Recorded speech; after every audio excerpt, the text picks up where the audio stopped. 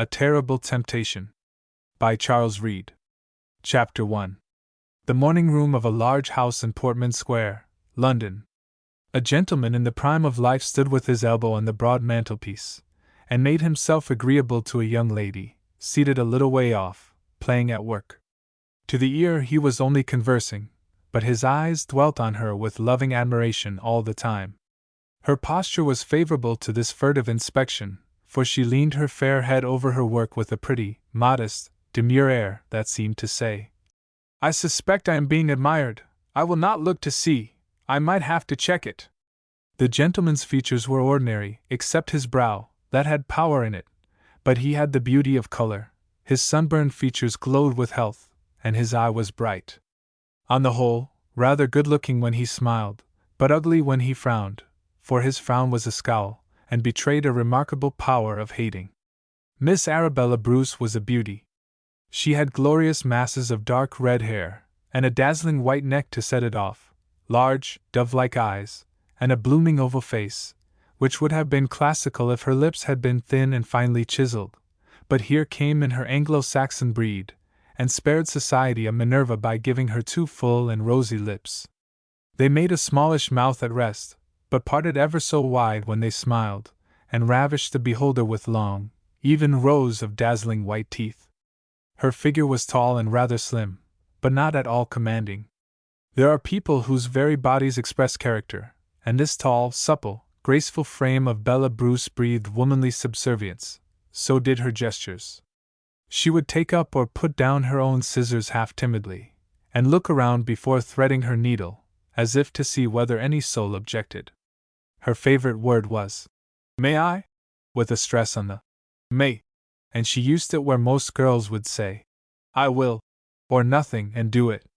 Mr. Richard Bassett was in love with her, and also conscious that her £15,000 would be a fine addition to his present income, which was small, though his distant expectations were great. As he had known her but 1 month, and she seemed rather amiable than inflammable, he had the prudence to proceed by degrees, and that is why, though his eyes gloated on her, he merely regaled her with the gossip of the day, not worth recording here. But when he had actually taken his hat to go, Bella Bruce put him a question that had been on her mind the whole time, for which reason she had reserved it to the very last moment. "Is Sir Charles Bassett in town?" said she, mighty carelessly, but bending a little lower over her embroidery. "Don't know," said Richard Bassett, with such a sudden brevity and asperity that Miss Bruce looked up and opened her lovely eyes. Mr. Richard Bassett replied to this mute inquiry, "We don't speak." Then, after a pause, "He has robbed me of my inheritance." "Oh, Mr. Bassett!" "Yes, Miss Bruce, the Bassett and Huntercombe estates were mine by right of birth. My father was the eldest son, and they were entailed on him. But Sir Charles's father persuaded my old, doting grandfather to cut off the entail, and settle the estates on him and his heirs, and so they robbed me of every acre they could. Luckily my little estate of Highmore was settled on my mother and her issue too tight for the villains to undo."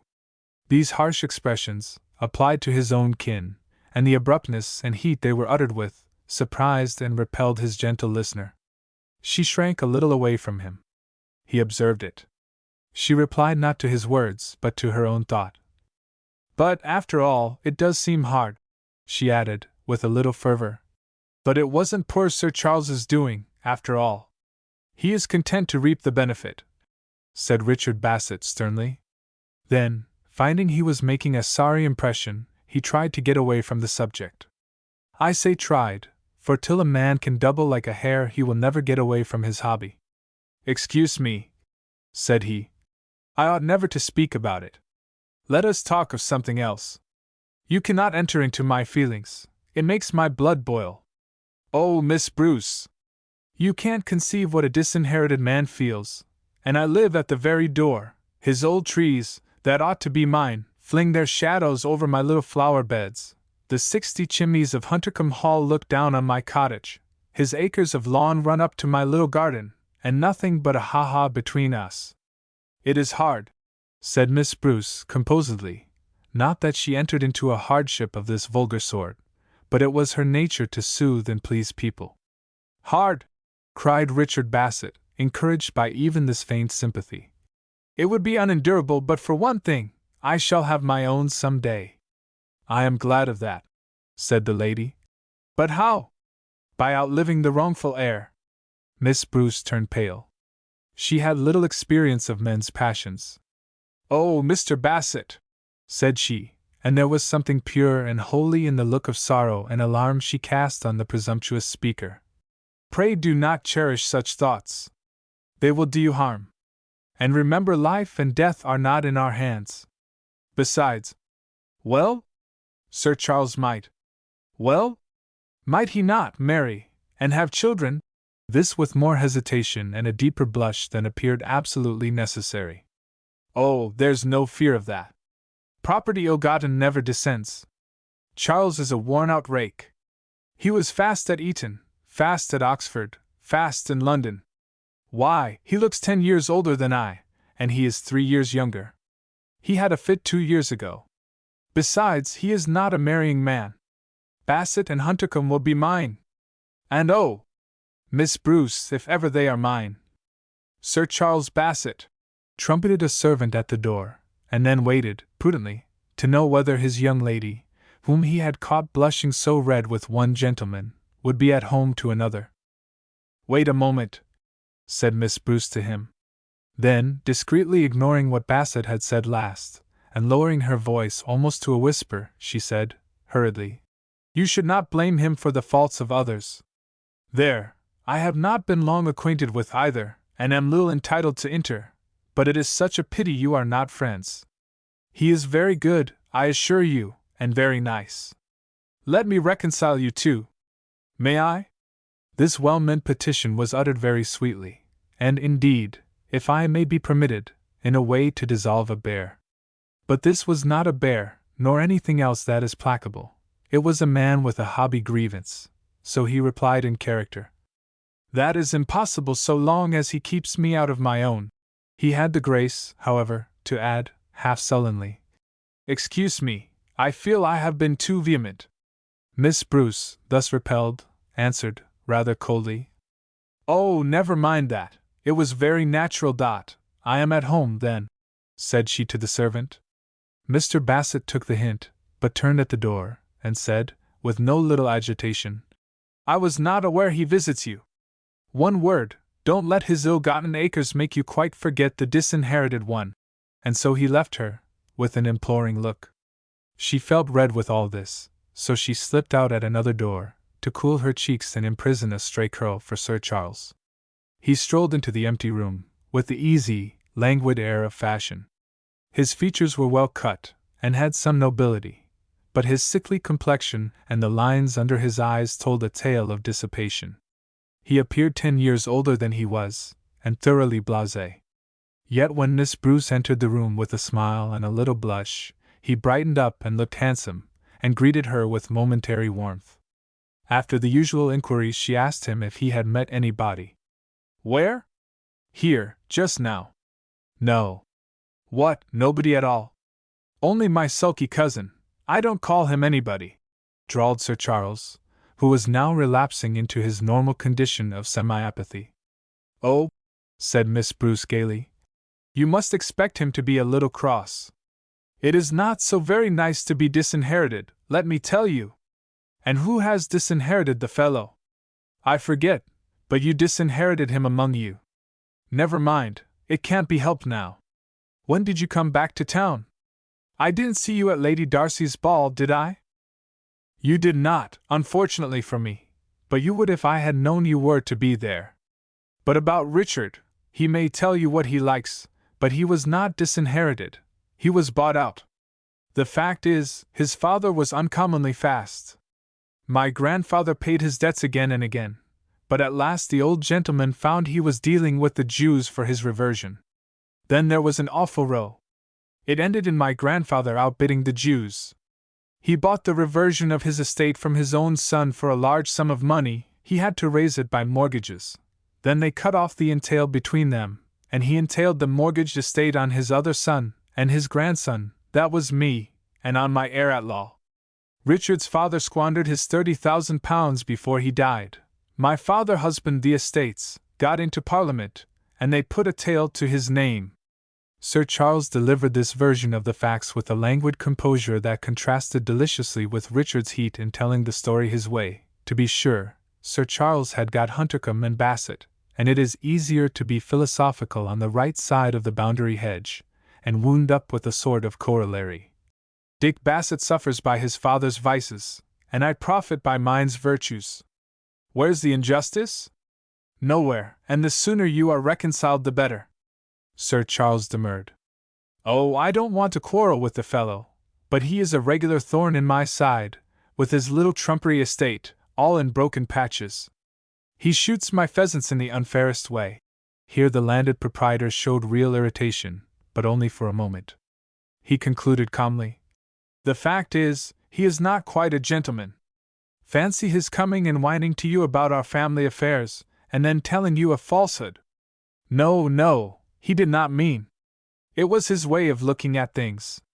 You can afford to forgive him. Yes, but not if he sets you against me. But he cannot do that. The more anyone was to speak against you, the more I, of course. This admission fired Sir Charles. He drew nearer, and thanks to his cousin's interference, spoke the language of love more warmly and directly than he had ever done before. The lady blushed, and defended herself feebly. Sir Charles grew warmer, and at last elicited from her a timid but tender avowal that made him supremely happy. When he left her, this brief ecstasy was succeeded by regrets on account of the years he had wasted in follies and intrigues. He smoked 5 cigars, and pondered the difference between the pure creature who now honored him with her virgin affections and beauties of a different character who had played their parts in his luxurious life. After profound deliberation, he sent for his solicitor.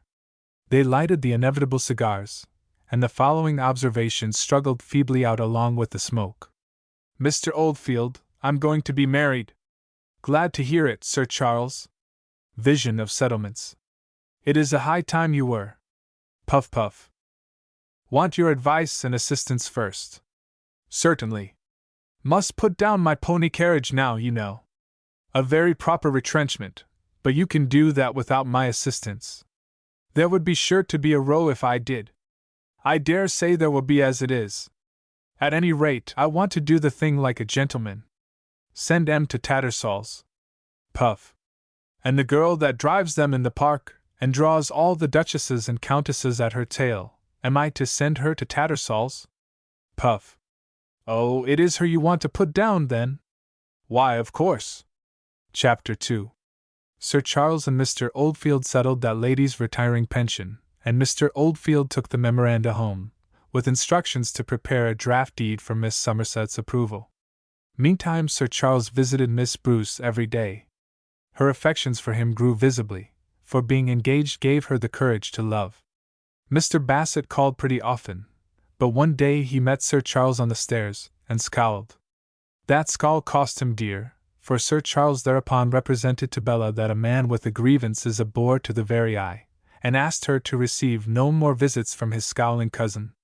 The lady smiled, and said, with soft complacency, I obey. Sir Charles's gallantry was shocked. No, don't say obey. It is a little favor I ventured to ask. It is like you to ask what you have a right to command. I shall be out to him in future, and to every one who is disagreeable to you. What? Does obey frighten you from my lips? To me it is the sweetest in the language. Oh, please let me obey you. May I? Upon this, as vanity is seldom out of call, Sir Charles swelled like a turkey cock, and loftily consented to indulge Bella Bruce's strange propensity. From that hour she was never at home to Mr. Bassett. He began to suspect, and one day, after he had been kept out with the loud, stolid, not at home, of practised mendacity, he watched, and saw Sir Charles admitted. He divined it all in a moment, and turned to Wormwood. What? Was he to be robbed of the lady he loved, and her £15,000, by the very man who had robbed him of his ancestral fields? He dwelt on the double grievance till it nearly frenzied him. But he could do nothing, it was his fate. His only hope was that Sir Charles, the errant flirt, would desert this beauty after a time, as he had the others. But one afternoon, in the smoking room of his club, a gentleman said to him, "So your cousin Charles is engaged to the Yorkshire beauty, Belle Bruce?" "He is flirting with her, I believe," said Richard. "No, no," said the other. "They are engaged. I know it for a fact. They are to be married next month." Mr. Richard Bassett digested this fresh pill in moody silence, while the gentlemen of the club discussed the engagement with easy levity. They soon passed to a topic of wider interest, viz., who was to succeed Sir Charles with La Somerset. Bassett began to listen attentively, and learned for the first time Sir Charles Bassett's connection with that lady, and also that she was a woman of a daring nature and furious temper. At first he was merely surprised, but soon hatred and jealousy whispered in his ear that with these materials it must be possible to wound those who had wounded him. Mr. Marsh, a young gentleman with a receding chin, and a mustache between hay and straw, had taken great care to let them all know he was acquainted with Miss Somerset. So Richard got Marsh alone, and sounded him. Could he call upon the lady without ceremony? "You won't get in. Her street door is jolly well guarded, I can tell you. I am very curious to see her in her own house. So are a good many fellows. Could you not give me an introduction?" Marsh shook his head sapiently for a considerable time, and with all this shaking, as it appeared, out fell words of wisdom. "Don't see it. I'm awfully spoony on her myself, and you know, when a fellow introduces another fellow, that fellow always cuts the other out." Then, descending from the words of the wise and their dark sayings to a petty but pertinent fact, he added, "Besides, I'm only letting myself about once in 5 times. She gives herself wonderful airs, it seems," said Bassett, rather bitterly. Marsh fired up. "So would any woman that was as beautiful, and as witty and as much run after as she is. Why, she is a leader of fashion. Look at all the ladies following her round the park. They used to drive on the north side of the Serpentine. She just held up her finger, and now they have cut the Serpentine, and followed her to the South Drive." "Oh, indeed," said Bassett. "Ah, then this is a great lady. A poor country squire must not venture into her august presence." He turned savagely on his heel, and Marsh went and made sickly mirth at his expense. By this means the matter soon came to the ears of old Mr. Woodgate, the father of that club, and a genial gossip. He got hold of Bassett in the dinner-room and examined him. "So you want an introduction to La Somerset, and Marsh refuses? Marsh, hitherto celebrated for his weak head rather than his hard heart?" Richard Bassett nodded rather sullenly. He had not bargained for this rapid publicity. The venerable chief resumed, "We all consider Marsh's conduct unclubable and a thing to be combined against. Wanted, an anti-dog in the Manger League. I'll introduce you to the Somerset." "What? Do you visit her?" asked Bassett, in some astonishment. The old gentleman held up his hands in droll disclaimer, and chuckled merrily. "No, no, I enjoy from the shore the disasters of my youthful friends. That sacred pleasure is left me. Do you see that elegant creature with the little auburn beard and mustache, waiting sweetly for his dinner? He launched the Somerset." "Launched her?" "Yes, but for him she might have wasted her time breaking hearts and slapping faces in some country village. He it was set her devastating society, and with his aid she shall devastate you. Vandeleur, will you join Bassett and me?" Mr. Vandeleur, with ready grace, said he should be delighted, and they dined together accordingly. Mr. Vandeleur, 6 feet high, lank, but graceful as a panther, and the pink of politeness, was, beneath his varnish, one of the wildest young men in London, gambler, horse racer, libertine, what not, but in society charming, and his manners singularly elegant and winning. He never obtruded his vices in good company. In fact, you might dine with him all your life and not detect him. The young serpent was torpid in wine, but he came out, a bit at a time, in the sunshine of cigar. After a brisk conversation on current topics, the venerable chief told him plainly they were both curious to know the history of Miss Somerset, and he must tell it them. "Oh, with pleasure," said the obliging youth. "Let us go into the smoking room. Let me see. I picked her up by the seaside. She promised well at first. We put her on my chestnut mare, and she showed lots of courage, so she soon learned to ride. But she kicked, even down there. Kicked whom? Kicked all round, I mean showed temper. And when she got to London, and had ridden a few times in the park, and swallowed flattery, there was no holding her. I stood her cheek for a good while, but at last I told the servants they must not turn her out, but they could keep her out. They sided with me for once. She had ridden over them, as well. The first time she went out they bolted the doors, and handed her boxes up the area steps. How did she take that? Easier than we expected.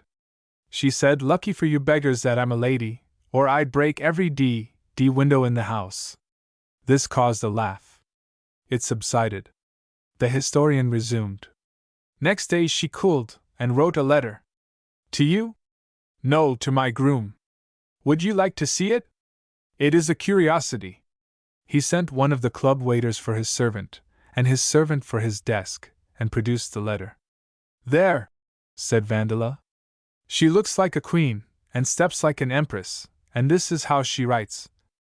Dear Jorge, I have got the sack, and perhaps your turn next. Dear Jorge, he always promised me the grey OSS, which now an OSS is life and death to me.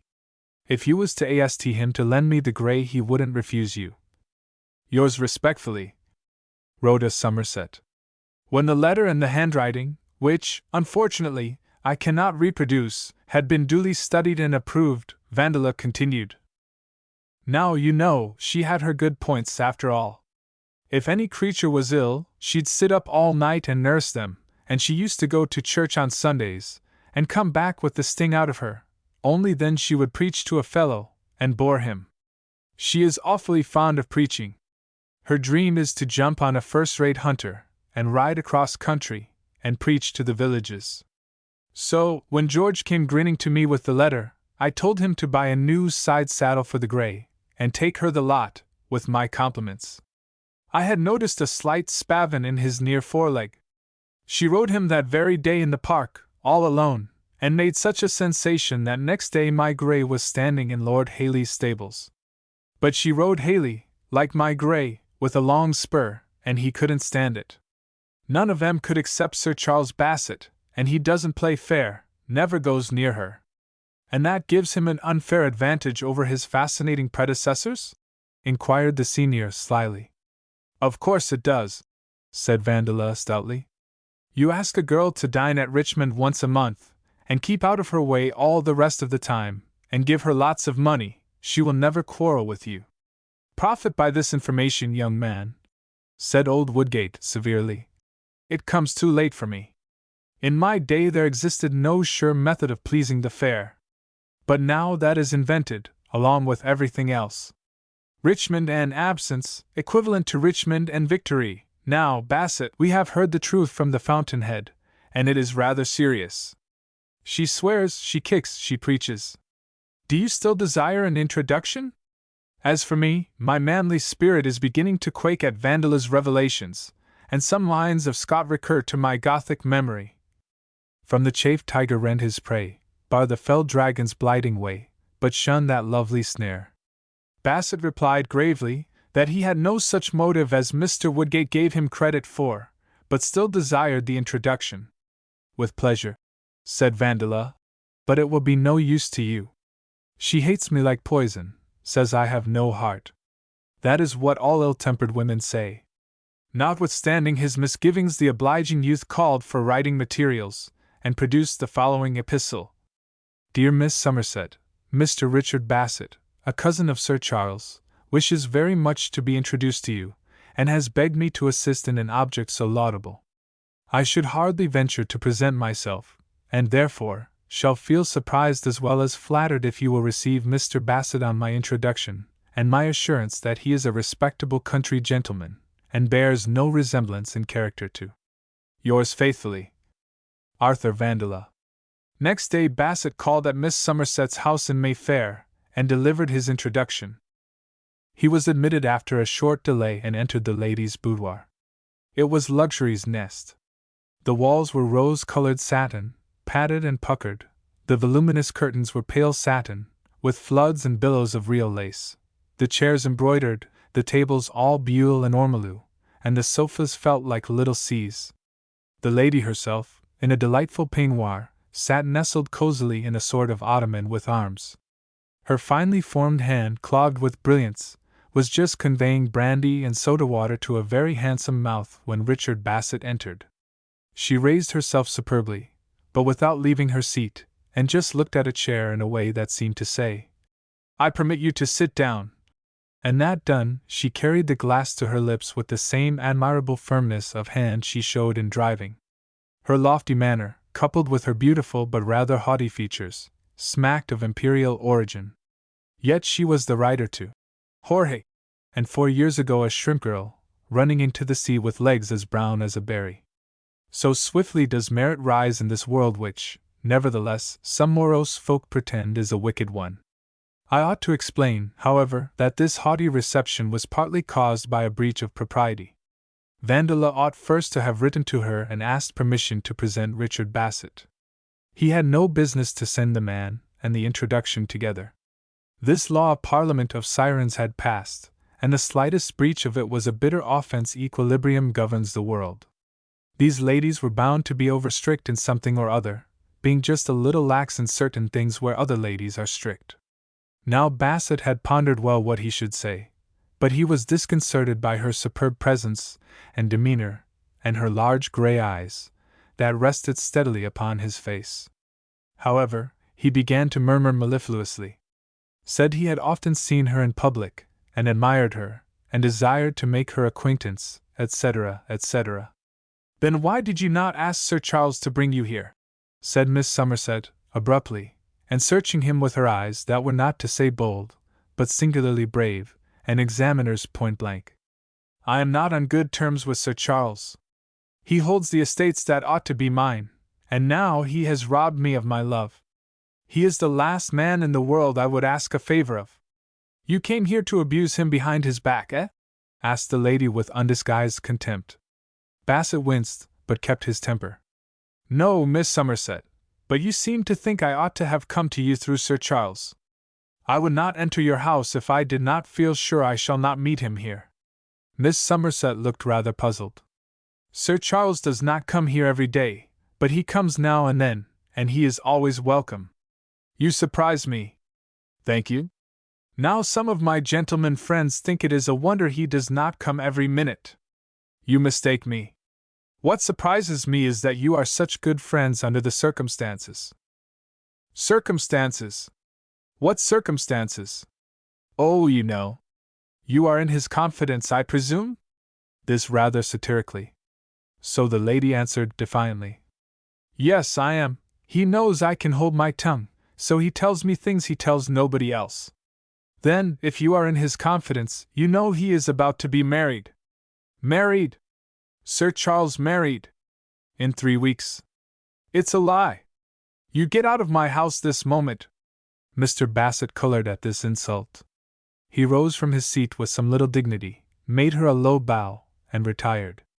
But her blood was up. She made a wonderful rush, sweeping down a chair with her dress as she went, and caught him at the door, clutched him by the shoulder and half dragged him back, and made him sit down again, while she stood opposite him, with the knuckles of one hand resting on the table. "No," said she, panting. "You look me in the face and say that again. Excuse me, you punish me too severely for telling the truth." "Well, I beg your pardon, there. Now tell me, this instant. Can't you speak, man?" And her knuckles drummed the table. "He is to be married in 3 weeks. "Oh! Who to?" "A young lady I love." "Her name?" "Miss Arabella Bruce." "Where does she live?" "Portman Square." "I'll stop that marriage." "How?" asked Richard eagerly. "I don't know, that I'll think over." "But he shall not marry her, never!" Bassett sat and looked up with almost as much awe as complacency at the fury he had evoked, for this woman was really at times a poetic impersonation of that fiery passion she was so apt to indulge. She stood before him, her cheek pale, her eyes glittering and roving savagely, and her nostrils literally expanding, while her tall body quivered with wrath, and her clenched knuckles pattered on the table. "He shall not marry her! I'll kill him first!" Chapter 3. Richard Bassett eagerly offered his services to break off the obnoxious match. But Miss Somerset was beginning to be mortified at having shown so much passion before a stranger. "What have you to do with it?" said she sharply. "Everything. I love Miss Bruce." "Oh, I see. That is so like a man.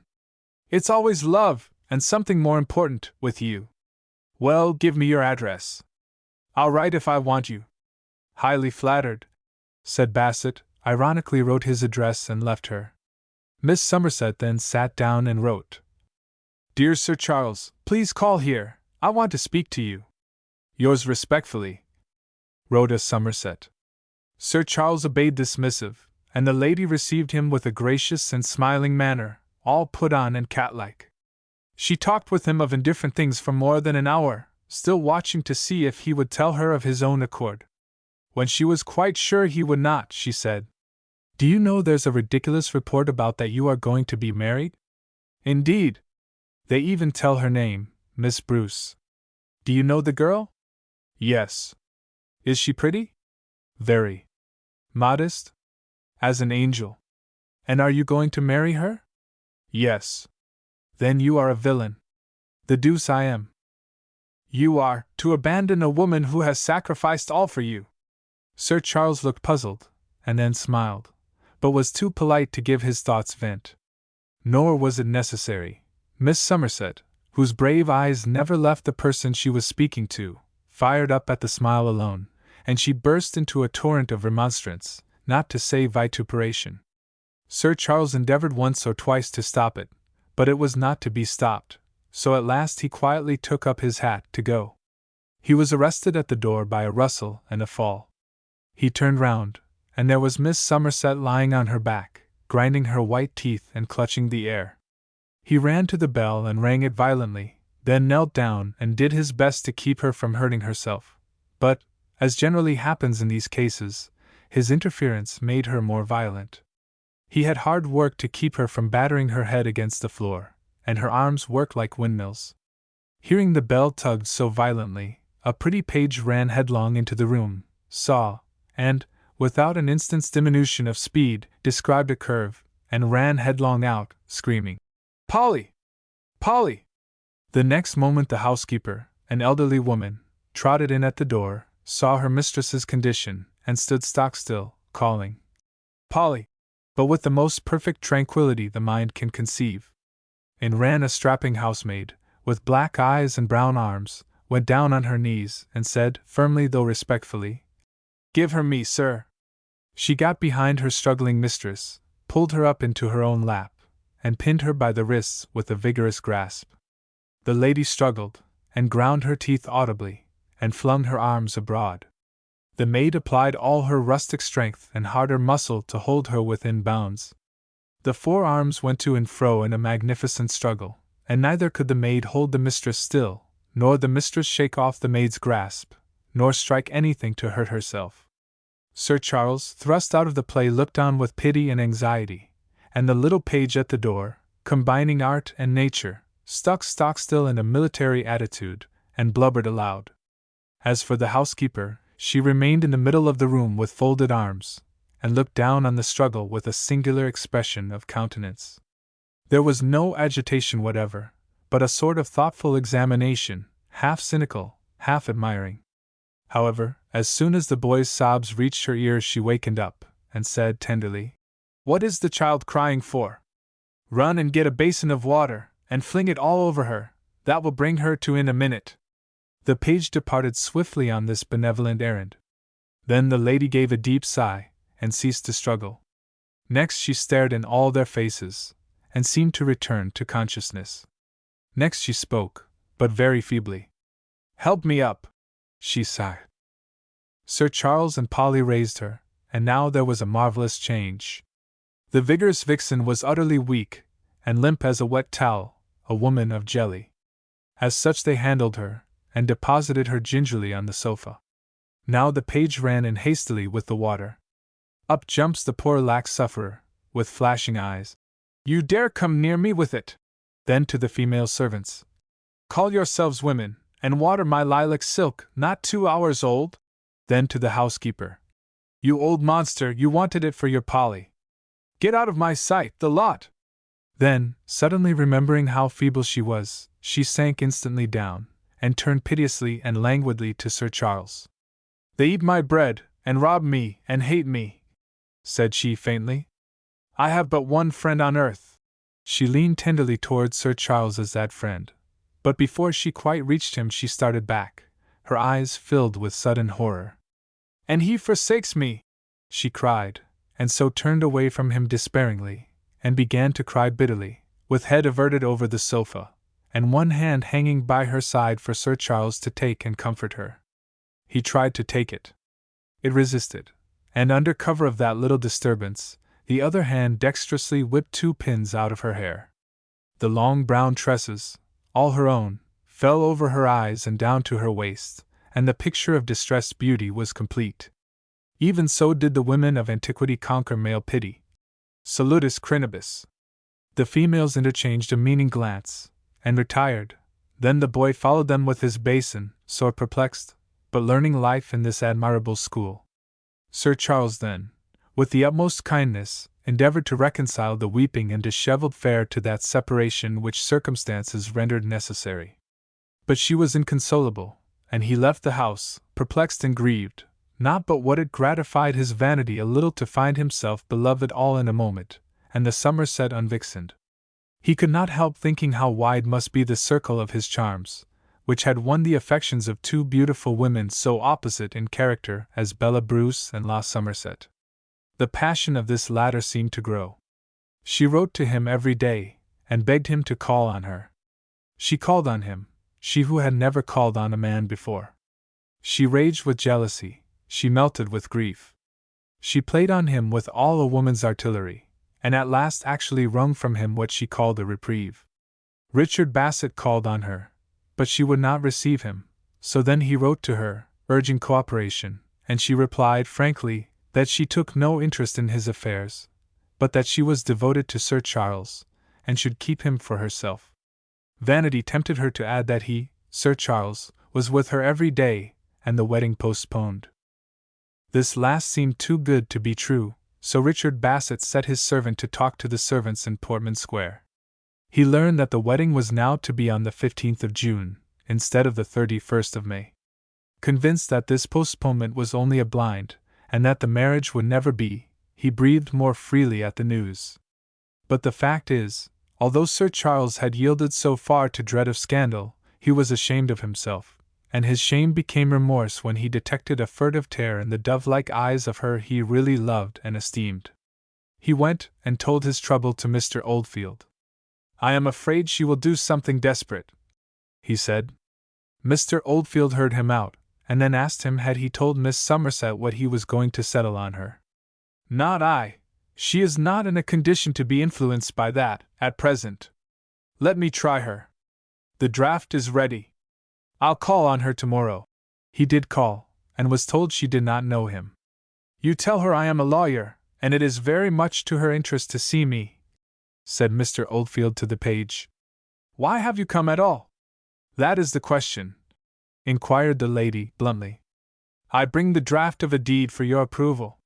Shall I read it to you? Yes, if it is not very long. He began to read it. The lady interrupted him characteristically. It's a beastly rigmarole. What does it mean, in 3 words? Sir Charles Bassett secures to Rhoda Somerset £400 a year, while single. This is reduced to 200 if you marry. The deed further assigns to you, without reserve, the beneficial lease of this house, and all the furniture and effects, plate, linen, wine, etc. I see, a bribe. Nothing of the kind, madam. When Sir Charles instructed me to prepare this deed, he expected no opposition on your part to his marriage, but he thought it due to him and to yourself to mark his esteem for you, and his recollection of the pleasant hours he has spent in your company. Miss Somerset's eyes searched the lawyer's face. He stood the battery unflinchingly. She altered her tone, and asked, politely and almost respectfully, whether she might see that paper. Mr. Oldfield gave it her. She took it, and ran her eye over it, in doing which, she raised it so that she could think behind it unobserved.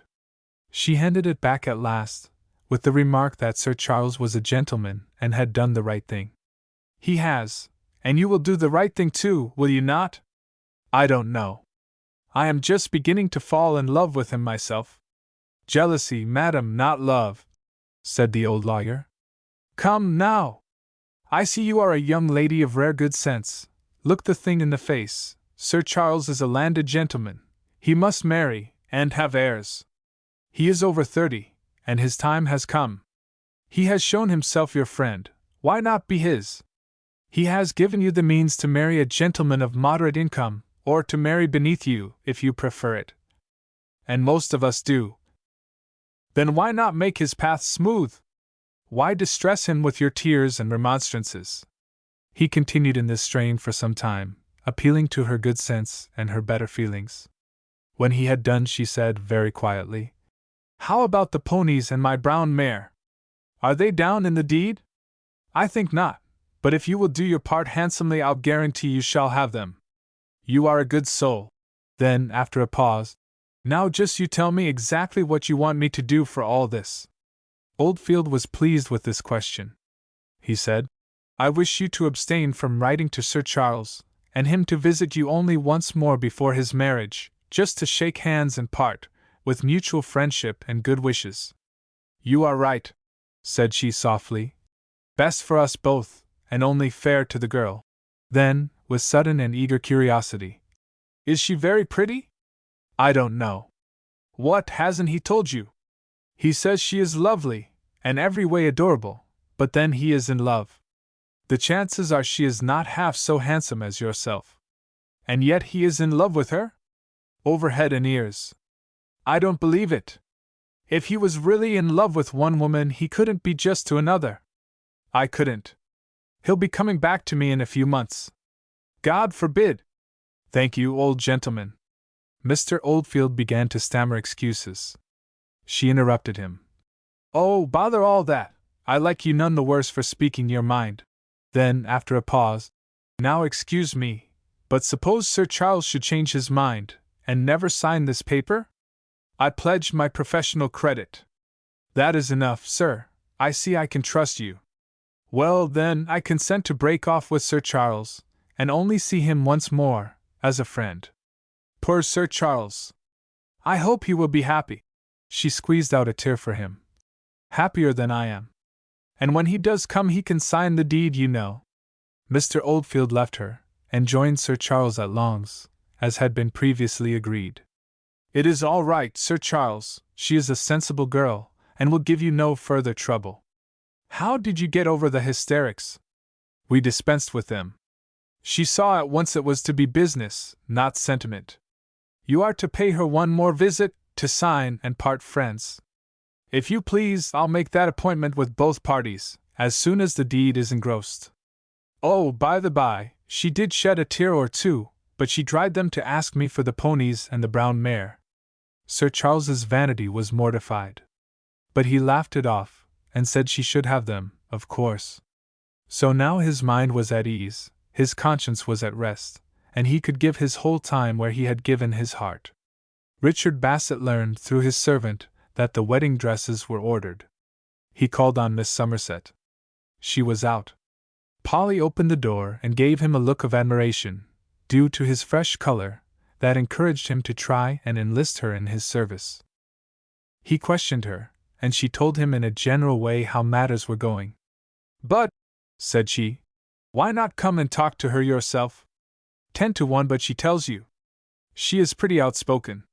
My pretty dear, said Richard, she never will receive me. Oh, but I'll make her, said Polly. And she did exert her influence as follows. Looky here, the cousin's coming tomorrow, and I've been and promised he should see you. What did you do that for? Why, he's a well-looking chap, and a beautiful color, fresh from the country, like me. And he's a gentleman, and got an estate belike, and why not put yourn to his'n, and so marry him and be a lady? You might have me about ye all the same, till my turn comes. No, no, said Rhoda. That's not the man for me. If ever I marry, it must be one of my own sort, or else a fool, like Marsh, that I can make a slave of. Well, anyway, you must see him, not to make a fool of me, for I did promise him, which, now I think on't, 'twas very good of me, for I could find in my heart to ask him down into the kitchen, instead of bringing him upstairs to you. All this ended, somehow, in Mr. Bassett's being admitted.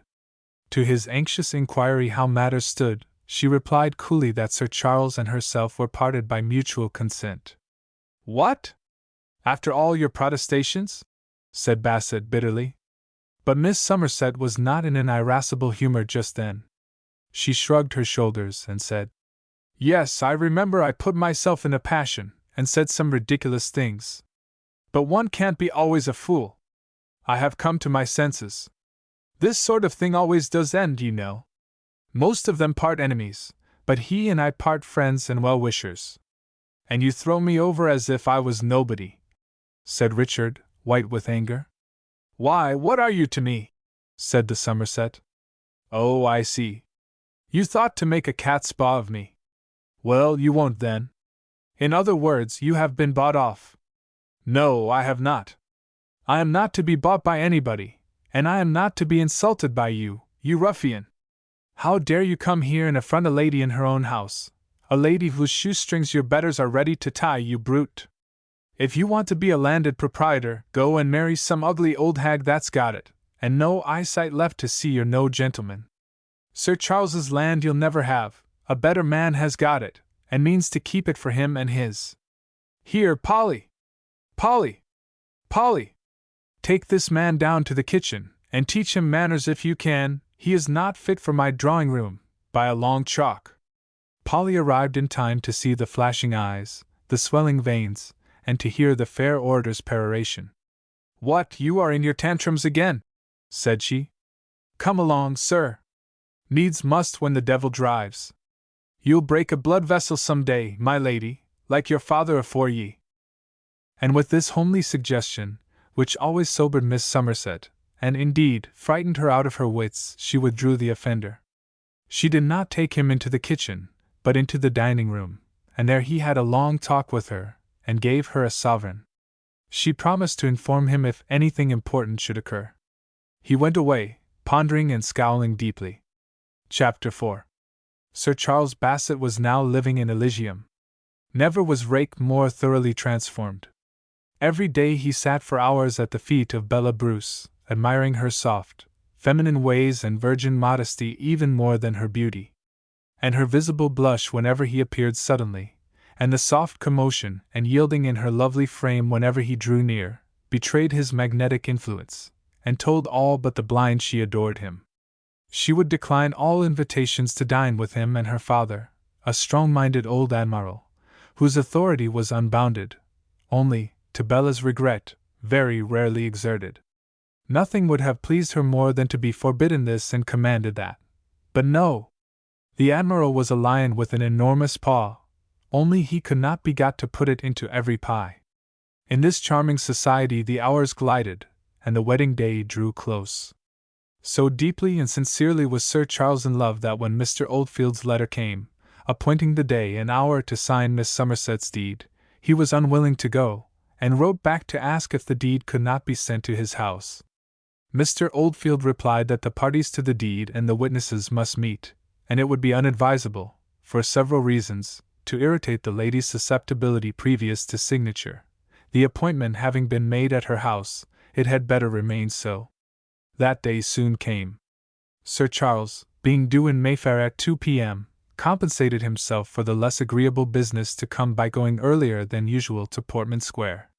By this means he caught Miss Bruce and 2 other young ladies inspecting bridal dresses.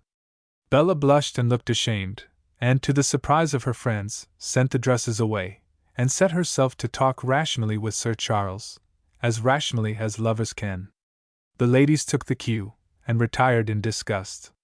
Sir Charles apologized. This is too bad of me. I come at an unheard of hour, and frighten away your fair friends, but the fact is, I have an appointment at 2, and I don't know how long they will keep me, so I thought I would make sure of 2 happy hours at the least. And delightful hours they were. Bella Bruce, excited by this little surprise, leaned softly on his shoulder, and prattled her maiden love like some warbling fountain.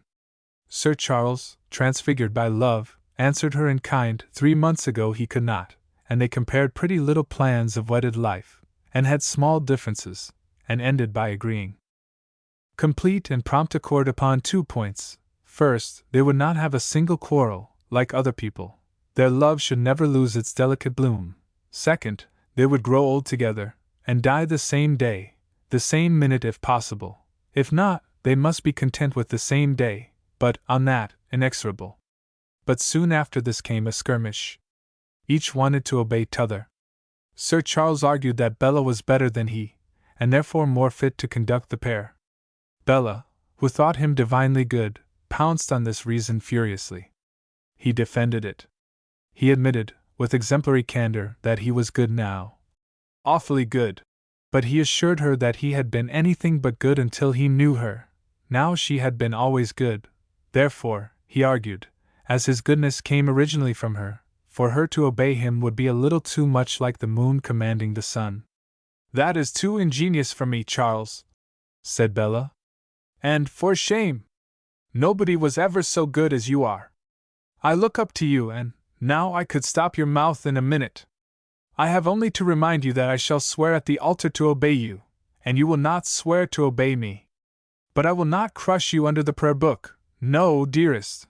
But indeed, to obey is a want of my nature, and I marry you to supply that want, and that's a story, for I marry you because I love and honor and worship and adore you to distraction, my own. With this she flung herself passionately, yet modestly on his shoulder, and being there, murmured coaxingly, "You will let me obey you, Charles?"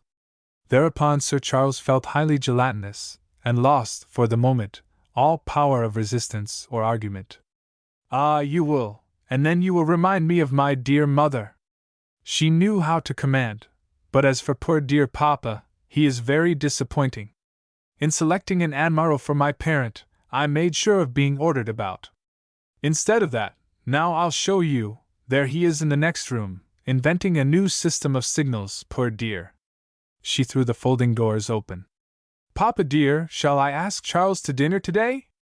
"As you please, my dear. Do you think I had better walk or ride this afternoon?" "Whichever you prefer." "There," said Bella. "I told you so. That is always the way. Papa dear, you used always to be firing guns at sea. Do please fire one in this house, just one, before I leave it, and make the very windows rattle." "I beg your pardon, Bella, I never wasted powder at sea. If the convoy sailed well and steered right, I never barked at them. You are a modest, sensible girl, and have always steered a good course. Why should I hoist a petticoat and play the small tyrant? Wait till I see you going to do something wrong or silly." "Ah, then you would fire a gun, Papa?" "Aye, a broadside." "Well, that is something," said Bella, as she closed the door softly. No, it amounts to just nothing," said Sir Charles. "For you never will do anything wrong or silly. I'll accommodate you. I have thought of a way. I shall give you some blank cards, you shall write on them, I think I should like to do so and so, you shall be careless, and leave them about, I'll find them, and bluster, and say, I command you to do so and so, Bella Bassett, the very thing on the card, you know." Bella colored to the brow with pleasure and modesty. After a pause she said, "How sweet! The worst of it is, I should get my own way. Now what I want is to submit my will to yours. A gentle tyrant, that is what you must be to Bella Bassett." "Oh, you sweet, for calling me that!" These projects were interrupted by a servant announcing luncheon. This made Sir Charles look hastily at his watch, and he found it was past 2 o'clock. "How time flies in this house," said he. "I must go, dearest. I am behind my appointment already. What do you do this afternoon?" "Whatever you please, my own. I could get away by 4. Then I will stay at home for you." He left her reluctantly, and she followed him to the head of the stairs, and hung over the balusters as if she would like to fly after him. He turned at the street door, saw that radiant and gentle face beaming after him, and they kissed hands to each other by one impulse, as if they were parting for ever so long. He had gone scarcely half an hour when a letter, addressed to her, was left at the door by a private messenger. Any answer? Inquired the servant. No. The letter was sent up, and delivered to her on a silver salver. She opened it. It was a thing new to her in her young life, an anonymous letter. Miss Bruce, I am almost a stranger to you, but I know your character from others, and cannot bear to see you abused. You are said to be about to marry Sir Charles Bassett.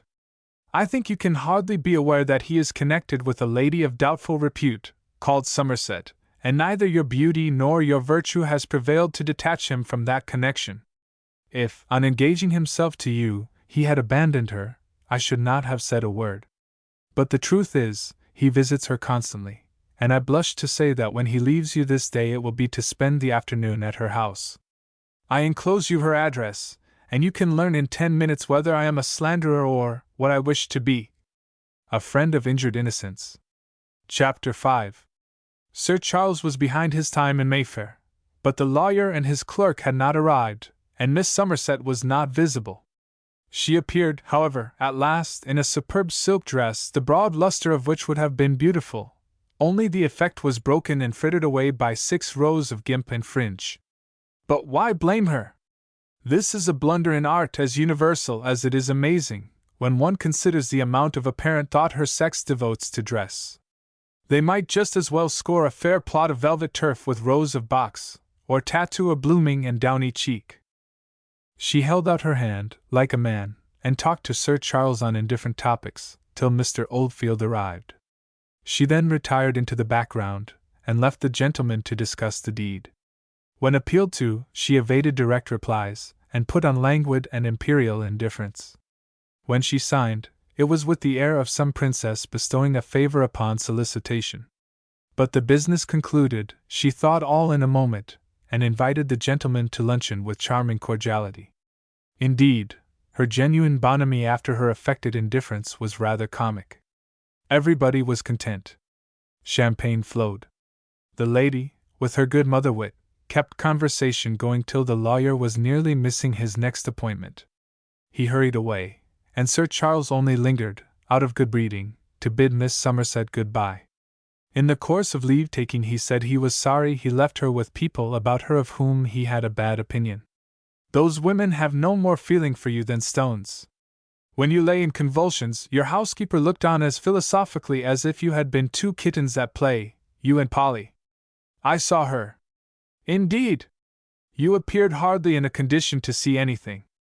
I did, though, and heard the old wretch tell the young monkey to water my lilac dress. That was to get it for her Polly. She knew I'd never wear it afterward. Then why don't you turn her off? Who'd take such a useless old hag if I turned her off? You carry a charity a long way. I carry everything. What's the use doing things by halves, good or bad? Well, but that Polly! She is young enough to get her living elsewhere, and she is extremely disrespectful to you. That she is. If I wasn't a lady, I'd have given her a good hiding this very day for her cheek.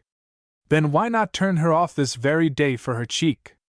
Well, I'll tell you, since you and I are parted forever. No, I don't like. Oh, come! No secrets between friends. Well, then, the old hag is my mother. What? And the young jade is my sister. Good heavens! And the page is my little brother. Ha ha ha! What, you are not angry? Angry? No, ha ha ha! See what a hornet's nest you have escaped from. My dear friend, those 2 women rob me through thick and thin. They steal my handkerchiefs, and my gloves, and my very linen. They drink my wine like fishes. They'd take the hair off my head, if it wasn't fast by the roots, for a wonder. Why not give them a 10-pound note and send them home? They'd pocket the note, and blacken me in our village. That was why I had them up here. First time I went home, after running about with that little scamp, Vandala. Do you know him? I have not the honor. Then your luck beats mine. One thing, he is going to the dogs as fast as he can. Some day he'll come begging to me for a $5. You mark my words now. Well, but you were saying. Yes, I went off about Van. Polly says I've a mind like running water. Well, then, when I went home the first time, After Van, Mother and Polly raised a virtuous howl. All right, said I, for, of course, I know how much virtue there is under their skins. Virtue of the lower orders. Tell that to gentlefolks that don't know them. I do. I've been one of them, I know all about that, says I. You want to share the plunder, that is the sense of your virtuous cry. So I had 'em up here, and then there was no more virtuous howling, but a deal of virtuous thieving, and modest drinking, and pure-minded selling of my street door to the highest male bidder. And they will corrupt the boy, and if they do, I'll cuts their black hearts out with my riding whip. But I suppose I must keep them on, they are my own flesh and blood, and if I was to be ill and dying, they'd do all they knew to keep me alive, for their own sakes. I'm their milch cow, these country innocents. Sir Charles groaned aloud, and said, My poor girl, you deserve a better fate than this. Marry some honest fellow, and cut the whole thing. I'll see about it. You try it first, and let us see how you like it. And so they parted gaily. In the hall, Polly intercepted him, all smiles. He looked at her, smiled in his sleeve, and gave her a handsome present. If you please, sir, said she, an old gentleman called for you. When? About an hour ago. Leastways, he asked if Sir Charles Bassett was there. I said yes, but you wouldn't see no one. Who could it be? Why, surely you never told anybody I was to be here today. La, no, sir. How could I? Said Polly, with a face of brass.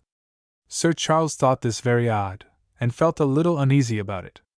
All to Portman Square he puzzled over it, and at last he was driven to the conclusion that Miss Somerset had been weak enough to tell some person, male or female, of the coming interview, and so somebody had called there, doubtless to ask him a favor. At 5 o'clock he reached Portman Square, and was about to enter, as a matter of course, but the footman stopped him. I beg pardon, Sir Charles, said the man, looking pale and agitated. But I have strict orders. My young lady is very ill. Ill? Let me go to her this instant. I daren't, Sir Charles, I daren't. I know you are a gentleman, pray don't lose me my place. You would never get to see her. We none of us know the rights, but there's something up. Sorry to say it, Sir Charles, but we have strict orders not to admit you. Haven't you the Admiral's letter, sir? No, what letter? He has been after you, sir, and when he came back he sent Roger off to your house with a letter. A cold chill began to run down Sir Charles Bassett. He hailed a passing hansom, and drove to his own house to get the Admiral's letter, and as he went he asked himself, with chill misgivings, what on earth had happened. What had happened shall be told the reader precisely but briefly. In the first place, Bella had opened the anonymous letter and read its contents, to which the reader is referred. There are people who pretend to despise anonymous letters. Pure delusion. They know they ought to, and so fancy they do, but they don't. The absence of a signature gives weight, if the letter is ably written and seems true. As for poor Bella Bruce, a dove's bosom is no more fit to rebuff a poisoned arrow than she was to combat that foulest and direst of all a miscreant's weapons, an anonymous letter. She, in her goodness and innocence, never dreamed that any person she did not know could possibly tell a lie to wound her. The letter fell on her like a cruel revelation from heaven. The blow was so savage that, at first, it stunned her. She sat pale and stupefied, but beneath the stupor were the rising throbs of coming agonies. After that horrible stupor her anguish grew and grew, till it found vent in a miserable cry, rising, and rising, and rising, in agony. Mamma! Mamma! Mamma! Yes, her mother had been dead these 3 years, and her father sat in the next room. Yet, in her anguish, she cried to her mother, a cry the which, if your mother had heard, she would have expected Bella's to come to her even from the grave. Admiral Bruce heard this fearful cry, the living calling on the dead, and burst through the folding doors in a moment, white as a ghost. He found his daughter writhing on the sofa, ghastly, and grinding in her hand the cursed paper that had poisoned her young life. My child! My child! Oh, Papa! See! See! And she tried to open the letter for him, but her hands trembled so she could not. He kneeled down by her side, the stout old warrior, and read the letter, while she clung to him, moaning now, and quivering all over from head to foot. "Why, there's no signature! The writer is a coward and, perhaps, a liar. Stop! He offers a test. I'll put him to it this minute." He laid the moaning girl on the sofa, ordered his servants to admit nobody into the house, and drove at once to Mayfair. He called at Miss Somerset's house, saw Polly, and questioned her.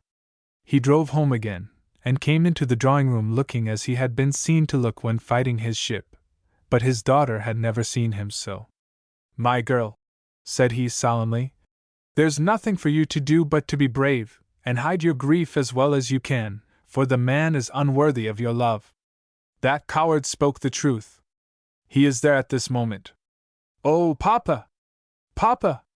Let me die! The world is too wicked for me. Let me die!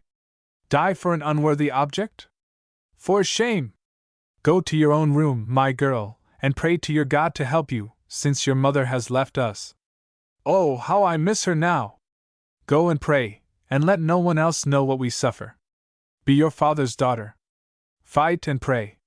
Poor Bella had no longer to complain that she was not commanded. She kissed him, and burst into a great passion of weeping, but he led her to the door, and she tottered to her own room, a blighted girl. The sight of her was harrowing. Under its influence the Admiral dashed off a letter to Sir Charles, calling him a villain, and inviting him to go to France and let an indignant father write scoundrel on his carcass. But when he had written this his good sense and dignity prevailed over his fury. He burned the letter, and wrote another. This he sent by hand to Sir Charles's house, and ordered his servants, but that the reader knows. Sir Charles found the Admiral's letter in his letter rack. It ran thus: "Sir, we have learned your connection with a lady named Somerset, and I have ascertained that you went from my daughter to her house this very day. Miss Bruce and myself withdraw from all connection with you, and I must request you to attempt no communication with her of any kind. Such an attempt would be an additional insult. I am, sir, your obedient servant, John Urquhart Bruce." At first Sir Charles Bassett was stunned by this blow. Then his mind resisted the Admiral's severity, and he was indignant at being dismissed for so common an offense. This gave way to deep grief and shame at the thought of Bella and her lost esteem. But soon all other feelings merged for a time in fury at the heartless traitor who had destroyed his happiness, and had dashed the cup of innocent love from his very lips. Boiling over with mortification and rage, he drove at once to that traitor's house. Polly opened the door. He rushed past her, and burst into the dining-room, breathless, and white with passion. He found Miss Somerset studying the deed by which he had made her independent for life. She started at his strange appearance, and instinctively put both hands flat upon the deed. "You vile wretch!" cried Sir Charles. "You heartless monster! Enjoy your work." And he flung her the Admiral's letter. But he did not wait while she read it. He heaped reproaches on her, and for the first time in her life, she did not reply in kind. "Are you mad?" she faltered. "What have I done?"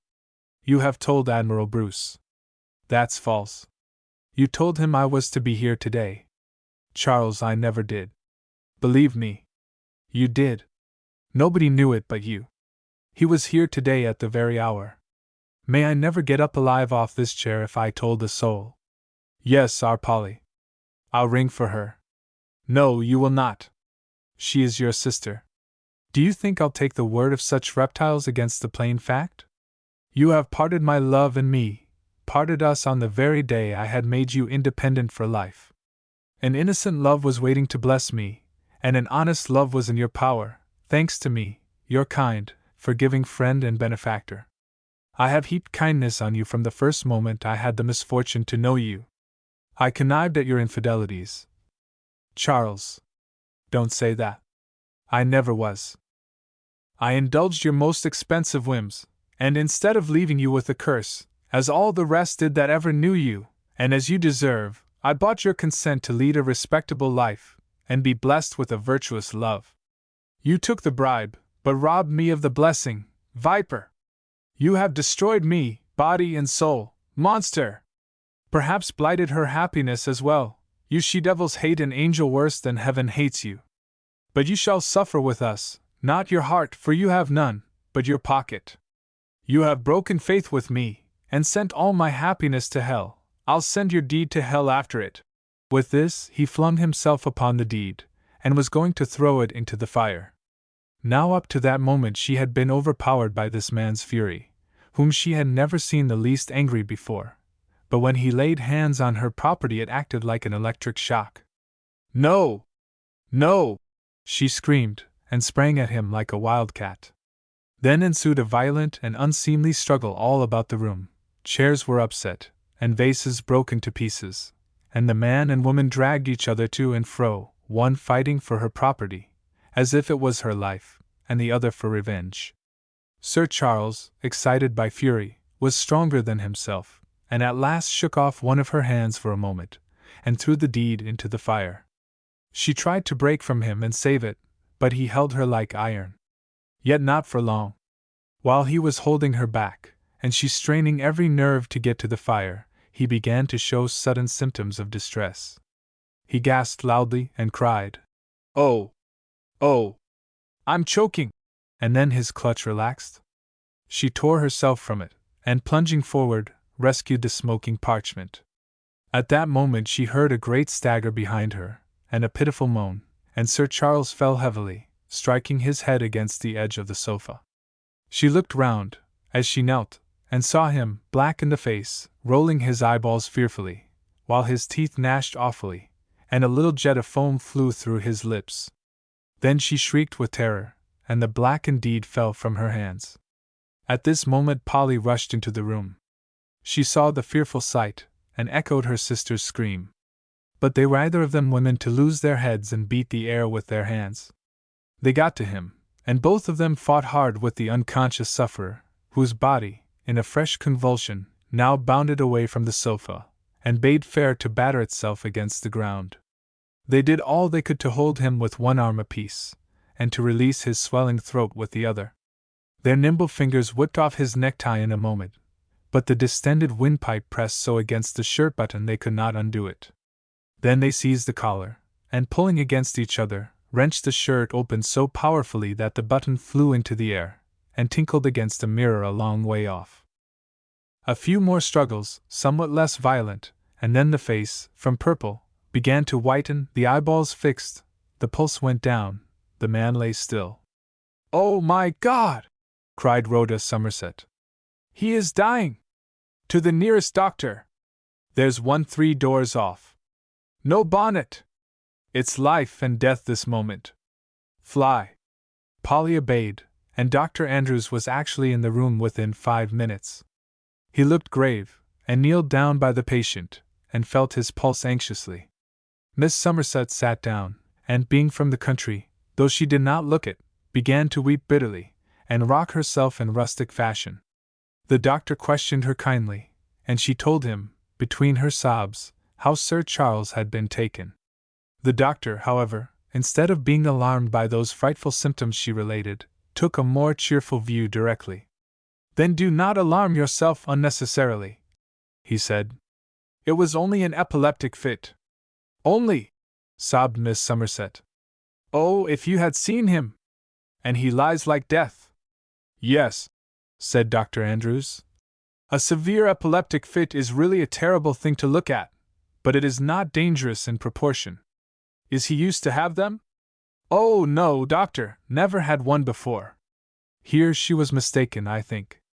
"You must keep him quiet, and give him a moderate stimulant as soon as he can swallow comfortably, the quietest room in the house, and don't let him be hungry, night or day. Have food by his bedside, and watch him for a day or 2. I'll come again this evening." The doctor went to his dinner, tranquil.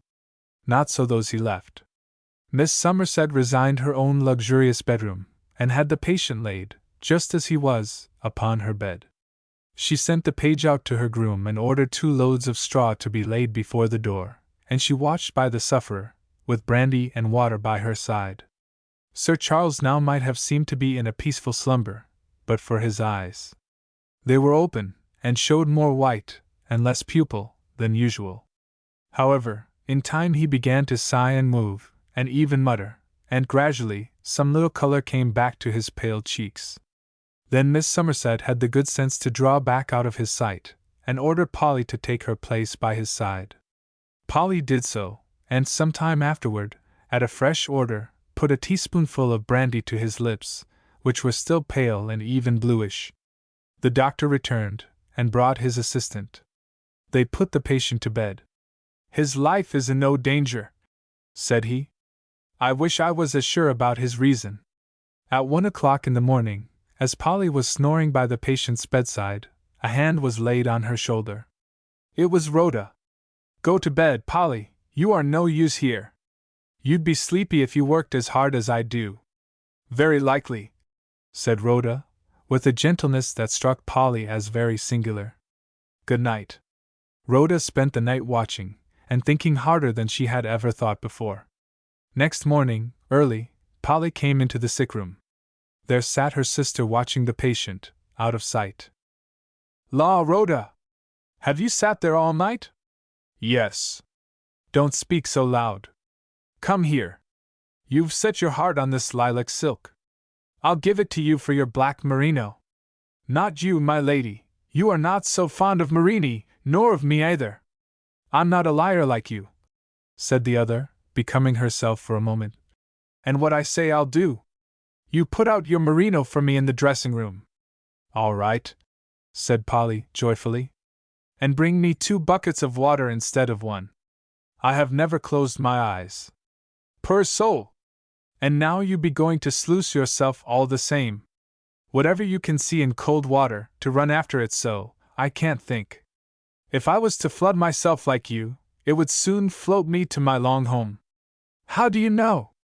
You never gave it a trial. Come, no more chat. Give me my bath, and then you may wash yourself in a teacup if you like, only don't wash my spoons in the same water, for mercy's sake." Thus affectionately stimulated in her duties, Polly brought cold water galore, and laid out her new merino dress. In this sober suit, with plain linen collar and cuffs, the Somerset dressed herself, and resumed her watching by the bedside. She kept more than ever out of sight, for the patient was now beginning to mutter incoherently, yet in a way that showed his clouded faculties were dwelling on the calamity which had befallen him. About noon the bell was rung sharply, and on Polly entering, Rhoda called her to the window and showed her 2 female figures plodding down the street. "Look," said she. "Those are the only women I envy. Sisters of Charity. Run you after them, and take a good look at those beastly ugly caps, then come and tell me how to make one." "Here's a go," said Polly, but executed the commission promptly. It needed no fashionable milliner to turn a yard of linen into one of those ugly caps, which are beautiful banners of Christian charity and womanly tenderness to the sick and suffering. The monster cap was made in an hour, and Miss Somerset put it on, and a thick veil, and then she no longer thought it necessary to sit out of the patient's sight. The consequence was that, in the middle of his ramblings, he broke off and looked at her. The sister puzzled him. At last he called to her in French. She made no reply. "Je suis à l'hôpital, n'est-ce pas bon, sir?" "I am English," said she softly. Chapter 6. "English?" said Sir Charles. "Then tell me, how did I come here? Where am I? You had a fit, and the doctor ordered you to be kept quiet, and I am here to nurse you." "A fit? Ah, I remember. That vile woman! Don't think of her, give your mind to getting well. Remember, there is somebody who would break her heart if you— Oh, my poor Bella! My sweet, timid, modest, loving Bella!" He was so weakened that he cried like a child. Miss Somerset rose, and laid her forehead sadly upon the window-sill. "Why do I cry for her, like a great baby?" muttered Sir Charles. "She wouldn't cry for me. She has cast me off in a moment." "Not she. It is her father's doing. Have a little patience. The whole thing shall be explained to them, and then she will soon soften the old man. It is not as if you were really to blame. No more I was. It is all that vile woman. Oh, don't! She is so sorry, she has taken it all to heart. She had once shammed a fit, on the very place, and when you had a real fit there, on the very spot, oh, it was so fearful, and lay like one dead. She saw God's finger, and it touched her hard heart. Don't say anything more against her just now. She is trying so hard to be good. And besides, it is all a mistake. She never told that old admiral. She never breathed a word out of her own house. Her own people have betrayed her and you. She has made me promise 2 things, to find out who told the admiral, and… well?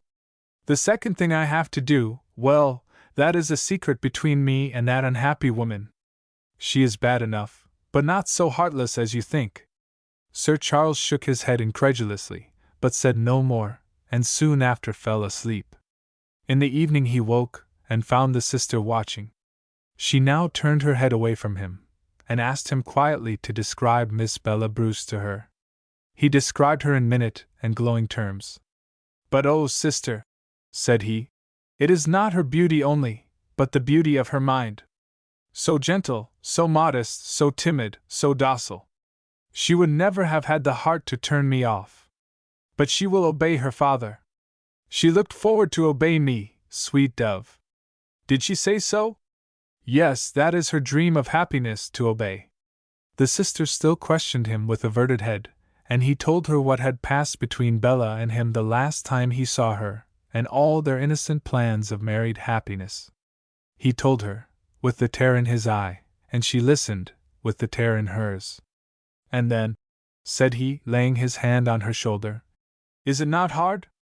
I just went to Mayfair, not to please myself, but to do an act of justice, of more than justice, and then, for that, to have her door shut in my face. Only 2 hours between the height of happiness and the depth of misery. The sister said nothing, but she hid her face in her hands and thought. The next morning, by her order, Polly came into the room, and said, You are to go home. The carriage is at the door. With this she retired, and Sir Charles's valet entered the room soon after to help him dress. Where am I, James? Miss Somerset's house, Sir Charles. Then get me out of it directly. Yes, Sir Charles. The carriage is at the door. Who told you to come, James? Miss Somerset, Sir Charles. That is odd. Yes, Sir Charles. When he got home he found a sofa placed by a fire, with wraps and pillows, his cigar case laid out, and a bottle of salts, and also a small glass of old cognac, in case of faintness. Which of you had the gumption to do all this? Miss Somerset, Sir Charles. What, has she been here? Yes, Sir Charles. Curse her. Yes, Sir Charles. Chapter 7. Love Lies Bleeding. Bella Bruce was drinking the bitterest cup a young virgin soul can taste. Illusion gone, the wicked world revealed as it is, how unlike what she thought it was, love crushed in her, and not crushed out of her, as it might if she had been either proud or vain. Frail men and women should see what a passionate but virtuous woman can suffer, when a revelation, of which they think but little, comes and blasts her young heart, and bids her dry up in a moment the deep well of her affection, since it flows for an unworthy object, and flows in vain. I tell you that the fair head severed from the chaste body is nothing to her compared with this.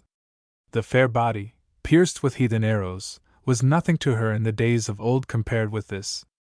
In a word, for nowadays we can but amplify, and so enfeeble, what some old dead master of language, immortal though obscure, has said in words of granite, here. No fainting, no vehement weeping, but oh, such deep desolation, such weariness of life, such a pitiable restlessness. Appetite gone, the taste of food almost lost, sleep unwilling to come, and oh, the torture of waking, for at that horrible moment all rushed back at once, the joy that had been, the misery that was, the blank that was to come. She never stirred out, except when ordered, and then went like an automaton. Pale, sorrow-stricken, and patient, she moved about, the ghost of herself, and lay down a little, and then tried to work a little, and then to read a little, and could settle to nothing but sorrow and deep despondency. Not that she nursed her grief. She had been told to be brave, and she tried. But her grief was her master. It came welling through her eyes in a moment, of its own accord. She was deeply mortified too. but in her gentle nature anger could play but a secondary part. Her indignation was weak beside her grief, and did little to bear her up. Yet her sense of shame was vivid, and she tried hard not to let her father see how deeply she loved the man who had gone from her to Miss Somerset. Besides, he had ordered her to fight against a love that now could only degrade her. He had ordered, and it was for her to obey.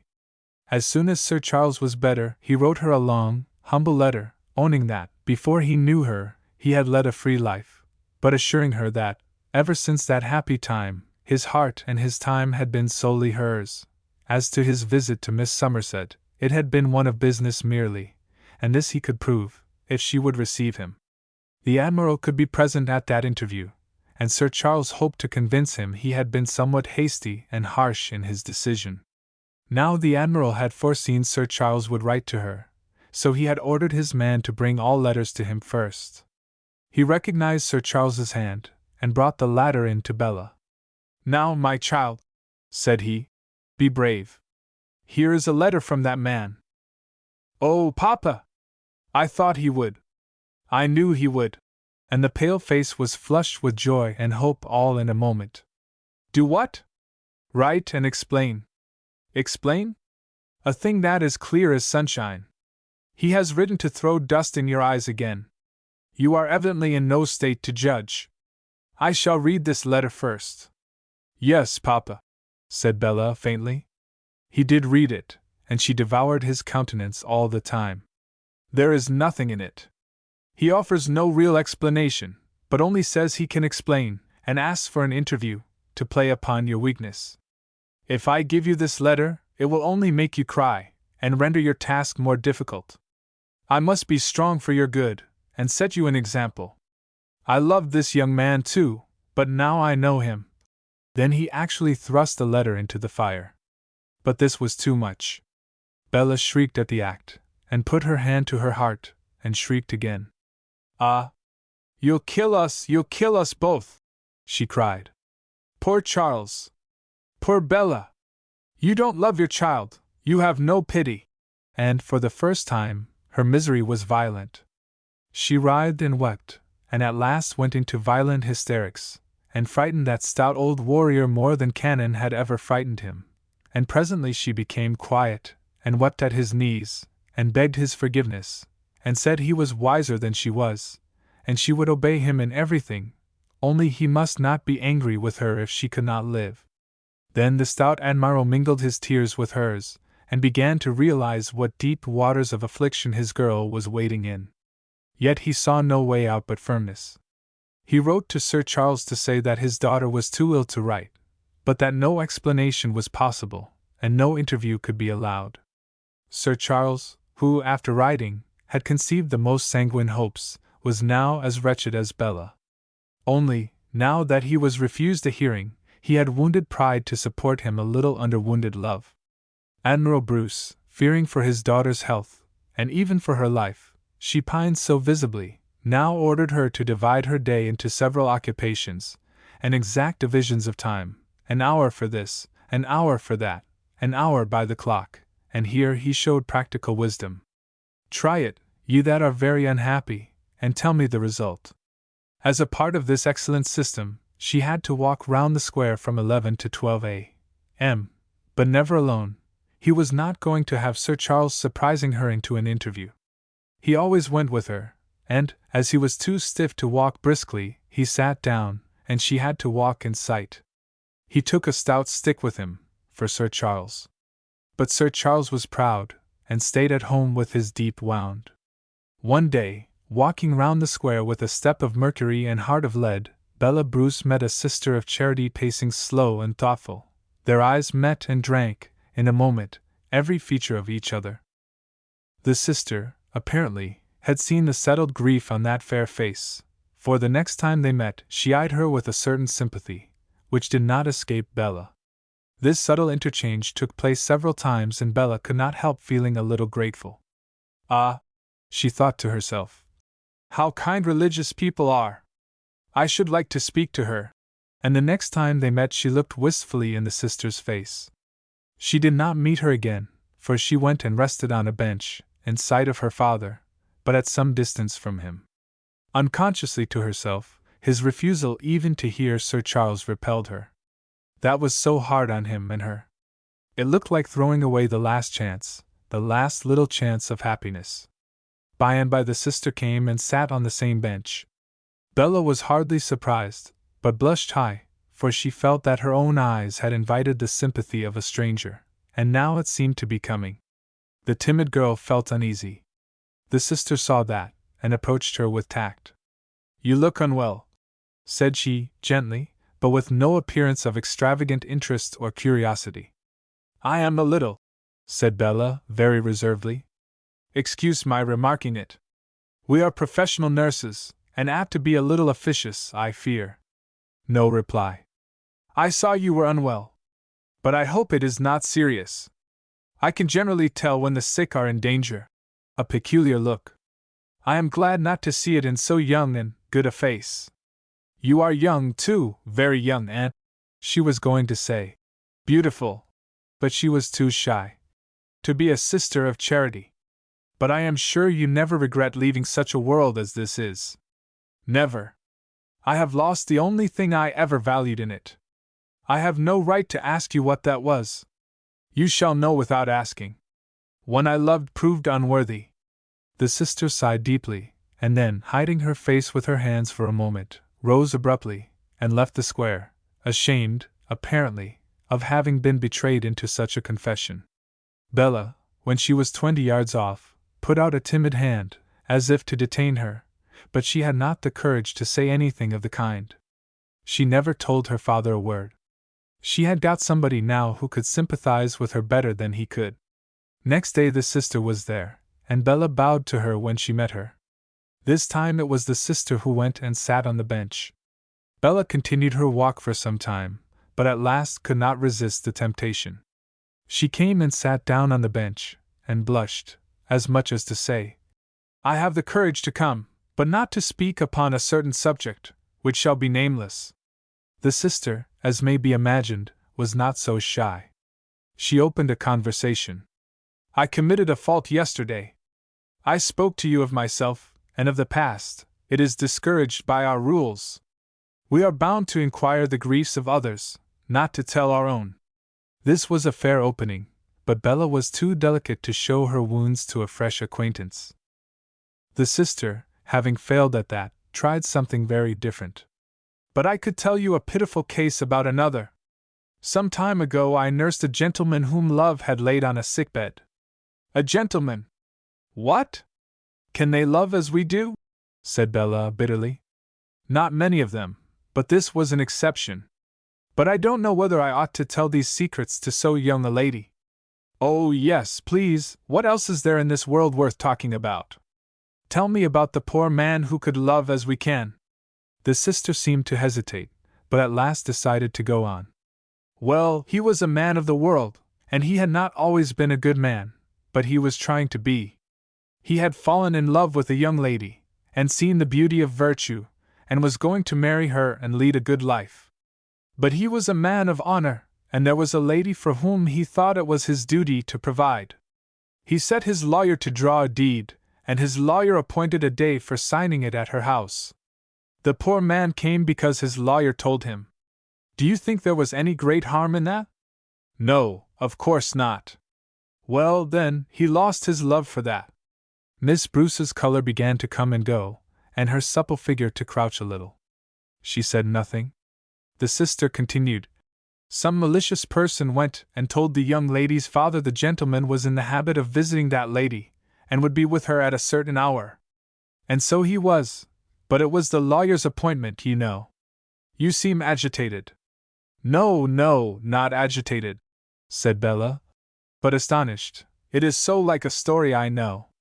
A young lady, a friend of mine, had an anonymous letter, telling her that one she loved and esteemed was unworthy.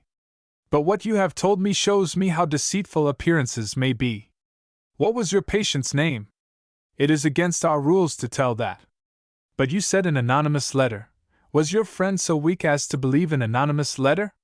The writer of such a letter is a coward, and a coward always is a liar. Show me your friend's anonymous letter." I may, perhaps, be able to throw a light on it. The conversation was interrupted by Admiral Bruce, who had approached them unobserved. Excuse me, said he, but you ladies seem to have hit upon a very interesting theme. Yes, Papa, said Bella. I took the liberty to question this lady as to her experiences of sickbeds, and she was good enough to give me some of them. Having uttered this with a sudden appearance of calmness that first amazed the sister, then made her smile, she took her father's arm, bowed politely, and a little stiffly, to her new friend, and drew the Admiral away.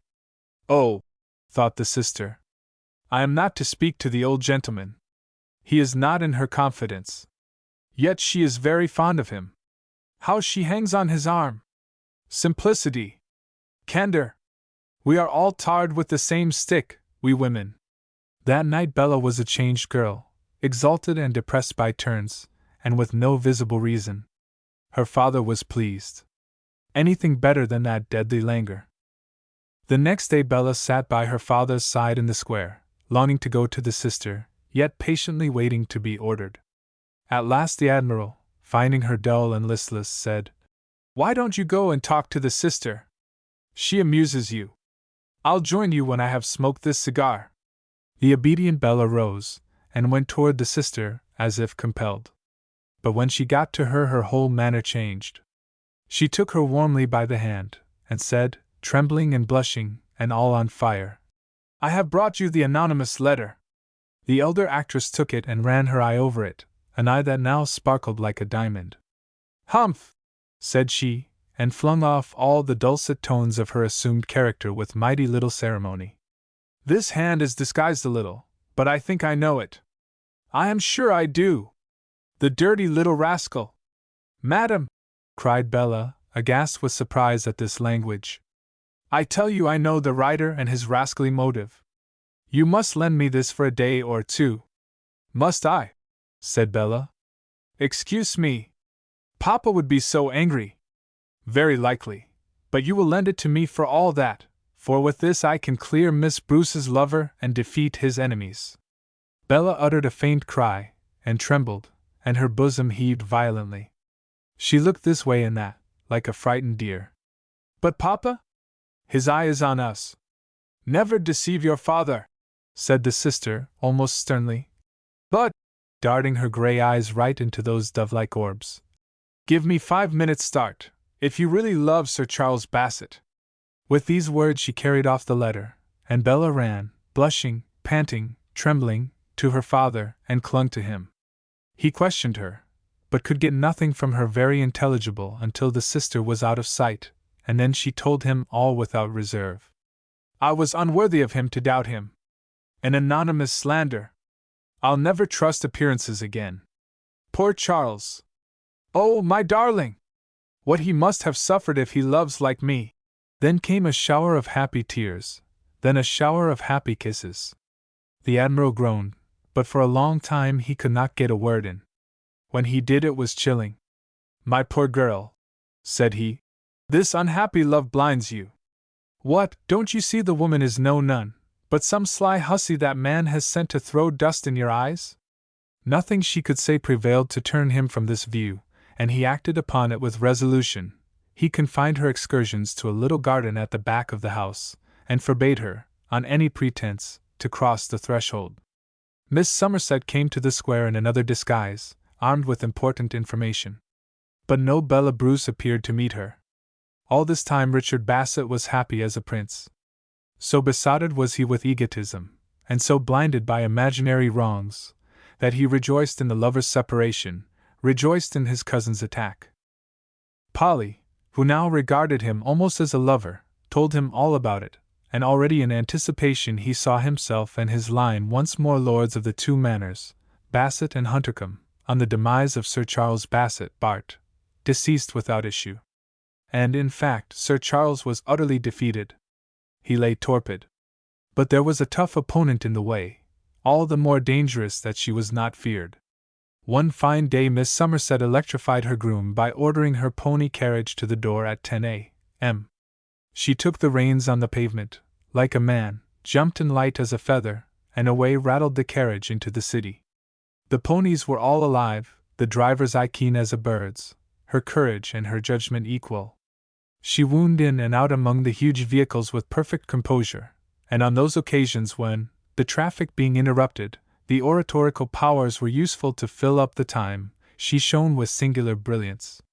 The West End is too often in debt to the city, but in the matter of chaff, it was not so this day, for whenever she took a peck she returned a bushel, and so she rattled to the door of Solomon Oldfield, solicitor, Old Jury. She penetrated into the inner office of that worthy, and told him he must come with her that minute to Portman Square. "Impossible, madam!" and, as they say in the law reports, gave his reasons. "Certain, sir!" and gave no reasons. He still resisted. Thereupon she told him she should sit there all day and chaff his clients one after another, and that his connection with the Bassett and Huntercombe estates should end. Then he saw he had to do with a termagant, and consented, with a sigh. She drove him westward, wincing every now and then at her close driving, and told him all, and showed him what she was pleased to call her little game. He told her it was too romantic. Said he, "You ladies read nothing but novels, but the real world is quite different from the world of novels." Having delivered this remonstrance, which was tolerably just, for she never read anything but novels and sermons, he submitted like a lamb, and received her instructions. She drove as fast as she talked, so that by this time they were at Admiral Bruce's door. Now Mr. Oldfield took the lead, as per instructions. "Mr. Oldfield, solicitor, and a lady, on business." The porter delivered this to the footman with the accuracy which all who send verbal messages deserve and may count on. "Mr. Oldfield and lady." The footman, who represented the next step in oral tradition, without which form of history the heathen world would never have known that Hannibal softened the rocks with vinegar, nor the Christian world that 11,000 virgins dwelt in a German town the size of Putney, announced the pair as Mr. and Mrs. Hauteville. "I don't know them, I think." "Well, I will see them." They entered, and the Admiral stared a little, and wondered how this couple came together, the keen but plain old man, with clothes hanging on him, and the dashing beauty, with her dress in the height of the fashion, and her gauntlet hands. However, he bowed ceremoniously, and begged his visitors to be seated. Now the folding doors were ajar, and the soi-disant Mrs. Oldfield peeped. She saw Bella Bruce at some distance, seated by the fire, in a reverie. Judge that young lady's astonishment when she looked up and observed a large white, well-shaped hand, sparkling with diamonds and rubies, beckoning her furtively. The owner of that sparkling hand soon heard a soft rustle of silk come toward the door. The very rustle, somehow, was eloquent, and betrayed love and timidity, and something innocent yet subtle. The jeweled hand went in again directly. Chapter 8. Meantime Mr. Oldfield began to tell the Admiral who he was, and that he was come to remove a false impression about a client of his, Sir Charles Bassett. "That, sir," said the Admiral, sternly, "is a name we never mention here." He rose and went to the folding doors, and deliberately closed them. The Somerset, thus defeated, bit her lip, and sat all of a heap, like a cat about to spring, looking sulky and vicious. Mr. Oldfield persisted, and, as he took the Admiral's hint and lowered his voice, he was interrupted no more, but made a simple statement of those facts which are known to the reader. Admiral Bruce heard them, and admitted that the case was not quite so bad as he had thought. Then Mr. Oldfield proposed that Sir Charles should be readmitted. "No," said the old Admiral firmly. "Turn it how you will, it is too ugly, the bloom of the thing is gone. Why should my daughter take that woman's leavings? Why should I give her pure heart to a man about town? Because you will break it else," said Miss Somerset, with affected politeness. "Give her credit for more dignity, madam, if you please," replied Admiral Bruce, with equal politeness. "Oh, bother dignity!" cried the Somerset. At this free phrase from so well-dressed a lady, Admiral Bruce opened his eyes, and inquired of Oldfield, rather satirically, who was this lady that did him the honor to interfere in his family affairs. Oldfield looked confused, but Somerset, full of mother-wit, was not to be caught napping. "I'm a bystander, and they always see clearer than the folk themselves. You are a man of honor, sir, and you are very clever at sea, no doubt, and a fighter, and all that, but you are no match for land sharks. You are being made a dupe and a tool of. Who do you think wrote that anonymous letter to your daughter? A friend of truth? A friend of injured innocence? Nothing of the sort. One Richard Bassett, Sir Charles's cousin. Here, Mr. Oldfield, please compare these two handwritings closely, and you will see I am right. She put down the anonymous letter and Richard Bassett's letter to herself, but she could not wait for Mr. Oldfield to compare the documents. Now her tongue was set going. Yes, gentlemen, this is new to you, but you'll find that little scheming rascal wrote them both, and with as base a motive and as black a heart as any other anonymous cowards. His game is to make Sir Charles Bassett die childless, and so then this dirty fellow would inherit the estate, and owing to you being so green, and swallowing an anonymous letter like pure water from the spring, he very nearly got his way. Sir Charles has been at death's door along of all this. Hush, madam! Not so loud, please, whispered Admiral Bruce, looking uneasily toward the folding doors. Why not? Bawled the Somerset. The truth may be blamed, but it can't be shamed.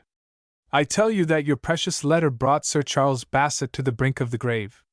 Soon as ever he got it, he came tearing in his cab to Miss Somerset's house, and accused her of telling the lie to keep him, and he might have known better, for the jade never did a sneaking thing in her life. But anyway, he thought it must be her doing, miscalled her like a dog, and raged at her dreadful, and at last, what with love and fury and despair, he had the terriblest fit you ever saw.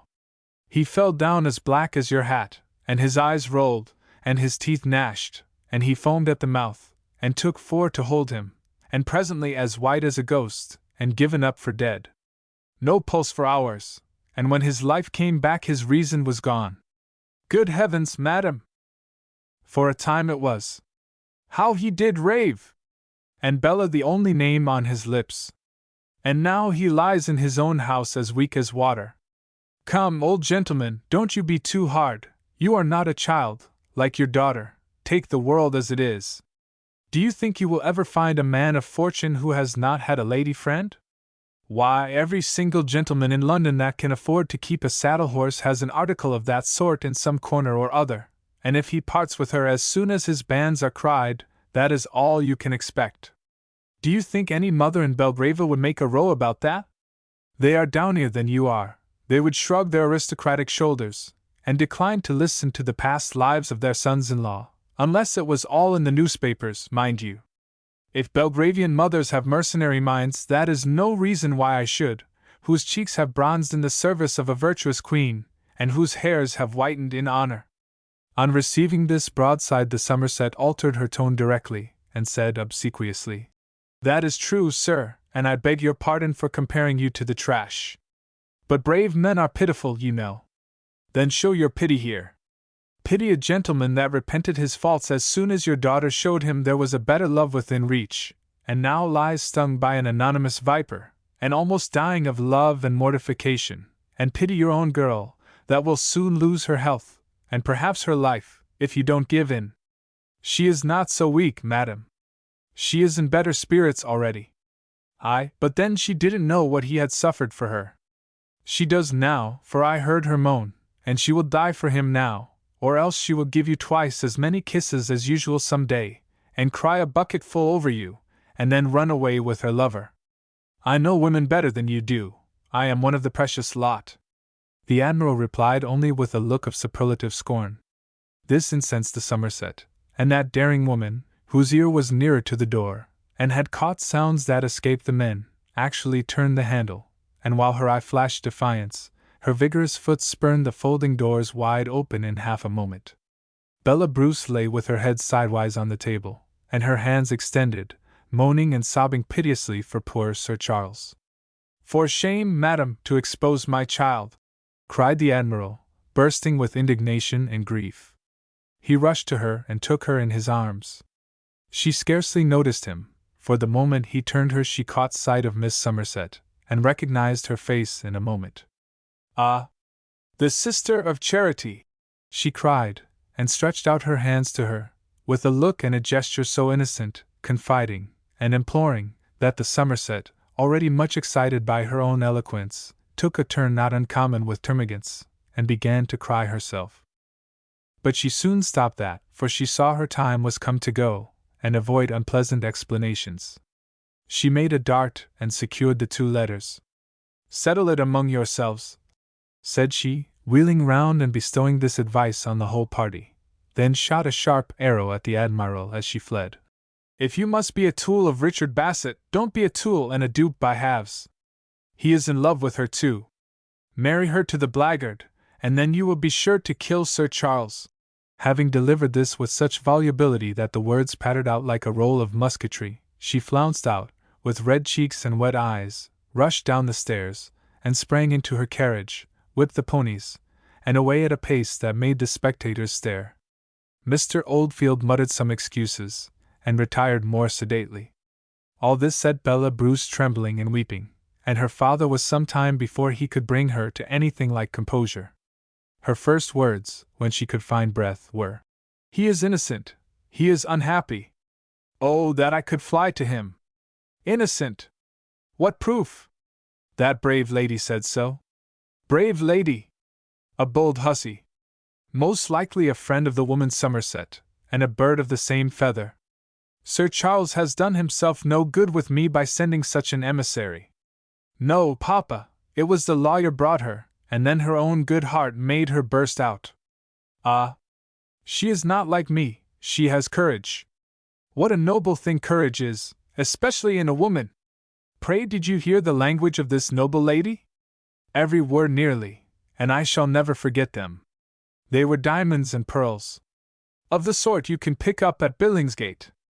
Ah, Papa, she pleaded for him as I cannot plead, and yet I love him. It was true eloquence. Oh, how she made me shudder! Only think, he had a fit, and lost his reason, and all for me. What shall I do? What shall I do? This brought on a fit of weeping. Her father pitied her, and gave her a crumb of sympathy, said he was sorry for Sir Charles.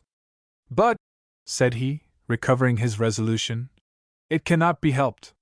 He must expiate his vices, like other men. Do, pray, pluck up a little spirit and sense. Now try and keep to the point.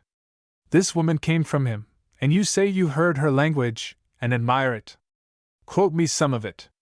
She said he fell down as black as his hat, and his eyes rolled, and his poor teeth gnashed, and oh, my darling!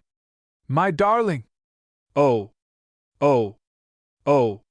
There, I mean about other things. Bella complied, but with a running accompaniment of the sweetest little sobs. She said I must be very green, to swallow an anonymous letter like spring water. Oh! Oh! Green? There was a word. Oh! Oh! But it is the right word. You can't mend it. Try, and you will see you can't. Of course I was green. Oh! And she said every gentleman who can afford to keep a saddle horse has a female friend, till his banns are called in church. Oh! Oh! A pretty statement to come to your ears. But if it is the truth may be blamed, but it can't be shamed. Ah! I'll not forget that. I'll pray every night I may remember those words of the brave lady. Oh! Yes, take her for your oracle. I mean to. I always try to profit by my superiors. She has courage, I have none. I beat about the bush, and talk skim milk, she uses the very word. She said we have been the dupe and the tool of a little scheming rascal, an anonymous coward, with motives as base as his heart is black. Oh! Oh! Aye, that is the way to speak of such a man. I can't do it myself, but I reverence the brave lady who can. And she wasn't afraid even of you, dear Papa. Come, old gentleman, ha! Ha! Ha! Take the world as it is. Belgravian mothers would not break both their hearts for what is past and gone. What hard good sense! A thing I always did admire, because I've got none. But her heart is not hard. After all her words of fire, that went so straight instead of beating the bush, she ended by crying for me. Oh! Oh! Oh! Bless her! Bless her! If ever there was a good woman in the world, that is one. She was not born a lady, I am afraid, but that is nothing, she was born a woman, and I mean to make her acquaintance, and take her for my example in all things. No, dear papa, women are not so pitiful to women without cause. She is almost a stranger, yet she cried for me. Can you be harder to me than she is? No, pity your poor girl, who will lose her health, and perhaps her life. Pity poor Charles, stung by an anonymous viper, and laid on a bed of sickness for me. Oh! Oh! Oh! I do pity you, Bella. When you cry like this, my heart bleeds. I'll try not to cry, papa. Oh! Oh! But most of all, I pity your infatuation, your blindness. Poor innocent dove, that looks at others by the light of her own goodness, and so sees all manner of virtues in a brazen hussy. Now answer me one plain question. You called her the sister, is she not the same woman that played the Sister of Charity? Bella blushed to the temples, and said hesitatingly she was not quite sure. Come, Bella. I thought you were going to imitate the jade, and not beat about the bush. Yes or no? The features are very like. Bella, you know it is the same woman. You recognized her in a moment. That speaks volumes. But she shall find I am not to be made a dupe and a tool of quite so easily as she thinks.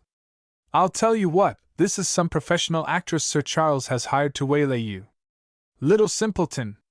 He said no more at that time, but after dinner he ruminated, and took a very serious, indeed almost a maritime, view of the crisis.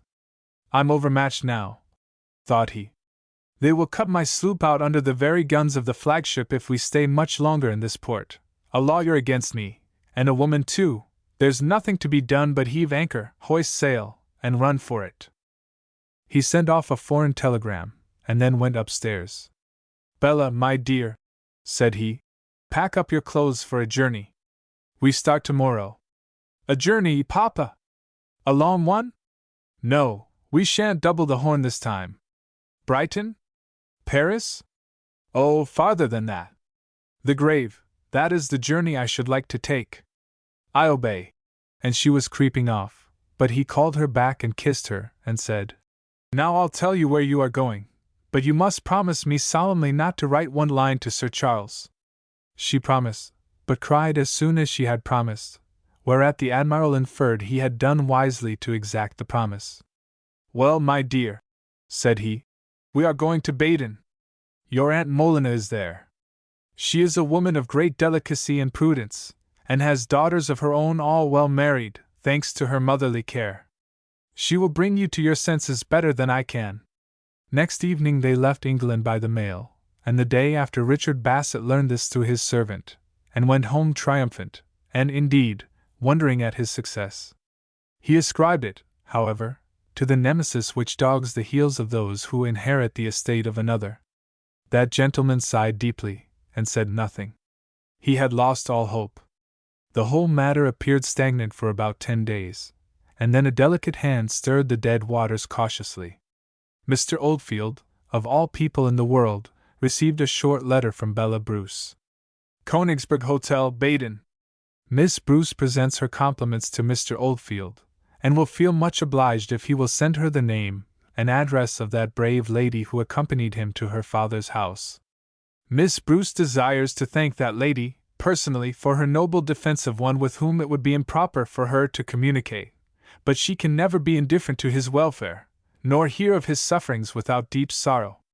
Confound it, said Solomon Oldfield. What am I to do? I mustn't tell her it is Miss Somerset. So the wary lawyer had a copy of the letter made, and sent to Miss Somerset for instructions. Miss Somerset sent for Mr. Marsh, who was now more at her beck and call than ever, and told him she had a ticklish letter to write. I can talk with the best, said she, but the moment I sit down and take up a pen something cold runs up my shoulder, and then down my backbone, and I'm palsied. Now you are always writing, and can't say bo to a goose in company. Let us mix ourselves. I'll walk about and speak my mind, and then you put down the cream, and send it. From this ingenious process resulted the following composition. She whom Miss Bruce is good enough to call the brave lady happened to know the truth, and that tempted her to try and baffle an anonymous slanderer, who was ruining the happiness of a lady and gentleman. Being a person of warm impulses, she went great lengths, but she now wishes to retire into the shade. She is flattered by Miss Bruce's desire to know her, and some day, perhaps, may remind her of it, but at present she must deny herself that honor. If her reasons were known, Miss Bruce would not be offended nor hurt, she would entirely approve them. Soon after this, as Sir Charles Bassett sat by the fire, disconsolate, his servant told him a lady wanted to see him. Who is it? Don't know, Sir Charles, but it is a kind of a sort of a nun, Sir Charles. Oh, a sister of charity. Perhaps the one that nursed me. Admit her, by all means. The sister came in. She had a large veil on. Sir Charles received her with profound respect, and thanked her, with some little hesitation, for her kind attention to him. She stopped him by saying that was merely her duty. But, said she softly, words fell from you, on the bed of sickness, that touched my heart, and besides I happen to know the lady. You know my Bella! Cried Sir Charles. Ah, then no wonder you speak so kindly, you can feel what I have lost. She has left England to avoid me. All the better. Where she is the door cannot be closed in your face. She is at Baden. Follow her there. She has heard the truth from Mr. Oldfield, and she knows who wrote the anonymous letter. And who did? Mr. Richard Bassett. This amazed Sir Charles. The scoundrel! Said he, after a long silence. Well then, why let that fellow defeat you for his own ends? I would go at once to Baden. Your leaving England would be one more proof to her that she has no rival. Stick to her like a man, sir, and you will win her, I tell you. These words from a nun amazed and fired him. He rose from his chair, flushed with sudden hope and ardor. I'll leave for Baden tomorrow morning. The sister rose to retire. No, no, cried Sir Charles. I have not thanked you. I ought to go down on my knees and bless you for all this. To whom am I so indebted? No matter, sir. But it does matter. You nursed me, and perhaps saved my life, and now you give me back the hopes that make life sweet. You will not trust me with your name? We have no name. Your voice at times sounds very like. No, I will not affront you by such a comparison. I'm her sister, said she, like lightning. This announcement quite staggered Sir Charles, and he was silent and uncomfortable. It gave him a chill. The sister watched him keenly, but said nothing. Sir Charles did not know what to say, so he asked to see her face. It must be as beautiful as your heart. The sister shook her head. My face has been disfigured by a frightful disorder. Sir Charles uttered an ejaculation of regret and pity. I could not bear to show it to one who esteems me as you seem to do. But perhaps it will not always be so. I hope not. You are young, and heaven is good. Can I do nothing for you, who have done so much for me? Nothing unless, said she, feigning vast timidity, you could spare me that ring of yours, as a remembrance of the part one have played in this affair. Sir Charles colored. It was a ruby of the purest water, and had been 2 centuries in his family. He colored, but was too fine a gentleman to hesitate. He said, By all means. But it is a poor thing to offer you. I shall value it very much. Say no more. I am fortunate in having anything you deign to accept. And so the ring changed hands. The sister now put it on her middle finger, and held up her hand, and her bright eyes glanced at it through her veil, with that delight which her sex in general feel at the possession of a new bauble. She recovered herself, however, and told him, soberly, the ring should return to his family at her death, if not before. I will give you a piece of advice for it, said she. Miss Bruce has foxy hair, and she is very timid. Don't you take her advice about commanding her. She would like to be your slave. Don't let her. Coax her to speak her mind. Make a friend of her. Don't you put her to this, that she must displease you, or else deceive you. She might choose wrong, especially with that colored hair. It is not in her nature to deceive. It is not in her nature to displease. Excuse me, I am too fanciful, and look at women too close. But I know your happiness depends on her. All your eggs are in that one basket. Well, I have told you how to carry the basket. Goodbye. Sir Charles saw her out, and bowed respectfully to her in the hall, while his servant opened the street door. He did her this homage as his benefactress. When Admiral and Miss Bruce reached Baden, Mrs. Molyneux was away on a visit, and this disappointed Admiral Bruce, who had counted on her assistance to manage and comfort Bella. Bella needed the latter very much. A glance at her pale, pensive, lovely face was enough to show that sorrow was rooted at her heart. She was subjected to no restraint, but kept the house of her own accord, thinking, as persons of her age are apt to do, that her whole history must be written in her face. Still, of course, she did go out sometimes, and one cold but bright afternoon she was strolling languidly on the parade, when all in a moment she met Sir Charles Bassett face to face. She gave an eloquent scream, and turned pale a moment, and then the hot blood came rushing, and then it retired, and she stood at bay, with heaving bosom and great eyes. Sir Charles held out both hands pathetically. "Don't you be afraid of me." When she found he was so afraid of offending her, she became more courageous. "How dare you come here?" said she, but with more curiosity than violence, for it had been her dream of hope he would come. "How could I keep away, when I heard you were here?" "You must not speak to me, sir, I am forbidden. Pray do not condemn me unheard. If I listen to you, I shall believe you. I won't hear a word. Gentlemen can do things that ladies cannot even speak about. Talk to my Aunt Molyneux, our fate depends on her. This will teach you not to be so wicked. What business have gentlemen to be so wicked? Ladies are not. No, it is no use, I will not hear a syllable. I am ashamed to be seen speaking to you. You are a bad character. Oh, Charles, is it true you had a fit?" "Yes." "And have you been very ill?" "You look ill." "I am better now, dearest." "Dearest! Don't call me names. How dare you keep speaking to me when I request you not? But I can't excuse myself, and obtain my pardon, and recover your love, unless I am allowed to speak. Oh, you can speak to my Aunt Molyneux, and she will read you a fine lesson. Where is she? Nobody knows. But there is her house, the one with the iron gate. Get her here first, if you really love me, and don't you ever waylay me again. If you do, I shall say something rude to you, sir. Oh, I'm so happy!" Having let this out, she hid her face with her hands, and fled like the very wind. At dinner time she was in high spirits. The Admiral congratulated her. "Brava, Belle! Youth and health and a foreign air will soon cure you of that folly." Bella blushed deeply, and said nothing. The truth struggled within her, too, but she shrank from giving pain, and receiving expostulation. She kept the house, though, for 2 days, partly out of modesty, partly out of an honest and pious desire to obey her father as much as she could. The 3rd day Mrs.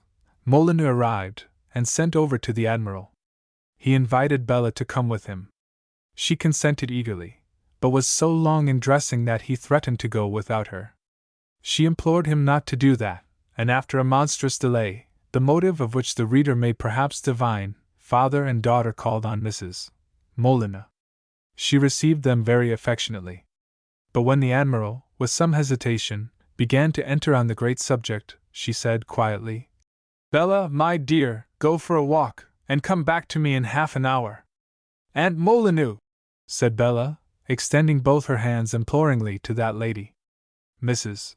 Molyneux was proof against this blandishment, and Bella had to go. When she was gone, this lady, who both as wife and mother was literally a model, rather astonished her brother the Admiral. She said, "I am sorry to tell you that you have conducted this matter with perfect impropriety, both you and Bella. She had no business to show you that anonymous letter, and when she did show it you should have taken it from her, and told her not to believe a word of it. And married my daughter to a libertine! Why, Charlotte, I am ashamed of you." Mrs. Molyneux colored high, but she kept her temper, and ignored the interruption. "Then, if you decided to go into so indelicate a question at all, and really you were not bound to do so on anonymous information, why then, you should have sent for Sir Charles, and given him the letter, and put him on his honor to tell you the truth. He would have told you the fact, instead of a garbled version, and the fact is that before he knew Bella he had a connection, which he prepared to dissolve, on terms very honorable to himself, as soon as he engaged himself to your daughter. What is there in that? Why, it is common, universal, among men of fashion. I am so vexed it ever came to Bella's knowledge. Really it is dreadful to me, as a mother, that such a thing should have been discussed before that child. Complete innocence means complete ignorance, and that is how all my girls went to their husbands. However, what we must do now is to tell her Sir Charles has satisfied me he was not to blame, and after that the subject must never be recurred to. Sir Charles has promised me never to mention it, and no more shall Bella.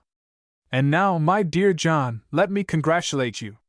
Your daughter has a high-minded lover, who adores her, with a fine estate. He has been crying to me, poor fellow, as men will to a woman of my age, and if you have any respect for my judgment, ask him to dinner. She added that it might be as well if, after dinner, he were to take a little nap. Admiral Bruce did not fall into these views without discussion. I spare the reader the dialogue, since he yielded at last.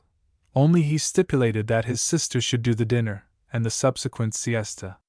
Bella returned looking very wistful and anxious. "Come here, niece," said Mrs. Molyneux. "Kneel you at my knee. Now look me in the face. Sir Charles has loved you, and you only, from the day he first saw you. He loves you now as much as ever. Do you love him? Oh, Aunt! Aunt!" A shower of kisses, and a tear or two. "That is enough. Then dry your eyes, and dress your beautiful hair a little better than that, for he dines with me today. Who's so bright and happy now as Bella Bruce?" The dreaded aunt did not stop there. She held that after the peep into real life Bella Bruce had obtained, for want of a mother's vigilance, she ought to be a wife as soon as possible. So she gave Sir Charles a hint that Baden was a very good place to be married in, and from that moment Sir Charles gave Bella and her father no rest till they consented. Little did Richard Bassett, in England, dream what was going on at Baden. He now surveyed the chimneys of Huntercombe Hall with resignation, and even with growing complacency, as chimneys that would one day be his, since their owner would not be in a hurry to love again. He shot Sir Charles's pheasants whenever they strayed into his hedgerows, and he lived moderately and studied health. In a word, content with the result of his anonymous letter, he confined himself now to cannily outliving the wrongful heir, his cousin. One fine frosty day the chimneys of Huntercombe began to show signs of life. Vertical columns of blue smoke rose in the air, one after another, till at last there were about 40 going. Old servants flowed down from London. New ones trickled in, with their boxes, from the country. Carriages were drawn out into the stable-yard, horses exercised, and a whisper ran that Sir Charles was coming to live on his estates, and not alone. Richard Bassett went about inquiring cautiously. The rumor spread and was confirmed by some little facts. At last, one fine day, when the chimneys were all smoking, the church bells began to peal. Richard Bassett heard, and went out, scowling deeply. He found the village all agog with expectation. Presently there was a loud cheer from the steeple, and a flag floated from the top of Huntercombe House. Murmurs. Distant cheers. Approaching cheers. The clatter of horses' feet. The roll of wheels. Huntercombe gates flung wide open by a cluster of grooms and keepers.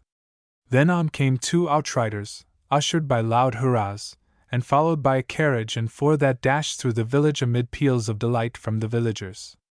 The carriage was open, and in it sat Sir Charles and Bella Bassett. She was lovelier than ever. She dazzled the very air with her beauty and her glorious hair. The hurrahs of the villagers made her heart beat. She pressed Sir Charles's hand tenderly, and literally shone with joy and pride, and so she swept past Richard Bassett. She saw him directly, shuddered a moment, and half clung to her husband, then on again, and passed through the open gates amid loud cheers.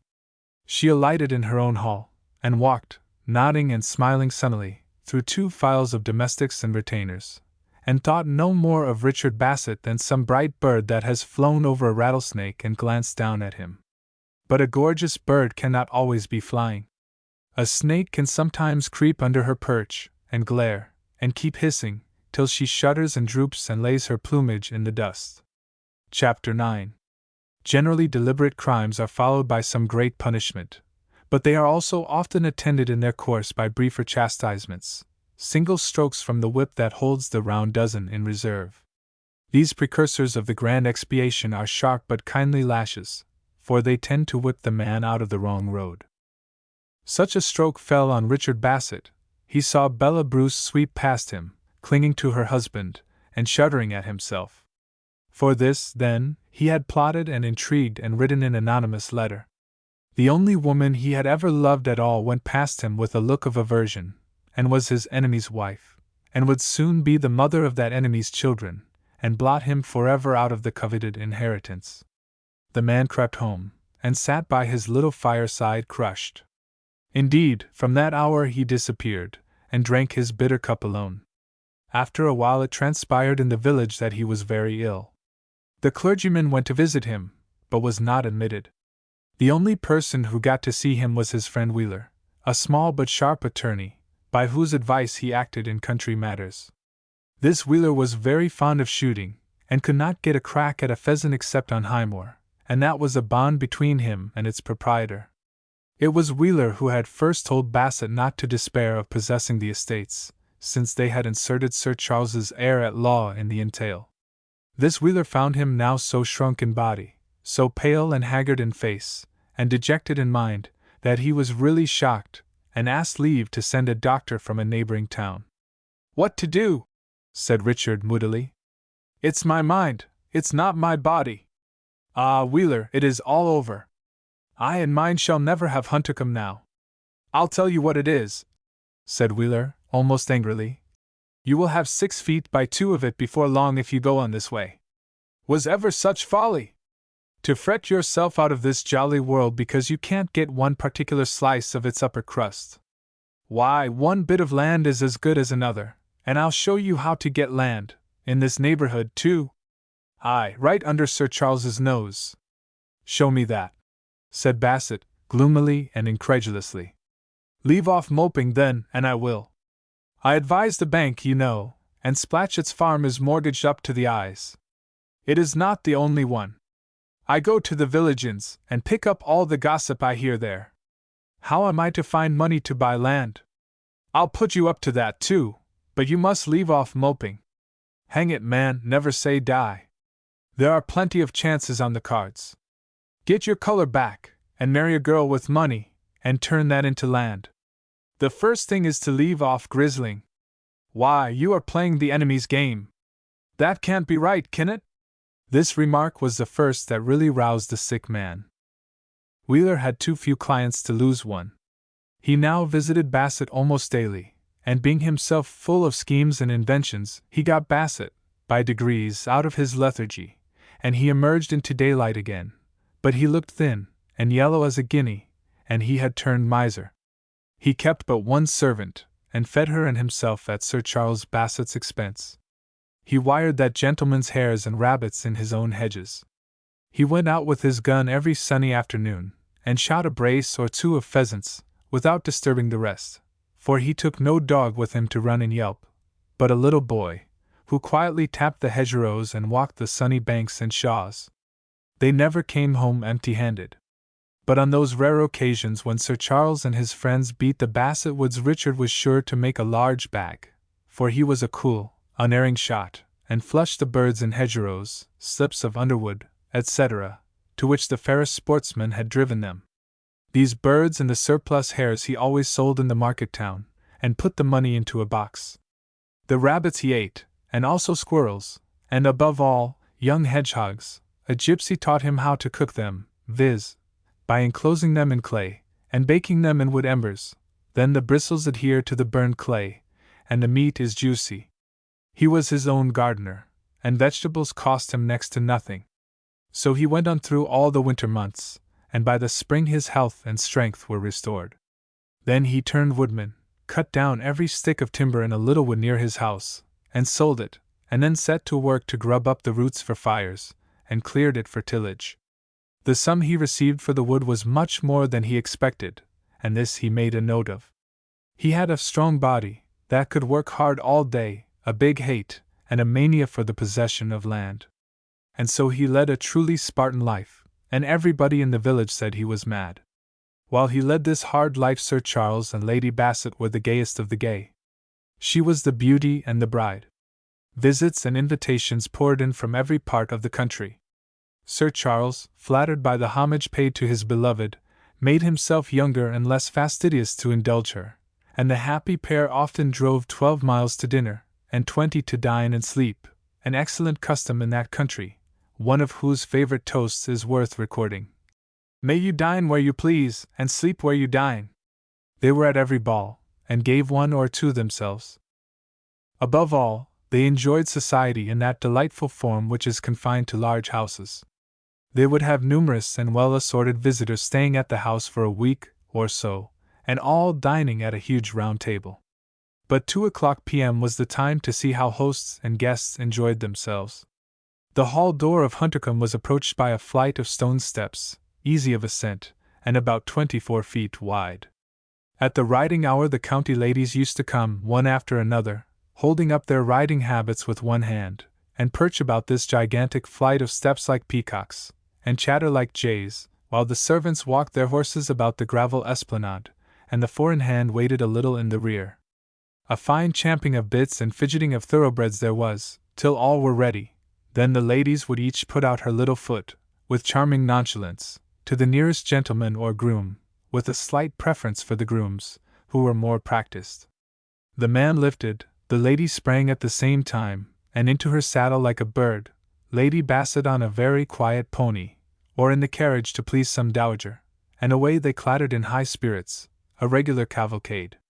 It was a hunting county, and the ladies rode well, square seat, light hand on the snaffle, the curb reserved for cases of necessity, and when they had patted the horse on the neck at starting, as all these coaxing creatures must, they rode him with that well-bred ease and unconsciousness of being on a horse which distinguishes ladies who have ridden all their lives from the gawky snobnesses in Hyde Park, who ride, if riding it can be called, with their elbows uncouthly fastened to their sides, as if by a rope, their hands at the pit of their stomachs, and both those hands, as heavy as a housemaid's, sawing the poor horse with curb and snaffle at once, while the whole body breathes pretension and affectation, and seems to say, "Look at me, I am on horseback.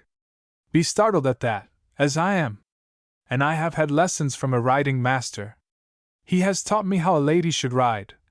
In his opinion, poor devil, the champing, the pawing, the mounting, and the clattering of these bright cavalcades, with the music of the women excited by motion, furnished a picture of wealth and gaiety and happy country life that cheered the whole neighborhood, and contrasted strangely with the stern Spartan life of him who had persuaded himself he was the rightful owner of Huntercombe Hall.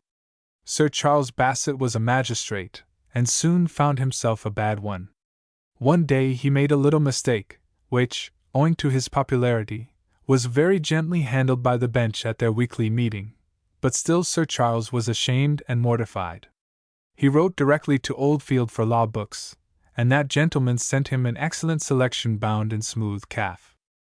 Sir Charles now studied 3 hours every day, except hunting days, when no squire can work, and as his study was his justice room, he took care to find an authority before he acted.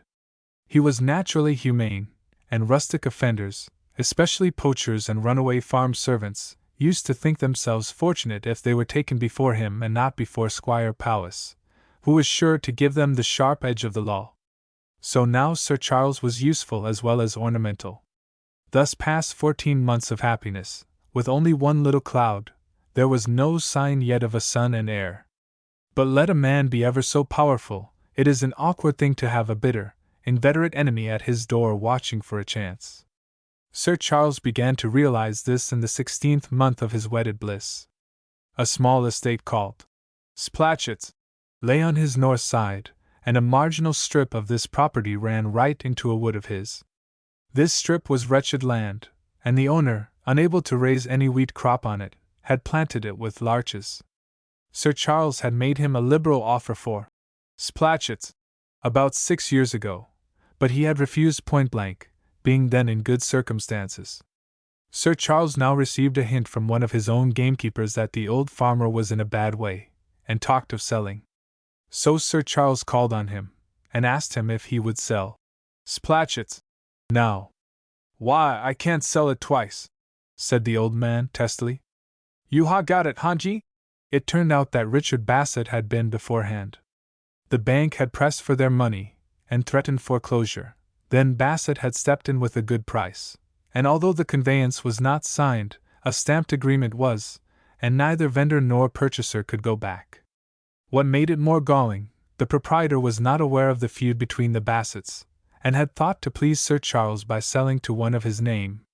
Sir Charles Bassett went home seriously vexed. He did not mean to tell his wife, but Love's eye read his face, Love's arm went round his neck, and Love's soft voice and wistful eyes soon coaxed it out of him. Dear Charles, said she, never mind.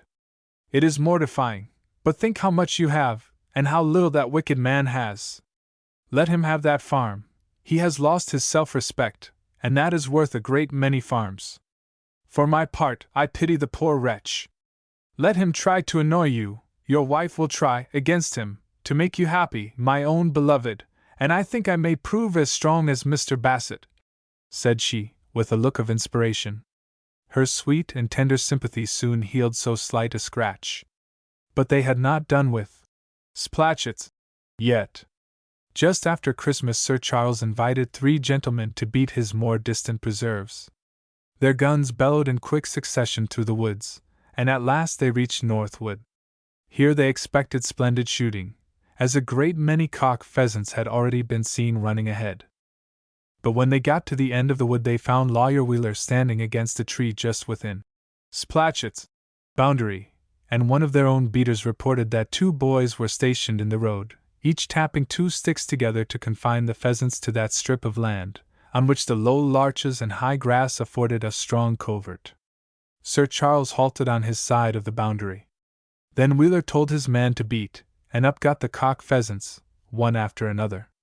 Whenever a pheasant whirred up, the man left off beating.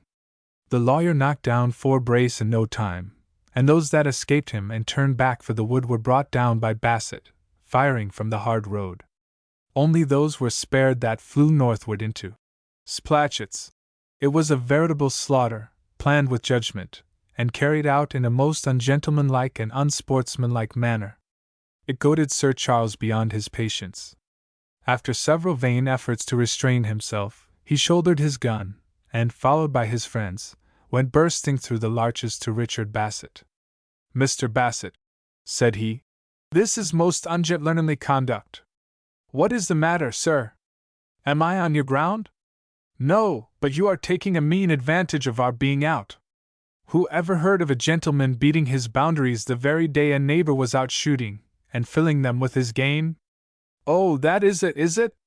When justice is against you, you can talk of law, and when law is against you, you appeal to justice. Let us be in one story or the other, please. The Huntercombe estates belong to me by birth. You have got them by legal trickery. Keep them while you live. They will come to me one day, you know. Meantime, leave me my little estate of Splatchets. For shame, sir, you have robbed me of my inheritance and my sweetheart. Do you grudge me a few cock pheasants? Why, you have made me so poor they are an object to me now. Oh, said Sir Charles, if you are stealing my game to keep body and soul together, I pity you. In that case, perhaps you will let my friends help you fill your larder. Richard Bassett hesitated a moment, but Wheeler, who had drawn near at the sound of the raised voices, made him a signal to assent. By all means, said he adroitly. Mr. Markham, your father often shot with mine over the Bassett estates. You are welcome to poor little Splatchets. Keep your men off, Sir Charles. They are noisy bunglers, and do more harm than good. Here, Tom. Bill! Beat for the gentlemen. They shall have the sport. I only want the birds. Sir Charles drew back, and saw pheasant after pheasant thunder and whiz into the air, then collapse at a report, and fall like lead, followed by a shower of feathers. His friends seemed to be deserting him for Richard Bassett. He left them in charge of his keepers, and went slowly home. He said nothing to Lady Bassett till night, and then she got it all from him. She was very indignant at many of the things, But as for Sir Charles, all his cousin's arrows glided off that high-minded gentleman, except one, and that quivered in his heart. "Yes, Bella," said he. "He told me he should inherit these estates. That is because we are not blessed with children." Lady Bassett sighed. "But we shall be some day. Shall we not?" "God knows," said Sir Charles gloomily. "I wonder whether there was really anything unfair done on our side when the entail was cut off." "Is that likely, dearest?" "Why? Heaven seems to be on his side." "On the side of a wicked man?" "But he may be the father of innocent children." "Why, he is not even married." "He will marry. He will not throw a chance away. It makes my head dizzy and my heart sick. Bella, now I can understand two enemies meeting alone in some solitary place, and one killing the other in a moment of rage, for when this scoundrel insulted me I remembered his anonymous letter, and all his relentless malice. Bella, I could have raised my gun and shot him like a weasel." Lady Bassett screamed faintly, and flung her arms round his neck.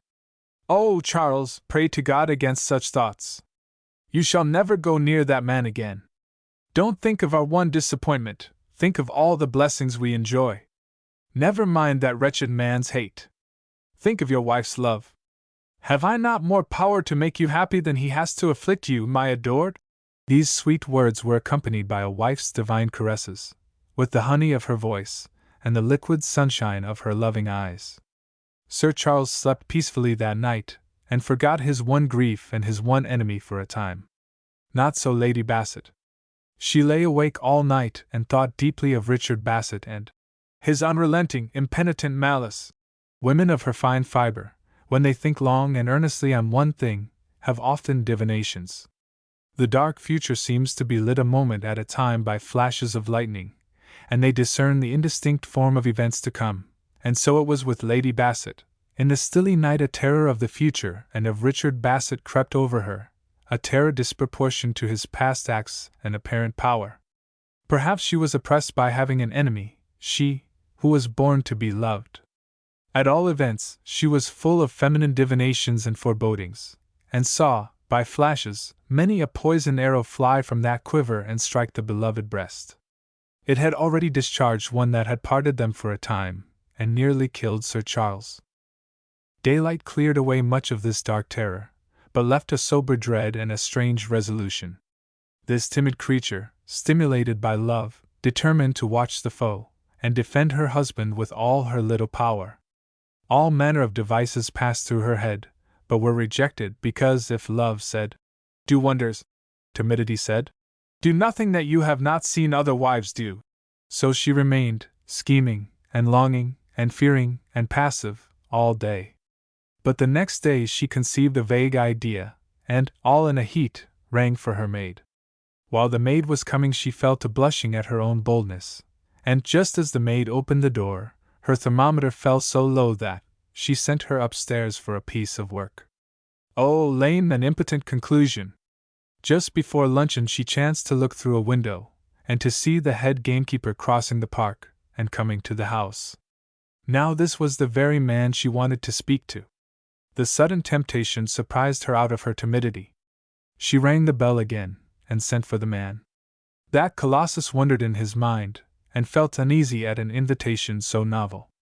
However, he clattered into the morning room, in his velveteen coat, and leathern gaiters up to his thigh, pulled his front hair, bobbed his head, and then stood firm in body as was he of Rhodes, but in mind much abashed at finding himself in her ladyship's presence. The lady, however, did not prove so very terrible. "May I inquire your name, sir?" said she, very respectfully. "Moses Moss, my lady."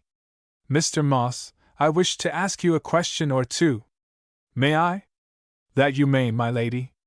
I want you to explain, if you will be so good, how the proprietor of Splatchets can shoot all Sir Charles's pheasants." "Lord! My lady, we ain't come down to that. But he do shoot more than his share, that's sure and sartain." "Well, my lady, if you please, game is just like Christians, it will make for sunny spots.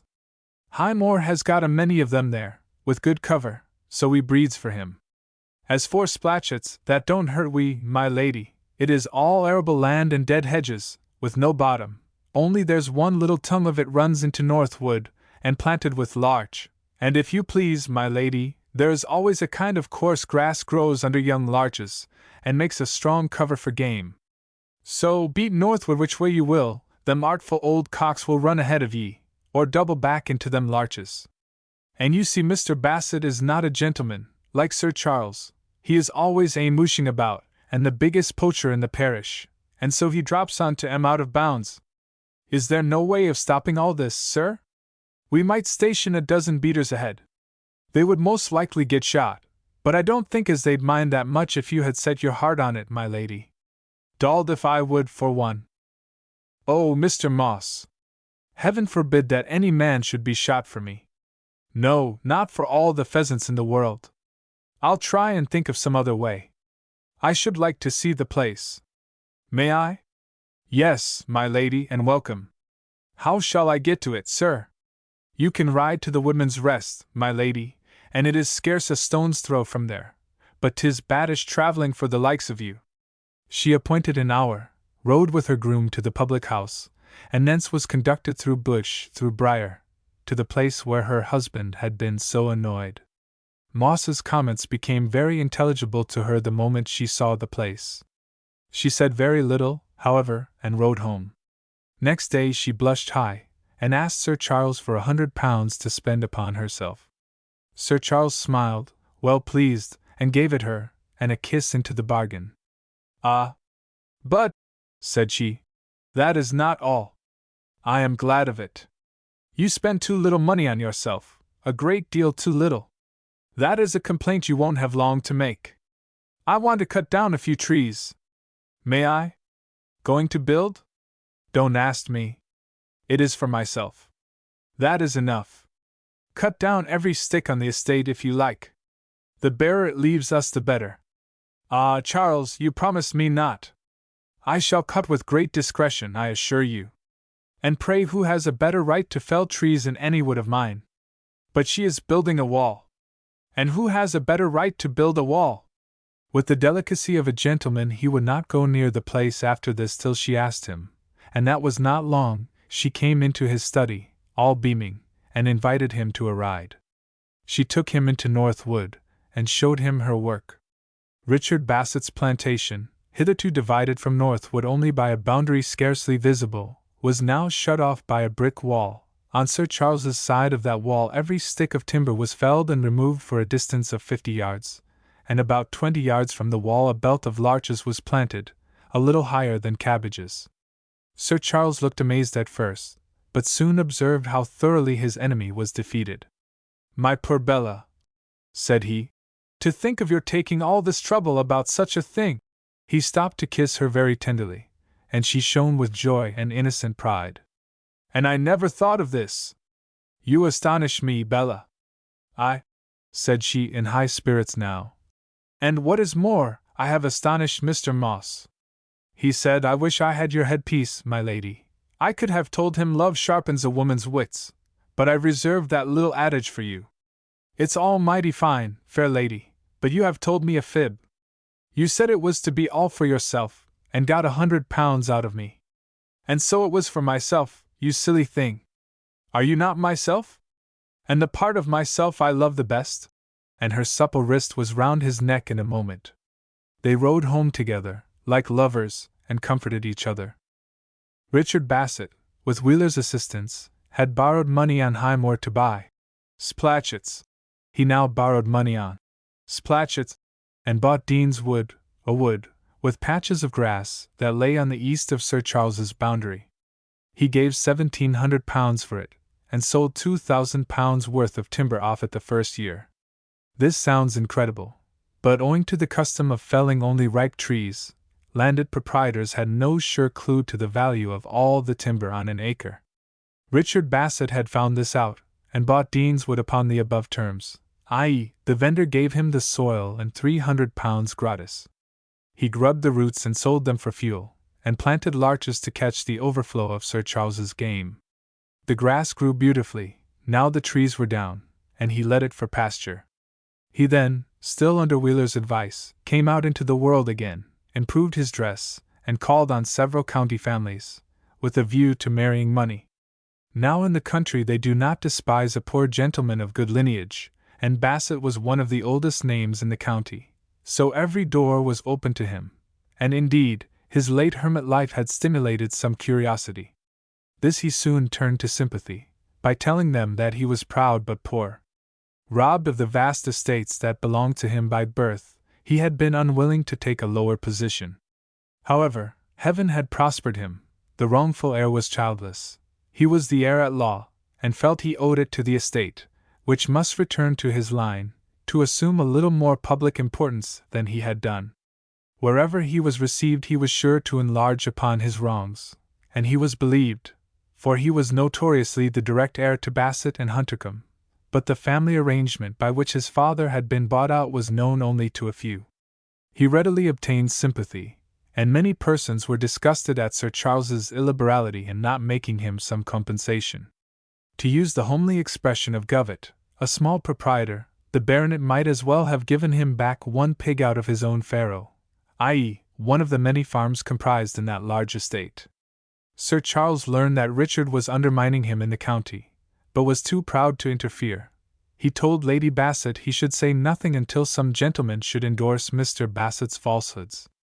One day Sir Charles and Lady Bassett were invited to dine and sleep at Mr. Hardwick's, distance 15 miles. They went, and found Richard Bassett dining there, by Mrs. Hardwick's invitation, who was one of those ninnies that fling guests together with no discrimination. Richard had expected this to happen sooner or later, so he was comparatively prepared, and bowed stiffly to Sir Charles. Sir Charles stared at him in return. This was observed. People were uncomfortable, especially Mrs. Hardwick, whose thoughtlessness was to blame for it all. At a very early hour Sir Charles ordered his carriage, and drove home, instead of staying all night. Mrs. Hardwick, being a fool, must make a little more mischief. She blubbered to her husband, and he wrote Sir Charles a remonstrance. Sir Charles replied that he was the only person aggrieved. Mr. Hardwick ought not to have invited a blackguard to meet him. Mr. Hardwick replied that he had never heard a Bassett called a blackguard before, and had seen nothing in Mr. Bassett to justify an epithet so unusual among gentlemen. And to be frank with you, Sir Charles, said he, I think this bitterness against a poor gentleman, whose estates you are so fortunate as to possess, is not consistent with your general character, and is, indeed, unworthy of you. To this Sir Charles Bassett replied, Dear Mr. Hardwick, you have applied some remarks to me which I will endeavor to forget, as they were written in entire ignorance of the truth. But if we are to remain friends, I expect you to believe me when I tell you that Mr. Richard Bassett has never been wronged by me or mine, but has wronged me and Lady Bassett deeply. He is a dishonorable scoundrel, not entitled to be received in society, and if, after this assurance, you receive him, I shall never darken your doors again. So please let me know your decision. I remain, yours truly, Charles Dyke Bassett. Mr. Hardwick chafed under this, but prudence stepped in. He was one of the county members, and Sir Charles could command 300 votes. He wrote back to say he had received Sir Charles's letter with pain, but of course, he could not disbelieve him, and therefore he should invite Mr. Bassett no more till the matter was cleared. But Mr. Hardwick, thus brought to book, was nettled at his own meanness, so he sent Sir Charles's letter to Mr. Richard Bassett. Bassett foamed with rage, and wrote a long letter, raving with insults, to Sir Charles. He was in the act of directing it when Wheeler called on him. Bassett showed him Sir Charles's letter. Wheeler read it. Now read what I say to him in reply. Wheeler read Bassett's letter, threw it into the fire, and kept it there with the poker. Lucky I called, said he dryly. Saved you £1,000 or so. You must not write a letter without me. What, am I to sit still and be insulted? You're a pretty friend. I am a wise friend. This is a more serious matter than you seem to think. Libel? Of course. Why, if Sir Charles had consulted me, I could not have dictated a better letter. It closes every chink a defendant in libel can creep out by. Now take your pen and write to Mr. Hardwick. Dear Sir, I have received your letter containing a libel written by Sir Charles Bassett. My reply will be public. Yours very truly, Richard Bassett. Is that all? Every syllable. Now mind, you never go to Hardwick House again. Sir Charles has got you banished from that house. Special damage. There never was a prettier case for a jury, the rightful heir foully slandered by the possessor of his hereditary estates.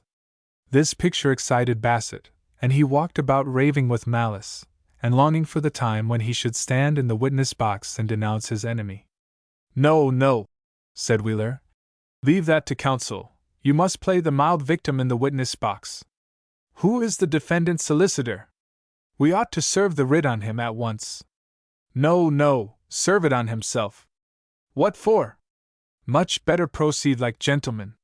Bassett got in a passion at being contradicted in everything. I tell you, said he, the more I can irritate and exasperate this villain the better. Besides, he slandered me behind my back, and I'll have the writ served upon himself. I'll do everything I can to take him down. If a man wants to be my lawyer, he must enter into my feelings a little.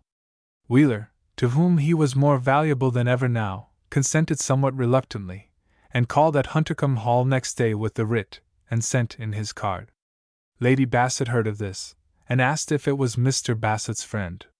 The butler said he thought it was. Lady Bassett went to Sir Charles in his study. Oh, my dear, said she, here is Mr. Bassett's lawyer. Well? Why does he come here? I don't know. Don't see him. Why not? I am so afraid of Mr. Bassett. He is our evil genius. Let me see this person instead of you. May I? Certainly not. Might I see him first, love? You will not see him at all. Charles!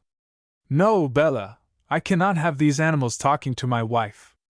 But, dear love, I am so full of forebodings. You know, Charles, I don't often presume to meddle, but I am in torture about this man. If you receive him, may I be with you? Then we shall be 2 to 1. No, no, said Sir Charles testily. Then, seeing her beautiful eyes fill at the refusal and the unusual tone, he relented. You may be in hearing if you like. Open that door, and sit in the little room. Oh, thank you. She stepped into the room, a very small sitting room. She had never been in it before, and while she was examining it, and thinking how she could improve its appearance, Mr. Wheeler was shown into the study. Sir Charles received him standing, to intimate that the interview must be brief. This, and the time he had been kept waiting in the hall, roused Wheeler's bile, and he entered on his subject more brusquely than he had intended. Sir Charles Bassett, you wrote a letter to Mr. Hardwick, reflecting on my client, Mr. Bassett, a most unjustifiable letter. Keep your opinion to yourself, sir.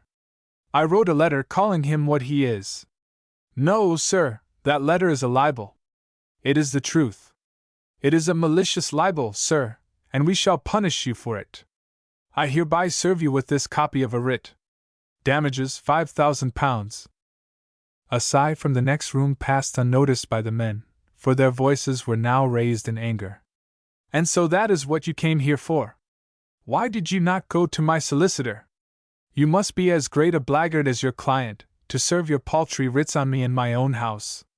Not blackguard enough to insult a gentleman in my own house. If you had been civil I might have accommodated matters, but now I'll make you smart.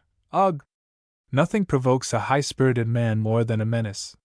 Sir Charles, threatened in his wife's hearing, shot out his right arm with surprising force and rapidity, and knocked Wheeler down in a moment.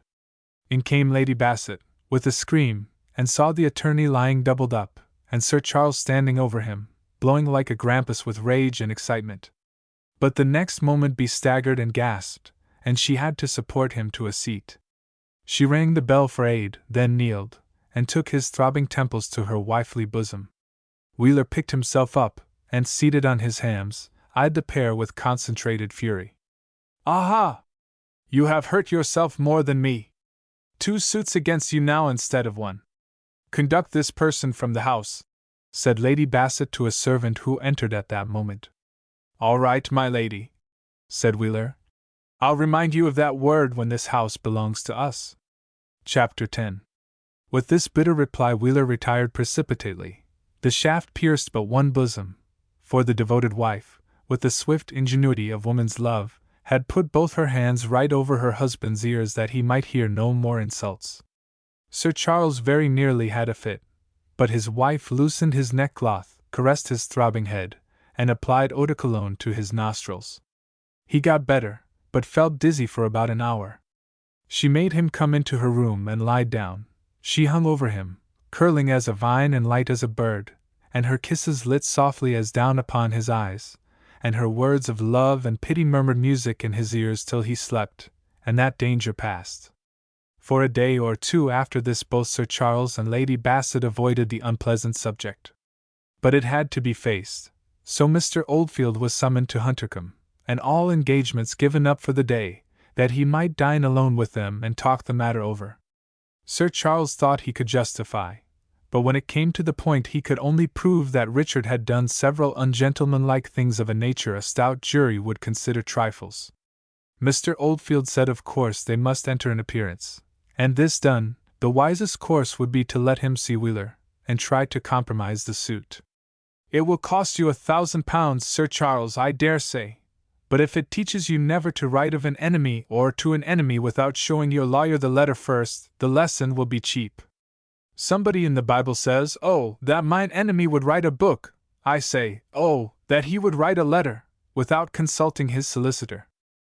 It was Lady Bassett's cue now to make light of troubles. "What does it matter, Mr. Oldfield? All they want is money. Yes, offer them £1,000 to leave him in peace." So next day Mr. Oldfield called on Wheeler, all smiles and civility, and asked him if he did not think it a pity cousins should quarrel before the whole county. "A great pity," said Wheeler. "But my client has no alternative. No gentleman in the county would speak to him if he sat quiet under such contumely." After beating about the bush the usual time, Oldfield said that Sir Charles was hungry for litigation, but that Lady Bassett was averse to it. "In short, Mr. Wheeler, I will try and get Mr. Bassett £1,000 to forego this scandal. I will consult him, and let you know," said Wheeler. "He happens to be in the town." Oldfield called again in an hour. Wheeler told him £1,000 would be accepted, with a written apology. Oldfield shook his head. "Sir Charles will never write an apology, right or wrong. He is too sincere in his conviction. He will never get a jury to share it. You must not be too sure of that. You don't know the defense." Oldfield said this with a gravity which did him credit. "Do you know it yourself?" said the other keen hand. Mr. Oldfield smiled haughtily, but said nothing. Wheeler had hit the mark. "By the by," said the latter, "there is another little matter. Sir Charles assaulted me for doing my duty to my client. I mean to sue him. Here is the writ. Will you accept service?" "Oh, certainly, Mr. Wheeler, and I am glad to find you do not make a habit of serving writs on gentlemen in person." "Of course not. I did it on a single occasion, contrary to my own wish, and went in person, to soften the blow, instead of sending my clerk." After this little spar, the two artists-in-law bade each other farewell with every demonstration of civility. Sir Charles would not apologize. The plaintiff filed his declaration. The defendant pleaded not guilty, but did not disclose a defense. The law allows a defendant in libel this advantage. Plaintiff joined issue, and the trial was set down for the next assizes. Sir Charles was irritated, but nothing more. Lady Bassett, with a woman's natural shrinking from publicity, felt it more deeply. She would have given thousands of her own money to keep the matter out of court. But her very terror of Richard Bassett restrained her. She was always thinking about him, and had convinced herself he was the ablest villain in the wide world, and she thought to herself, "If, with his small means, he annoys Charles so, what would he do if I were to enrich him? He would crush us." As the trial drew near, she began to hover about Sir Charles in his study, like an anxious hen. The maternal yearnings were awakened in her by marriage, and she had no child, so her Charles in trouble was husband and child. Sometimes she would come in and just kiss his forehead, and run out again, casting back a celestial look of love at the door, and though it was her husband she had kissed, she blushed divinely. At last one day she crept in and said, very timidly, "Charles dear, the anonymous letter, is not that an excuse for libeling him, as they call telling the truth? Why, of course it is. Have you got it? Dearest, the brave lady took it away. The brave lady? Who is that? Why, the lady that came with Mr. Oldfield and pleaded your cause with Papa, oh, so eloquently. Sometimes when I think of it now I feel almost jealous. Who is she? From what you have always told me, I think it was the Sister of Charity who nursed me. You silly thing, she was no Sister of Charity. That was only put on. Charles, tell me the truth. What does it matter now? It was some lady who loved you. Loved me, and set her wits to work to marry me to you. Women's love is so disinterested, sometimes. No, no, she told me she was a sister of, and no doubt that is the truth. A sister of whom? No matter, don't remind me of the past, it is odious to me, and on second thoughts, rather than stir up all that mud, it would be better not to use the anonymous letter, even if you could get it again. Lady Bassett begged him to take advice on that. Meantime she would try to get the letter, and also the evidence that Richard Bassett wrote it. I see no harm in that, said Sir Charles. Only confine your communication to Mr. Oldfield. I will not have you speaking or writing to a woman I don't know, and the more I think of her conduct the less I understand it. There are people who do good by stealth, suggested Bella timidly. Fiddle-dee-dee, replied Sir Charles. You are a goose, I mean an angel. Lady Bassett complied with the letter, but goose or not, evaded the spirit of Sir Charles's command with considerable dexterity. Dear Mr. Oldfield, you may guess what trouble I am in. Sir Charles will soon have to appear in open court, and be talked against by some great orator. That anonymous letter Mr. Bassett wrote me was very base, and is surely some justification of the violent epithets my dear husband, in an unhappy moment of irritation, has applied to him. The brave lady has it. I am sure she will not refuse to send it me. I wish I dare ask her to give it me with her own hand, but I must not, I suppose. Pray tell her how unhappy I am, and perhaps she will favor us with a word of advice as well as the letter. I remain yours faithfully, Bella Bassett. This letter was written at the brave lady, and Mr. Oldfield did what was expected. He sent Miss Somerset a copy of Lady Bassett's letter, and some lines in his own hand, describing Sir Charles's difficulty in a more businesslike way. In due course Miss Somerset wrote him back that she was in the country, hunting, at no very great distance from Huntercombe Hall. She would send up to town for her desk. The letter would be there, if she had kept it at all. Oldfield groaned at this cool conjecture, and wrote back directly, urging expedition. This produced an effect that he had not anticipated. One morning Lord Harrowdale's foxhounds met at a large covert, about 5 miles from Huntercombe, and Sir Charles told Lady Bassett she must ride to cover. Yes, dear. Charles, love, I have no spirit to appear in public. We shall soon have publicity enough. That is my reason. I have not done nor said anything I am ashamed of, and you will meet the county on this and on every public occasion. I obey, said Bella. And look your best. I will, dearest. And be in good spirits. Must I? Yes. I will try. Oh. Why, you poor-spirited little goose. Dry your eyes this moment. There. Oh. And kiss me. There. Ah. Kissing you is a great comfort. It is one you are particularly welcome to. Now run away and put on your habit. I'll have 2 grooms out, one with a fresh horse for me, and one to look after you. Oh, Charles! Pray don't make me hunt. No, not so tyrannical as that, hang it all! Do you know what I do while you are hunting? I pray all the time that you may not get a fall and be hurt, and I pray God to forgive you and all the gentlemen for your cruelty in galloping with all those dogs after one poor little inoffensive thing, to hunt it, and kill it twice, indeed, once with terror, and then over again with mangling its poor little body. This is cheerful, said Sir Charles, rather ruefully. We cannot all be angels like you. It is a glorious excitement. There! You are too good for this world, I'll let you off going.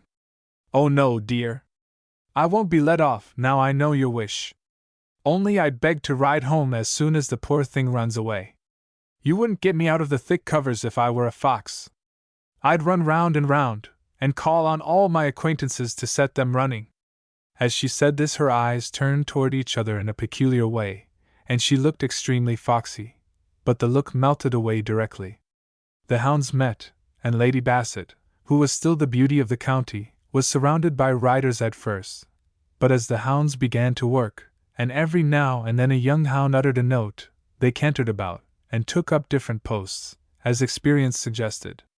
At last a fox was found at the other end of the cover, and away galloped the hunters in that direction, all but 4 persons, Lady Bassett, and her groom, who kept respectfully aloof, and a lady and gentleman who had reined their horses up on a rising ground about a furlong distant. Lady Bassett, thus left alone, happened to look round, and saw the lady level an opera glass toward her and look through it. As a result of this inspection, the lady cantered toward her. She was on a chestnut gelding of great height and bone, and rode him as if they were one, so smoothly did she move in concert with his easy, magnificent strides. When she came near Lady Bassett, she made a little sweep and drew up beside her on the grass. There was no mistaking that tall figure and commanding face. It was the brave lady. Her eyes sparkled, her cheek was slightly colored with excitement. She looked healthier and handsomer than ever, and also more feminine, for a reason the sagacious reader may perhaps discern if he attends to the dialogue. "So," said she, without bowing or any other ceremony, "that little rascal is troubling you again." Lady Bassett colored and panted, and looked lovingly at her, before she could speak. At last she said, "Yes, and you have come to help us again. Well, the lawyer said there was no time to lose, so I have brought you the anonymous letter." "Oh, thank you, madam, thank you. But I'm afraid it will be of no use unless you can prove Mr. Bassett wrote it. It is in a disguised hand." "But you found him out by means of another letter."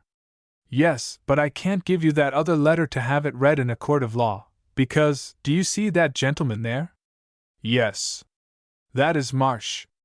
"Oh, is it? He is a fool, but I am going to marry him. I have been very ill since I saw you, and poor Marsh nursed me. Talk of women nurses! If ever you are ill in earnest, as I was, write to me, and I'll send you Marsh. Oh, I have no words to tell you his patience, his forbearance, his watchfulness, his tenderness to a sick woman. It is no use, I must marry him, and I could have no letter published that would give him pain. Of course not. Oh, madam, do you think I am capable of doing anything that would give you pain, or dear Mr. Marsh either? No, no, you are a good woman. Not half so good as you are. You don't know what you are saying." "Oh, yes, I do." "Then I say no more, it is rude to contradict. Goodbye, Lady Bassett." "Must you leave me so soon? Will you not visit us? May I not know the name of so good a friend? Next week I shall be Mrs. Marsh. And you will give me the great pleasure of having you at my house, you and your husband?" The lady showed some agitation at this, an unusual thing for her. She faltered, "Some day, perhaps, if I make him as good a wife as I hope to." "What a lady you are! Vulgar people are ashamed to be grateful, but you are a born lady. Goodbye, before I make a fool of myself, and they are all coming this way, by the dog's music. Won't you kiss me, after bringing me this?" "Kiss you?" And she opened her eyes. "If you please," said Lady Bassett, bending toward her, with eyes full of gratitude and tenderness. Then the other woman took her by the shoulders, and plunged her great gray orbs into Bella's. They kissed each other. At that contact the stranger seemed to change her character all in a moment. She strained Bella to her bosom and kissed her passionately, and sobbed out, wildly, "Oh God! You are good to sinners. This is the happiest hour of my life, it is a forerunner. Bless you, sweet dove of innocence! You will be none the worse, and I am all the better. Ah, Sir Charles! Not one word about me to him." And with these words, uttered with sudden energy, she spurred her great horse, leaped the ditch, and burst through the dead hedge into the wood, and winded out of sight among the trees. Sir Charles came up astonished. "Why, who was that?" Bella's eyes began to rove, as I have before described, but she replied pretty promptly. The brave lady herself, she brought me the anonymous letter for your defense. Why, how came she to know about it? She did not tell me that. She was in a great hurry. Her fiancé was waiting for her. Was it necessary to kiss her in the hunting field? Said Sir Charles, with something very like a frown. I'd kiss the whole field, grooms and all, if they did you a great service, as that dear lady has, said Bella. The words were brave, but the accent piteous. You are excited, Bella. You had better ride home, said Sir Charles, gently enough, but moodily. Thank you, Charles, said Bella, glad to escape further examination about this mysterious lady. She rode home accordingly. There she found Mr. Oldfield, and showed him the anonymous letter. He read it, and said it was a defense, but a disagreeable one. Suppose he says he wrote it, and the facts were true? But I don't think he will confess it. He is not a gentleman. He is very untruthful. Can we not make this a trap to catch him, sir? He has no scruples. Oldfield looked at her in some surprise at her depth. We must get hold of his handwriting, said he. We must ransack the local banks, find his correspondence. Leave all that to me, said Lady Bassett in a low voice. Lady Bassett, thus instructed, drove to all the banks, but found no clerk acquainted with Mr. Bassett's handwriting. He did not bank with anybody in the county. She called on several persons she thought likely to possess letters or other writings of Richard Bassett. Not a scrap. Then she began to fear. The case looked desperate. Then she began to think. And she thought very hard indeed, especially at night. In the dead of night she had an idea. She got up, and stole from her husband's side, and studied the anonymous letter. Next day she sat down with the anonymous letter on her desk, and blushed, and trembled, and looked about like some wild animal scared. She selected from the anonymous letter several words. Character abused, Sir Charles Bassett, lady abandoned, friend, weather, 10, slanderer, etc., and wrote them on a slip of paper. Then she locked up the anonymous letter.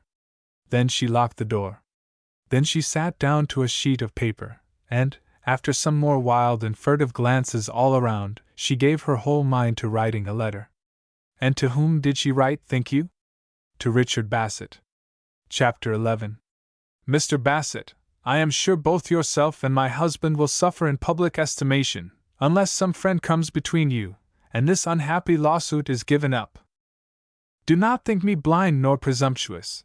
Sir Charles, when he wrote that letter, had reason to believe you had done him a deep injury by unfair means. Many will share that opinion if this cause is tried. You are his cousin, and his heir at law. I dread to see an unhappy feud inflamed by a public trial. Is there no personal sacrifice by which I can compensate the affront you have received, without compromising Sir Charles Bassett's veracity, who is the soul of honor? I am, yours obediently, Bella Bassett. She posted this letter, and Richard Bassett had no sooner received it than he mounted his horse and rode to Wheeler's with it. That worthy's eyes sparkled. Capital! Said he. We must draw her on, and write an answer that will read well in court. He concocted an epistle just the opposite of what Richard Bassett, left to himself, would have written. Bassett copied, and sent it as his own. Lady Bassett, I thank you for writing to me at this moment, when I am weighed down by slander. Your own character stands so high that you would not deign to write to me if you believed the abuse that has been lavished on me. With you I deplore this family feud. It is not of my seeking, and as for this lawsuit, it is one in which the plaintiff is really the defendant. Sir Charles has written a defamatory letter, which has closed every house in this county to his victim. If, as I now feel sure, you disapprove the libel, pray persuade him to retract it. The rest our lawyers can settle. Yours very respectfully, Richard Bassett.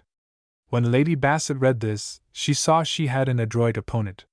Yet she wrote again. Mr. Bassett, there are limits to my influence with Sir Charles. I have no power to make him say one word against his convictions. But my lawyer tells me you seek pecuniary compensation for an affront. I offer you, out of my own means, which are ample, That which you seek, offer it freely and heartily, and I honestly think you had better receive it from me than expose yourself to the risks and mortifications of a public trial. I am yours obediently, Bella Bassett. Lady Bassett, you have fallen into a very natural error. It is true I sue Sir Charles Bassett for money, but that is only because the law allows me my remedy in no other form. What really brings me into court is the defense of my injured honor. How do you meet me? You say, virtually, never mind your character, here is money. Permit me to decline it on such terms. A public insult cannot be cured in private. Strong in my innocence and my wrongs, I court what you call the risks of a public trial. Whatever the result, you have played the honorable and womanly part of peacemaker, and it is unfortunate for your husband that your gentle influence is limited by his vanity, which perseveres in a cruel slander, instead of retracting it while there is yet time. I am, madam, yours obediently, Richard Bassett. Mr. Bassett, I retire from a correspondence which appears to be useless, and might, if prolonged, draw some bitter remark from me, as it has from you. After the trial, which you court and I deprecate, you will perhaps review my letters with a more friendly eye. I am yours obediently, Bella Bassett. In this fencing match between a lawyer and a lady, each gained an advantage. The lawyer's letters, as might have been expected, were the best adapted to be read to a jury, but the lady, subtler in her way, obtained, at a small sacrifice, what she wanted, and that without raising the slightest suspicion of her true motive in the correspondence. She announced her success to Mr. Oldfield, but in the midst of it, she quaked with terror at the thought of what Sir Charles would say to her for writing to Mr. Bassett at all. She now, with the changeableness of her sex, hoped and prayed Mr. Bassett would admit the anonymous letter, and so all her subtlety and pains proved superfluous. Quaking secretly, but with a lovely face and serene front, she took her place at the assizes, before the judge, and got as near him as she could. The court was crowded, and many ladies present. Bassett v. Bassett was called in a loud voice. There was a hum of excitement, then a silence of expectation, and the plaintiff's counsel rose to address the jury. Chapter 12. May it please your lordship, gentlemen of the jury, the plaintiff in this case is Richard Bassett, Esquire, the direct and lineal representative of that old and honorable family, whose monuments are to be seen in several churches in this county, and whose estates are the largest, I believe, in the county. He would have succeeded, as a matter of course, to those estates, but for an arrangement made only a year before he was born, by which, contrary to nature and justice, he was denuded of those estates, and they passed to the defendant. The defendant is nowise to blame for that piece of injustice, but he profits by it, and it might be expected that his good fortune would soften his heart toward his unfortunate relative. I say that if uncommon tenderness might be expected to be shown by anybody to this deserving and unfortunate gentleman, it would be by Sir Charles Bassett, who enjoys his cousin's ancestral estates, and can so well appreciate what that cousin has lost by no fault of his own. Here. Silence in the court. The judge. I must request that there may be no manifestation of feeling. Counsel. I will endeavor to provoke none, my lord. It is a very simple case, and I shall not occupy you long. Well, gentlemen, Mr. Bassett is a poor man, by no fault of his, but if he is poor, he is proud and honorable. He has met the frowns of fortune like a gentleman, like a man. He has not solicited government for a place. He has not whined nor lamented. He has dignified unmerited poverty by prudence and self-denial, and unable to forget that he is a Bassett, he has put by a little money every year, and bought a small estate or two, and had even applied to the Lord Lieutenant to make him a justice of the peace, when a most severe and unexpected blow fell upon him. Among those large proprietors who respected him in spite of his humbler circumstances was Mr. Hardwick, one of the county members. Well, gentlemen, on the 21st of last May Mr. Bassett received a letter from Mr. Hardwick enclosing one purporting to be from Sir Charles Bassett. The judge. Does Sir Charles Bassett admit the letter? Defendant's counsel, after a word with Oldfield. Yes, my lord. Plaintiff's counsel. A letter admitted to be written by Sir Charles Bassett. That letter shall be read to you. The letter was then read. The counsel resumed. Conceive, if you can, the effect of this blow, just as my unhappy and most deserving client was rising a little in the world. I shall prove that it excluded him from Mr. Hardwick's house, and other houses too. He is a man of too much importance to risk affronts. He has never entered the door of any gentleman in this county since his powerful relative published this cruel libel.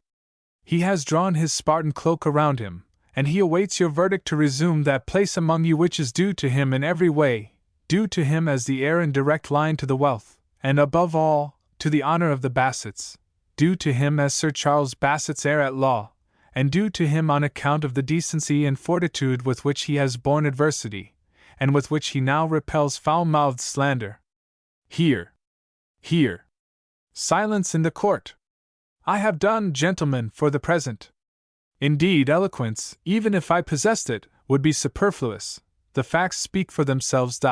Call James Hardwick, Esq. Mr. Hardwick proved the receipt of the letter from Sir Charles, and that he had sent it to Mr. Basset, and that Mr. Basset had not entered his house since then, nor had he invited him. Mr. Basset was then called, and being duly trained by Wheeler, abstained from all heat, and wore an air of dignified dejection. His counsel examined him, and his replies bore out the opening statement. Everybody thought him sure of a verdict. He was then cross-examined. Defendant's counsel pressed him about his unfair way of shooting. The judge interfered, and said that was trifling. If there was no substantial defense, why not settle the matter? There is a defense, my lord. Then it is time you disclosed it. Very well, my lord. Mr. Basset, did you ever write an anonymous letter? Not that I remember. Oh, that appears to you a trifle. It is not so considered. The judge. Be more particular in your question. I will, my lord. Did you ever write an anonymous letter, to make mischief between Sir Charles and Lady Basset? Never, said the witness, but he turned pale. Do you mean to say you did not write this letter to Miss Bruce? Look at the letter, Mr. Basset, before you reply. Basset cast one swift glance of agony at Wheeler, then braced himself like iron. He examined the letter attentively, turned it over, lived an age, and said it was not his writing. Do you swear that? Certainly. Defendant's counsel. I shall ask your lordship to take down that reply. If persisted in, my client will indict the witness for perjury. Plaintiff's counsel. Don't threaten the witness as well as insult him, please. The judge. He is an educated man, and knows the duty he owes to God and the defendant. Take time, Mr. Basset, and recollect. Did you write that letter? No, my lord. Counsel waited for the judge to note the reply, then proceeded. You have lately corresponded with Lady Basset, I think? Yes. Her ladyship opened a correspondence with me. It is a lie, roared Sir Charles Basset from the door of the grand jury room. Silence in the court. The judge. Who made that unseemly remark? Sir Charles. I did, my lord. My wife never corresponded with the cur. The plaintiff. It is only one insult more, gentlemen, and as false as the rest. Permit me, my lord. My own counsel would never have put the question. I would not, for the world, give Lady Basset pain, but Sir Charles and his counsel have extorted the truth from me. Her ladyship did open a correspondence with me, and a friendly one. The plaintiff's counsel. Will your lordship ask whether that was after the defendant had written the libel? The question was put, and answered in the affirmative. Lady Basset hid her face in her hands. Sir Charles saw the movement, and groaned aloud. The judge. I beg the case may not be encumbered with irrelevant matter. Counsel replied that the correspondence would be made evidence in the case. To the witness. You wrote this letter to Lady Basset? Yes. And every word in it? And every word in it. Faltered Basset, now ashy pale, for he began to see the trap. Then you wrote this word character, and this word injured, and this word. The judge, peevishly. He tells you he wrote every word in those letters to Lady Basset. What more would you have? Counsel. If your lordship will be good enough to examine the correspondence, and compare those words in it I have underlined with the same words in the anonymous letter, you will perhaps find I know my business better than you seem to think. The counsel who ventured on this remonstrance was a sergeant. Brother either side, said the judge, with a charming manner. You satisfied me of that, to my cost, long ago, whenever I had you against me in a case. Please hand me the letters. While the judge was making a keen comparison, counsel continued the cross-examination. You are aware that this letter caused a separation between Sir Charles Bassett and the lady he was engaged to? I know nothing about it. Indeed? Well, were you acquainted with the Miss Somerset mentioned in this letter? Slightly. You have been at her house? Once or twice. Which? Twice is double as often as once, you know. Twice. No more? Not that I recollect. You wrote to her? I may have. Did you or did you not? I did. What was the purport of that letter? I can't recollect at this distance of time. On your oath, sir, did you not write urging her to cooperate with you to keep Sir Charles Bassett from marrying his affianced, Miss Bella Bruce, to whom that anonymous letter was written with the same object? The perspiration now rolled in visible drops down the tortured liar's face. Yet still, by a gigantic effort, he stood firm, and even planted a blow. I did not write the anonymous letter. But I believe I told Miss Somerset I loved Miss Bruce, and that her lover was robbing me of mine, as he had robbed me of everything else. And that was all you said on your oath? All I can recollect. With this the strong man, cowed, terrified, expecting his letter to Somerset to be produced, and so the iron chain of evidence completed, gasped out, Man, you tear open all my wounds at once! And with this burst out sobbing, and lamenting aloud that he had ever been born. Counsel waited calmly till he should be in a condition to receive another dose. Oh, will nobody stop this cruel trial? Said Lady Bassett, with the tears trickling down her face. The judge heard this remark without seeming to do so. He said to defendant's counsel, Whatever the truth may be, you have proved enough to show Sir Charles Bassett might well have an honest conviction that Mr. Bassett had done a dastardly act. Whether a jury would ever agree on a question of handwriting must always be doubtful. Looking at the relationship of the parties, is it advisable to carry this matter further? If I might advise the gentlemen, they would each consent to withdraw a juror. Upon this suggestion the counsel for both parties put their heads together in animated whispers, and during this the judge made a remark to the jury, intended for the public. Since Lady Bassett's name has been drawn into this, I must say that I have read her letters to Mr. Bassett, and they are such as she could write without in the least compromising her husband. Indeed, now the defense is disclosed, they appear to me to be wise and kindly letters, such as only a good wife, a high-bred lady, and a true Christian could write in so delicate a matter. Plaintiff's counsel. My lord, we are agreed to withdraw a juror. Defendant's counsel. Out of respect for your lordship's advice, and not from any doubt of the result on our part. The crier. Was v. Halliburton. And so the car of justice rolled on till it came to Wheeler v. Bassett. This case was soon disposed of. Sir Charles Bassett was dignified and calm in the witness box, and treated the whole matter with high-bred nonchalance, as one unworthy of the attention the court was good enough to bestow on it. The judge disapproved the assault, but said the plaintiff had drawn it on himself by unprofessional conduct, and by threatening a gentleman in his own house. Verdict for the plaintiff, 40s. The judge refused to certify for costs. Lady Bassett, her throat parched with excitement, drove home, and awaited her husband's return with no little anxiety. As soon as she heard him in his dressing-room she glided in, and went down on her knees to him. Pray don't scold me. I couldn't bear you to be defeated, Charles. Sir Charles raised her, but did not kiss her. You think only of me, said he, rather sadly. It is a sorry victory, too dearly bought. Then she began to cry. Sir Charles begged her not to cry, but still he did not kiss her, nor conceal his mortification. He hardly spoke to her for several days. She accepted her disgrace pensively and patiently. She thought it all over, and felt her husband was right, and loved her like a man. But she thought also that she was not very wrong to love him in her way. Wrong or not, she felt she could not sit idle and see his enemy defeat him. The coolness died away by degrees, with so much humility on one side and so much love on both, but the subject was interdicted forever. A week after the trial, Lady Bassett wrote to Mrs. Marsh, under cover to Mr. Oldfield, and told her how the trial had gone, and, with many expressions of gratitude, invited her and her husband to Huntercombe Hall. She told Sir Charles what she had done, and he wore a very strange look. "Might I suggest that we have them alone?" said he dryly. "By all means," said Lady Bassett. "I don't want to share my paragon with anybody." In due course a reply came. Mr. and Mrs. Marsh would avail themselves some day of Lady Bassett's kindness. At present they were going abroad. The letter was written by a man's hand.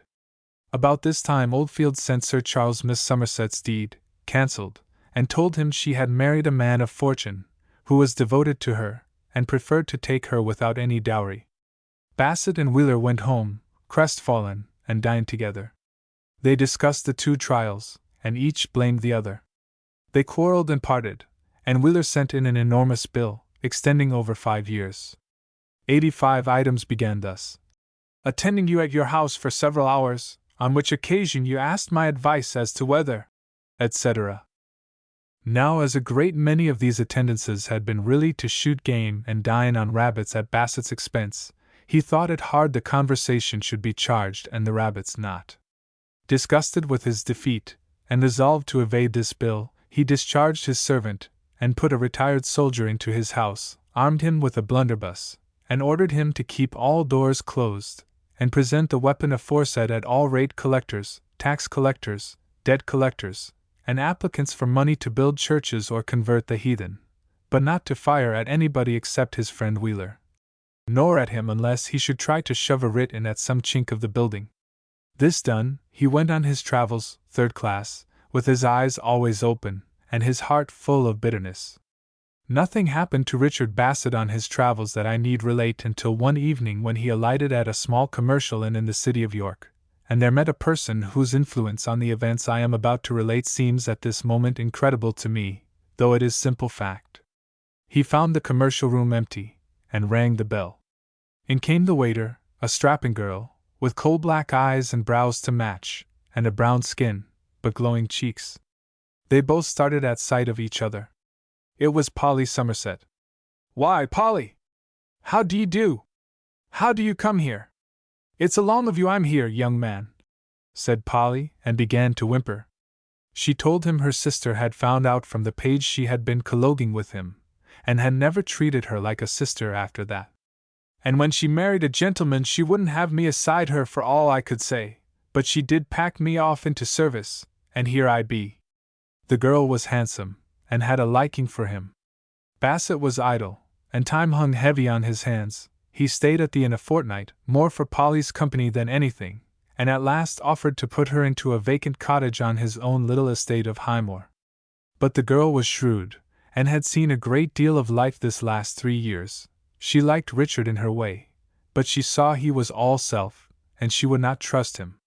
"Nay," said she, "I'll not break with Rhoda for any young man in Britain. If I leave service she will never own me at all, she is as hard as iron." "Well, but you might come and take service near me, and then we could often get a word together." "Oh, I'm agreeable to that, you find me a good place. I like an inn best, one sees fresh faces." Bassett promised to manage that for her. On reaching home he found a conciliatory letter from Wheeler, coupled with his permission to tax the bill according to his own notion of justice. This and other letters were in an outhouse. The old soldier had not permitted them to penetrate the fortress. He had entered into the spirit of his instructions, and to him a letter was a probable hand grenade. Bassett sent for Wheeler. The bill was reduced, and a small payment made, the rest postponed till better times. Wheeler was then consulted about Polly, and he told his client the landlady of the Lamb wanted a good active waitress. He thought he could arrange that little affair. In due course, thanks to this artist, Mary Wells, hitherto known as Polly Somerset, landed with her boxes at the Lamb, and with her quick foot, her black eyes, and ready tongue soon added to the popularity of the inn. Richard Bassett, Esq. for one, used to sup there now and then with his friend Wheeler, and even sleep there after supper. By and by the vicar of Huntercombe wanted a servant, and offered to engage Mary Wells. She thought twice about that. She could neither write nor read, and therefore was dreadfully dull without company. The bustle of an inn, and people coming and going, amused her. However, it was a temptation to be near Richard Bassett, so she accepted at last. Unable to write, she could not consult him, and she made sure he would be delighted. But when she got into the village, the prudent Mr. Bassett drew in his horns, and avoided her. She was mortified and very angry. She revenged herself on her employer, broke double her wages. The vicar had never been able to convert a smasher, so he parted with her very readily to Lady Bassett, with a hint that she was rather unfortunate in glass and china.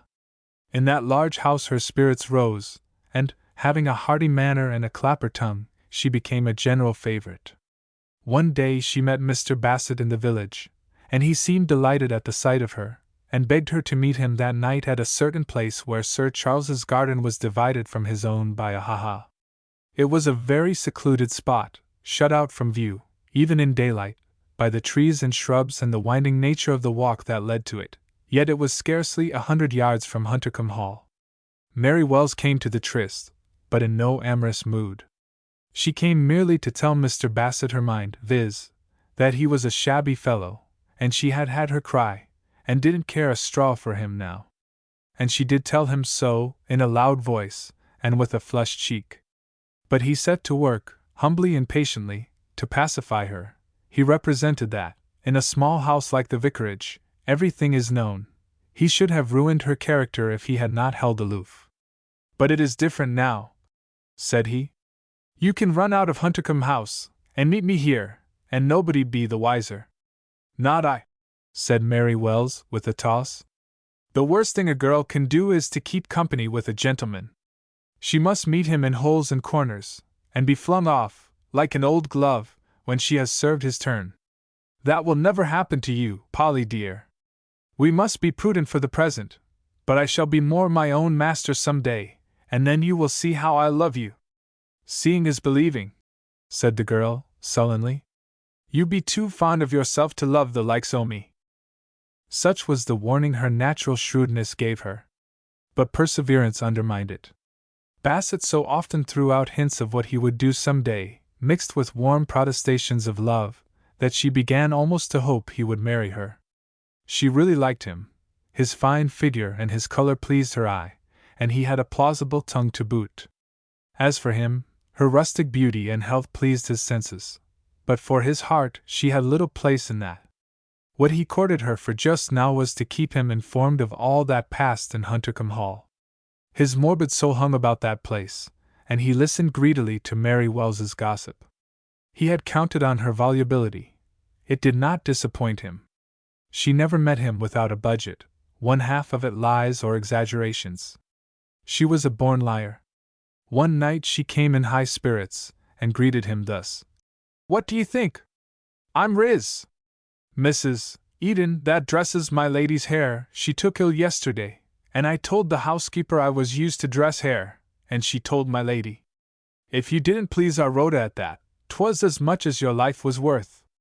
You mustn't be thinking of your young man with her hair in your hand, or she'd rouse you with a good crack on the crown with a hairbrush. So I dressed my lady's hair, and handled it like old Cheney. By the same token, she is so pleased with me you can't think. She is a real lady, not like our Rhoda. Speaks as civil to me as if I was one of her own sort, and says she, I should like to have you about me, if I might. I had it on my tongue to tell her she was mistress, but I was a little skeered at her at first, you know. But she will have me about her, I see it in her eye. Bassett was delighted at this news, but he did not speak his mind all at once. The time was not come. He let the gypsy rattle on, and bided his time. He flattered her, and said he envied Lady Bassett to have such a beautiful girl about her. I'll let my hair grow, said he. I do, said she, and then I'll pull it for you. This challenge ended in a little struggle for a kiss, the sincerity of which was doubtful. Polly resisted vigorously, to be sure, but briefly, and having given in, returned it. One day she told him Sir Charles had met her plump, and had given a great start. This made Bassett very uneasy. Confound it, he will turn you away. He will say, "This girl knows too much." "How simple you be," said the girl. "Do you think I let him know?" Says he, "I think I have seen you before." "Yes, sir," says I was housemaid here before my lady had me to dress her." "No," says he, "I mean in London, in Mayfair, you know. I declare you might ha knocked me down why a feather." So I looks in his face, as cool as marble, and I said, "No, sir. I never had the luck to see London, sir," says I. "All the better for you," says he, and he swallowed it like spring water, as Sister Rhoda used to say when she told one and they believed it. "You are a clever girl," said Bassett. "He would have turned you out of the house if he had known who you were." She disappointed him in one thing: she was bad at answering questions. Morally, she was not quite so great an egotist as himself, but intellectually a greater. Her volubility was all egotism. She could scarcely say 10 words, except about herself. So, when Bassett questioned her about Sir Charles and Lady Bassett, she said, "Yes," or "No," or "I don't know," and was off at a tangent to her own sayings and doings. Bassett, however, by great patience and tact, extracted from her at last that Sir Charles and Lady Bassett were both sore at not having children, and that Lady Bassett bore the blame. "That is a good joke," said he. "The smoke-dried rake! Polly, you might do me a good turn. You have got her ear. Open her eyes for me. What might not happen?" His eyes shone fiendishly. The young woman shook her head. "Me meddle between man and wife. I'm too fond of my place." "Ah, you don't love me as I love you. You think only of yourself. And what do you think of? Do you love me well enough to find me a better place, if you get me turned out of Huntercombe Hall?" "Yes, I will, a much better."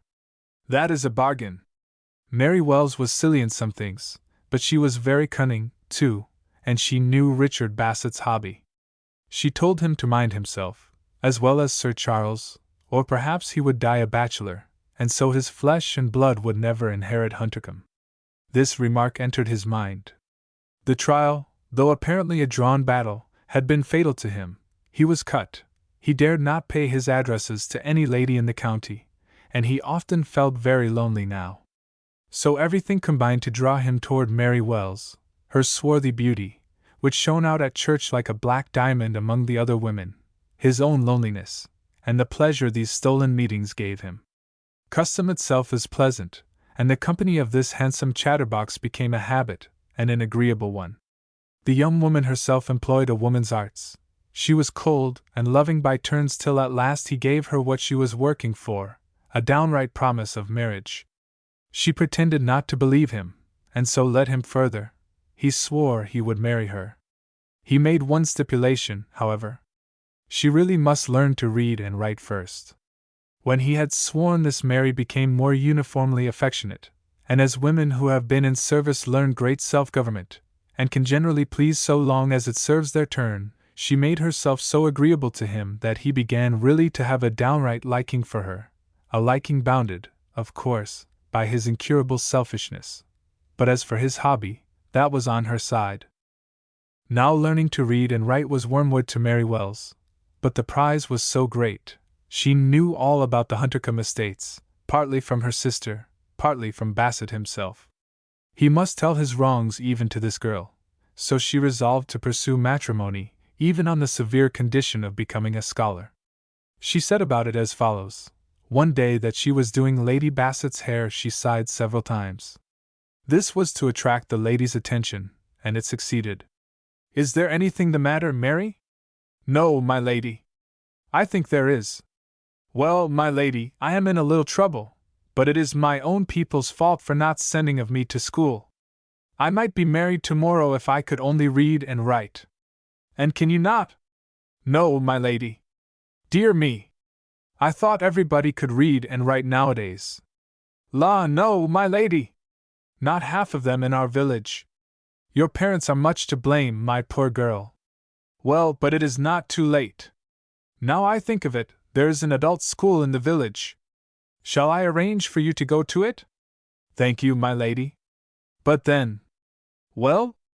All my fellow servants would have a laugh against me. The person you are engaged to, will he not instruct you? Oh, he have no time to teach me. Besides, I don't want him to know either. But I won't be his wife to shame him. Another sigh. Mary, said Lady Bassett, in the innocence of her heart, you shall not be mortified, and you shall not lose a good marriage. I will try and teach you myself. Mary was profuse in thanks. Lady Bassett received them rather coldly. She gave her a few minutes' instruction in her dressing room every day, and Mary, who could not have done anything intellectual for half an hour at a stretch, gave her whole mind for those few minutes. She was quick, and learned very fast.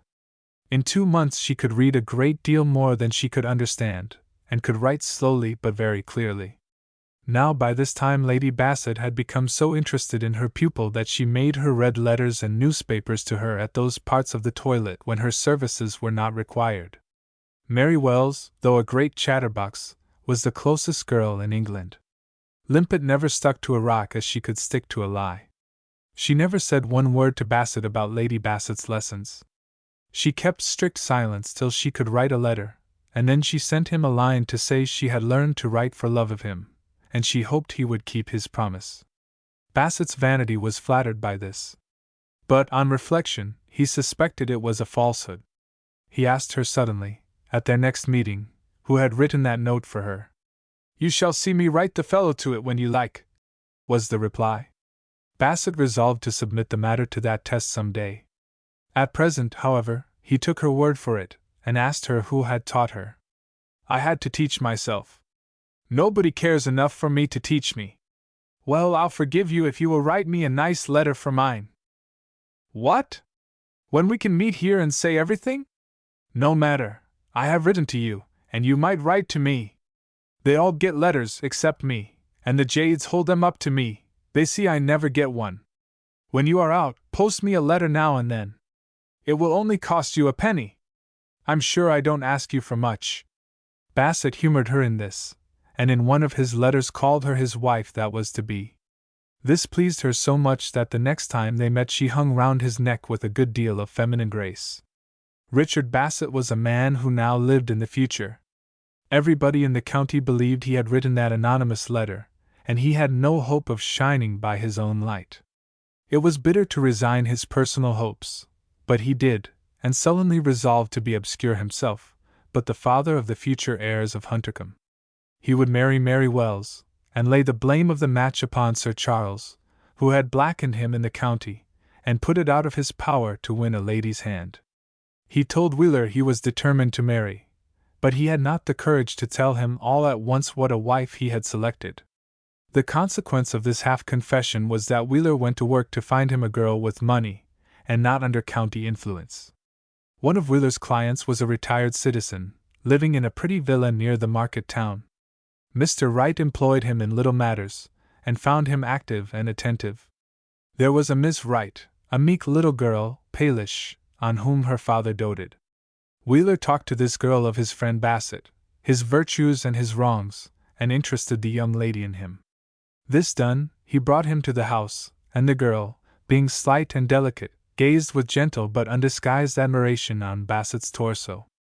Wheeler had told Richard Miss Wright was to have £7,000 on her wedding day, and that excited a corresponding admiration in the athletic gentleman. After that Bassett often called by himself, and the father encouraged the intimacy. He was old, and wished to see his daughter married before he left her, and this seemed an eligible match, though not a brilliant one, a bit of land and a good name on one side, a smart bit of money on the other. The thing went on wheels. Richard Bassett was engaged to Jane Wright almost before he was aware. Now he felt uneasy about Mary Wells, very uneasy, but it was only the uneasiness of selfishness. He began to try and prepare. He effected business visits to distant places, etc., in order to break off by degrees. By this means their meetings were comparatively few. When they did meet, which was now generally by written appointment, he tried to prepare by telling her he had encountered losses, and feared that to marry her would be a bad job for her as well as for him, especially if she should have children. Mary replied she had been used to work, and would rather work for a husband than any other master. On another occasion she asked him quietly whether a gentleman ever broke his oath. Never, said Richard. In short, she gave him no opening. She would not quarrel. She adhered to him as she had never adhered to anything but a lie before. Then he gave up all hope of smoothing the matter. He coolly cut her, never came to the trysting place, did not answer her letters, and being a reckless egotist, married Jane right all in a hurry, by special license.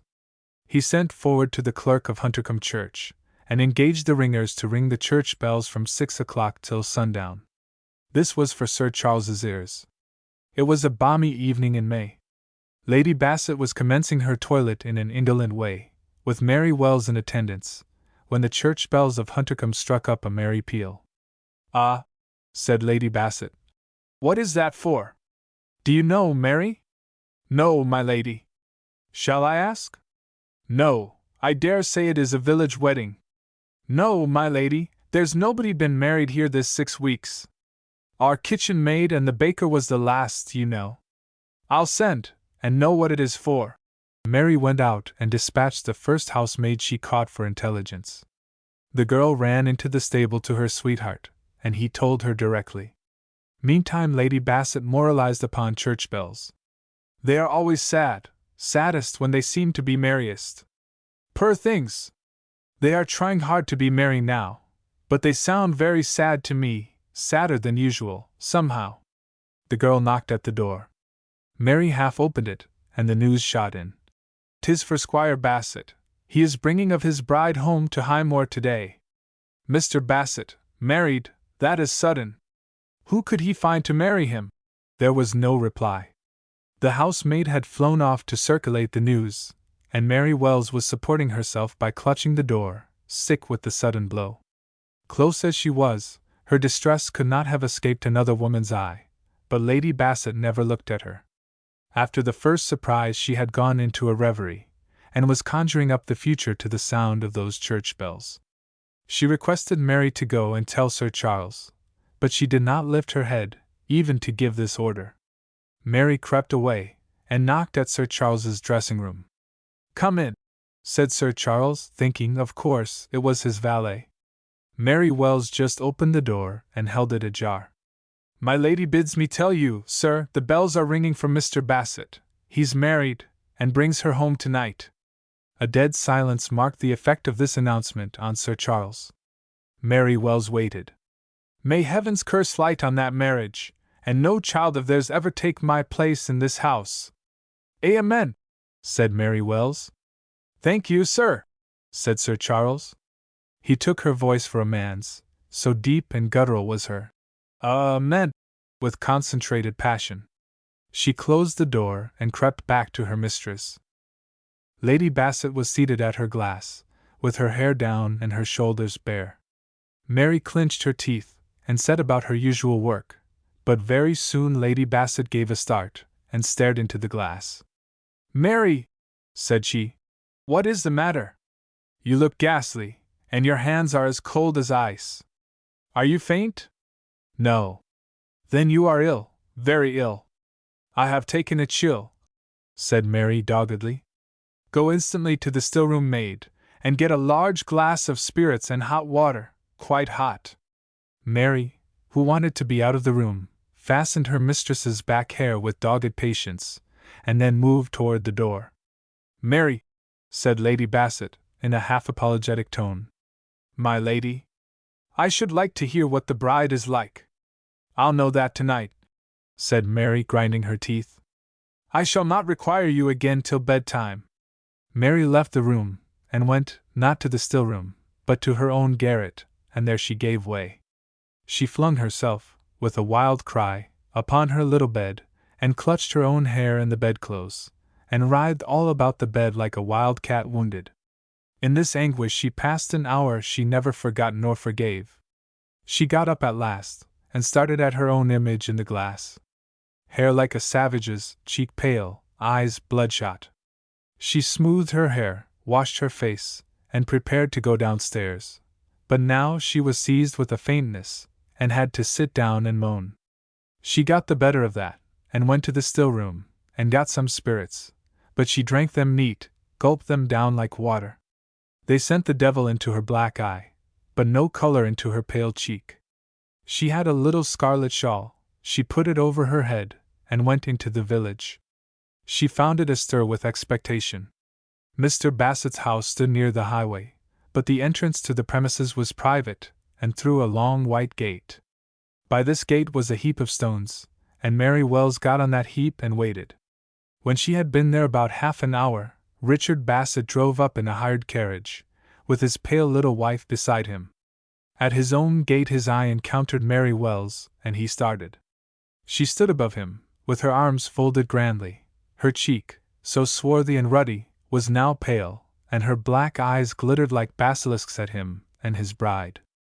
The whole woman seemed lifted out of her low condition, and dignified by wrong. He had to sustain her look for a few seconds, while the gate was being opened, and it seemed an age. He felt his first pang of remorse when he saw that swarthy, ruddy cheek so pale. Then came admiration of her beauty, and disgust at the woman for whom he had jilted her, and that gave way to fear. The hater looked into those glittering eyes, and saw he had roused a hate as unrelenting as his own. Chapter 13. For the first few days Richard Bassett expected some annoyance from Mary Wells, but none came, and he began to flatter himself she was too fond of him to give him pain. This impression was shaken about 10 days after the little scene I have described. He received a short note from her, as follows. Sir, you must meet me tonight, at the same place, 8 o'clock. If you do not come it will be the worse for you. M.W.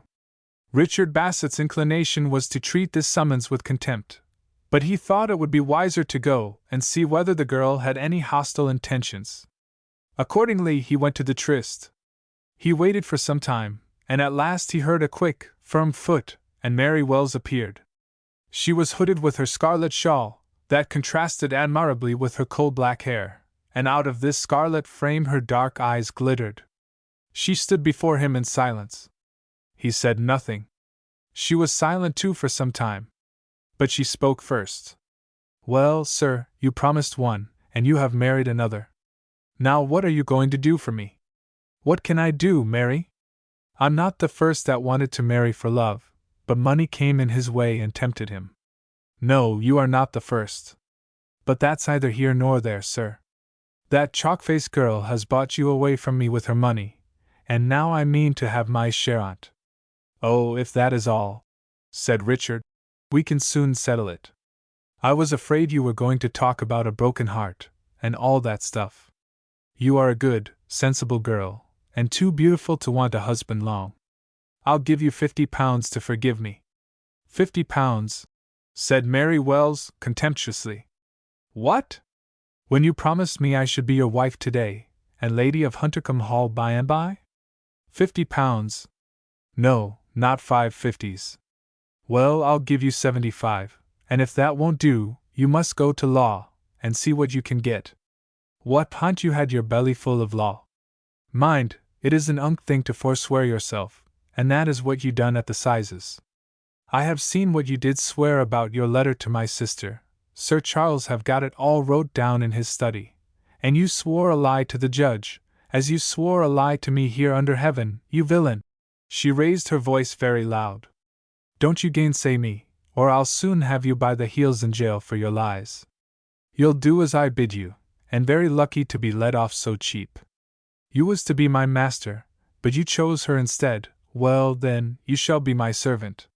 You shall come here every Saturday at 8 o'clock, and bring me a sovereign, which I never could keep a lump o' money, and I have had 1 or 2 from Rhoda, so I'll take it a sovereign a week till I get a husband of my own sort, and then you'll have to come down handsome once for all.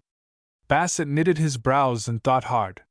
His natural impulse was to defy her, but it struck him that a great many things might happen in a few months, so at last he said, humbly, I consent. I have been to blame. Only I'd rather pay you this money in some other way. My way or none. Very well, then, I will bring it you as you say. Mind you do, then, said Mary Wells, and turned haughtily on her heel. Bassett never ventured to absent himself at the hour, and at first the blackmail was delivered and received with scarcely a word, but by and by old habits so far revived that some little conversation took place. Then, after a while, Bassett used to tell her he was unhappy, and she used to reply she was glad of it.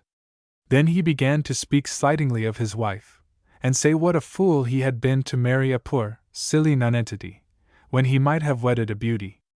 Mary Wells, being intensely vain, listened with complacency to this, although she replied coldly and harshly.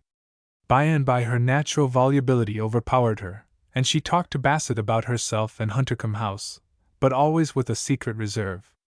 Later, such is the force of habit, each used to look forward with satisfaction to the Saturday meeting, although each distrusted and feared the other at bottom.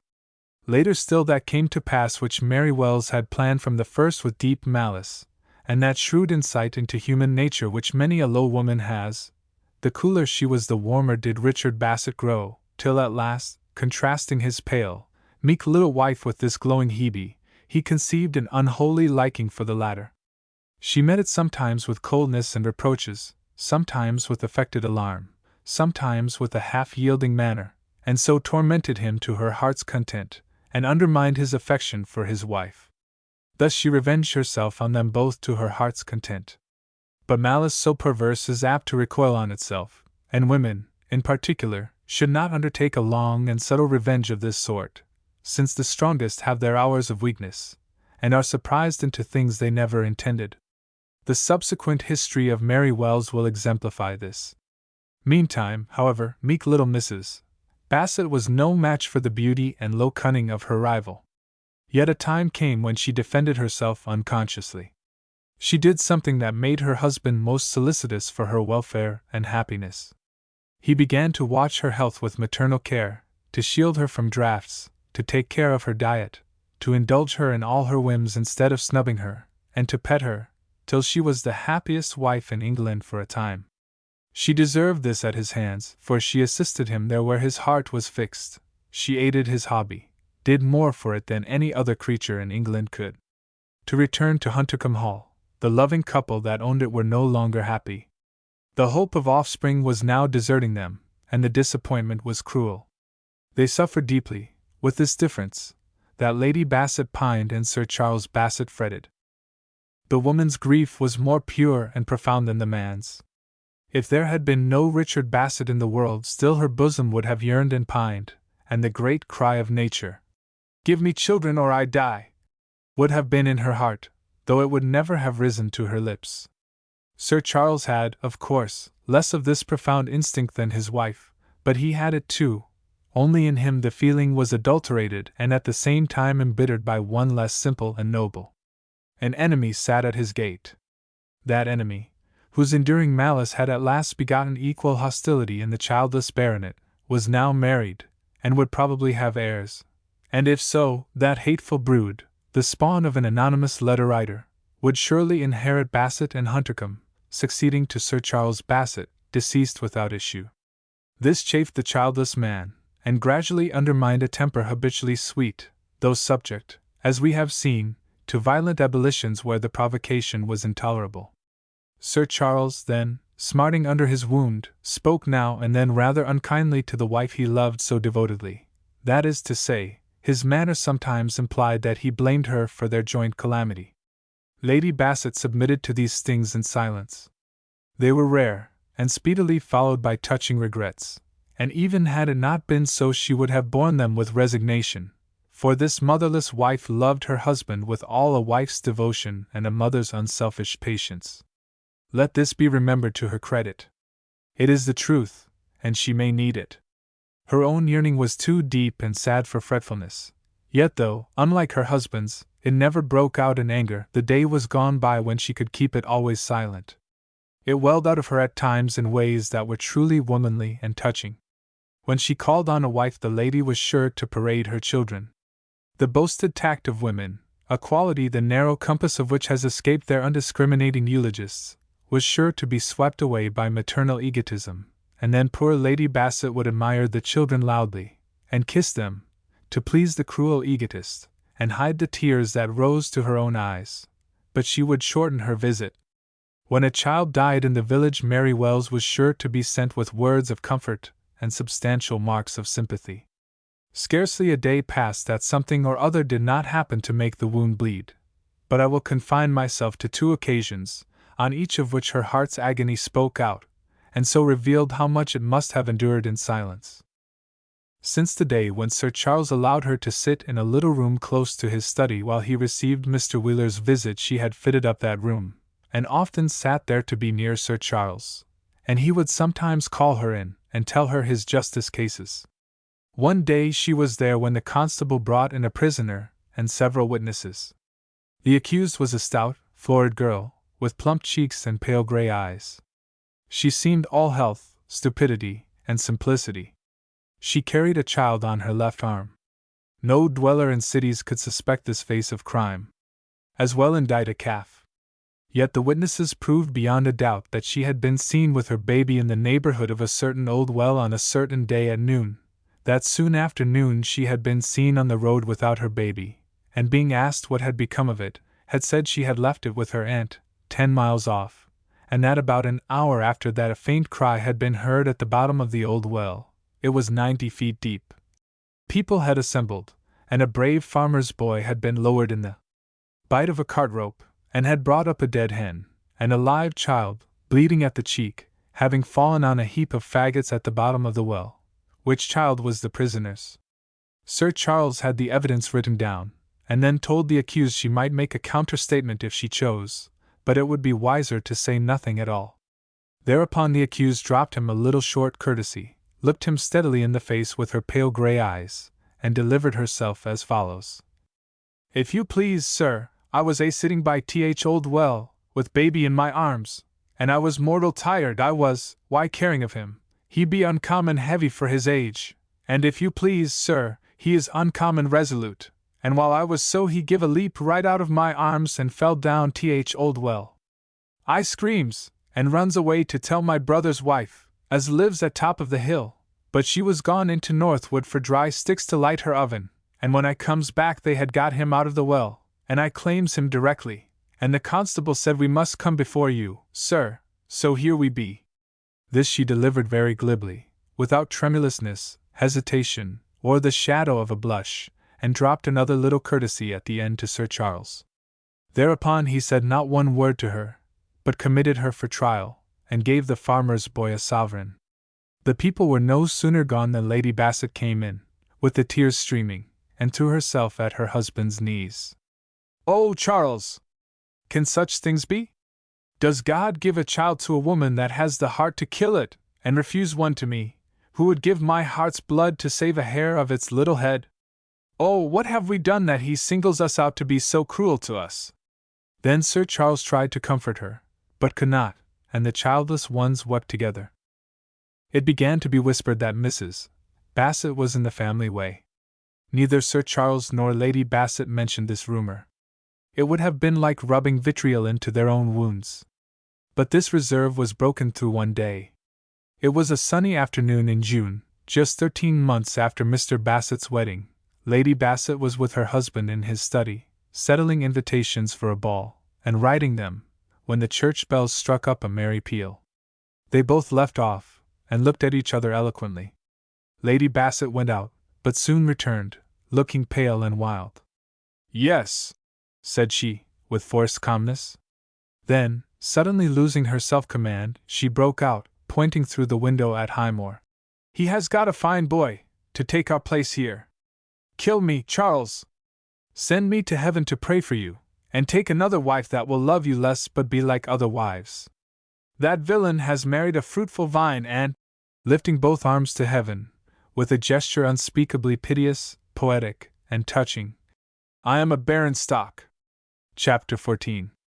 Of all the fools nature produces with the help of society, fathers of firstborns are about the most offensive.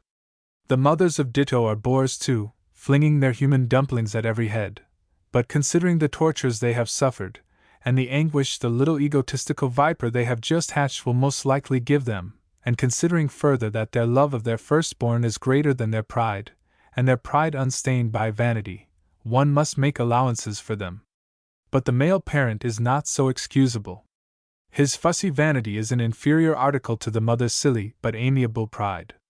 His obtrusive affection is 2/3 of it egotism, and blindish egotism, too, for if, at the very commencement of the wife's pregnancy, the husband is sent to India, or hanged, the little angel, as they call it, Lord forgive them, is nurtured from a speck to a mature infant by the other parent, and finally brought into the world by her just as effectually as if her male confederate had been tied to her apron string. All the time, instead of expatriated or hanged. Therefore the law, for want, I suppose, of studying medicine, is a little inconsiderate in giving children to fathers, and taking them by force from such mothers as can support them, and therefore let Galena go on clucking over her firstborn, but Gallus be quiet, or sing a little smaller. With these preliminary remarks, let me introduce to you a character new in fiction, but terribly old in history. Upon the birth of a son and heir, Mr. Richard Bassett was inflated almost to bursting. He became suddenly hospitable, collected all his few friends about him, and showed them all the boy at great length, and talked boy and little else. He went out into the world and made calls on people merely to remind them he had a son and heir. His self-gratulation took a dozen forms. Perhaps the most amusing, and the richest food for satire, was the mock querulous style, of which he showed himself a master. "Don't you ever marry?" said he to Wheeler and others. "Look at me, do you think I am the master of my own house? Not I am a regular slave.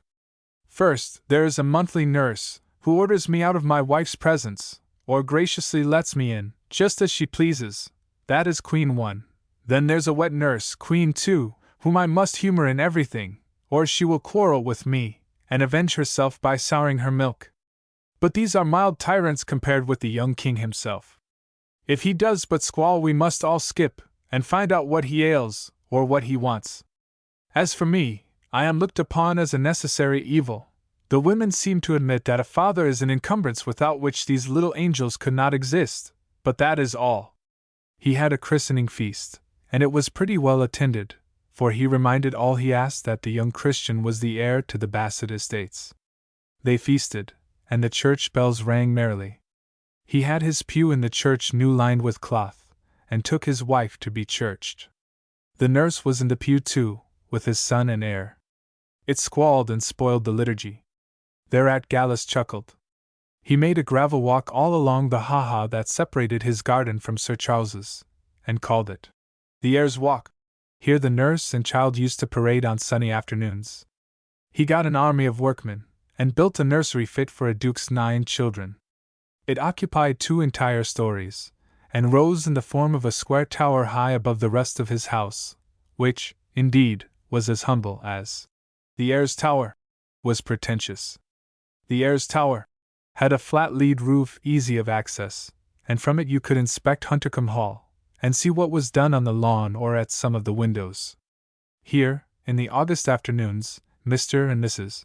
Bassett used to sit drinking their tea, with nurse and child, and Bassett would talk to his unconscious boy, and tell him that the great house and all that belonged to it should be his in spite of the arts that had been used to rob him of it.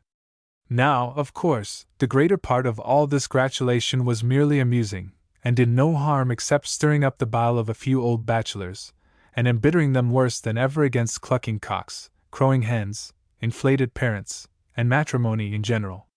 But the overflow of it reached Huntercombe Hall, and gave cruel pain to the childless ones, over whom this inflated father was, in fact, exulting.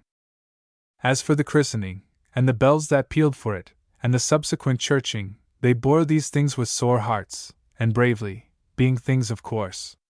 But when it came to their ears that Bassett and his family called his new gravel walk the heir's walk, and his ridiculous nursery the heir's tower, this roused a bitter animosity, and indeed, led to reprisals. Sir Charles built a long wall at the edge of his garden, shutting out the heir's walk, and intercepting the view of his own premises from that walk. Then Mr. Bassett made a little hill at the end of his walk, so that the heir might get one peep over the wall at his rich inheritance. Then Sir Charles began to fell timber on a gigantic scale. He went to work with several gangs of woodmen, and all his woods, which were very extensive, rang with the axe, and the trees fell like corn. He made no secret that he was going to sell timber to the tune of several £1,000s and settle it on his wife. Then Richard Bassett, through Wheeler, his attorney, remonstrated in his own name, and that of his son, against this excessive fall of timber on an entailed estate. Sir Charles chafed like a lion stung by a gadfly, but vouchsafed no reply. The answer came from Mr. Oldfield. He said Sir Charles had a right under the entail to fell every stick of timber, and turn his woods into arable ground, if he chose, and even if he had not, looking at his age and his wife's, it was extremely improbable that Richard Bassett would inherit the estates. The said Richard Bassett was not personally named in the entail, and his rights were all in supposition. If Mr. Wheeler thought he could dispute both these positions, the Court of Chancery was open to his client. Then Wheeler advised Bassett to avoid the Court of Chancery in a matter so debatable, and Sir Charles felt all the more for the protest. The dead bodies of the trees fell across each other, and daylight peeped through the thick woods. It was like the clearing of a primeval forest. Richard Bassett went about with a witness and counted the fallen. The poor were allowed the lopwood. They thronged in for miles round, and each built himself a great wood pile for the winter. The poor blessed Sir Charles. He gave the proceeds, £13,000, to his wife for her separate use. He did not tie it up. He restricted her no further than this. She undertook never to draw above £100 at a time without consulting Mr. Oldfield as to the application. Sir Charles said he should add to this fund every year. His beloved wife should not be poor, even if the hated cousin should outlive him and turn her out of Huntercombe. And so passed the summer of that year, then the autumn, and then came a singularly mild winter. There was more hunting than usual, and Richard Bassett, whom his wife's fortune enabled to cut a better figure than before, was often in the field, mounted on a great bony horse that was not so fast as some, being half-bred, but a wonderful jumper. Even in this pastime the cousins were rivals. Sir Charles's favorite horse was a magnificent thoroughbred, who was seldom far off at the finish. Over good ground Richard's cocktail had no chance with him, but sometimes, if toward the close of the run they came to stiff fallows and strong fences, the great strength of the inferior animal, and that prudent reserve of his powers which distinguishes the canny cocktail from the higher-blooded animal, would give him the advantage. Of this there occurred, on a certain 18th of November, an example fraught with very serious consequences.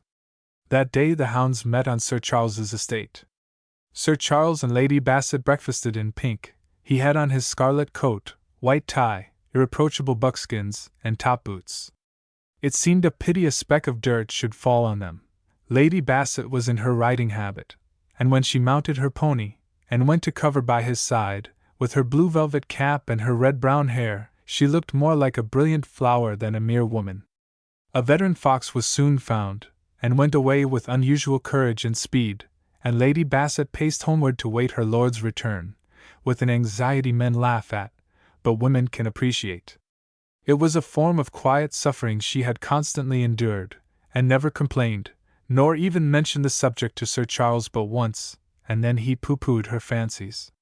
The hunt had a burst of about 40 minutes that left Richard Bassett's cocktail in the rear, and the fox got into a large beechwood with plenty of briars, and kept dodging about it for 2 hours, and puzzled the scent repeatedly. Richard Bassett elected not to go winding in and out among trees, risk his horse's legs in rabbit holes, and tire him for nothing. He had kept for years a little notebook he called Statistics of Foxes, and that told him an old dog fox of uncommon strength, if dislodged from that particular wood, would slip into Bellman's coppice, and if driven out of that would face the music again, would take the open country for Higham Gorse, and probably be killed before he got there. But once there a regiment of scythes might cut him out, but bleating, sneezing foxhounds would never work him out at the tail of a long run. So Richard Bassett kept out of the wood, and went gently on to Bellman's coppice and waited outside. His book proved an oracle. After 2 hours dodging and maneuvering, the fox came out at the very end of Bellman's coppice, with nothing near him but Richard Bassett. Pug gave him the white of his eye in an ugly leer, and headed straight as a crow for Higham Gorse. Richard Bassett blew his horn, collected the hunt, and laid the dogs on. Away they went, close together, thunder-mouthed on the hot scent. After a 3 miles gallop they sighted the fox for a moment just going over the crest of a rising ground 2 furlongs off. Then the hullabaloo and excitement grew furious, and one electric fury animated dogs, men, and horses. Another mile, and the fox ran in sight scarcely a furlong off, but many of the horses were distressed. The Bassets, however, kept up, one by his horse being fresh, the other by his animal's native courage and speed.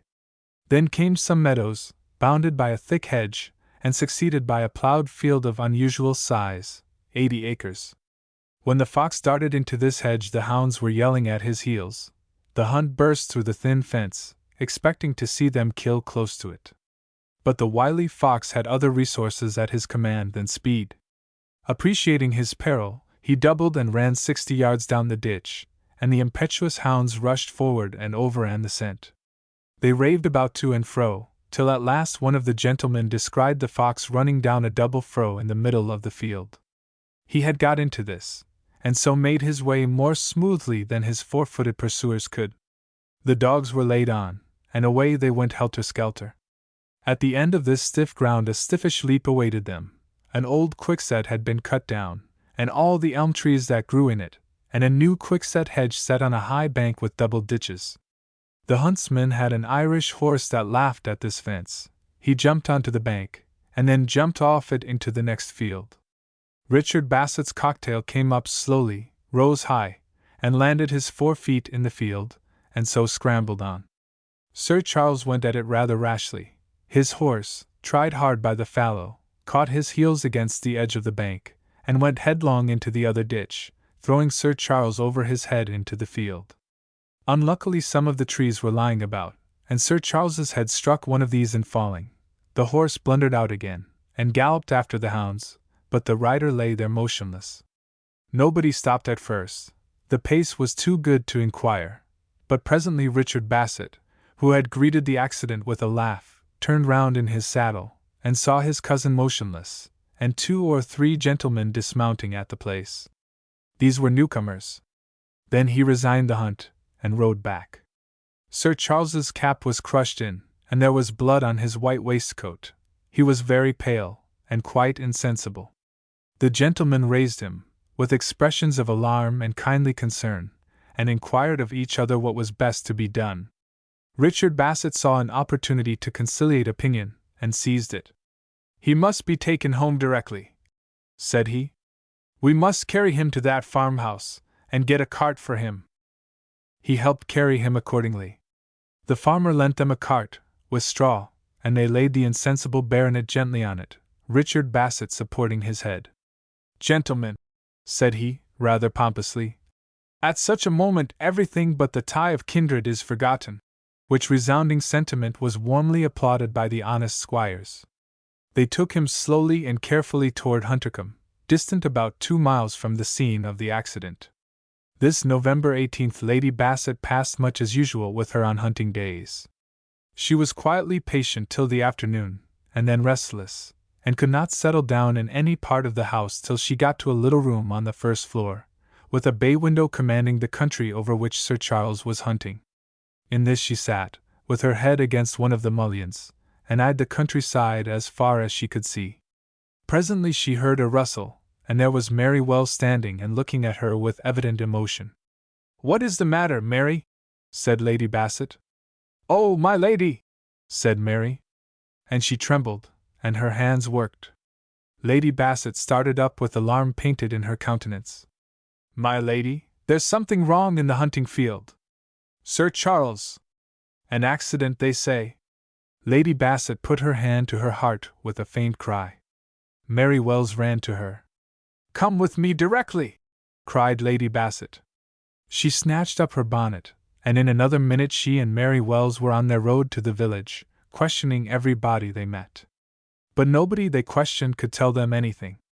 The stable boy, who had told the report in the kitchen of Huntercombe, said he had it from a gentleman's groom, riding by as he stood at the gates. The ill news thus flung in at the gate by one passing rapidly by was not confirmed by any further report, and Lady Bassett began to hope it was false. But a terrible confirmation came at last. In the outskirts of the village mistress and servant encountered a sorrowful procession. The cart itself, followed by 5 gentlemen on horseback, pacing slowly, and downcast as at a funeral. In the cart Sir Charles Bassett, splashed all over with mud, and his white waistcoat bloody, lay with his head upon Richard Bassett's knee. His hair was wet with blood, some of which had trickled down his cheek and dried. Even Richard's buckskins were slightly stained with it. At that sight Lady Bassett uttered a scream, which those who heard it never forgot, and flung herself, heaven knows how, into the cart, but she got there, and soon had that bleeding head on her bosom. She took no notice of Richard Bassett, but she got Sir Charles away from him, and the cart took her, embracing him tenderly, and kissing his hurt head, and moaning over him, all through the village to Huntercombe Hall. For years ago they passed through the same village in a carriage and four, bells pealing, rustics shouting, to take possession of Huntercombe, and fill it with pledges of their great and happy love, and as they flashed past the heir at law shrank hopeless into his little cottage. Now, how changed the pageant! A farmer's cart, a splashed and bleeding and senseless form in it, supported by a childless, despairing woman, one weeping attendant walking at the side, and among the gentlemen pacing slowly behind, the heir at law, with his head lowered in that decent affectation of regret which all heirs can put on to hide the indecent complacency within. Chapter 15. At the steps of Huntercombe Hall the servants streamed out, and relieved the strangers of the sorrowful load. Sir Charles was carried into the hall, and Richard Bassett turned away, with one triumphant flash of his eye, quickly suppressed, and walked with impenetrable countenance and studied demeanor into Highmore House. Even here he did not throw off the mask. It peeled off by degrees. He began by telling his wife, gravely enough, Sir Charles had met with a severe fall, and he had attended to him, and taken him home. "Ah, I am glad you did that, Richard," said Mrs. Bassett. "And is he very badly hurt?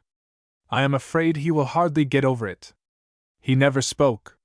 He just groaned when they took him down from the cart at Huntercombe. Poor Lady Bassett!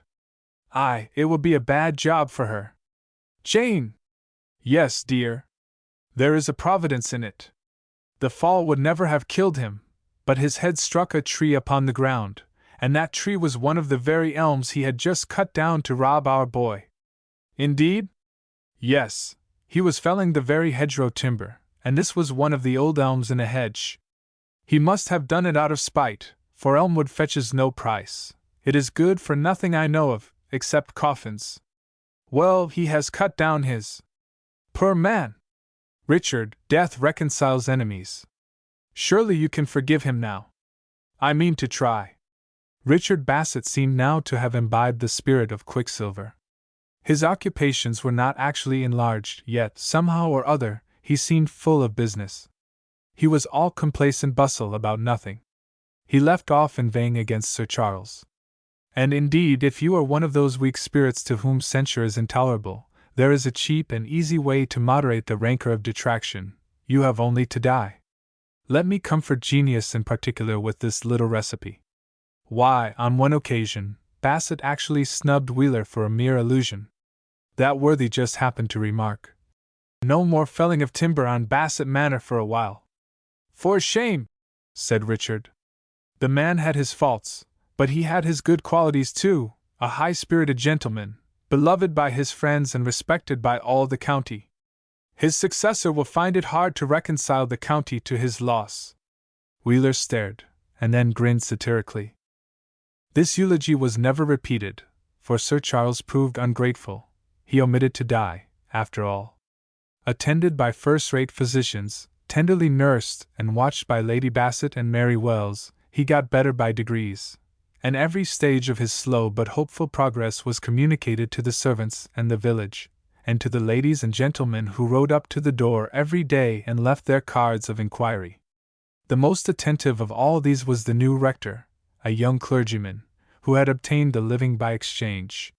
He was a man highly gifted both in body and mind, a swarthy Adonis, whose large dark eyes from the very first turned with glowing admiration on the blonde beauties of Lady Bassett.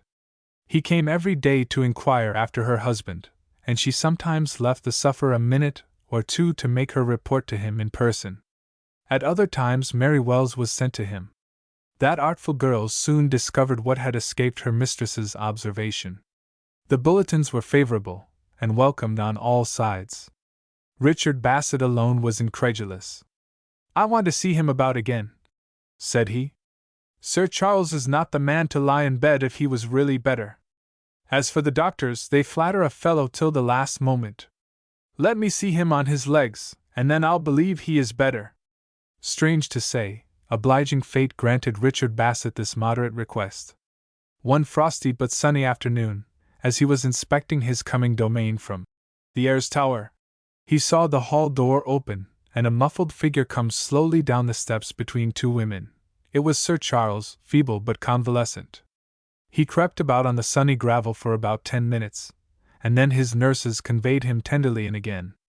This sight, which might have touched with pity a more generous nature, startled Richard Bassett, and then moved his bile. "I was a fool," said he. "Nothing will ever kill that man. He will see me out, see us all out. And that Mary Wells nurses him, and I dare say in love with him by this time. The fools can't nurse a man without. Curse the whole pack of ye!" he yelled, and turned away in rage and disgust. That same night he met Mary Wells, and in a strange fit of jealousy, began to make hot protestations of love to her. He knew it was no use reproaching her, so he went on the other tack. She received his vows with cool complacency, but would only stay a minute, and would only talk of her master and mistress, toward whom her heart was really warming in their trouble. She spoke hopefully and said, "'Tisn't as if he was one of your faint-hearted ones as meet death halfway. Why, the second day, when he could scarce speak, he sees me crying by the bed, and says he, almost in a whisper, 'What are you crying for?' 'Sir,' says I, ''tis for you, to see you lie like a ghost.' 'Then you be wasting of salt water,' says he. 'I wish I may, sir,' says I. So then he raised himself up a little bit. 'Look at me,' says he, 'I'm a Bassett. I am not the breed to die for a crack on the skull, and leave you all to the mercy of them that would have no mercy,' which he meant you, I suppose. So he ordered me to leave crying, which I behoved to obey, for he will be master, mind ye, while he have a finger to wag, poor dear gentleman, he will." And soon after this she resisted all his attempts to detain her, and scud back to the house, leaving Bassett to his reflections, which were exceedingly bitter. Sir Charles got better, and at last used to walk daily with Lady Bassett. Their favorite stroll was up and down the lawn, close under the boundary wall he had built to shut out the Eyre's Walk. The afternoon sun struck warm upon that wall, and the walk by its side. On the other side a nurse often carried little Dickie Bassett, the heir, but neither of the promenaders could see each other for the wall. Richard Bassett, on the contrary, from the Eyre's Tower, could see both these little parties, and, as some men cannot keep away from what causes their pain, he used to watch these loving walks, and see Sir Charles get stronger and stronger, till at last, instead of leaning on his beloved wife, he could march by her side, or even give her his arm. Yet the picture was, in a great degree, delusive, for, except during these blissful walks, when the sun shone on him, and love and beauty soothed him, Sir Charles was not the man he had been. The shake he had received appeared to have damaged his temper strangely. He became so irritable that several of his servants left him, and to his wife he repined, and his childless condition, which had been hitherto only a deep disappointment, became in his eyes a calamity that outweighed his many blessings. He had now narrowly escaped dying without an heir, and this seemed to sink into his mind, and cooperating with the concussion his brain had received, brought him into a morbid state. He brooded on it, and spoke of it, and got back to it from every other topic, in a way that distressed Lady Bassett unspeakably. She consoled him bravely, but often, when she was alone, her gentle courage gave way, and she cried bitterly to herself. Her distress had one effect she little expected. It completed what her invariable kindness had begun, and actually won the heart of a servant. Those who really know that tribe will agree with me that this was a marvelous conquest. Yet so it was. Mary Wells conceived for her a real affection, and showed it by unremitting attention, and a soft and tender voice, that soothed Lady Bassett, and drew many a silent but grateful glance from her dove-like eyes. Mary listened, and heard enough to blame Sir Charles for his peevishness, and she began to throw out little expressions of dissatisfaction at him. But these were so promptly discouraged by the faithful wife that she drew in again and avoided that line. But one day, coming softly as a cat, she heard Sir Charles and Lady Bassett talking over their calamity. Sir Charles was saying that it was heaven's curse, that all the poor people in the village had children, that Richard Bassett's weak, puny little wife had brought him an heir, and was about to make him a parent again. He alone was marked out and doomed to be the last of his race. "And yet," said he, "if I had married any other woman, and you had married any other man, we should have had children by the dozen, I suppose." Upon the whole, though he said nothing palpably unjust, he had the tone of a man blaming his wife as the real cause of their joint calamity, under which she suffered a deeper, nobler, and more silent anguish than himself. This was hard to bear, and when Sir Charles went away, Mary Wells ran in, with an angry expression on the tip of her tongue. She found Lady Bassett in a pitiable condition, lying rather than leaning on the table, with her hair loose about her, sobbing as if her heart would break. All that was good in Mary Wells tugged at her heartstrings. She flung herself on her knees beside her, and seizing her mistress's hand, and drawing it to her bosom, fell to crying and sobbing along with her. This canine devotion took Lady Bassett by surprise. She turned her tearful eyes upon her sympathizing servant, and said, "Oh, Mary!" and her soft hand pressed the girl's harder palm gratefully. Mary spoke first. "Oh, my lady," she sobbed, "it breaks my heart to see you so. And what a shame to blame you for what is no fault of yourn. If I was your husband, the cradles would soon be full in this house, but these fine gentlemen, they be old before their time with smoking of tobacco, and then to come and lay the blame on we. Mary, I value you very much, more than I ever did a servant in my life, but if you speak against your master we shall part." "La, my lady, I wouldn't for the world. Sir Charles is a perfect gentleman. Why, he gave me a sovereign only the other day for nursing of him. But he didn't ought to blame you for no fault of yourn, and to make you cry. It tears me inside out to see you cry, you that is so good to rich and poor. I wouldn't vex myself so for that, dear heart, 'twas always so, God sends meat to one house, and mouths to another. I could be patient if poor Sir Charles was not so unhappy," sighed Lady Bassett.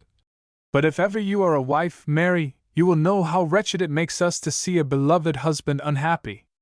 "Then I'd make him happy," said Mary. "Ah, if I only could! Oh, I could tell you a way, for I have known it done, and now he is as happy as a prince.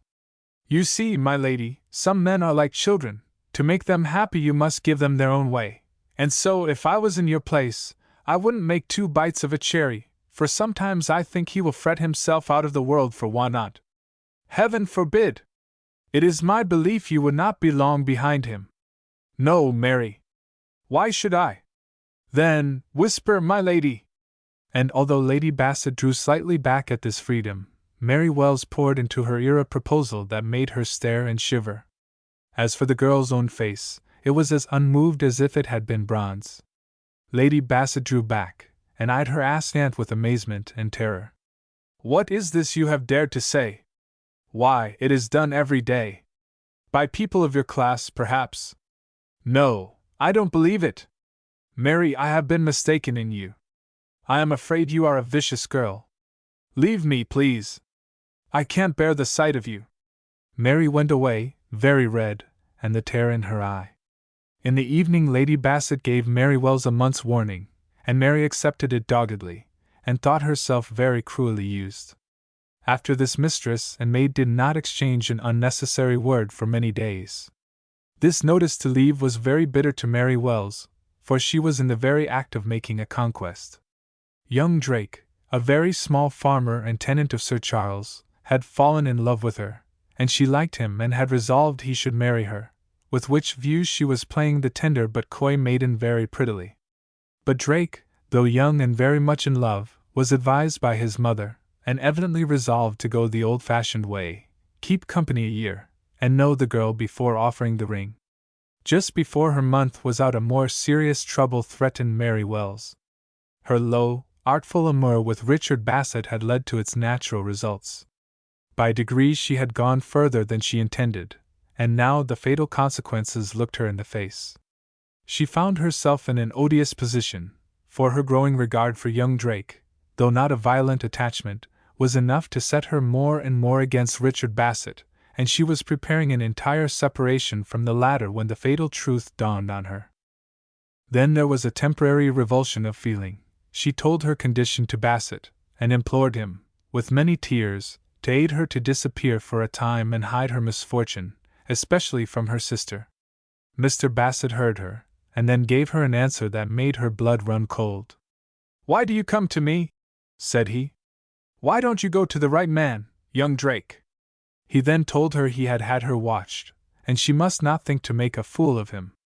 She was as intimate with the young farmer as with him, and was in his company every day. Mary Wells admitted that Drake was courting her, but said he was a civil, respectful young man, who desired to make her his wife. "You have lost me that," said she, bursting into tears. "And so, for God's sake, show yourself a man for once, and see me through my trouble." The egotist disbelieved, or affected not to believe her, and said, "When there are two, it is always the gentlemen you girls deceive.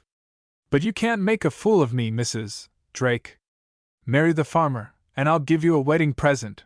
That is all I can do for any other man's sweetheart. I have got my own family to provide for, and it is all I can contrive to make both ends meet." He was cold and inflexible to her prayers. Then she tried threats. He laughed at them. Said he, "The time is gone by for that. If you wanted to sue me for breach of promise, you should have done it at once, not waited 18 months and taken another sweetheart first. Come, you played your little game. You made me come here week after week and bleed a sovereign. A woman that loved a man would never have been so hard on him as you were on me. I grinned and bore it, but when you asked me to own another man's child, a man of your own sort that you are in love with, you hate me. That is a little too much. No, Mrs. Drake, if that is your game, we will fight it out, before the public if you like." And having delivered this with a tone of harsh and loud defiance, he left her forever. She sat down upon the cold ground and rocked herself. Despair was cold at her heart. She sat in that forlorn state for more than an hour. Then she got up and went to her mistress's room and sat by the fire, for her limbs were cold as well as her heart. She sat there, gazing at the fire and sighing heavily, till Lady Bassett came up to bed. She then went through her work like an automaton, and every now and then a deep sigh came from her breast. Lady Bassett heard her sigh, and looked at her. Her face was altered, a sort of sullen misery was written on it. Lady Bassett was quick at reading faces, and this look alarmed her. "Mary," said she kindly, "is there anything the matter?" No reply. "Are you unwell?" No. "Are you in trouble?" "I," with a burst of tears. Lady Bassett let her cry, thinking it would relieve her, and then spoke to her again with the languid pensiveness of a woman who has also her trouble. "You have been very attentive to Sir Charles, and a kind good servant to me, Mary." "You are mocking me, my lady," said Mary bitterly. "You wouldn't have turned me off for a word if I had been a good servant."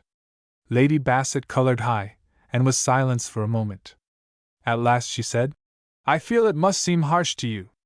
You don't know how wicked it was to tempt me. But it is not as if you had done anything wrong. I do not feel bound to mention mere words. I shall give you an excellent character, Mary, indeed I have. I think I have got a good place for you.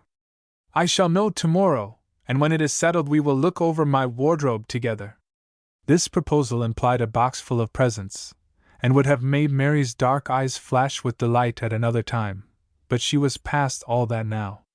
She interrupted Lady Bassett with this strange speech. "You are very kind, my lady. Will you lend me the key of your medicine chest?"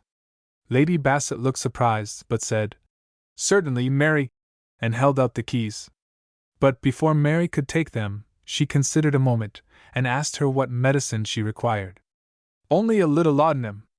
"No, Mary, not while you look like that, and refuse to tell me your trouble. I am your mistress, and must exert my authority for your good. Tell me at once what is the matter. I'd bite my tongue off sooner." "You are wrong, Mary. I am sure I should be your best friend. I feel much indebted to you for the attention and the affection you have shown me, and I am grieved to see you so despondent. Make a friend of me. There, think it over, and talk to me again tomorrow." Mary Wells took the true servant's view of Lady Bassett's kindness. She looked at it as a trap, not, indeed, set with malice prepense, but still a trap. She saw that Lady Bassett meant kindly at present, but for all that, she was sure that if she told the truth, her mistress would turn against her, and say, "Oh, I had no idea your trouble arose out of your own imprudence. I can do nothing for a vicious girl." She resolved therefore to say nothing, or else to tell some lie or other quite wide of the mark.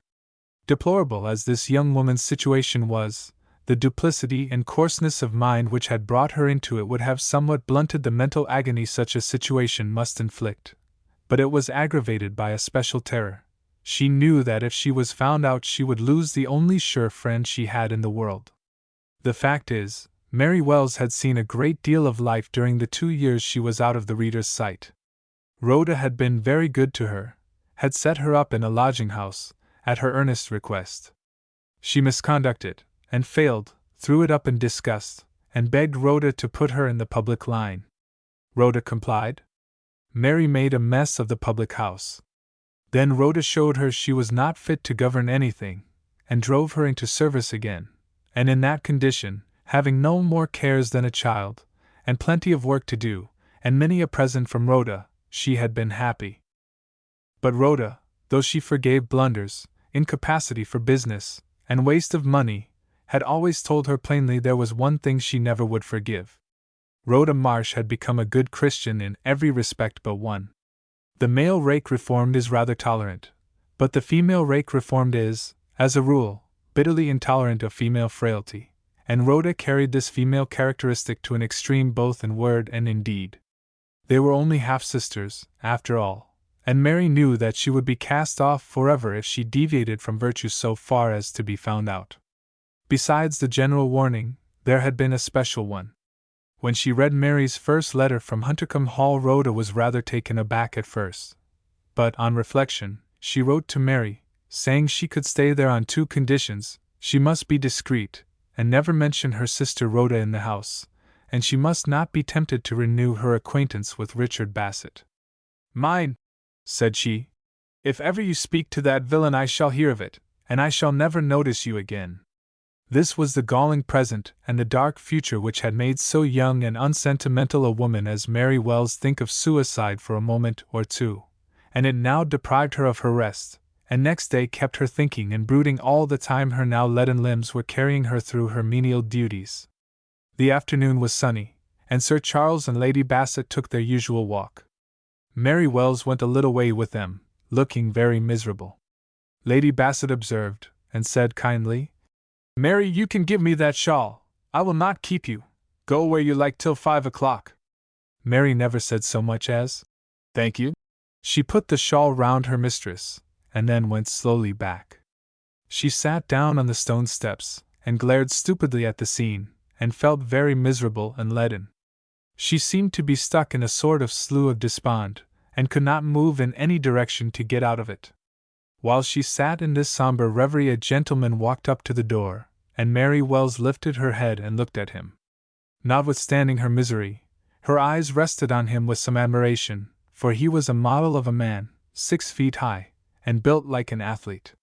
His face was oval, and his skin dark but glowing, his hair, eyebrows, and long eyelashes black as jet, his gray eyes large and tender. He was dressed in black, with a white tie, and his clothes were well cut, and seemed superlatively so, owing to the importance and symmetry of the figure they covered. It was the new vicar, Mr. Angelo. He smiled on Mary graciously, and asked her how Sir Charles was. She said he was better. Then Mr. Angelo asked, more timidly, was Lady Bassett at home? "She has just gone out, sir." A look of deep disappointment crossed Mr. Angelo's face. It did not escape Mary Wells. She looked at him full, and lowering her voice a little, said, "She is only in the grounds with Sir Charles. She will be at home about 5 o'clock. Mr. Angelo hesitated, and then said he would call again at 5.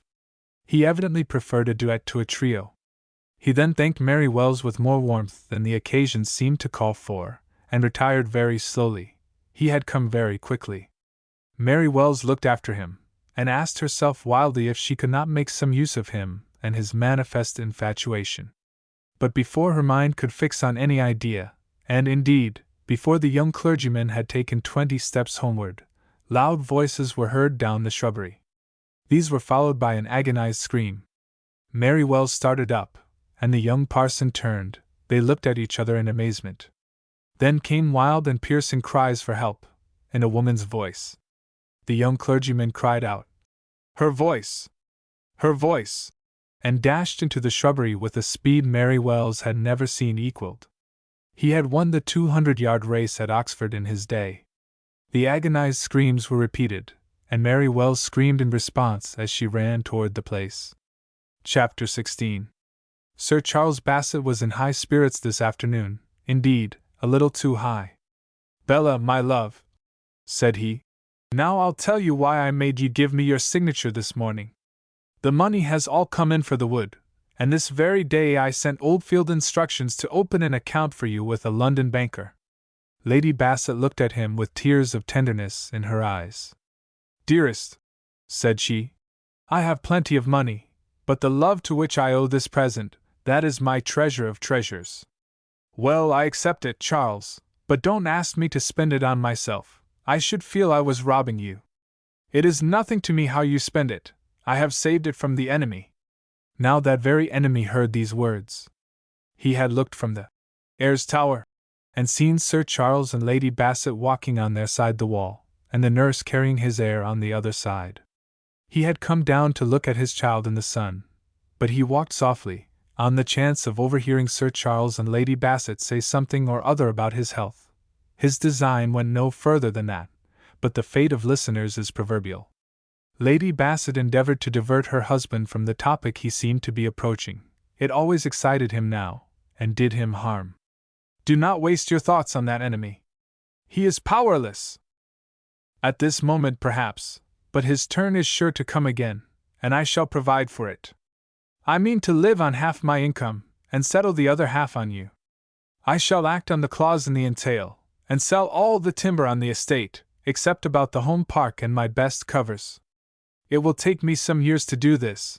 I must not glut the market, and spoil your profits, but every year I'll have a fall, till I have denuded Mr. Bassett's inheritance, as he calls it, and swelled your banker's account to a plum. Bella, I have had a shake. Even now that I am better, such a pain goes through my head, like a bullet crushing through it, whenever I get excited. I don't think I shall be a long-lived man. But never mind, I'll live as long as I can, and while I do live, I'll work for you, and against that villain." "Charles," cried Lady Bassett, "I implore you to turn your thoughts away from that man, and to give up these idle schemes. Were you to die, I should soon follow you, so pray do not shorten your life by these angry passions, or you will shorten mine."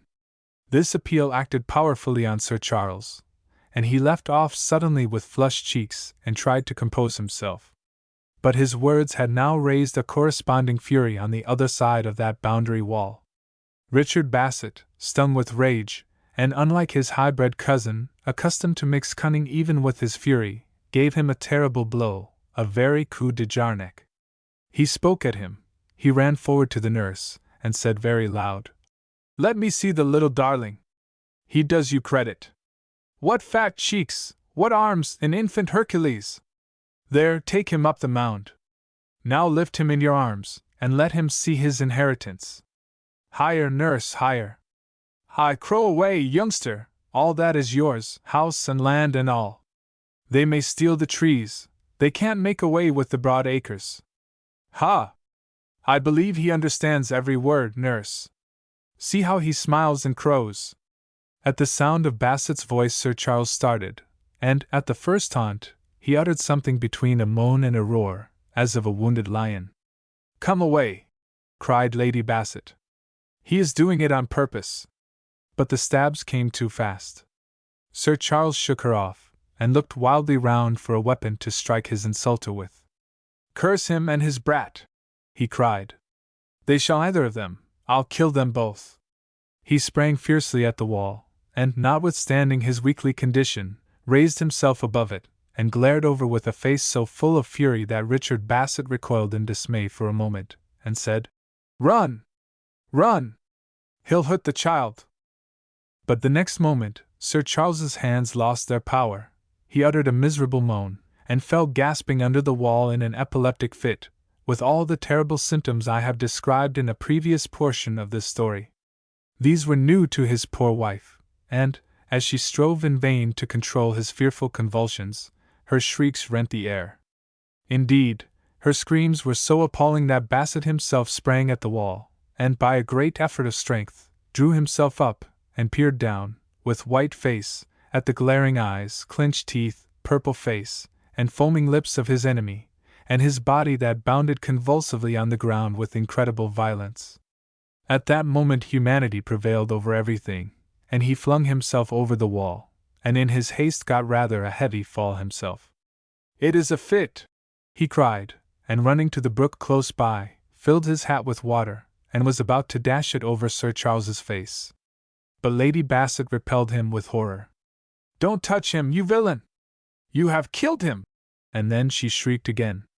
At this moment Mr. Angelo dashed up, and saw at a glance what it was, for he had studied medicine a little. He said, "It is epilepsy. Leave him to me." He managed, by his great strength, to keep the patient's head down till the face got pale and the limbs still. Then, telling Lady Bassett not to alarm herself too much, he lifted Sir Charles, and actually proceeded to carry him toward the house. Lady Bassett, weeping, proffered her assistance, and so did Mary Wells, but this athlete said, a little brusquely, "No, no, I have practiced this sort of thing." And partly by his rare strength, partly by his familiarity with all athletic feats, carried the insensible baronet to his own house, as I have seen my accomplished friend Mr. Henry Neville carry a tall actress on the mimic stage. Only, the distance being much longer, the perspiration rolled down Mr. Angelo's face with so sustained an effort. He laid him gently on the floor of his study, while Lady Bassett sent 2 grooms galloping for medical advice, and half a dozen servants running for this and that stimulant, as one thing after another occurred to her agitated mind. The very rustling of dresses and scurry of feet overhead told all the house a great calamity had stricken it. Lady Bassett hung over the sufferer, sighing piteously, and was for supporting his beloved head with her tender arm. But Mr. Angelo told her it was better to keep the head low, that the blood might flow back to the vessels of the brain. She cast a look of melting gratitude on her adviser, and composed herself to apply stimulants under his direction and advice. Thus judiciously treated, Sir Charles began to recover consciousness in part. He stared and muttered incoherently. Lady Bassett thanked God on her knees, and then turned to Mr. Angelo with streaming eyes, and stretched out both hands to him, with an indescribable eloquence of gratitude. He gave her his hands timidly, and she pressed them both with all her soul. Unconsciously she sent a rapturous thrill through the young man's body. He blushed, and then turned pale, and felt for a moment almost faint with rapture at that sweet and unexpected pressure of her soft hands. But at this moment Sir Charles broke out in a sort of dry, business-like voice. "I'll kill the viper and his brood!" Then he stared at Mr. Angelo, and could not make him out at first. "Ah," said he, complacently, "this is my private tutor, a man of learning. I read Homer with him, but I have forgotten it, all but one line. Greek. That's a beautiful verse. Homer, old boy, I'll take your advice. I'll kill the heir at law, and his brat as well, and when they are dead and well seasoned I'll sell them to that old timber merchant, the devil, to make hell hotter. Order my horse, somebody, this minute!"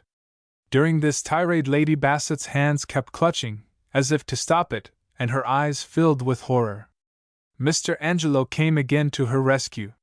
He affected to take it all as a matter of course, and told the servants they need not wait. Sir Charles was coming to himself by degrees, and the danger was all over. But when the servants were gone he said to Lady Bassett, seriously, "I would not let any servant be about Sir Charles, except this one. She is evidently attached to you. Suppose we take him to his own room." He then made Mary Wells a signal, and they carried him upstairs. Sir Charles talked all the while with pitiable vehemence. Indeed, it was a continuous babble, like a brook. Mary Wells was taking him into his own room, but Lady Bassett said, "No, into my room. Oh, I will never let him out of my sight again." Then they carried him into Lady Bassett's bedroom, and laid him gently down on a couch there. He looked round, observed the locality, and uttered a little sigh of complacency.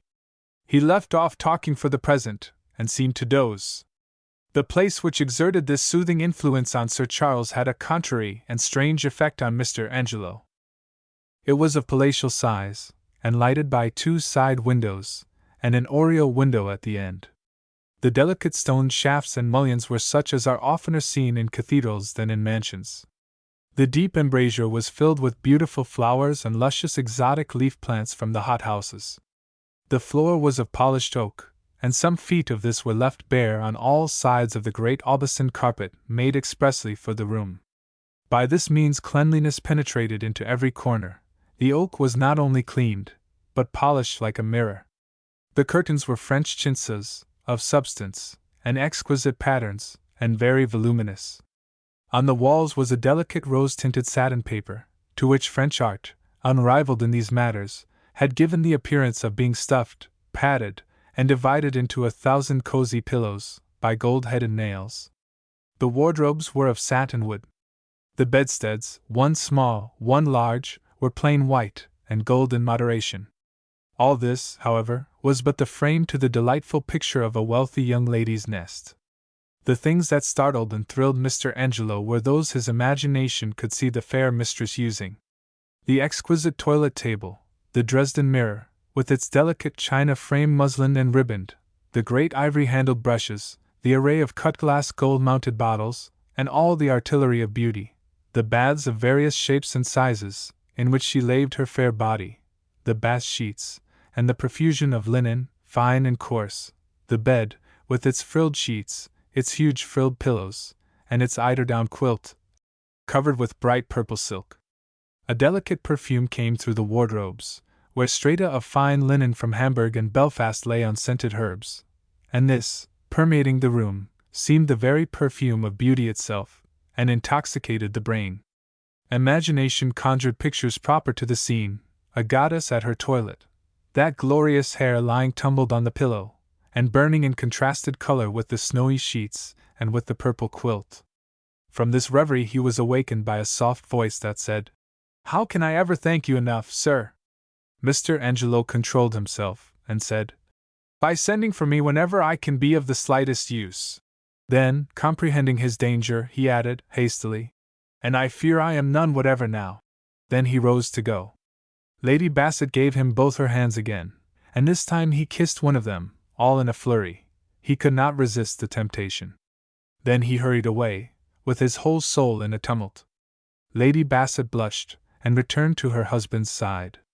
Dr. Willis came, heard the case, looked rather grave and puzzled, and wrote the inevitable prescription, for the established theory is that man is cured by drugs alone. Sir Charles wandered a little while the doctor was there, and continued to wander after he was gone. Then Mary Wells begged leave to sleep in the dressing-room. Lady Bassett thanked her, but said she thought it unnecessary. A good night's rest, she hoped, would make a great change in the sufferer. Mary Wells thought otherwise, and quietly brought her little bed into the dressing-room and laid it on the floor. Her judgment proved right. Sir Charles was no better the next day, nor the day after. He brooded for hours at a time, and when he talked, there was an incoherence in his discourse. Above all, he seemed incapable of talking long on any subject without coming back to the fatal one of his childlessness, and when he did return to this, it was sure to make him either deeply dejected or else violent against Richard Bassett and his son. He swore at them, and said they were waiting for his shoes. Lady Bassett's anxiety deepened, strange fears came over her. She put subtle questions to the doctor. He returned obscure answers, and went on prescribing medicines that had no effect. She looked wistfully into Mary Wells's face, and there she saw her own thoughts reflected. "Mary," said she, one day, in a low voice, "what do they say in the kitchen?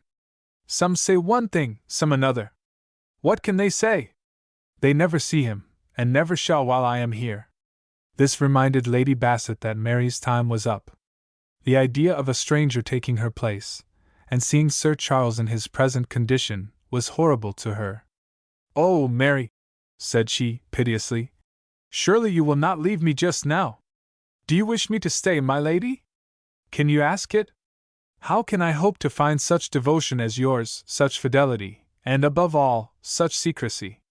Ah, Mary, I am the most unhappy lady in all England this day." Then she began to cry bitterly, and Mary Wells cried with her, and said she would stay as long as she could. "But," said she, "I gave you good advice, my lady, and so you will find." Lady Bassett made no answer whatever, and that disappointed Mary, for she wanted a discussion. The days rolled on, and brought no change for the better. Sir Charles continued to brood on his one misfortune. He refused to go out of doors, even into the garden, giving as his reason that he was not fit to be seen. "I don't mind a couple of women," said he, gravely, "but no man shall see Charles Bassett in his present state. No, patience! Patience! I'll wait till heaven takes pity on me. After all, it would be a shame that such a race as mine should die out, and these fine estates go to blackguards, and poachers, and anonymous letter-writers." Lady Bassett used to coax him to walk in the corridor, but even then, he ordered Mary Wells to keep watch and let none of the servants come that way. From words he let fall it seems he thought childlessness was written on his face, and that it had somehow degraded his features.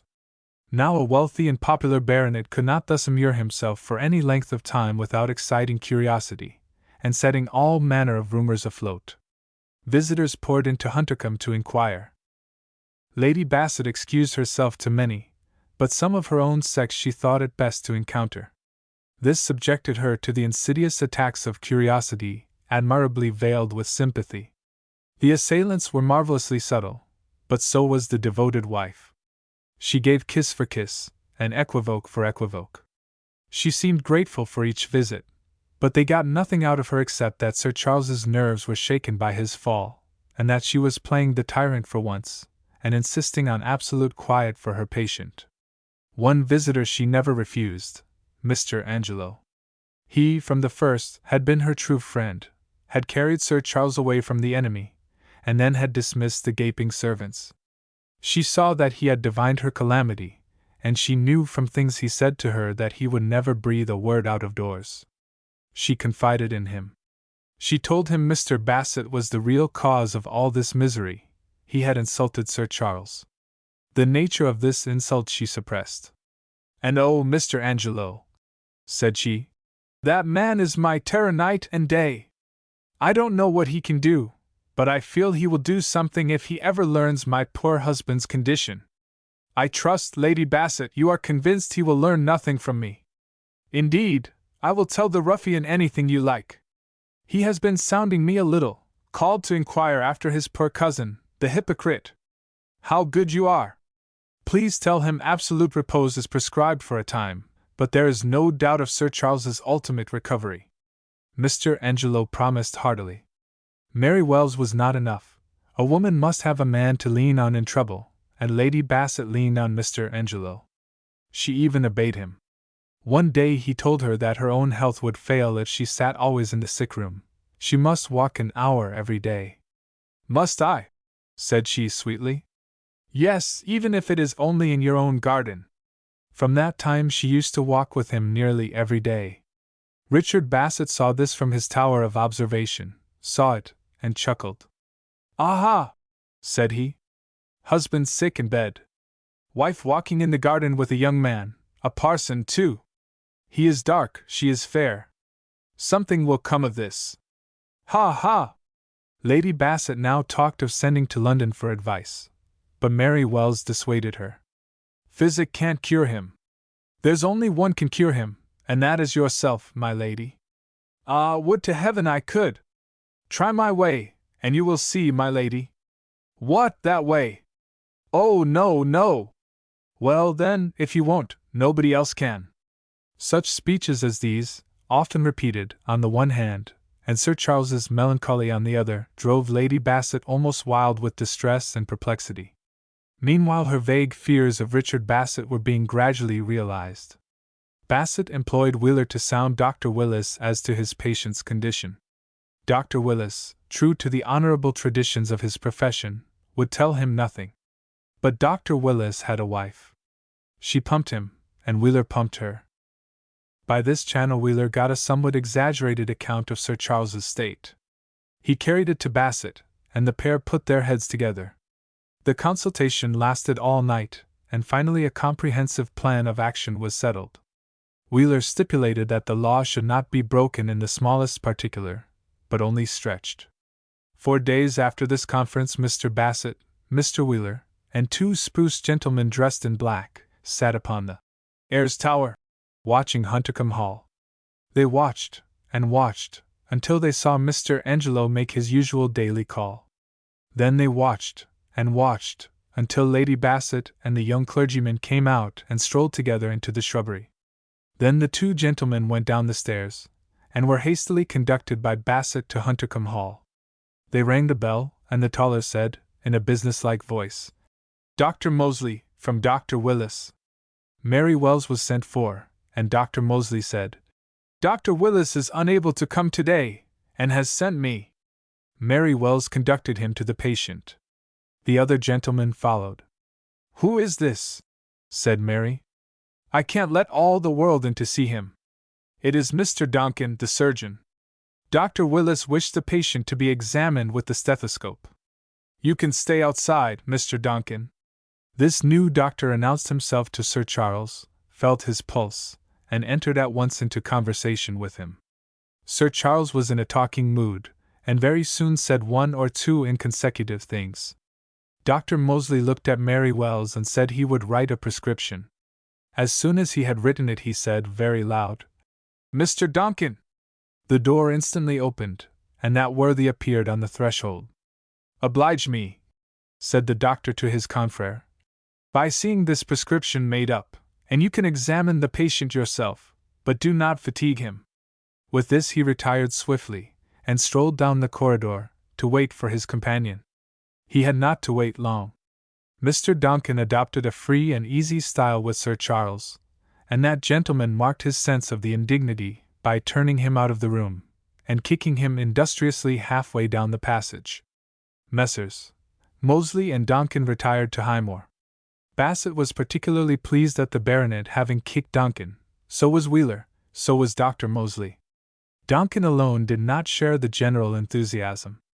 When Sir Charles had disposed of Mr. Donkin, he turned on Mary Wells, and rated her soundly for bringing strangers into his room to gratify their curiosity, and when Lady Bassett came in he made his formal complaint, concluding with a proposal that one of 2 persons should leave Huntercombe, forever, that afternoon, Mary Wells or Sir Charles Bassett. Mary replied not to him, but to her mistress. "He came from Dr. Willis, my lady." "It was Dr. Moseley, and the other gent was a surgeon." "2 medical men, sent by Dr. Willis?" said Lady Bassett, knitting her brow with wonder and a shade of doubt.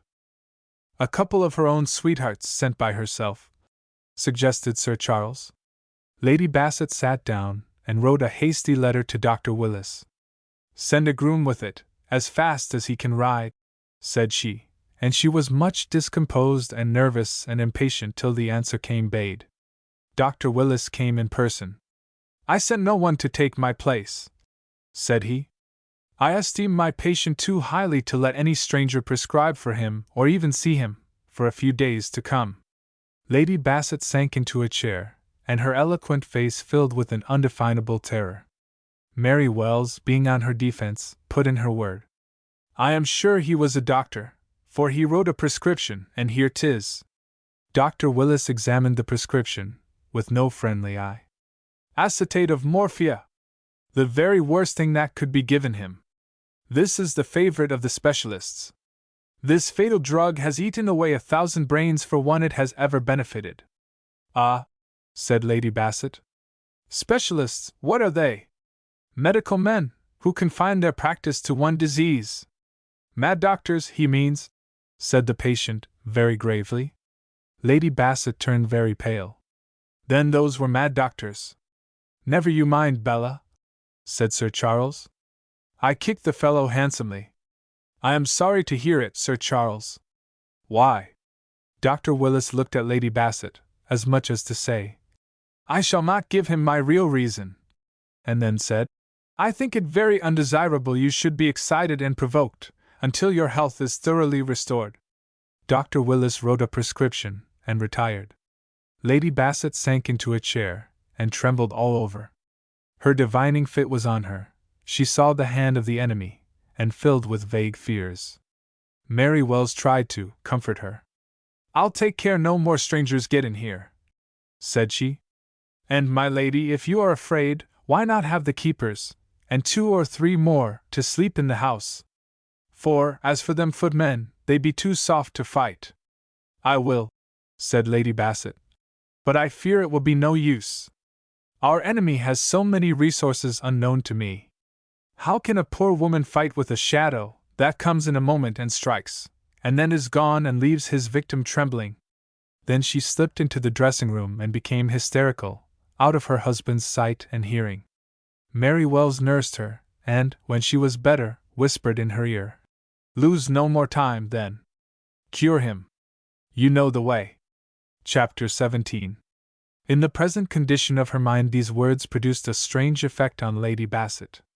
She quivered, and her eyes began to rove in that peculiar way I have already noticed, and then she started up and walked wildly to and fro, and then she kneeled down and prayed, and then, alarmed, perplexed, exhausted, she went and leaned her head on her patient's shoulder, and wept softly a long time. Some days passed, and no more strangers attempted to see Sir Charles. Lady Bassett was beginning to breathe again, when she was afflicted by an unwelcome discovery. Mary Wells fainted away so suddenly that, but for Lady Bassett's quick eye and ready hand, she would have fallen heavily. Lady Bassett laid her head down and loosened her stays, and discovered her condition. She said nothing till the young woman was well, and then she taxed her with it. Mary denied it plump, but seeing her mistress's disgust at the falsehood, she owned it with many tears. Being asked how she could so far forget herself, she told Lady Bassett she had long been courted by a respectable young man. He had come to the village, bound on a 3 years' voyage, to bid her good-bye, and what with love and grief at parting, they had been betrayed into folly, and now he was on the salt seas, little dreaming in what condition he had left her. And, said she, before ever he can write to me, and I to him, I shall be a ruined girl. That is why I wanted to put an end to myself. I will, too, unless I can find some way to hide it from the world. Lady Bassett begged her to give up those desperate thoughts. She would think what could be done for her. Lady Bassett could say no more to her just then, for she was disgusted with her.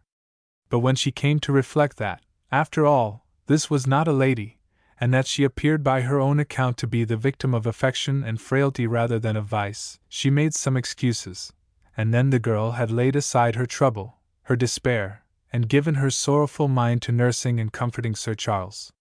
This would have outweighed a crime, and it made the wife's bowels yearn over the unfortunate girl. Mary, said she, others must judge you. I am a wife, and can only see your fidelity to my poor husband. I don't know what I shall do without you, but I think it is my duty to send you to him if possible. You are sure he really loves you? Me cross the seas after a young man? Said Mary Wells.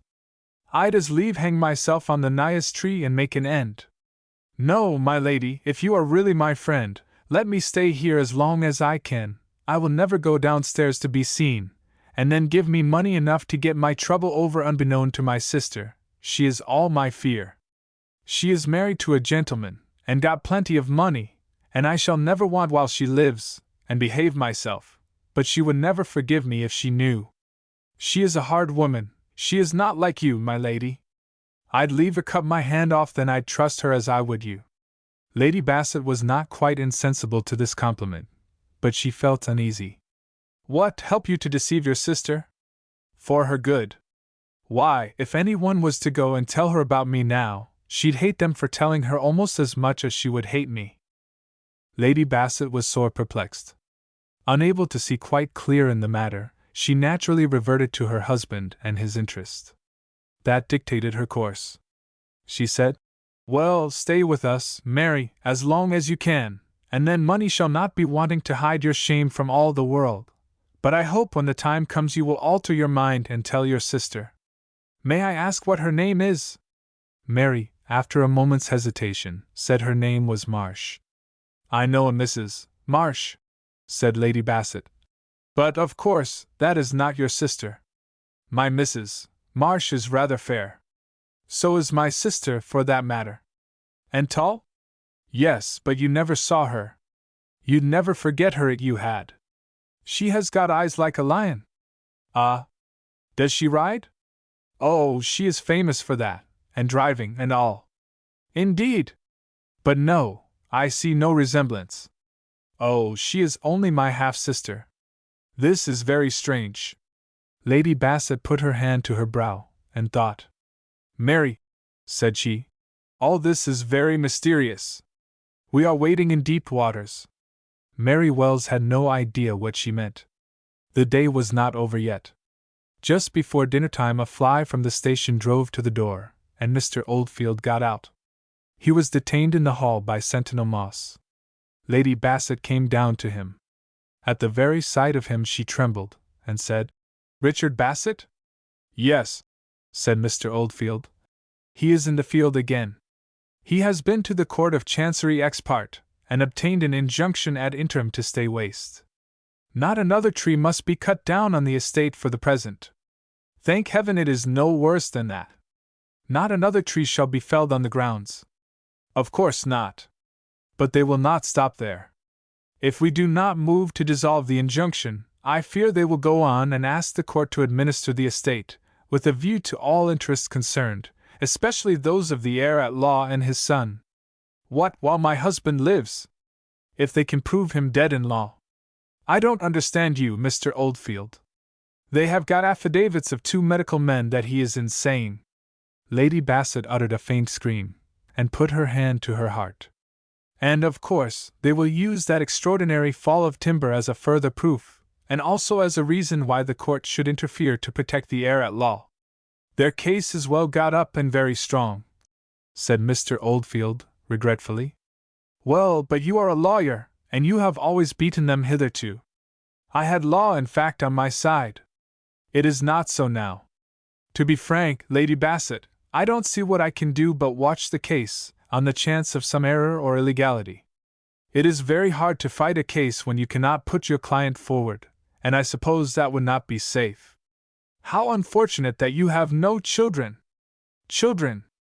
How could they help us? What a question! How could Richard Bassett move the court if he was not the heir at law?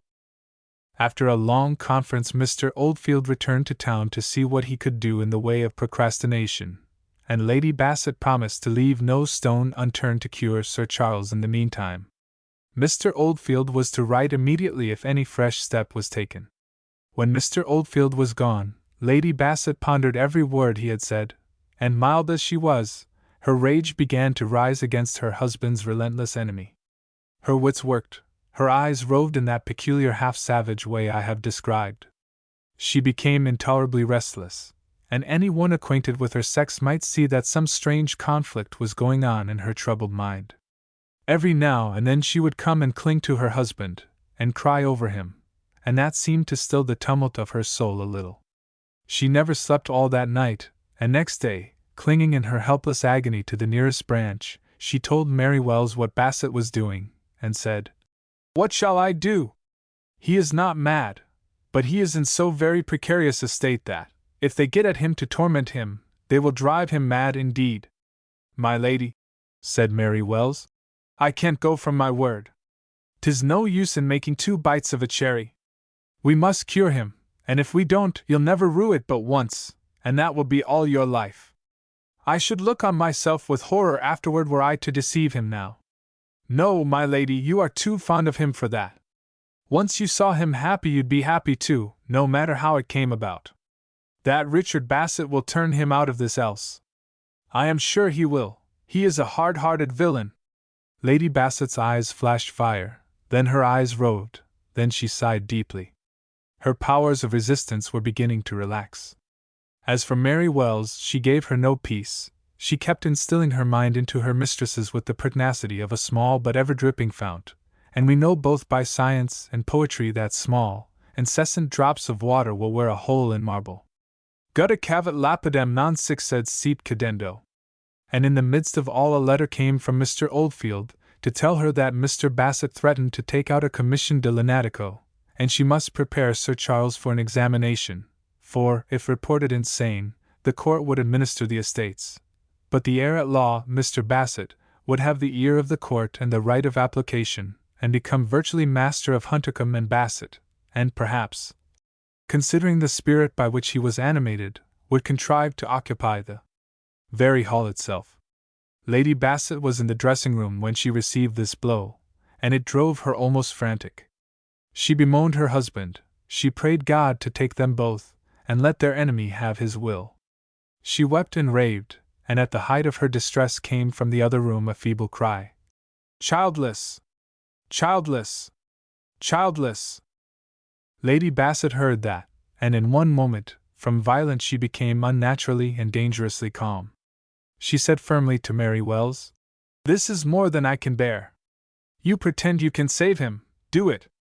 Mary Wells now trembled in her turn, but she seized the opportunity. "My lady, whatever I say you'll stand to? Whatever you say I'll stand to." Chapter 18. Mary Wells, like other uneducated women, was not accustomed to think long and earnestly on any one subject. To use an expression she once applied with far less justice to her sister, her mind was like running water. But gestation affects the brains of such women, and makes them think more steadily, and sometimes very acutely, added to which, the peculiar dangers and difficulties that beset this girl during that anxious period stimulated her wits to the very utmost. Often she sat quite still for hours at a time, brooding, and asking herself how she could turn each new and unexpected event to her own benefit. Now so much does mental force depend on that exercise of keen and long attention, in which her sex is generally deficient, that this young woman's powers were more than doubled since the day she first discovered her condition, and began to work her brains night and day for her defense. Gradually, as events I have related unfolded themselves, she caught a glimpse of this idea, that if she could get her mistress to have a secret, her mistress would help her to keep her own.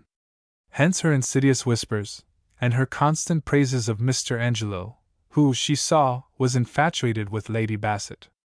Yet the designing creature was actually fond of her mistress, and so strangely compounded is a heart of this low kind that the extraordinary step she now took was half affectionate impulse, half egotistical design. She made a motion with her hand inviting Lady Bassett to listen, and stepped into Sir Charles's room. "Childless! Childless! Childless!" "Hush, sir," said Mary Wells. "Don't say so. We shan't be many mouths without one, please heaven." Sir Charles shook his head sadly. "Don't you believe me?" "No." "What, did ever I tell you a lie?" "No, but you are mistaken. She would have told me." "Well, sir, my lady is young and shy, and I think she is afraid of disappointing you after all, for you know, sir, there's many a slip twixt the cup and the lip. But 'tis as I tell you, sir." Sir Charles was much agitated, and said he would give her 100 guineas if that was true. "Where is my darling wife? Why do I hear this through a servant?" Mary Wells cast a look at the door, and said, for Lady Bassett to hear, "She is receiving company. Now, sir, I have told you good news. Will you do something to oblige me? You shouldn't speak of it direct to my lady just yet, and if you want all to go well, you mustn't vex my lady as you are doing now. What I mean, you mustn't be so downhearted. There's no reason for it, and you mustn't coop yourself up on this floor. It sets the folks talking, and worries my lady. You should give her every chance, being the way she is." Sir Charles said eagerly he would not vex her for the world. "I'll walk in the garden," said he. "But as for going abroad, you know I am not in a fit condition yet. My mind is clouded. Not as I see. Oh, not always. But sometimes a cloud seems to get into my head, and if I was in public I might do or say something discreditable. I would rather die." "La, sir," said Mary Wells in a broad, hearty way. "A cloud in your head! You've had a bad fall, and a fit at top on't, and no wonder your poor head do ache at times. You'll outgrow that, if you take the air and give over fretting about the t'other thing. I tell you you'll hear the music of a child's voice and little feet pattering up and down this here corridor before so very long, if so be you take my advice, and leave off fretting my lady with fretting of yourself. You should consider, she is too fond of you to be well when you be ill. I'll get well for her sake, said Sir Charles firmly. At this moment there was a knock at the door. Mary Wells opened it so that the servant could see nothing. Mr. Angelo has called. My lady will be down directly. Mary Wells then slipped into the dressing-room, and found Lady Bassett looking pale and wild. She had heard every word. There, he is better already, said Mary Wells. He shall walk in the garden with you this afternoon. What have you done? I can't look him in the face now. Suppose he speaks to me? He will not. I'll manage that. You won't have to say a word. Only listen to what I say, and don't make a liar of me. He is better already. How will this end? Cried Lady Bassett, helplessly. What shall I do? You must go downstairs, and not come here for an hour at least, or you'll spoil my work. Mr. Angelo is in the drawing-room. I will go to him. Lady Bassett slipped out by the other door, and it was 3 hours, instead of 1, before she returned. For the first time in her life she was afraid to face her husband. Chapter 19. Meantime Mary Wells had a long conversation with her master, and after that she retired into the adjoining room, and sat down to sew baby linen clandestinely. After a considerable tune Lady Bassett came in, and sinking into a chair, covered her face with her hands. She had her bonnet on. Mary Wells looked at her with black eyes that flashed triumph. After so surveying her for some time she said, I have been at him again, and there's a change for the better already. He is not the same man. You go and see else. Lady Bassett now obeyed her servant. She rose and crept like a culprit into Sir Charles's room. She found him clean-shaved, dressed to perfection, and looking more cheerful than she had seen him for many a long day. Ah, Bella, said he, you have your bonnet on. Let us have a walk in the garden. Lady Bassett opened her eyes and consented eagerly, though she was very tired. They walked together, and Sir Charles, being a man that never broke his word, put no direct question to Lady Bassett, but spoke cheerfully of the future, and told her she was his hope and his all. She would baffle his enemy, and cheer his desolate hearth. She blushed, and looked confused and distressed. Then he smiled, and talked of indifferent matters, until a pain in his head stopped him. Then he became confused, and putting his hand piteously to his head, proposed to retire at once to his own room. Lady Bassett brought him in, and he reposed in silence on the sofa. The next day, and indeed, many days afterward, presented similar features. Mary Wells talked to her master of the bright days to come, of the joy that would fill the house if all went well, and of the defeat in store for Richard Bassett. She spoke of this man with strange virulence, said she would think no more of sticking a knife into him than of eating her dinner. And in saying this she showed the white of her eye in a manner truly savage and vindictive. To hurt the same person is a surer bond than to love the same person, and this sentiment of Mary Wells, coupled with her uniform kindness to himself, gave her great influence with Sir Charles in his present weakened condition. Moreover, the young woman had an oily, persuasive tongue, and she who persuades us is stronger than he who convinces us. Thus influenced, Sir Charles walked every day in the garden with his wife, and forbore all direct allusion to her condition, though his conversation was redolent of it. He was still subject to sudden collapses of the intellect, but he became conscious when they were coming on, and at the first warning he would insist on burying himself in his room. After some days he consented to take short drives with Lady Bassett in the open carriage. This made her very joyful. Sir Charles refused to enter a single house, so high was his pride and so great his terror lest he should expose himself, but it was a great point gained that she could take him about the county, and show him in the character of a mere invalid. Everything now looked like a cure, slow, perhaps, but progressive, and Lady Bassett had her joyful hours, yet not without a bitter alloy. Her divining mind asked itself what she should say and do when Sir Charles should be quite recovered. This thought tormented her, and sometimes so goaded her that she hated Mary Wells for her well-meant interference, and by a natural recoil from the familiarity circumstances had forced on her, treated that young woman with great coldness and hauteur. The artful girl met this with extreme meekness and civility. The only reply she ever hazarded was an adroit one. She would take this opportunity to say, "How much better master do get ever since I took in hand to cure him?" This oblique retort seldom failed. Lady Bassett would look at her husband, and her face would clear, and she would generally end by giving Mary a collar, or a scarf, or something. Thus did circumstances enable the lower nature to play with the higher. Lady Bassett's struggles were like those of a bird in a silken net. They led to nothing. When it came to the point, she could neither do nor say anything to retard his cure. Any day the Court of Chancery, set in motion by Richard Bassett, might issue a commission de lunatico, and if Sir Charles was not cured by that time, Richard Bassett would virtually administer the estate, so Mr. Oldfield had told her, and that, she felt sure, would drive Sir Charles mad for life. So there was no help for it. She feared, she writhed, she hated herself, but Sir Charles got better daily, and so she let herself drift along.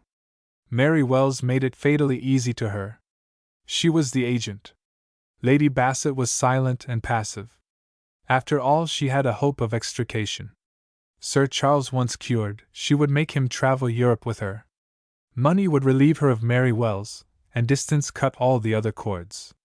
And indeed, a time came when she looked back on her present situation with wonder at the distress it had caused her.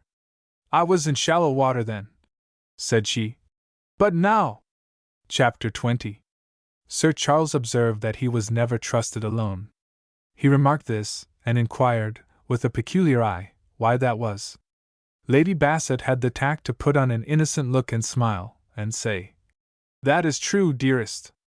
I have tied you to my apron string without mercy. But it serves you right for having fits and frightening me. You get well, and my tyranny will cease at once." However, after this she often left him alone in the garden, to remove from his mind the notion that he was under restraint from her. Mr. Bassett observed this proceeding from his tower. One day Mr. Angelo called, and Lady Bassett left Sir Charles in the garden, to go and speak to him. She had not been gone many minutes when a boy ran to Sir Charles and said, "Oh, sir, please come to the gate. The lady has had a fall and hurt herself." Sir Charles, much alarmed, followed the boy, who took him to a side gate opening on the high road. Sir Charles rushed through this, and was passing between two stout fellows that stood one on each side the gate, when they seized him, and lifted him in a moment into a close carriage that was waiting on the spot. He struggled, and cried loudly for assistance, but they bundled him in and sprang in after him. A third man closed the door, and got up by the side of the coachman.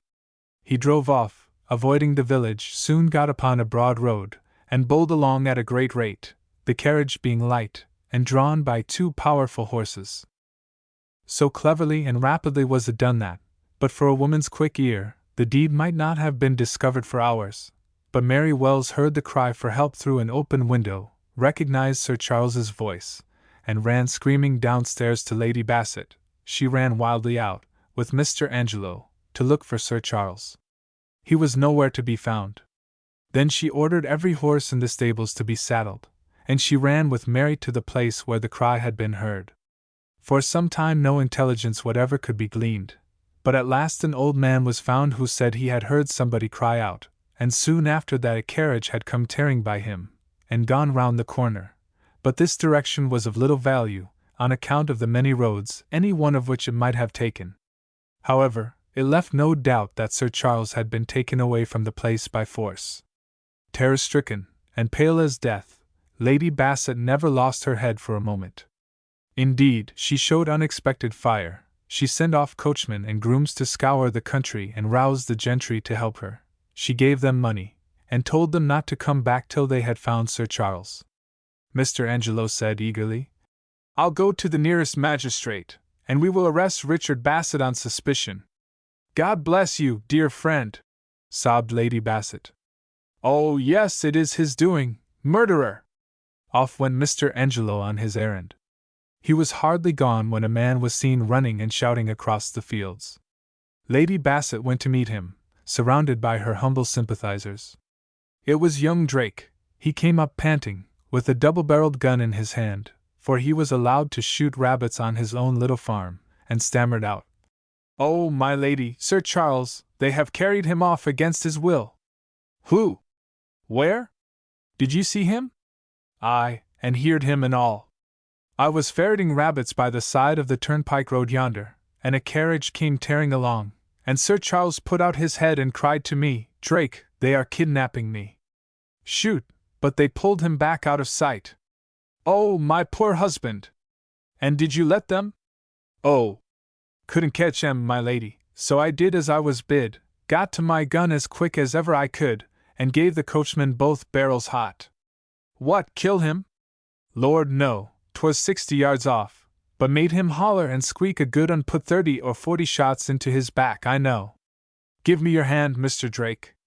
I'll never forget that shot." Then she began to cry. "Don't ye, my lady, don't ye," said the honest fellow, and was within an ace of blubbering for sympathy. "We ain't a lot o' babies, to see our squire kidnapped. If you would lend Abel Moss there and me a couple o' nags, we'll catch them yet, my lady." "That we will," cried Abel. "You take me where you fired that shot, and we'll follow the fresh wheel tracks. They can't beat us while they keep to a road." The two men were soon mounted, and in pursuit, amid the cheers of the now excited villagers. But still the perpetrators of the outrage had more than an hour's start, and an hour was 12 miles. And now Lady Bassett, who had borne up so bravely, was seized with a deadly faintness, and supported into the house. All this spread like wildfire, and roused the villagers, and they must have a hand in it. Parson had said Mr. Bassett was to blame, and that passed from one to another, and so fermented that, in the evening, a crowd collected round Highmore House and demanded Mr. Bassett. The servants were alarmed, and said he was not at home. Then the men demanded boisterously what he had done with Sir Charles, and threatened to break the windows unless they were told, and, as nobody in the house could tell them, the women egged on the men, and they did break the windows. But they no sooner saw their own work than they were a little alarmed at it, and retired, talking very loud to support their waning courage and check their rising remorse at their deed. They left a house full of holes and screams, and poor little Mrs. Bassett half dead with fright. As for Lady Bassett, she spent a horrible night of terror, suspense, and agony.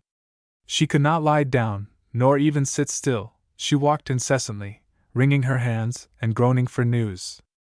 Mary Wells did all she could to comfort her, but it was a situation beyond the power of words to alleviate.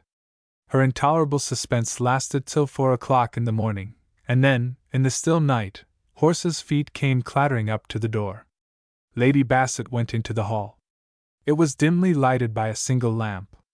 The great door was opened, and in clattered Moss and Drake, splashed and weary and downcast. "Well?" cried Lady Bassett, clasping her hands. "My lady," said Moss, "we tracked the carriage into the next county, to a place 30 miles from here, to a lodge, and there they stopped us. The place is well guarded with men and great big dogs. We heard 'em bark, didn't us, Will?" "Aye," said Drake, dejectedly. "The man as kept the lodge was short but civil. Says he, 'This is a place nobody comes in but by law, and nobody goes out but by law. If the gentleman is here you may go home and sleep, he is safe enough.' A prison? No!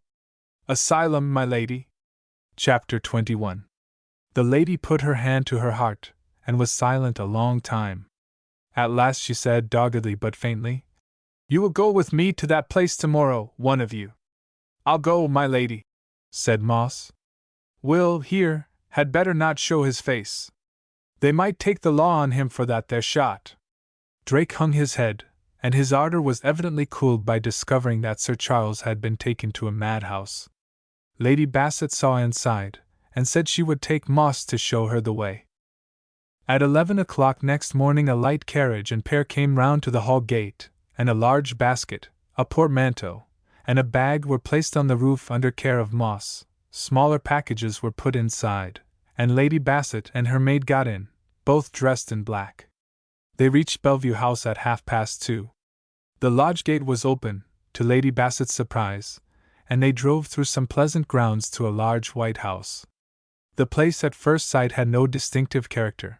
Great ingenuity had been used to secure the inmates without seeming to incarcerate them. There were no bars to the lower front windows, and the side windows, with their defenses, were shrouded by shrubs. The sentinels were out of sight, or employed on some occupation or other, but within call. Some patients were playing at cricket, some ladies looking on, others strolling on the gravel with a nurse, dressed very much like themselves, who did not obtrude her functions unnecessarily.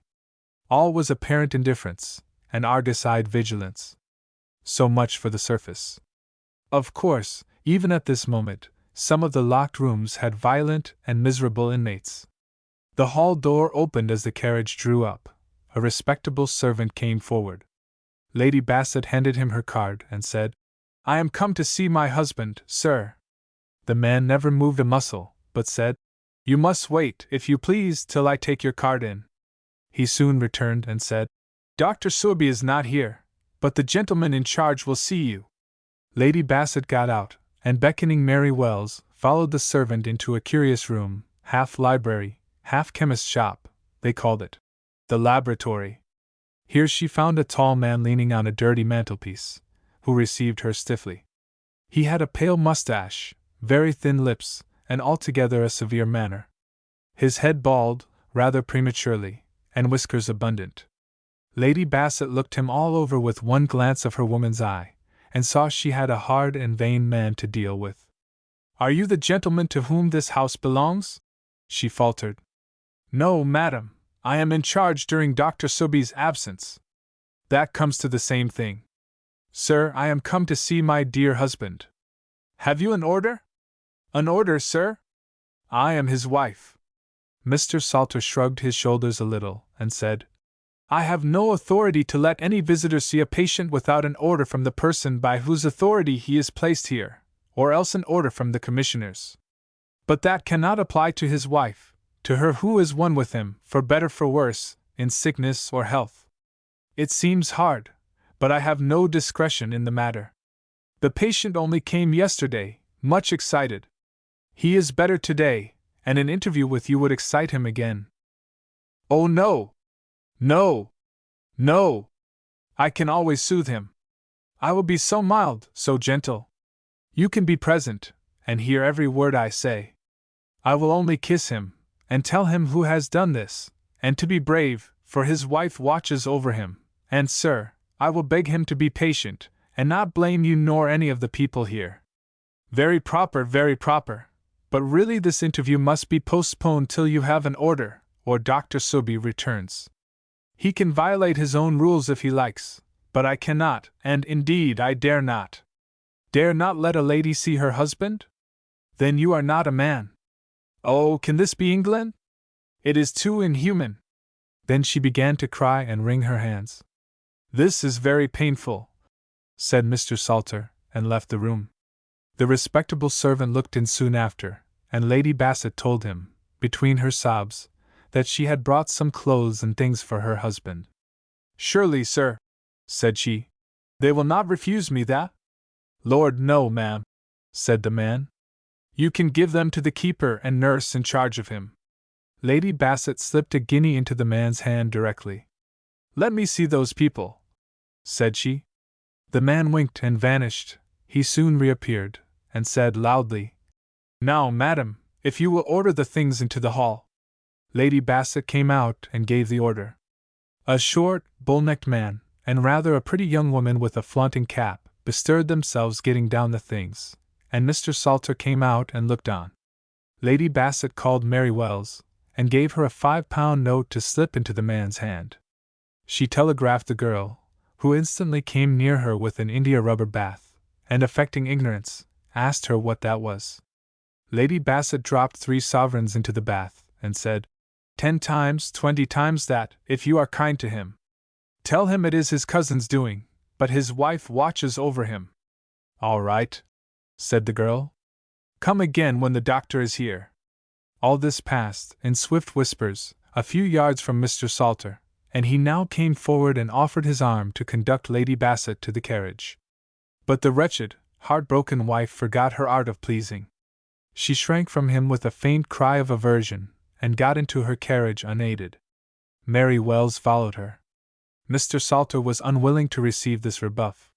He followed, and said, "The clothes shall be given, with any message you may think fit to entrust to me." Lady Bassett turned away sharply from him, and said to Mary Wells, "Tell him to drive home." "Home! I have none now. Its light is torn from me." The carriage drove away as she uttered these piteous words. She cried at intervals all the way home, and could hardly drag herself upstairs to bed. Mr. Angelo called next day with bad news. Not a magistrate would move a finger against Mr. Bassett. He had the law on his side. Sir Charles was evidently insane. It was quite proper he should be put in security before he did some mischief to himself or Lady Bassett. They say, why was he hidden for 2 months, if there was not something very wrong? Lady Bassett ordered the carriage and paid several calls, to counteract this fatal impression. She found, to her horror, she might as well try to move a rock. There was plenty of kindness and pity, but the moment she began to assure them her husband was not insane, she was met with the dead silence of polite incredulity. 1 or 2 old friends went further and said, "My dear, we are told he could not be taken away without 2 doctors' certificates. Now, consider, they must know better than you. Have patience, and let them cure him." Lady Bassett withdrew her friendship on the spot from 2 ladies for contradicting her on such a subject. She returned home almost wild herself. In the village her carriage was stopped by a woman with her hair all flying, who told her, in a lamentable voice, that Squire Bassett had sent 9 men to prison for taking Sir Charles's part and ill-treating his captors. "My lawyers shall defend them at my expense," said Lady Bassett, with a sigh. At last she got home, and went up to her own room, and there was Mary Wells waiting to dress her. She tottered in, and sank into a chair.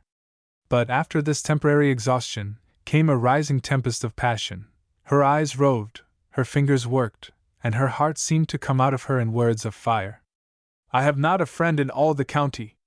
That villain has only to say mad, and all turn from me, as if an angel of truth had said criminal. We have no friend but one, and she is my servant. Now go and envy wealth and titles. No wife in this parish is so poor as I, powerless in the folds of a serpent. I can't see my husband without an order from him.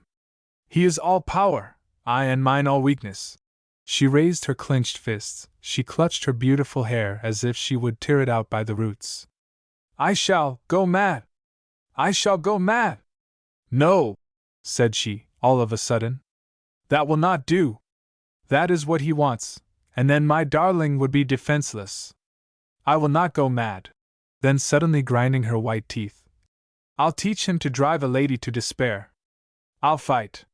She descended, almost without a break, from the fury of a pythoness to a strange calm. "Oh, then it is her sex are dangerous. Don't look so pale," said she, and she actually smiled. "All is fair against so foul a villain. You and I will defeat him. Dress me, Mary." Mary Wells, carried away by the unusual violence of a superior mind, was quite bewildered. Lady Bassett smiled a strange smile, and said, "I'll show you how to dress me." And she did give her a lesson that astonished her. "And now," said Lady Bassett, "I shall dress you." And she took a loose full dress out of her wardrobe, and made Mary Wells put it on. But first she inserted some stuffing so adroitly that Mary seemed very buxom, but what she wished to hide was hidden. Not so Lady Bassett herself. Her figure looked much rounder than in the last dress she wore. With all this she was late for dinner, and when she went down Mr. Angelo had just finished telling Mr. Oldfield of the mishap to the villagers. Lady Bassett came in animated and beautiful. Dinner was announced directly, and a commonplace conversation kept up till the servants were got rid of. She then told Mr. Oldfield how she had been refused admittance to Sir Charles at Bellevue House, a plain proof, to her mind, they knew her husband was not insane, and begged him to act with energy, and get Sir Charles out before his reason could be permanently injured by the outrage and the horror of his situation. This led to a discussion, in which Mr. Angelo and Lady Bassett threw out various suggestions, and Mr. Oldfield cooled their ardor with sound objections. He was familiar with the statutes de Lunatico, and said they had been strictly observed both in the capture of Sir Charles and in Mr. Salter's refusal to let the wife see the husband. In short, he appeared either unable or unwilling to see anything except the strong legal position of the adverse party. Mr. Oldfield was one of those prudent lawyers who search for the adversary's strong points, that their clients may not be taken by surprise, and that is very wise of them. But wise things require to be done wisely. He sometimes carried this system so far as to discourage his client too much. It is a fine thing to make your client think his case the weaker of the two, and then win it for him easily. That gratifies your own foible, professional vanity. But suppose, with your discouraging him so, he flings up or compromises a winning case? Suppose he takes the huff and goes to some other lawyer, who will warm him with hopes instead of cooling him with a one-sided and hostile view of his case. In the present discussion, Mr. Oldfield's habit of beginning by admiring his adversaries, together with his knowledge of law and little else, and his secret conviction that Sir Charles was unsound of mind, combined to paralyze him, and not being a man of invention, he could not see his way out of the wood at all. He could negative Mr. Angelo's suggestions and give good reasons, but he could not, or did not, suggest anything better to be done. Lady Bassett listened to his negative wisdom with a bitter smile, and said, at last, with a sigh, "It seems, then, we are to sit quiet and do nothing, while Mr. Bassett and his solicitor strike blow upon blow. There! I'll fight my own battle, and do you try and find some way of defending the poor souls that are in trouble because they did not sit with their hands before them when their benefactor was outraged. Command my purse, if money will save them from prison." Then she rose with dignity, and walked like a camelopard all down the room on the side opposite to Mr. Oldfield. Angelo flew to open the door, and in a whisper begged a word with her in private. She bowed assent, and passed on from the room. "What a fine creature!" said Mr. Oldfield. "How she walks!" Mr. Angelo made no reply to this, but asked him what was to be done for the poor men. "They will be up before the bench tomorrow." Stung a little by Lady Bassett's remark, Mr. Oldfield answered, promptly, "We must get some tradesmen to bail them with our money. It will only be a few pounds apiece. If the bail is accepted, they shall offer pecuniary compensation, and get up a defense. Find somebody to swear Sir Charles was sane. That sort of evidence is always to be got. Counsel must do the rest. Simple natives, benefactor outraged, honest impulse, regretted, the moment they understood the capture had been legally made.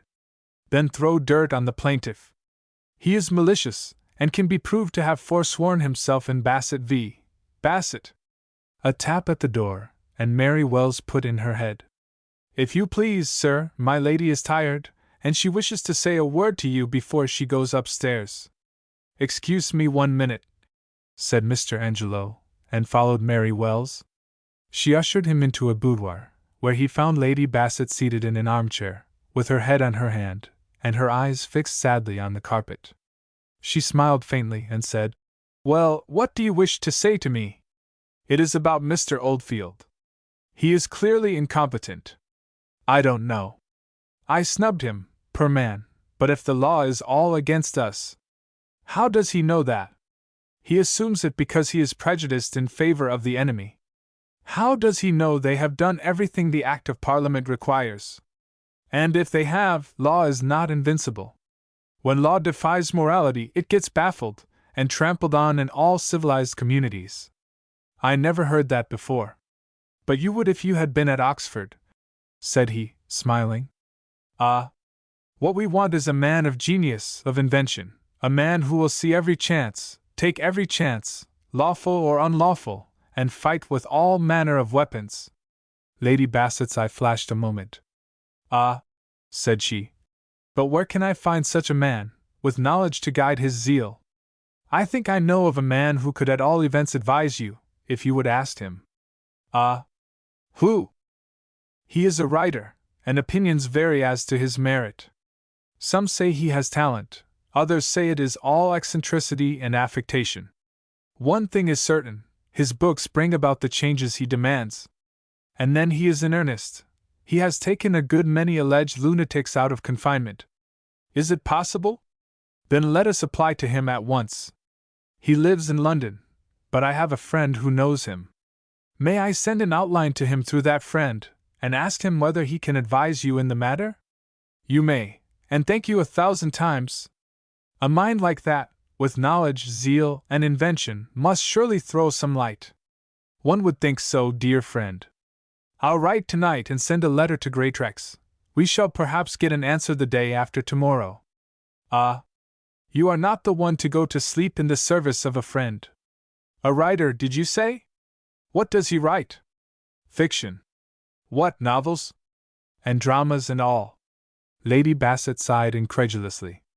I should never think of going to fiction for wisdom. When the family Callis were about to be executed unjustly, with the consent of all the lawyers and statesmen in France, one man in a nation saw the error, and fought for the innocent, and saved them, and that one wise man in a nation of fools was a writer of fiction. Oh! A learned Oxonian can always answer a poor ignorant thing like me. One swallow does not make summer, for all that. But this writer's fictions are not like the novels you read. They are works of laborious research. Besides, he is a lawyer, as well as a novelist. Oh, if he is a lawyer! Then I may write? Yes, said Lady Bassett despondingly. What is to become of Oldfield? Send him to the drawing-room. I will go down and endure him for another hour. You can write your letter here, and then please come and relieve me of Mr. Negative. She rang, and ordered coffee and tea into the drawing-room, and Mr. Oldfield found her very cold company. In half an hour Mr. Angelo came down, looking flushed and very handsome, and Lady Bassett had some fresh tea made for him. This done, she bade the gentleman good night, and went to her room. Here she found Mary Wells full of curiosity to know whether the lawyer would get Sir Charles out of the asylum. Lady Bassett gave loose to her indignation, and said nothing was to be expected from such a nullity. Mary, he could not see. I gave him every opportunity. I walked slowly down the room before him after dinner, and I came into the drawing-room and moved about, and yet he could not see. Then you will have to tell him, that is all. Never, no more shall you. I'll not trust my fate, and Sir Charles's, to a man that has no eyes. For this feminine reason she took a spite against poor Oldfield. But to Mr. Angelo she suppressed the real reason, and entered into that ardent gentleman's grounds of discontent, though these alone would not have entirely dissolved her respect for the family solicitor. Next afternoon Angelo came to her in great distress and ire. Beaten! Beaten! And all through our adversaries having more talent. Mr. Bassett did not appear at first. Wheeler excused him on the ground that his wife was seriously ill through the fright. Bassett's servants were called, and swore to the damage and to the men, all but one. He got off. Then Oldfield made a dry speech, and a tradesman he had prepared offered bail. The magistrates were consulting, when in burst Mr. Bassett all in black, and made a speech 50 times stronger than Oldfield's, and sobbed, and told them the rioters had frightened his wife so she had been prematurely confined, and the child was dead. Could they take bail for a riot, a dastardly attack by a mob of cowards on a poor defenseless woman, the gentlest and most inoffensive creature in England? Then he went on, they were told I was not in the house, and then they found courage to fling stones, to terrify my wife and kill my child. Poor soul, he said, she lies between life and death herself, and I come here in an agony of fear, but I come for justice. The man of straw, who offers bail, is furnished with the money by those who stimulated the outrage. Defeat that fraud, and teach these cowards who war on defenseless ladies that there is humanity and justice and law in the land. Then Oldfield tried to answer him with his hems and his haws, but Bassett turned on him like a giant, and swept him away. Poor woman! Ah! That is true, I am afraid I have thought too little of her. But you suffer, and so must she. It is the most terrible feud. One would think this was Corsica instead of England, only the fighting is not done with daggers. But after this, pray lean no more on that Oldfield. We were all carried away at first, but now I think of it, Bassett must have been in the court, and held back to make the climax. Oh, yes! It was another surprise and another success. They are all sent to jail. Superior generalship! If Wheeler had been our man, we should have had 8 wives crying for pity, each with one child in her arms, and another holding on to her apron. Do, pray, Lady Bassett, dismiss that nullity. Oh, I cannot do that. He is Sir Charles's lawyer. But I have promised you to seek advice elsewhere, and so I will. The conversation was interrupted by the tolling of the church bell. The first note startled Lady Bassett, and she turned pale. I must leave you, said Angelo, regretfully. I have to bury Mr. Bassett's little boy. He lived an hour. Lady Bassett sat and heard the bell toll. Strange, sad thoughts passed through her mind. Is it saddest when it tolls, or when it rings, that bell? He has killed his own child by robbing me of my husband. We are in the hands of God, after all, let Wheeler be ever so cunning, and Oldfield ever so simple. And I am not acting by that. Where is my trust in God's justice? Oh, thou of little faith, what shall I do? Love is stronger in me than faith, stronger than anything in heaven or earth. God forgive me, God help me, I will go back. But oh, to stand still, and be good and simple, and to see my husband trampled on by a cunning villain. Why is there a future state, where everything is to be different? No hate, no injustice, all love. Why is it not all of a piece? Why begin wrong if it is to end all right? If I was omnipotent, it should be right from the first. Oh, thou of little faith, ah me! It is hard to see fools and devils, and realize angels unseen. Oh, that I could shut my eyes in faith and go to sleep, and drift on the right path, for I shall never take it with my eyes open, and my heart bleeding for him. Then her head fell languidly back, her eyes closed, and the tears welled through them. They knew the way by this time. Chapter 22. Next morning in came Mr. Angelo, with glowing cheeks and sparkling eyes. I have got a letter, a most gratifying one. My friend called on Mr. Rolfe, and gave him my lines, and he replies direct to me. May I read you his letter? Oh, yes.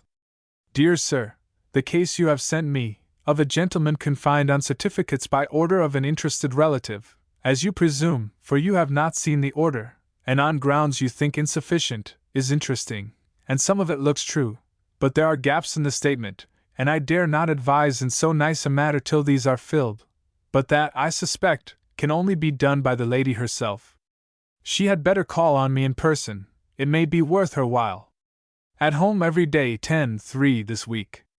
As for yourself, you need not address me through Great Rex. I have seen you pull number 6, and afterward stroke in the university boat, and you dived in Portsmouth Harbor, and saved a sailor. See Rye Journal. August 10th, page 4, Colonel 3, cited in my day book August 10th, and also in my Index Hominum, in voce. Angelo. Ha! Ha! Here's a fellow for detail. Yours very truly. Rolfe. And did you? Did I what? Dive and save a sailor? No, I nailed him just as he was sinking. How good and brave you are! Angelo blushed like a girl. It makes me too happy to hear such words from you. But I vote we don't talk about me. Will you call on Mr. Rolfe? Is he married? Angelo opened his eyes at the question. I think not, said he. Indeed, I know he is not. Could you get him down here? Angelo shook his head. If he knew you, perhaps, but can you expect him to come here upon your business? These popular writers are spoiled by the ladies. I doubt if he would walk across the street to advise a stranger. Candidly, why should he? No, and it was ridiculous vanity to suppose he would. But I never called on a gentleman in my life. Take me with you. You can go up at 9, and be back to a late dinner. I shall never have the courage to go. Let me have his letter. He gave her the letter, and she took it away. At 6 o'clock she sent Mary Wells to Mr. Angelo, with a note to say she had studied Mr. Rolfe's letter, and there was more in it than she had thought. But his going off from her husband to boat racing seemed trivial, and she could not make up her mind to go to London to consult a novelist on such a serious matter. At 9 she sent to say she should go, but could not think of dragging him there, she should take her maid. Before 11, she half repented this resolution, but her maid kept her to it, and at 12:30 next day they reached Mr. Rolfe's door, an old-fashioned, mean-looking house, in one of the briskest thoroughfares of the metropolis, a cab-stand opposite to the door, and a tide of omnibuses passing it. Lady Bassett viewed the place discontentedly, and said to herself, "What a poky little place for a writer to live in! How noisy, how unpoetical!" They knocked at the door. It was opened by a maid-servant. "Is Mr. Rolfe at home?" "Yes, ma'am." "Please give me your card, and write the business." Lady Bassett took out her card and wrote a line or two on the back of it. The maid glanced at it, and showed her into a room, while she took the card to her master. The room was rather long, low, and nondescript: scarlet flock paper, curtains and sofas green Utrecht velvet, woodwork and pillars white and gold, 2 windows looking on the street, at the other end folding doors with scarcely any woodwork, all plate glass, but partly hidden by heavy curtains of the same color and material as the others. Accustomed to large, lofty rooms, Lady Bassett felt herself in a long box here, but the colors pleased her. She said to Mary Wells, "What a funny, cozy little place for a gentleman to live in!" Mr. Rolfe was engaged with someone, and she was kept waiting. This was quite new to her, and discouraged her, already intimidated by the novelty of the situation. She tried to encourage herself by saying it was for her husband she did this unusual thing, but she felt very miserable and inclined to cry. At last a bell rang. The maid came in and invited Lady Bassett to follow her. She opened the glass folding doors, and took them into a small conservatory, walled like a grotto, with ferns sprouting out of rocky fissures, and spars sparkling, water dripping. Then she opened 2 more glass folding doors, and ushered them into an empty room, the like of which Lady Bassett had never seen. It was large in itself, and multiplied tenfold by great mirrors from floor to ceiling, with no frames but a narrow oak beading. Opposite her, on entering, was a bay window all plate glass, the central panes of which opened, like doors, upon a pretty little garden that glowed with color, and was backed by fine trees belonging to the nation, for this garden ran up to the wall of Hyde Park. The numerous and large mirrors all down to the ground laid hold of the garden and the flowers, and by double and treble reflection filled the room with delightful nooks of verdure and color. To confuse the eye still more, a quantity of young indiarubber trees, with glossy leaves, were placed before the large central mirror. The carpet was a warm velvet pile, the walls were distempered, a French grey, not cold, but with a tint of mauve that gave a warm and cheering bloom. This soothing color gave great effect to the 1 or 2 masterpieces of painting that hung on the walls and to the gilt frames. The furniture, oak and marquetry highly polished. The curtains, scarlet merino, through which the sun shone, and being a London sun, diffused a mild rosy tint favorable to female faces. Not a sound of London could be heard. So far the room was romantic, but there was a prosaic corner to shock those who fancy that fiction is the spontaneous overflow of a poetic fountain fed by nature only. Between the fireplace and the window, and within a foot or 2 of the wall, stood a gigantic writing table, with the signs of hard labor on it, and of severe system. 3 plated buckets, each containing 3 pints, full of letters to be answered, other letters to be pasted into a classified guard book, loose notes to be pasted into various books and classified, for this writer used to sneer at the learned men who say, "I will look among my papers for it." He held that every written scrap ought either to be burned, or pasted into a classified guard book, where it could be found by consulting the index. 5 things like bankers' bill books, into whose several compartments MS. notes and newspaper cuttings were thrown, as a preliminary toward classification in books.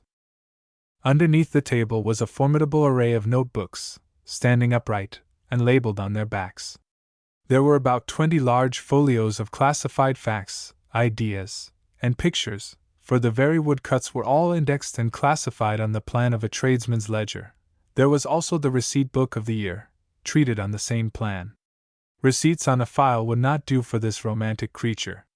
If a tradesman brought a bill, he must be able to turn to that tradesman's name in a book, and prove in a moment whether it had been paid or not.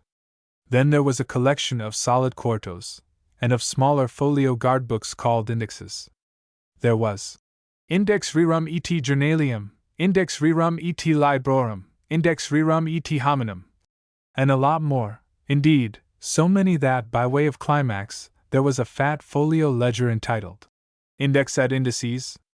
By the side of the table were 6 or 7 thick pasteboard cards, each about the size of a large portfolio, and on these the author's notes and extracts were collected from all his repertories into something like a focus for a present purpose.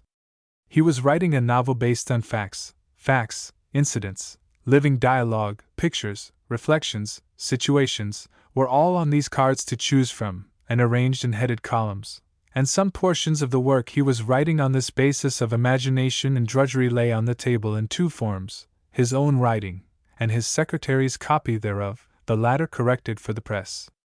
This copy was half margin, and so provided for additions and improvements, but for one edition there were 10 excisions, great and small.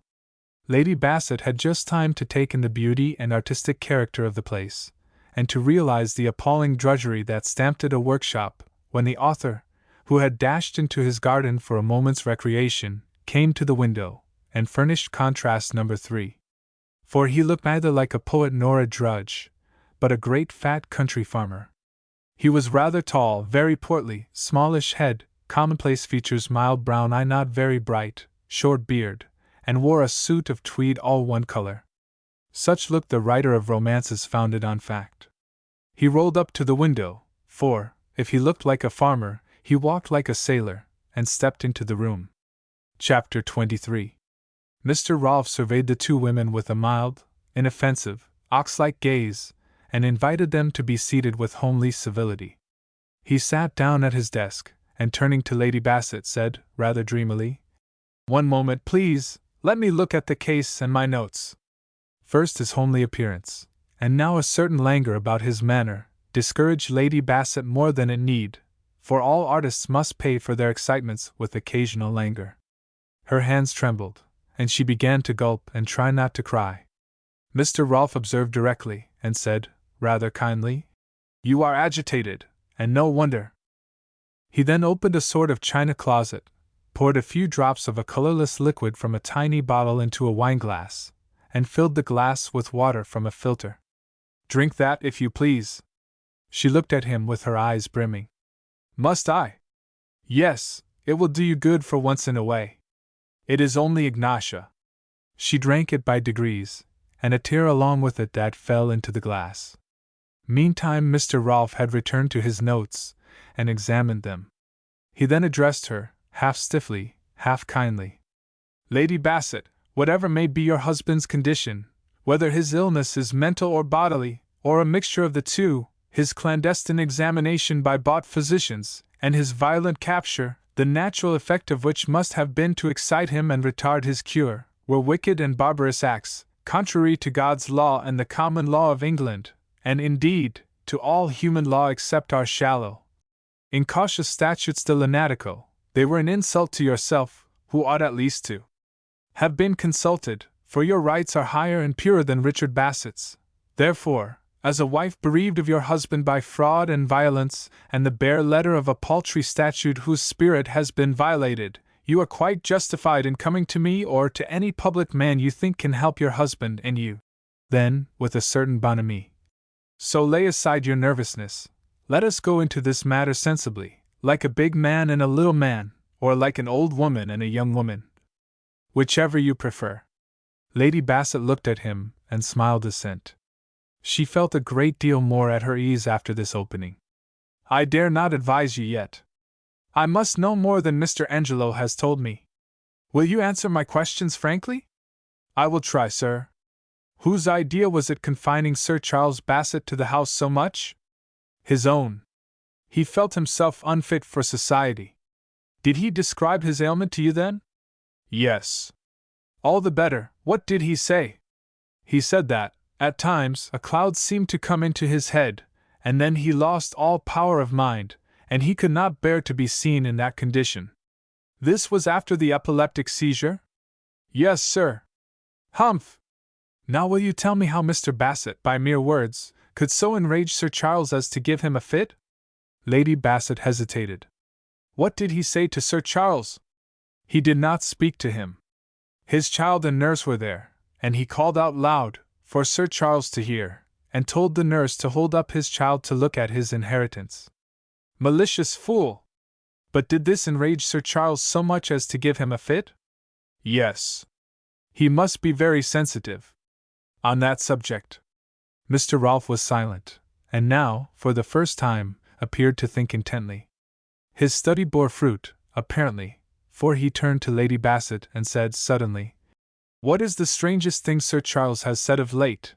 The very strangest." Lady Bassett turned red, and then pale, and made no reply. Mr. Rolfe rose and walked up to Mary Wells. "What is the maddest thing your master has ever said?" Mary Wells, instead of replying, looked at her mistress. The writer instantly put his great body between them. "Come, none of that," said he. "I don't want a falsehood, I want the truth." "Law, sir, I don't know. My master, he is not mad, I'm sure. The queerest thing he ever said was, he did say at one time 'twas writ on his face as he had no children." "Ah! And that is why he would not go abroad, perhaps? That was one reason, sir, I do suppose." Mr. Rolfe put his hands behind his back and walked thoughtfully and rather disconsolately back to his seat. "Humph!" said he. Then, after a pause, "Well, well, I know the worst now, that is one comfort.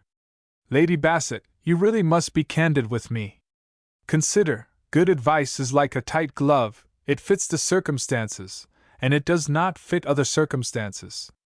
No man advises so badly on a false and partial statement as I do, for the very reason that my advice is a close fit. Even now I can't understand Sir Charles's despair of having children of his own." The writer then turned his looks on the two women, with an entire absence of expression. The sense of his eyes was turned inward, though the orbs were directed toward his visitors. With this lackluster gaze, and in the tone of thoughtful soliloquy, he said, "Has Sir Charles Bassett no eyes? And are there women so furtive, so secret, or so bashful, they do not tell their husbands?" Lady Bassett turned with a scared look to Mary Wells, and that young woman showed her usual readiness. She actually came to Mr. Rolfe and half whispered to him, "If you please, sir, gentlemen are blind, and my lady she is very bashful, but Sir Charles knows it now, he have known it a good while, and it was a great comfort to him. He was getting better, sir, when the villains took him, ever so much better." This solution silenced Mr. Rolfe, though it did not quite satisfy him. He fastened on Mary Wells's last statement. "Now tell me, between the day when those two doctors got into his apartment and the day of his capture, how long?" "About a fortnight." "And in that particular fortnight was there a marked improvement?"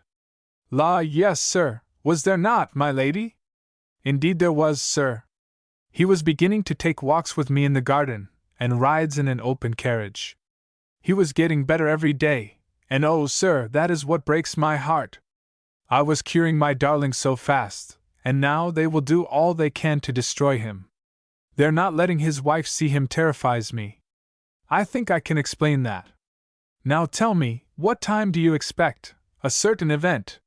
Lady Bassett blushed and cast a hasty glance at the speaker, but he had a piece of paper before him, and was preparing to take down her reply, with the innocent face of a man who had asked a simple and necessary question in the way of business.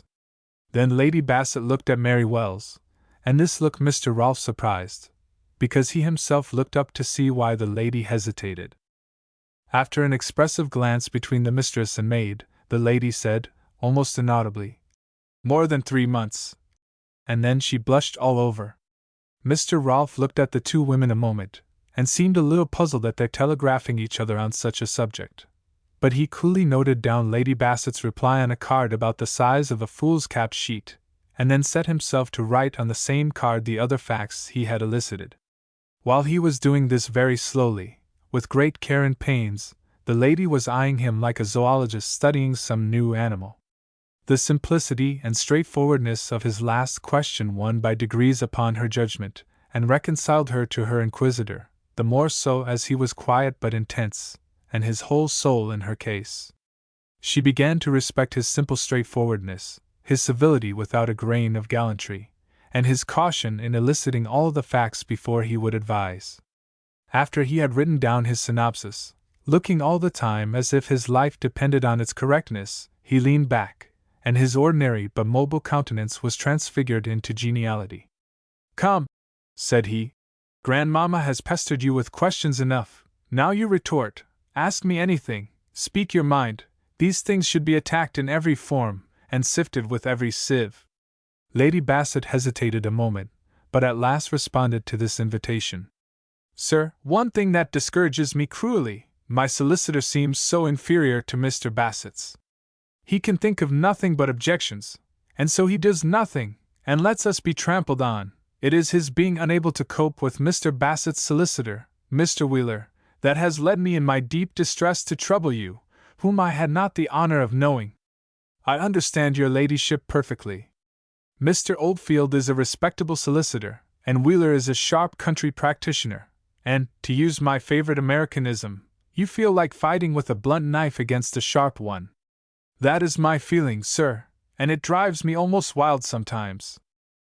For your comfort, then, in my earlier litigations, I have had 16 lawsuits for myself and other oppressed people. I had often that very impression, but the result always corrected it. Legal battles are like other battles. First you have a skirmish or two, and then a great battle in court. Now sharp attorneys are very apt to win the skirmish and lose the battle. I see a general of this stamp in Mr. Wheeler, and you need not fear him much. Of course an antagonist is never to be despised, but I would rather have Wheeler against you than Oldfield. An honest man like Oldfield blunders into wisdom, the Lord knows how. Your Wheelers seldom get beyond cunning, and cunning does not see far enough to cope with men of real sagacity and forethought in matters so complicated as this. Oldfield, acting for Bassett, would have pushed rapidly on to an examination by the court. You would have evaded it, and put yourself in the wrong, and the inquiry, well urged, might have been adverse to Sir Charles. Wheeler has taken a more cunning and violent course. It strikes more terror, does more immediate harm, but what does it lead to? Very little, and it disarms them of their sharpest weapon, the immediate inquiry. For we could now delay and greatly prejudice an inquiry on the very ground of the outrage and unnecessary violence, and could demand time to get the patient as well as he was before the outrage. And, indeed, the court is very jealous of those who begin by going to a judge, and then alter their minds, and try to dispose of the case themselves. And to make matters worse, here they do it by straining an Act of Parliament opposed to equity. I wish it may prove so, sir, but meantime, Mr. Wheeler is active, Mr. Oldfield is passive. He has not an idea. He is a mere negative. Ah, that is because he is out of his groove. A smattering of law is not enough here. It wants a smattering of human nature too. Then, sir, would you advise me to part with Mr. Oldfield? No, why make an enemy? Besides, he is the vehicle of communication with the other side. You must simply ignore him for a time. But is there nothing I can do, sir? For it is this cruel inactivity that kills me. Pray advise me, you know all now.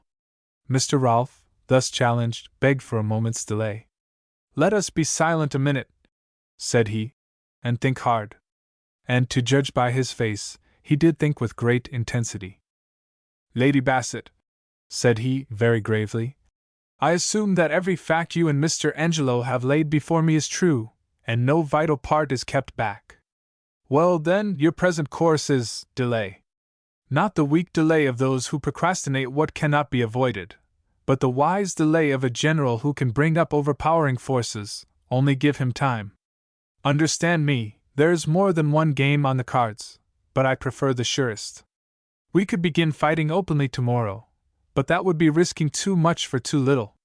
The law's delay, the insolence of office, the uphill and thorny way, would hurt Sir Charles's mind at present. The apathy, the cruelty, the trickery, the routine, the hot and cold fits of hope and fear, would poison your blood, and perhaps lose Sir Charles the heir he pines for. Besides, if we give battle today we fight the heir at law, but in 3 or 4 months we may have him on our side, and trustees appointed by you. By that time, too, Sir Charles will have got over that abominable capture, and be better than he was a week ago, constantly soothed and consoled, as he will be, by the hope of offspring. When the right time comes, that moment we strike, and with a sledgehammer. No letters to the commissioners then, no petitioning Chancery to send a jury into the asylum, stronghold of prejudice. I will cut your husband in two. Don't be alarmed. I will merely give him, with your help, an alter ego, who shall effect his liberation and ruin Richard Bassett, ruin him in damages and costs, and drive him out of the country, perhaps. Meantime you are not to be a lay figure or a mere negative. Oh, sir, I am so glad of that. Far from that, you will act defensively. Mr. Bassett has one chance.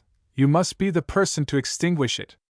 Injudicious treatment in the asylum might retard Sir Charles's cure. Their leeches and their sedatives, administered by sucking apothecaries, who reason it a priori, instead of watching the effect of these things on the patient, might seriously injure your husband, for his disorder is connected with a weak circulation of blood in the vessels of the brain.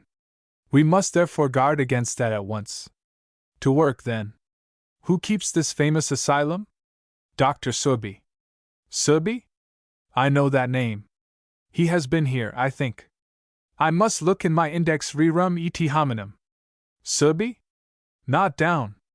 Try Asila. Surby. See letterbook for the year, page 368, an old letterbook.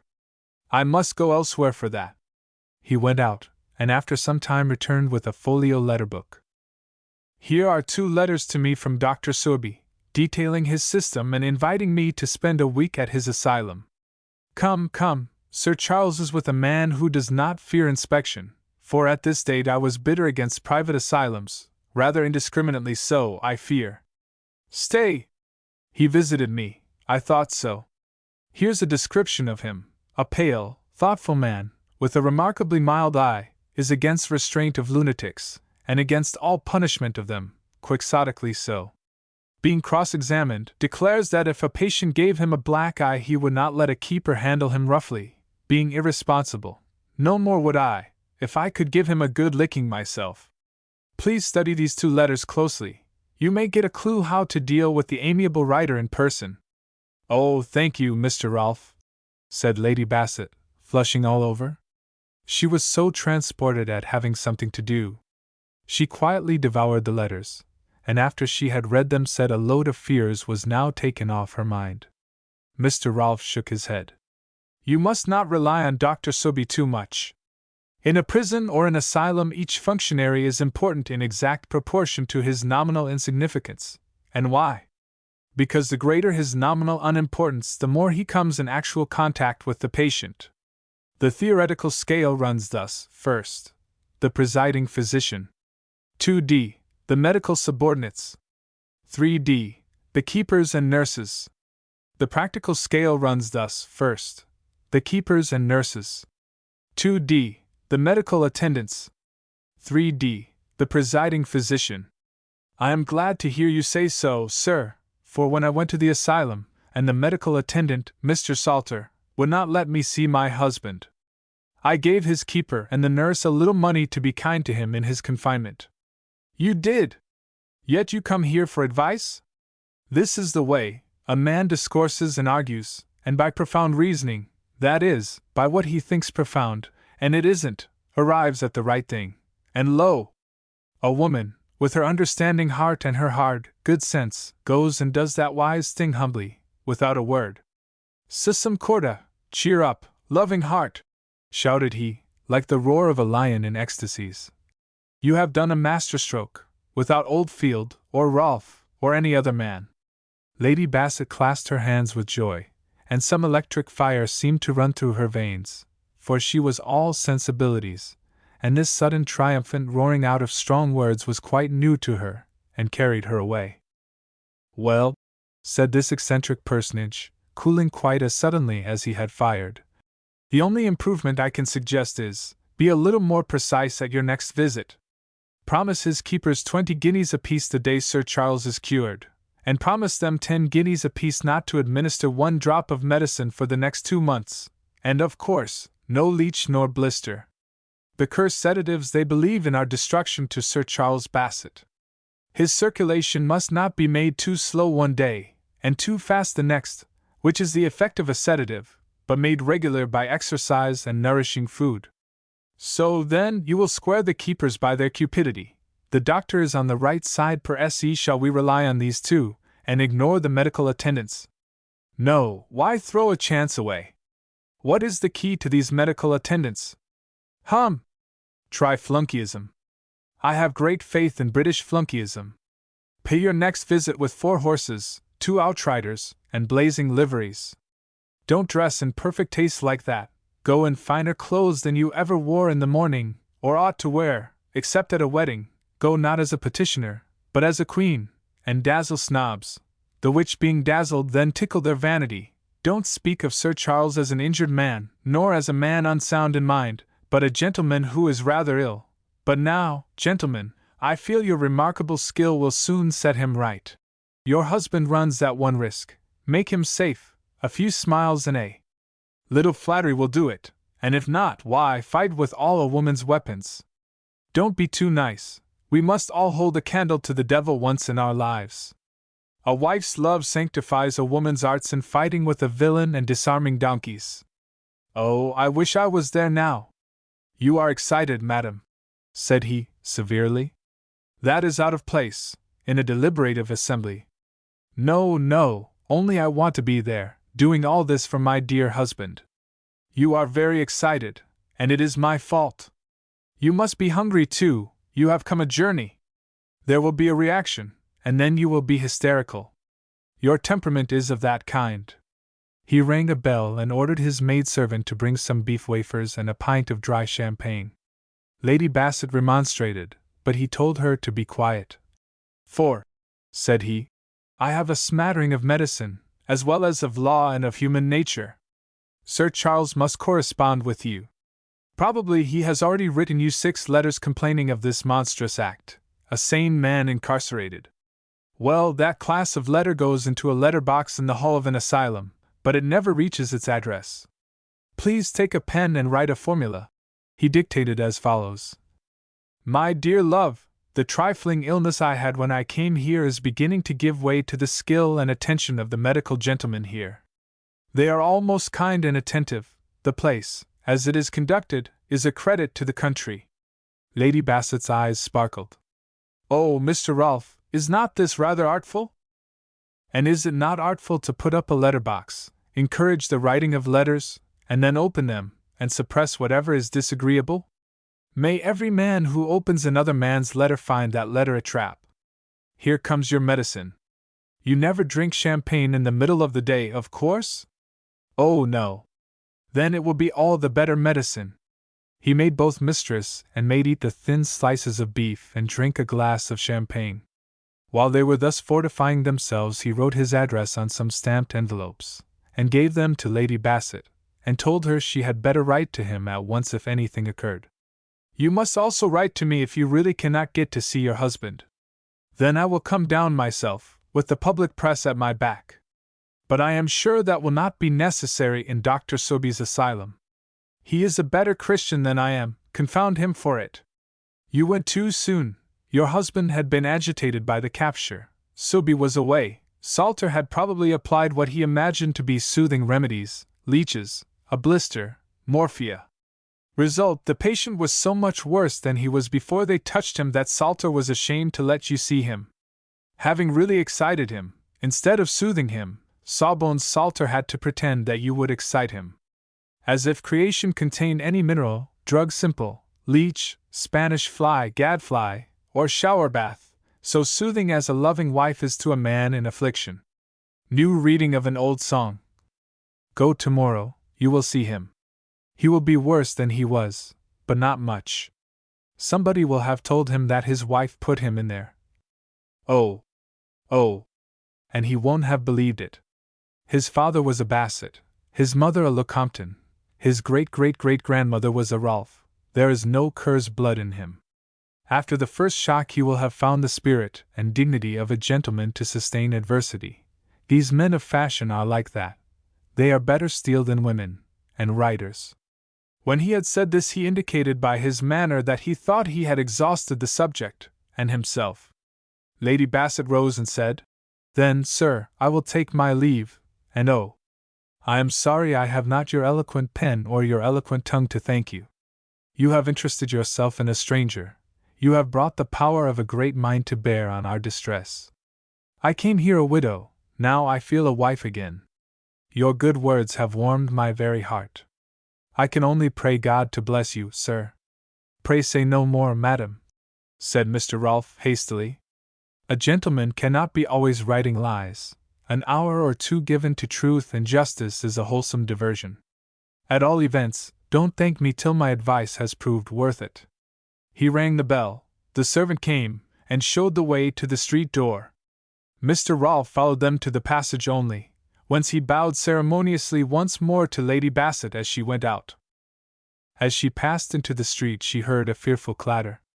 It was her counselor tearing back to his interrupted novel like a distracted bullock. "Well, I don't think much of he," said Mary Wells.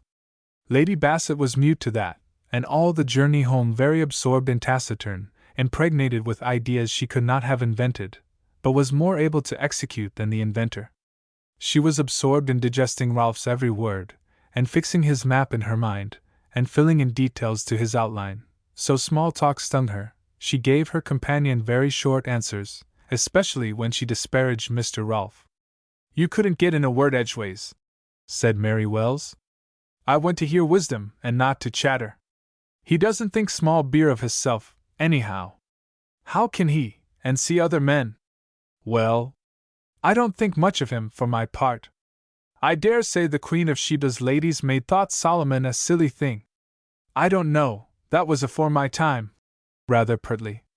"Of course it was, or you couldn't imitate her." On reaching home she ordered a light dinner upstairs, and sent directions to the coachman and grooms. At 9 next morning the four-in-hand came round, and they started for the asylum, coachman and 2 more in brave liveries, 2 outriders. 20 miles from Huntercombe they changed the wheelers, 2 fresh horses having been sent on at night. They drove in at the lodge gate of Bellevue House, which was left ostentatiously open, and soon drew up at the hall door, and set many a pale face peeping from the upper windows. The door opened, the respectable servant came out with a respectful air. "Is Mr. Salter at home, sir?" "No, madam. Mr. Coyne is in charge today." Lady Bassett was glad to hear that, and asked if she might be allowed to see Mr. Coyne. "Certainly, madam. I'll tell him at once," was the reply. Determined to enter the place, Lady Bassett requested her people to open the carriage door, and she was in the act of getting out when Mr. Coyne appeared, a little oily, bustling man, with a good-humored, vulgar face, liable to a subservient pucker. He wore it directly at sight of a fine woman, fine clothes, fine footmen, and fine horses. "Mr. Coyne, I believe?" said Lady Bassett, with a fascinating smile. "At your service, madam." "May I have a word in private with you, sir?" "Certainly, madam. We have come a long way. May the horses be fed?" "I am afraid," said the little man, apologetically, "I must ask you to send them to the inn. It is close by." "By all means." To one of the outriders. "You will wait here for orders." Mary Wells had been already instructed to wait in the hall and look out sharp for Sir Charles's keeper and nurse, and tell them her ladyship wanted to speak to them privately, and it would be money in their way. Lady Bassett, closeted with Mr. Coyne, began first to congratulate herself. "Mr. Bassett," said she, "is no friend of mine, but he has done me a kindness in sending Sir Charles here, when he might have sent him to some place where he might have been made worse instead of better. Here, I conclude, gentlemen of your ability will soon cure his trifling disorder, will you not? I have good hopes, your ladyship. He is better today. Now I dare say you could tell me to a month when he will be cured." "Oh, your ladyship exaggerates my skill too much. 3 months? That is a short time to give us, but your ladyship may rely on it we will do our best." "Will you? Then I have no fear of the result. Oh, by the by, Dr. Willis wanted me to take a message to you, Mr. Coyne. He knows you by reputation." "Indeed? Really, I was not aware that my humble—" "Then you are better known than you in your modesty supposed. Let me see, what was the message?" "Oh, it was a peculiarity in Sir Charles he wished you to know. Dr. Willis has attended him from a boy, and he wished me to tell you that morphia and other sedatives have some very bad effects on him. I told Dr. Willis you would probably find that, and everything else out without a hint from him or anyone else. Yes, but I will make a note of it, for all that. That is very kind of you. It will flatter the doctor the more so as he has so high an opinion of you. But now, Mr. Coyne, I suppose if I am very good, and promise to soothe him, and not excite him, I may see my husband today? Certainly, madam. You have an order from the person who... I forgot to bring it with me. I relied on your humanity. That is unfortunate. I am afraid I must not. He hesitated, looked very uncomfortable, and said he would consult Mr. Appleton. Then, suddenly puckering his face into obsequiousness, would your ladyship like to inspect some of our arrangements for the comfort of our patients? Lady Bassett would have declined the proposal but for this singular play of countenance. She was herself all eye and mind, so she said gravely, I shall be very happy, sir. Mr. Coyne then led the way, and showed her a large sitting room, where some ladies were seated at different occupations and amusements. They kept more apart from each other than ladies do in general, but this was the only sign a far more experienced observer than Lady Bassett could have discovered, the nurses having sprung from authoritative into unobtrusive positions at the sound of Mr. Coyne's footstep outside. What? Said Lady Bassett. Are all these ladies? She hesitated. Every one, said Mr. Coyne. And some incurably. Oh, please let us retire. I have no right to gratify my curiosity. Poor things! They don't seem unhappy. Unhappy? Said Mr. Coyne. We don't allow unhappiness here. Our doctor is too fond of them. He is always contriving something to please them. At this moment Lady Bassett looked up and saw a woman watching her over the rail of a corridor on the first floor. She recognized the face directly. The woman made her a rapid signal, and then disappeared into one of the rooms. Would there be any objection to our going upstairs, Mr. Coyne? Said Lady Bassett, with a calm voice and a heart thumping violently. Oh, none whatever. I'll conduct you, but then I am afraid I must leave you for a time. He showed her upstairs, blew a whistle, handed her over to an attendant, and bowed and smiled himself away grotesquely. Jones was the very keeper she had feed last visit. She flushed with joy at sight of bull-necked, burly Jones. Oh, Mr. Jones, said she, putting her hands together with a look that might have melted a hangman. Jones winked, and watched Mr. Coyne out of sight. I have seen your ladyship's maid, said Jones confidentially. It is all right. Mr. Coyne have got the blinkers on. Only pass me your word not to excite him. Oh no, sir, I will soothe him. And she trembled all over. Sally! Cried Jones. The nurse came out of a room and held the door ajar. She whispered, I have prepared him, madam. He is all right. Lady Bassett, by a great effort, kept her feet from rushing, her heart from crying out with joy, and she entered the room. Sally closed the door like a shot, with a delicacy one would hardly have given her credit for, to judge from appearances. Sir Charles stood in the middle of the room, beaming to receive her, but restraining himself. They met, he held her to his heart, she wept for joy and grief upon his neck. Neither spoke for a long time. Chapter 24. They were seated hand in hand, comparing notes, and comforting each other. Then Lady Bassett met with a great surprise, forgetting, or rather not realizing, Sir Charles's sex and character. She began with a heavy heart to play the consoler, but after he had embraced her many times with tender rapture, and thanked God for the sight of her, lo and behold, this doughty baronet claimed his rights of manhood, and in spite of his capture, his incarceration, and his malady, set to work to console her, instead of lying down to be consoled. My darling Bella, said he, don't you make a mountain of a molehill. The moment you told me I should be a father I began to get better, and to laugh at Richard Bassett's malice.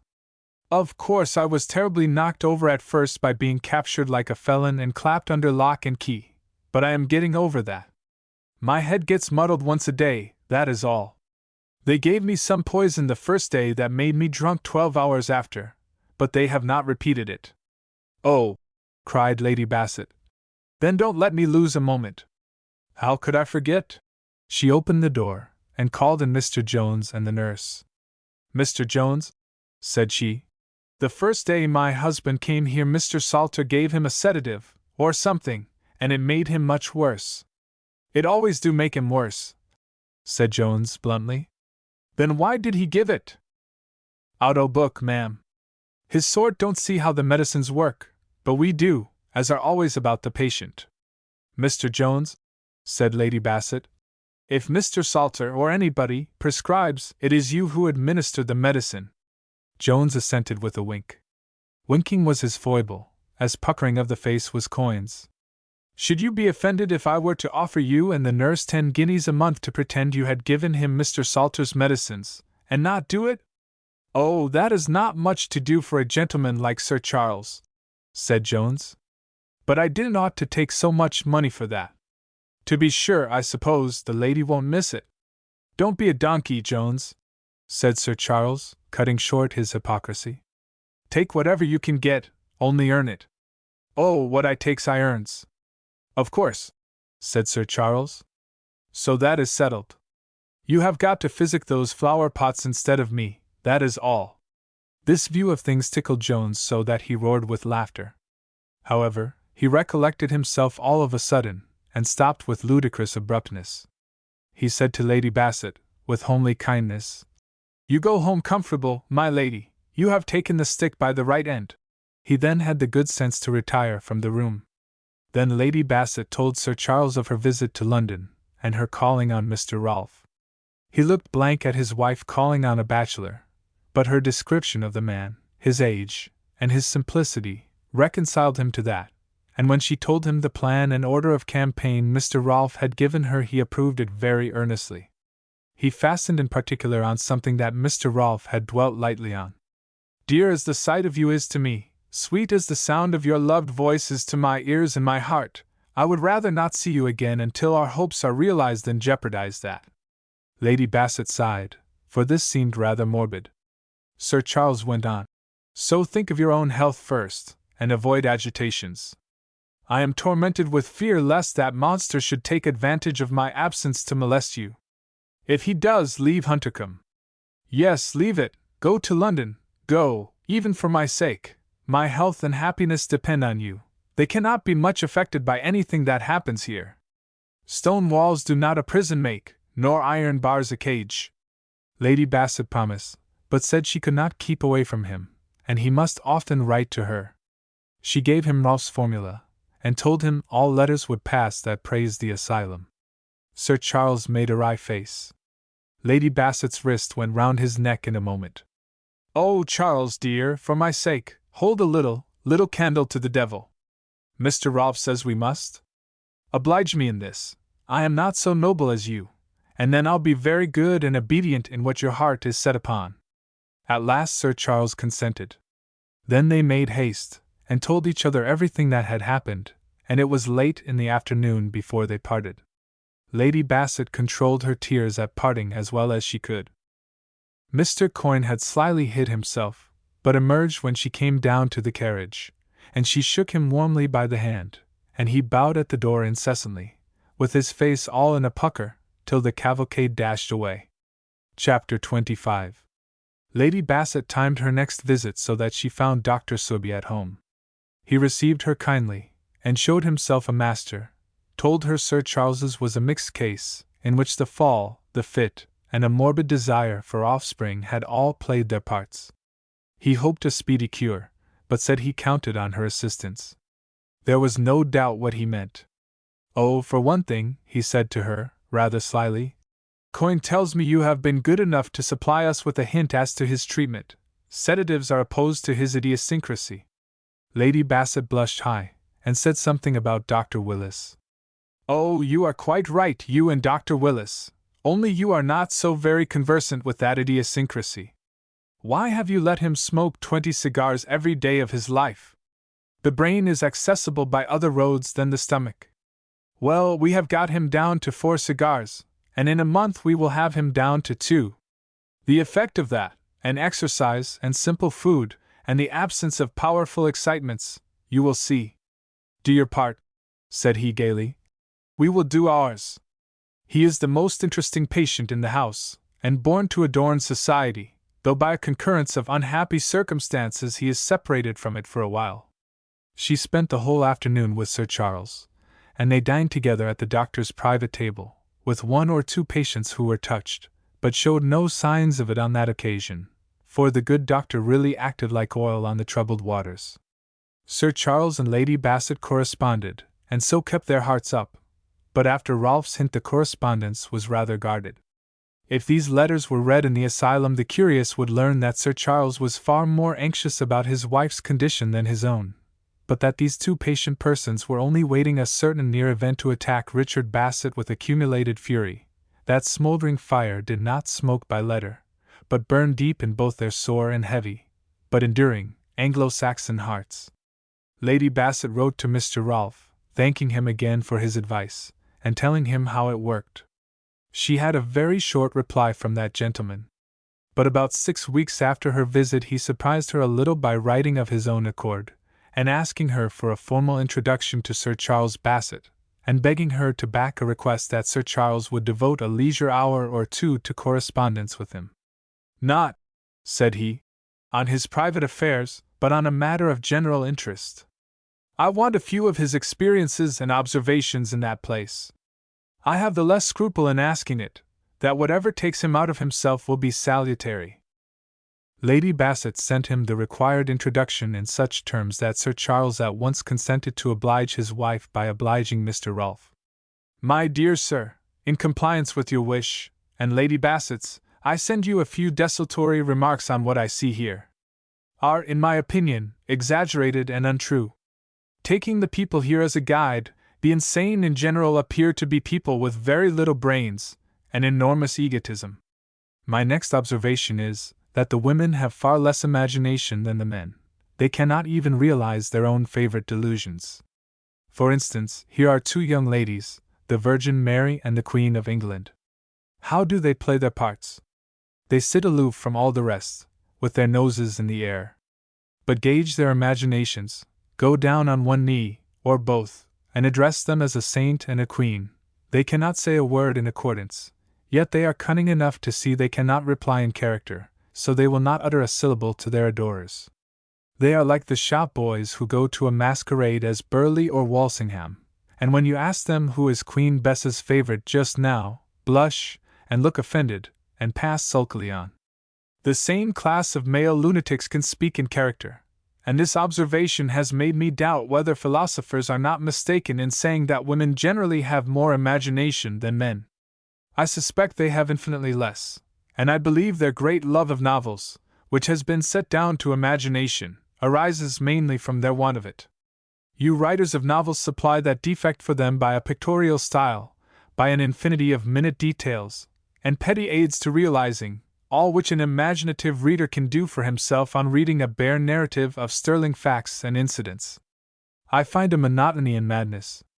So many have inspirations, see phantoms, are the victims of vast conspiracies, principalities and powers combined against a fly.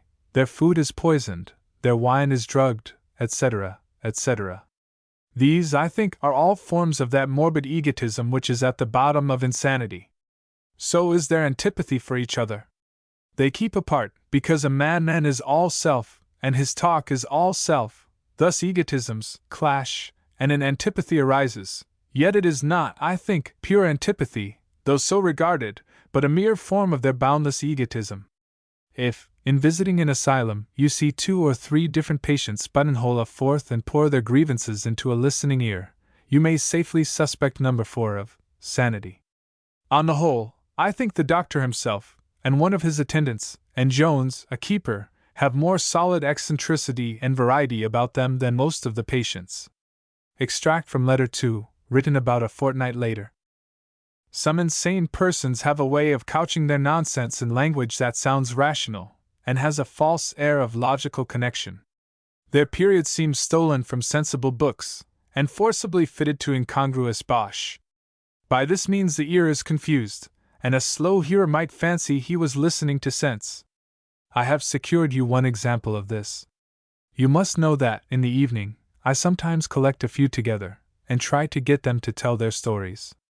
Little comes of it in general but interruptions. But one night, a melancholy bagman responded in good set terms, and all in a moment. One would have thought I had put a torch to a barrel of powder, he went off so quickly in this style. You ask my story, it is briefly told. Initiated in commerce from my earliest years, and traveled in the cotton trade. As representative of a large house in Manchester, I visited the United States. Unfortunately for me, that country was then the chosen abode of spirits. The very air was thick and humming with supernaturalia. Ere long, spirit voices whispered in my ear, and suggested pious aspirations at first. That was a blind, no doubt, for very soon they went on to insinuate things profane and indelicate, and urged me to deliver them in mixed companies. I forbore with difficulty, restrained by the early lessons of a pious mother, and a disinclination to be kicked downstairs, or flung out o' window. I consulted a friend, a native of the country, he said, in its beautiful Doric. Old OSS, I reckon you'd better change the air. I grasped his hand, muttered a blessing, and sailed for England. On ocean's peaceful bosom the annoyance ceased. But under this deceitful calm fresh dangers brooded. 2 doctors had stolen into the ship, unseen by human eye, and bided their time. Unable to act at sea, owing to the combined effect of wind and current, they concealed themselves on deck under a black tarpaulin, that is to say, it had been black, but wind and weather had reduced it to a dirty brown, and there, adopting for the occasion the habits of the dormouse, the bear, the caterpillar, and other ephemeral productions, they lay torpid. But the moment the vessel touched the quay, profiting by the commotion, they emerged, and signed certificates with chalk on my portmanteau, then vanished in the crowd. The custom house read the certificates, and seized my luggage as contraband. I was too old a traveler to leave my luggage, so then they seized me, and sent us both down here. With sudden and short-lived fury, that old hellhound at the lodge asked them where I was booked for. For the whole journey, said a sepulchral voice unseen. That means the grave, my boys, the silent grave. Notwithstanding this stern decree, Subi expects to turn him out cured in a few months. Miss Wieland, a very pretty girl, put her arm in mine, and drew me mysteriously apart. So you are collecting the villainies, said she, sotto voce. It will take you all your time. I'll tell you mine. There's a hideous old man wants me to marry him, and I won't. And he has put me in here, and keeps me prisoner till I will. They are all on his side, especially that sanctified old guy, Subi. They drug my wine, they stupefy me, they give me things to make me naughty and tipsy, but it is no use. I never will marry that old goat, that for his money and him, I'll die first. Of course my blood boiled, but I asked my nurse, Sally, and she assured me there was not one atom of truth in any part of the story. The young lady was put in here by her mother, none too soon either. I asked her what she meant. Why, she came here with her throat cut, and strapping on it. She is a suicidal. This correspondence led eventually to some unexpected results, but I am obliged to interrupt it for a time, while I deal with a distinct series of events which began about 5 weeks after Lady Bassett's visit to Mr. Rolfe, and will carry the reader forward beyond the date we have now arrived at. It was the little dining room at Highmore, a low room, of modest size, plainly furnished. An enormous fireplace, paved with plain tiles, on which were placed iron dogs. Only wood and roots were burned in this room. Mrs. Bassett had just been packed off to bed by marital authority. Bassett and Wheeler sat smoking pipes and sipping whiskey and water. Bassett professed to like the smell of peat smoke and whiskey. What he really liked was the price. After a few silent whiffs, said Bassett, I didn't think they would take it so quietly. Did you? Well, I really did not. But, after all, what can they do? They are evidently afraid to go to the Court of Chancery, and ask for a jury in the asylum, and what else can they do? Humph! They might arrange an escape, and hide him for 14 days. Then we could not recapture him without fresh certificates. Could we? Certainly not. And the doors would be too well guarded, not a crack for 2 doctors to creep in at. You go too fast. You know the law from me, and you are a daring man that would try this sort of thing, but a timid woman, advised by a respectable muff like Oldfield. They will never dream of such a thing. Oldfield is not her head man. She has got another adviser, and he is the very man to do something plucky. I don't know who you mean. Why, her lover, to be sure. Her lover? Lady Bassett's lover. Aye, the young parson. Wheeler smiled satirically. You certainly are a good hater. Nothing is too bad for those you don't like. If that Lady Bassett is not a true wife, where will you find one? She is the most deceitful jade in England. Oh. Oh. Ah. You may sneer. So you have forgotten how she outwitted us. Did the devil himself ever do a cunninger thing than that? Tempting a fellow into a correspondence that seemed a piece of folly on her part, yet it was a deep diabolical trick to get at my handwriting. Did you see her game? No more than I did. You chuckled at her writing letters to the plaintiff pendant light. We were both children, setting our wits against a woman's. I tell you I dread her, especially when I see her so unnaturally quiet, after what we have done. When you hook a large salmon, and he makes a great commotion, but all of a sudden lies like a stone, be on your guard. He means mischief. Well, said Wheeler, this is all very true, but you have strayed from the point. What makes you think she has an improper attachment? Is it so very unnatural? He is the handsomest fellow about, she is the loveliest woman, he is dark, she is fair, and they are thrown together by circumstances. Another thing, I have always understood that women admire the qualities they don't possess themselves, strength, for instance. Now this parson is a Hercules. He took Sir Charles up like a boy and carried him in his arms all the way from where he had the fit. Lady Bassett walked beside them. Rely on it, a woman does not see one man carry another so without making a comparison in favor of the strong, and against the weak. But what am I talking about? They walk like lovers, those two. What, hand in hand? He. No, side by side, but yet like lovers for all that. You must have a good eye. I have a good opera glass. Mr. Wheeler smoked in silence.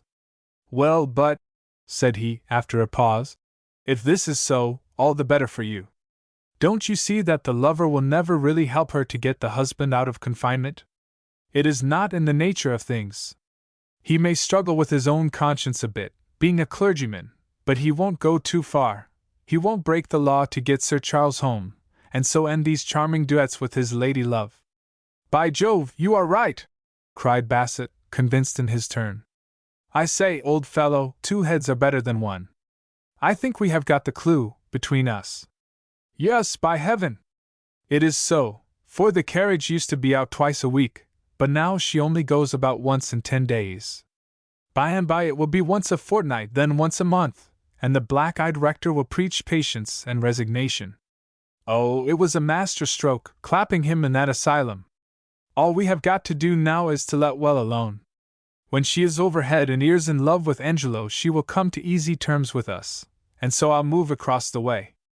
I shall never be happy till I live at Huntercombe, and administer the estate. The maid-servant brought him a note, and said it was from her mistress. Bassett took it rather contemptuously and said, The little woman is always in a fidget now when you come here. She is all for peace. He read the letter. It ran thus. Dearest Richard, I implore you to do nothing more to hurt Sir Charles.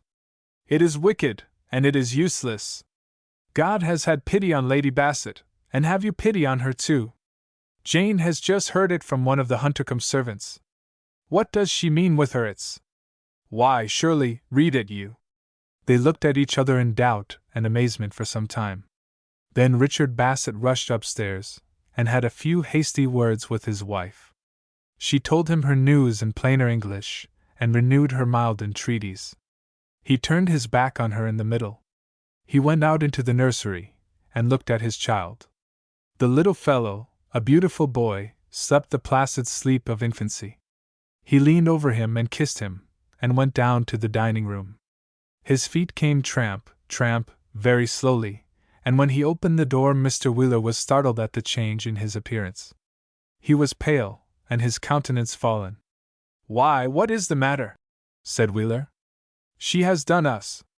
Ah, I was wiser than you, I feared her. It is the same thing over again, a woman against two children. This shows how strong she is. You can't realize what she has done, even when you see it. An heir was wanted to those estates. Love cried out for one. Hate cried out for one. Nature denied one. She has cut the Gordian knot, cut it as boldly as the lowest woman in Huntercombe would have cut it under such a terrible temptation. Oh, for shame! Think, and use your eyes. My eyes have seen the lady. I think I see her now, kneeling like an angel over her husband, and pitying him for having knocked me down. I say her only lover is her husband. Oh, that was a long time ago. Time brings changes. You can't take the eyes out of my head. Suppose it should be only a false alarm? Is that likely? However, I will learn. Whether it is or not, that child shall never rob mine of Bassett and Huntercombe. Anything is fair against such a woman. Chapter 26. That very night, after Wheeler had gone home, Richard Bassett wrote a cajoling letter to Mary Wells, asking her to meet him at the old place. When the girl got this letter, she felt a little faint for a moment, but she knew the man, his treachery, and his hard egotism and selfishness so well, that she tossed the letter aside, and resolved to take no notice. Her trust was all in her mistress, for whom, indeed, she had more real affection than for any living creature. As for Richard Bassett, she absolutely detested him. As the day wore on, she took another view of matters. Her deceiver was the enemy of her mistress. She might do her a service by going to this rendezvous, might learn something from him, and use it against him. So she went to the rendezvous with a heart full of bitter hate. Bassett, with all his assurance, could not begin his interrogatory all in a moment. He made a sort of apology, said he felt he had been unkind, and he had never been happy since he had deserted her. She cut that short. "I have found a better than you," said she. "I am going to London very soon, to be married." "I am glad to hear it." "No doubt you are." "I mean for your sake." "For my sake? You think as little of me as I do of you. Come, now, what do you want of me, without a lie if you can?" "I wanted to see you, and talk to you, and hear your prospects." "Well, I have told you." And she pretended to be going. "Don't be in such a hurry. Tell us the news. Is it true that Lady Bassett is expected?" "Oh, that is no news." "It is to me." "'Tain't no news in our house." "Why, we have known it for months." This took away the man's breath for a minute. At last he said, with a great deal of intention, "Will it be fair or dark?" "As God pleases." "I'll bet you £5 to 1 that it is dark." Mary shrugged her shoulders contemptuously, as if these speculations were too childish for her. "It's my lady you want to talk about, is it? I thought it was to make me a wedding present." He actually put his hand in his pocket, and gave her 2 sovereigns. She took them with a grim smile. He presumed on this to question her minutely. She submitted to the interrogatory. Only, as the questions were not always delicate, and the answer was invariably an untruth, it may be as well to pass over the rest of the dialogue.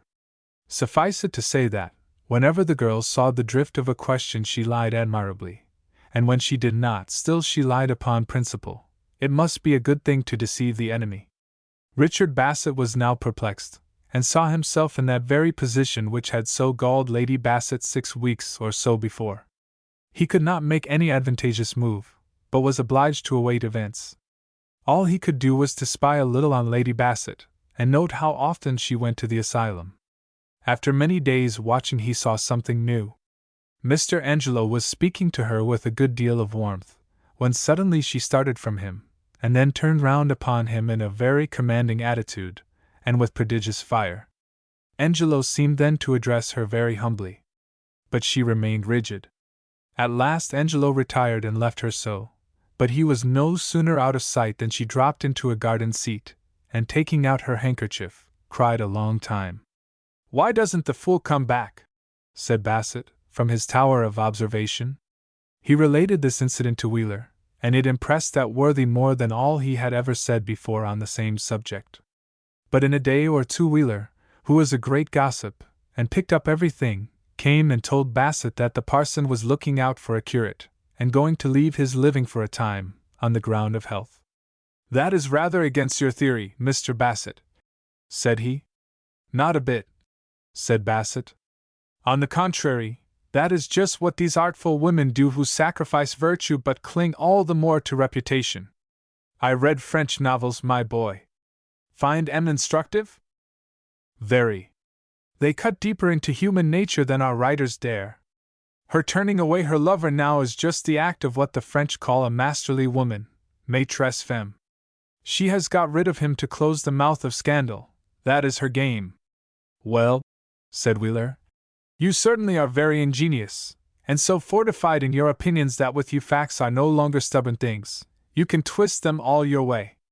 If he had stayed and buzzed about her, while her husband was incarcerated, you would have found her guilty. He goes to Rome and leaves her, and therefore you find her guilty.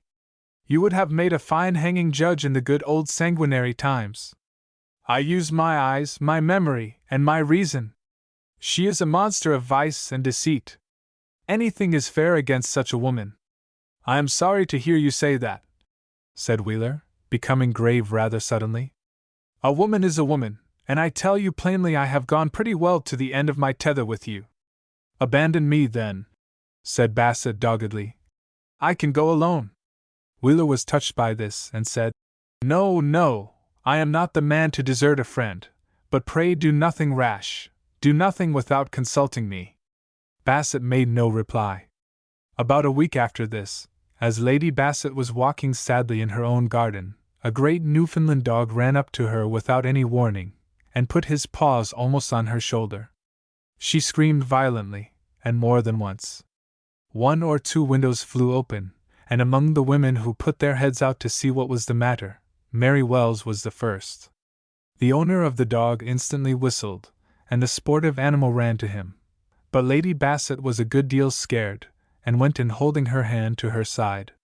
Mary Wells hurried to her assistance, and she cried a little from nervousness when the young woman came earnestly to her. Oh, Mary! He frightened me so. I did not see him coming. Mr. Moss, said Mary Wells, here's a villain come and frightened my lady. Go and shoot his dog, you and your son, and get the grooms, and fling him in the horse pond directly. No, said Lady Bassett firmly. You will see that he does not enter the house, that is all. Should he attempt that, then you will use force for my protection. Mary, come to my room. When they were together alone, Lady Bassett put both hands on the girl's shoulders, and made her turn toward her. I think you love me, Mary, said she, drinking the girl's eyes with her own. Ah, that I do, my lady. Why did you look so pale, and your eyes flash, and why did you incite those poor men to? It might have led to bloodshed. It would, and that is what I wanted, my lady. Oh, Mary! What, don't you see? No, no, I don't want to think so. It might have been an accident. The poor dog meant no harm. It was his way of fawning, that was all. The beast meant no harm, but the man did. He is worse than any beast that ever was born. He is a cruel, cunning, selfish devil, and if I had been a man he should never have got off alive.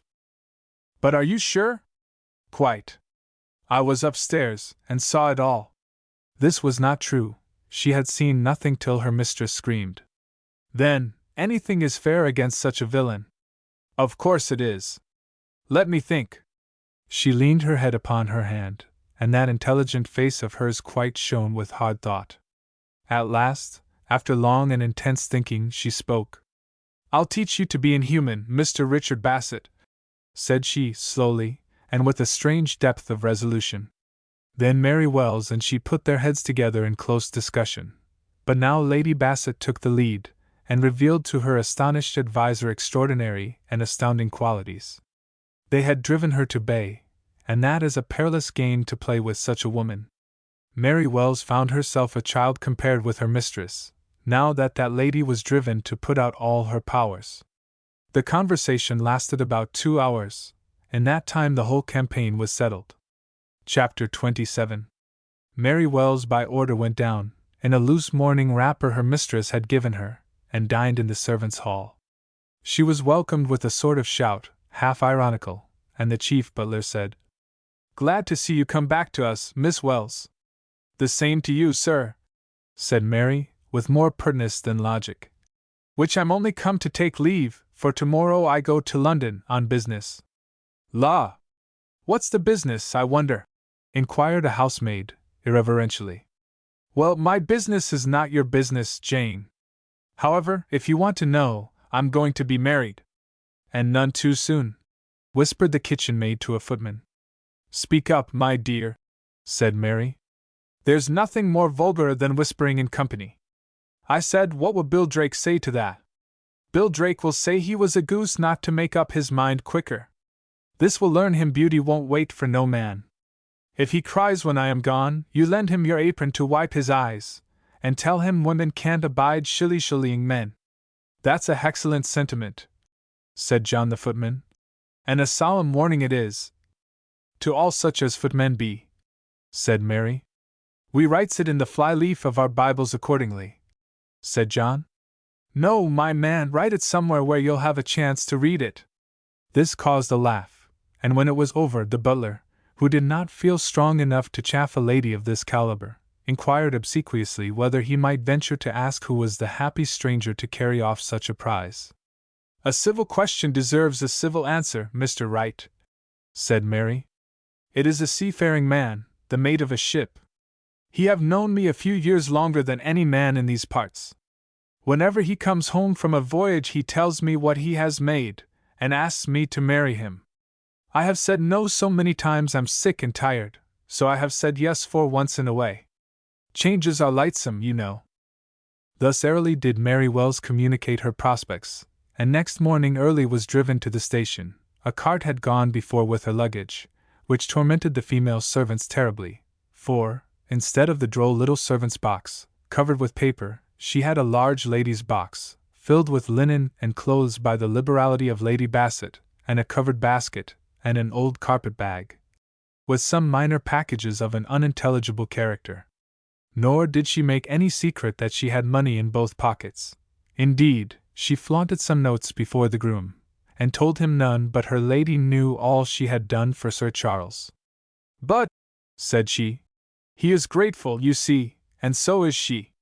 She went off in the train, as gay as a lark, but she was no sooner out of sight than her face changed its whole expression, and she went up to London very grave and thoughtful. The traveling carriage was ordered at 10 o'clock next day, and packed as for a journey. Lady Bassett took her housekeeper with her to the asylum. She had an interview with Sir Charles, and told him what Mr. Bassett had done, and the construction Mary Wells had put on it. Sir Charles turned pale with rage, and said he could no longer play the patient game. He must bribe a keeper, make his escape, and kill that villain. Lady Bassett was alarmed, and calmed it down. It was only a servant's construction, and she might be wrong, but it frightened me terribly, and I fear it is the beginning of a series of annoyances and encroachments, and I have lost Mr. Angelo. He has gone to Italy. Even Mary Wells left me this morning to be married. I think I know a way to turn all this against Mr. Bassett, but I will not say it, because I want to hear what you advise, dearest. Sir Charles did not leave her long in doubt. He said, There is but one way. You must leave Huntercombe, and put yourself out of that miscreant's way until our child is born. That would not grieve me, said Lady Bassett. The place is odious to me, now you are not there. But what would censorious people say? What could they say, except that you obeyed your husband? Is it a command then, dearest? It is a command, and although you are free and I am a prisoner, although you are still an ornament to society, and I pass for an outcast, still I expect you to obey me when I assume a husband's authority. I have not taken the command of you quite so much as you used to say I must, but on this occasion I do. You will leave Huntercombe, and avoid that caitiff until our child is born. That ends all discussion, said Lady Bassett. Oh, Charles, my only regret is that it costs me nothing to obey you. But when did it ever? My king! He had ordered her to do the very thing she wished to do. She now gave her housekeeper minute instructions, settled the board wages of the whole establishment, and sent her home in the carriage, retaining her own boxes and packages at the inn. Richard Bassett soon found out that Lady Bassett had left Huntercombe. He called on Wheeler and told him. Wheeler suggested she had gone to be near her husband. No, said Bassett. She has joined her lover. I wonder at our simplicity in believing that fellow was gone to Italy. This is rich, said Wheeler. A week ago she was guilty, and a Machiavel in petticoats. For why? She had quarreled with her Angelo, and packed him off to Italy. Now she is guilty, and why? Because he is not gone to Italy, not that you know whether he is or not. You reason like a mule. As for me, I believe none of this nonsense, till you find them together. And that is just what I mean to do. We shall see. You will see. Very soon after this a country gentleman met Wheeler on market day, and drew him aside to ask him a question. Do you advise Mr. Richard Bassett still? Yes. Did you set him to trespass on Lady Bassett's lawn, and frighten her with a great dog in the present state of her health? Heaven forbid! This is the first I've heard of such a thing. I am glad to hear you say that, Tom Wheeler. There, read that. Your client deserves to be flogged out of the county, sir. And he pulled a printed paper out of his pocket.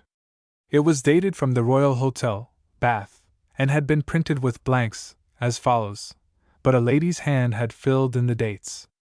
On the day of, while I was walking alone in my garden, Mr. Richard Bassett, the person who has bereaved me by violence of my protector, came, without leave, into my private grounds, and brought a very large dog. It ran to me, and frightened me so that I nearly fainted with alarm. Mr. Bassett was aware of my condition. Next day I consulted my husband, and he ordered me to leave Huntercombe Hall, and put myself beyond the reach of trespassers and outrage. One motive has governed Mr. Bassett in all his acts, from his anonymous letter to me before my marriage, which I keep for your inspection, together with the proofs that he wrote it, to the barbarous seizure of my husband upon certificates purchased beforehand, and this last act of violence, which has driven me from the county for a time. Sir Charles and I have often been your hosts and your guests. We now ask you to watch our property and our legal rights, so long as through injustice and cruelty my husband is a prisoner, his wife a fugitive. There, said the gentleman. These papers are going all round the county. Wheeler was most indignant, and said he had never been consulted, and had never advised a trespass. He begged a loan of the paper, and took it to Bassett's that very same afternoon. So you have been acting without advice, said he, angrily. And a fine mess you have made of it. And though not much given to violent anger, he dashed the paper down on the table, and hurt his hand a little. Anger must be paid for, like other luxuries. Bassett read it, and was staggered a moment, but he soon recovered himself, and said, What is the foolish woman talking about? He then took a sheet of paper, and said he would soon give her a Roland for an Oliver. Aye, said Wheeler, grimly. Let us see how you will put down the foolish woman. I'll smoke a cigar in the garden, and recover my temper. Richard Bassett's retort ran thus. I never wrote an anonymous letter in my life, and if I put restraint upon Sir Charles, it was done to protect the estate. Experienced physicians represented him homicidal and suicidal, and I protected both Lady Bassett and himself by the act she has interpreted so harshly. As for her last grievance, it is imaginary. My dog is gentle as a lamb. I did not foresee Lady Bassett would be there, nor that the poor dog would run and welcome her. She is playing a comedy. The real truth is, a gentleman had left Huntercombe whose company is necessary to her. She has gone to join him, and thrown the blame very adroitly upon Richard Bassett. When he had written this, Bassett ordered his dog-cart. Wheeler came in, read the letter, and said the last suggestion in it was a libel, and an indictable one into the bargain. What if it is true to the letter? Even then you would not be safe, unless you could prove it by disinterested witnesses. Well, if I cannot, I consent to cut this sentence out. Excuse me 1 minute, I must put a few things in my carpet bag. What? Going away? Of course I am. Better give me your address, then, in case anything turns up. If you were as sharp as you pass for you would know my address, Royal Hotel, Bath, to be sure. He left Wheeler staring, and was back in 5 minutes with his carpet bag and wraps. Wouldn't tomorrow morning do for this wild goose chase? Asked Wheeler. No, said Richard. I'm not such a fool. Catch me losing 12 hours. In that 12 hours they would shift their quarters. It is always so when a fool delays. I shall breakfast at the Royal Hotel, Bath. The dog-cart came to the door as he spoke, and he rattled off to the railway. He managed to get to the Royal Hotel, Bath, at 7 a.m., took a warm bath instead of bed, and then ordered breakfast, asked to see the visitor's book, and wrote a false name, turned the leaves, and to his delight saw Lady Bassett's name. But he could not find Mr. Angelo's name in the book. He got hold of Boots, and feed him liberally, then asked him if there was a handsome young parson there, very dark. Boots could not say there was. Then Bassett made up his mind that Angelo was at another hotel, or perhaps in lodgings, out of prudence. Lady Bassett here still? Said he. Boots was not very sure, would inquire at the bar. Did inquire, and brought him word Lady Bassett had left for London yesterday morning. Bassett ground his teeth with vexation. No train to London for an hour and a half. He took a stroll through the town to fill up the time. How often, when a man abandons or remits his search for a time, fate sends in his way the very thing he is after, but has given up hunting just then. As he walked along the north side of a certain street, what should he see but the truly beautiful and remarkable eyes and eyebrows of Mr. Angelo, shining from afar. That gentleman was standing, in a reverie, on the steps of a small hotel. Bassett drew back at first, not to be seen. Looking round, he saw he was at the door of a respectable house that let apartments. He hurried in, examined the drawing-room floor, took it for a week, paid in advance, and sent to the Royal for his bag. He installed himself near the window, to await one of two things, and act accordingly. If Angelo left the place, he should go by the same train, and so catch the parties together. If the lady doubled back to Bath, or had only pretended to leave it, he should soon know that, by diligent watch and careful following. He wrote to Wheeler to announce this first step toward success. Chapter 28. Some days after this Mr. Rolfe received a line from Lady Bassett, to say she was at the Adelphi Hotel, in John Street. He put some letters into his pocket, and called on her directly. She received him warmly, and told him, more fully than she had by letter, how she had acted on his advice. Then she told him of Richard Bassett's last act, and showed him her retort. He knitted his brows at first over it, but said he thought her proclamation could do no harm. As a rule, said he, I object to flicking with a lady's whip when I am going to crush, but yes, it is able, and gives you a good excuse for keeping out of the way of annoyances till we strike the blow.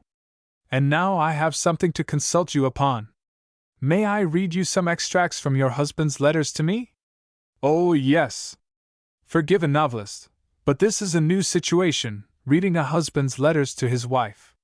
However, I have a motive, and so I had in soliciting the correspondence with Sir Charles. He then read her the letters that are already before the reader, and also the following extracts. Mr. Johnson, a broken tradesman, has some imagination, though not of a poetic kind. He is imbued with trade, and in the daytime, exercises several, especially a butcher's. When he sees any of us coming, he whips before the nearest door or gate, and sells meat. He sells it very cheap. The reason is, his friends allow him only a shilling or two in coppers, and as every man is the center of the universe, he thinks that the prices of all commodities are regulated by the amount of specie in his pocket. This is his style. Come, buy, choice mutton 3 farthings the carcass. Retail shop next door, ma'am. Jack, serve the lady. Bill, tell him he can send me home those 20 bullocks, at 3 halfpence each, and so on. But at night he subsides into an auctioneer, and with knocking down lots while others are conversing, gets removed occasionally to a padded room. Sometimes we humor him, and he sells us the furniture after a spirited competition, and debits the amounts, for cash is not abundant here. The other night, heated with business, he went on from the articles of furniture to the company, and put us all up in succession. Having a good many dislikes, he sometimes forgot the auctioneer and the man, and depreciated some lots so severely that they had to be passed. But he set Miss Wieland in a chair, and descanted on her beauty, good temper, and other gifts, in terms florid enough for Robbins, or any other poet. Sold for £18, and to a lady. This lady had formed a violent attachment to Miss W., so next week they will be at daggers drawn. My turn came, and the auctioneer did me the honor to describe me as the lot of the evening. He told the bidders to mind what they were about. They might never again be able to secure a live baronet at a moderate price, owing to the tightness of the money market. Well, sir, I was honored with bids from several ladies, but they were too timid and too honest to go beyond their means. My less scrupulous sex soared above these considerations, and I was knocked down for £79 15, amid loud applause at the spirited result. My purchaser is a shopkeeper mad after gardening. Dr. Sorby has given him a plot to cultivate, and he whispered in my ear, the reason I went to a fancy price was, I can kill 2 birds with 1 stone with you. You'll make a very good statue stuck up among my flowers, and you can hullo, and keep those plaguey sparrows off. Oh, what creatures for my darling to live among! Cried Lady Bassett piteously. Mr. Rolfe stared and said, What, then, you are like all your sex, no sense of humor? Humor! When my husband is in misery and degradation. And don't you see that the brave writer of these letters is steeled against misery, and above degradation? Such men are not the mere sport of circumstances. Your husband carries a soul not to be quelled by 3 months in a well-ordered madhouse. But I will read no more, since what gives me satisfaction gives you pain. Oh, yes, yes! Don't let me lose a word my husband has ever uttered. Well, I'll go on, but I'm horribly discouraged. I'm so sorry for that, sir. Please forgive me. Mr. Rolfe read the letter next in date. We are honored with one relic of antiquity, a Pythagorean. He has obliged me with his biography. He was, to use his own words, engendered by the sun shining on a dunghill at his father's door, and began his career as a flea, but his identity was, somehow, shifted to a boy of 9 years old. He has had a long spell of humanity, and awaits the great change, which is to turn him to a bee. It will not find him unprepared. He has long practiced humming, in anticipation. A faithful friend called Caffin used to visit him every week. Caffin died last year, and the poor Pythagorean was very lonely and sad. But 2 months ago, he detected his friend in the butcher's horse, and is more than consoled, for he says Caffin comes 6 times a week now, instead of once. Poor soul, said Lady Bassett. What a strange world for him to be living in. It seems like a dream. There is something stranger coming in this last letter. I have at last found one man allied to genius. It has taken me a fortnight to master his delusion, and to write down the vocabulary he has invented to describe the strange monster of his imagination. All the words I write in italics are his own. Mr. Williams says that a machine has been constructed for malignant purposes, which machine is an heirloom. It rivals the human machine in this, that it can operate either on mind or matter. It was invented, and is worked by a gang of villains superlatively skillful in pneumatic chemistry, physiology, nervous influence, sympathy, and the higher metaphysic, men far beyond the immature science of the present era, which, indeed, is a favorite subject of their ridicule. The gang are 7 in number, but Williams has only seen the 4 highest: Bill, the king, a master of the art of magnetic impregnation; Jack, the schoolmaster, the shorthand writer of the gang; Sir Archie, chief liar to the association; and the glove-woman, so called from her always wearing cotton mittens. This personage has never been known to speak to anyone. The materials used in the heirloom by these pneumatic adepts are infinite, but principally effluvia of certain metals, poisons, soporific scents, etc. The principal effects are: first, event working. This is done by magnetic manipulation of kings, emperors, prime ministers, and others, so that, while the world is fearing and admiring them, they are, in reality, mere puppets played by the workers of the heirloom. 2d. Cutting soul from sense. This is done by diffusing the magnetic warp from the root of the nose under the base of the skull, till it forms a veil, so that the sentiments of the heart can have no communication with the operations of the intellect. 3d. Kiting. As boys raise a kite in the air, so the heirloom can lift an idea into the brain, where it floats and undulates for hours together. The victim cannot get rid of an idea so insinuated.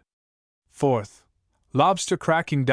An external pressure of the magnetic atmosphere surrounding the person assailed. Williams has been so operated on, and says he felt as if he was grasped by an enormous pair of nutcrackers with teeth, and subjected to a piercing pressure, which he still remembers with horror. Death sometimes results from lobster cracking. Fifth, lengthening the brain. As the cylindrical mirror lengthens the countenance, so these assailants find means to elongate the brain.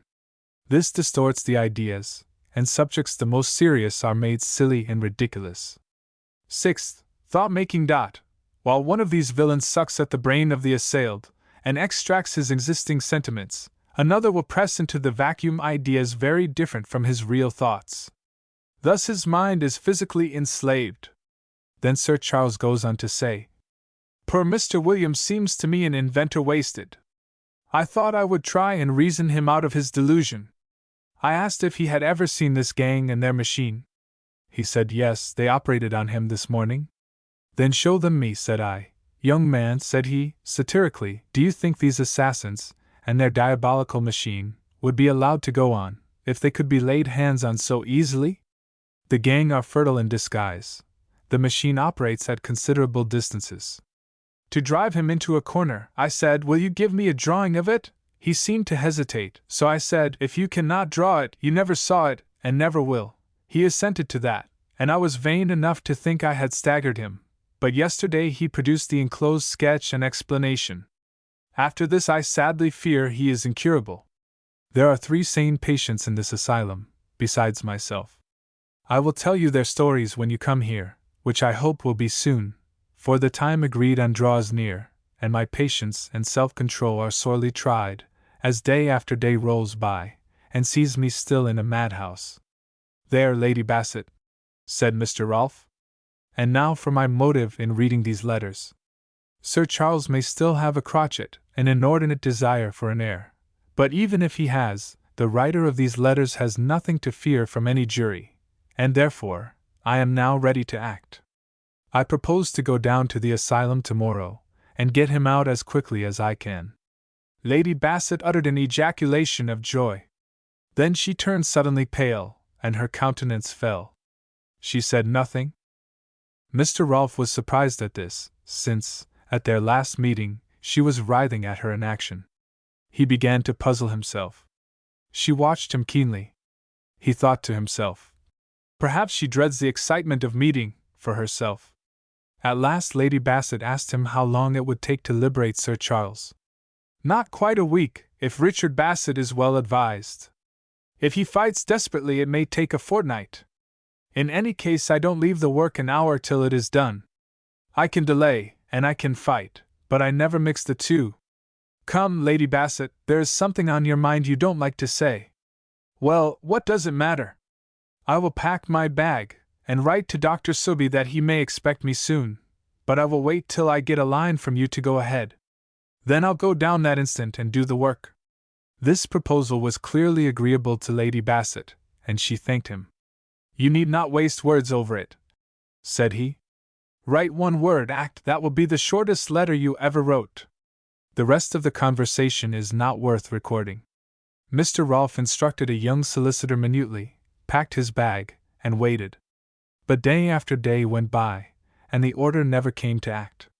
Mr. Rolfe was surprised at this, and began to ask himself whether he could have been deceived in this lady's affection for her husband. But he rejected that. Then he asked himself whether it might have cooled. He had known a very short incarceration produce that fatal effect. Both husband and wife interested him, and he began to get irritated at the delay. Sir Charles's letters made him think they had already wasted time. At last a letter came from Gloucester Place. Will my kind friend now act? Gratefully, Bella Bassett. Mr. Rolfe, upon this, cast his discontent to the winds and started for Bellevue House. On the evening of that day a surgeon called Boddington was drinking tea with his wife, and they were talking rather disconsolately, for he had left a fair business in the country, and though a gentleman of undoubted skill, was making his way very slowly in London. The conversation was agreeably interrupted by a loud knock at the door. A woman had come to say that he was wanted that moment for a lady of title in Gloucester Place, hard by. "I will come," said he, with admirably affected indifference, and, as soon as the woman was out of sight, husband and wife embraced each other. "Pray God it may all go well, for your sake and hers, poor lady." Mr. Boddington hurried to the number in Gloucester Place. The door was opened by the charwoman.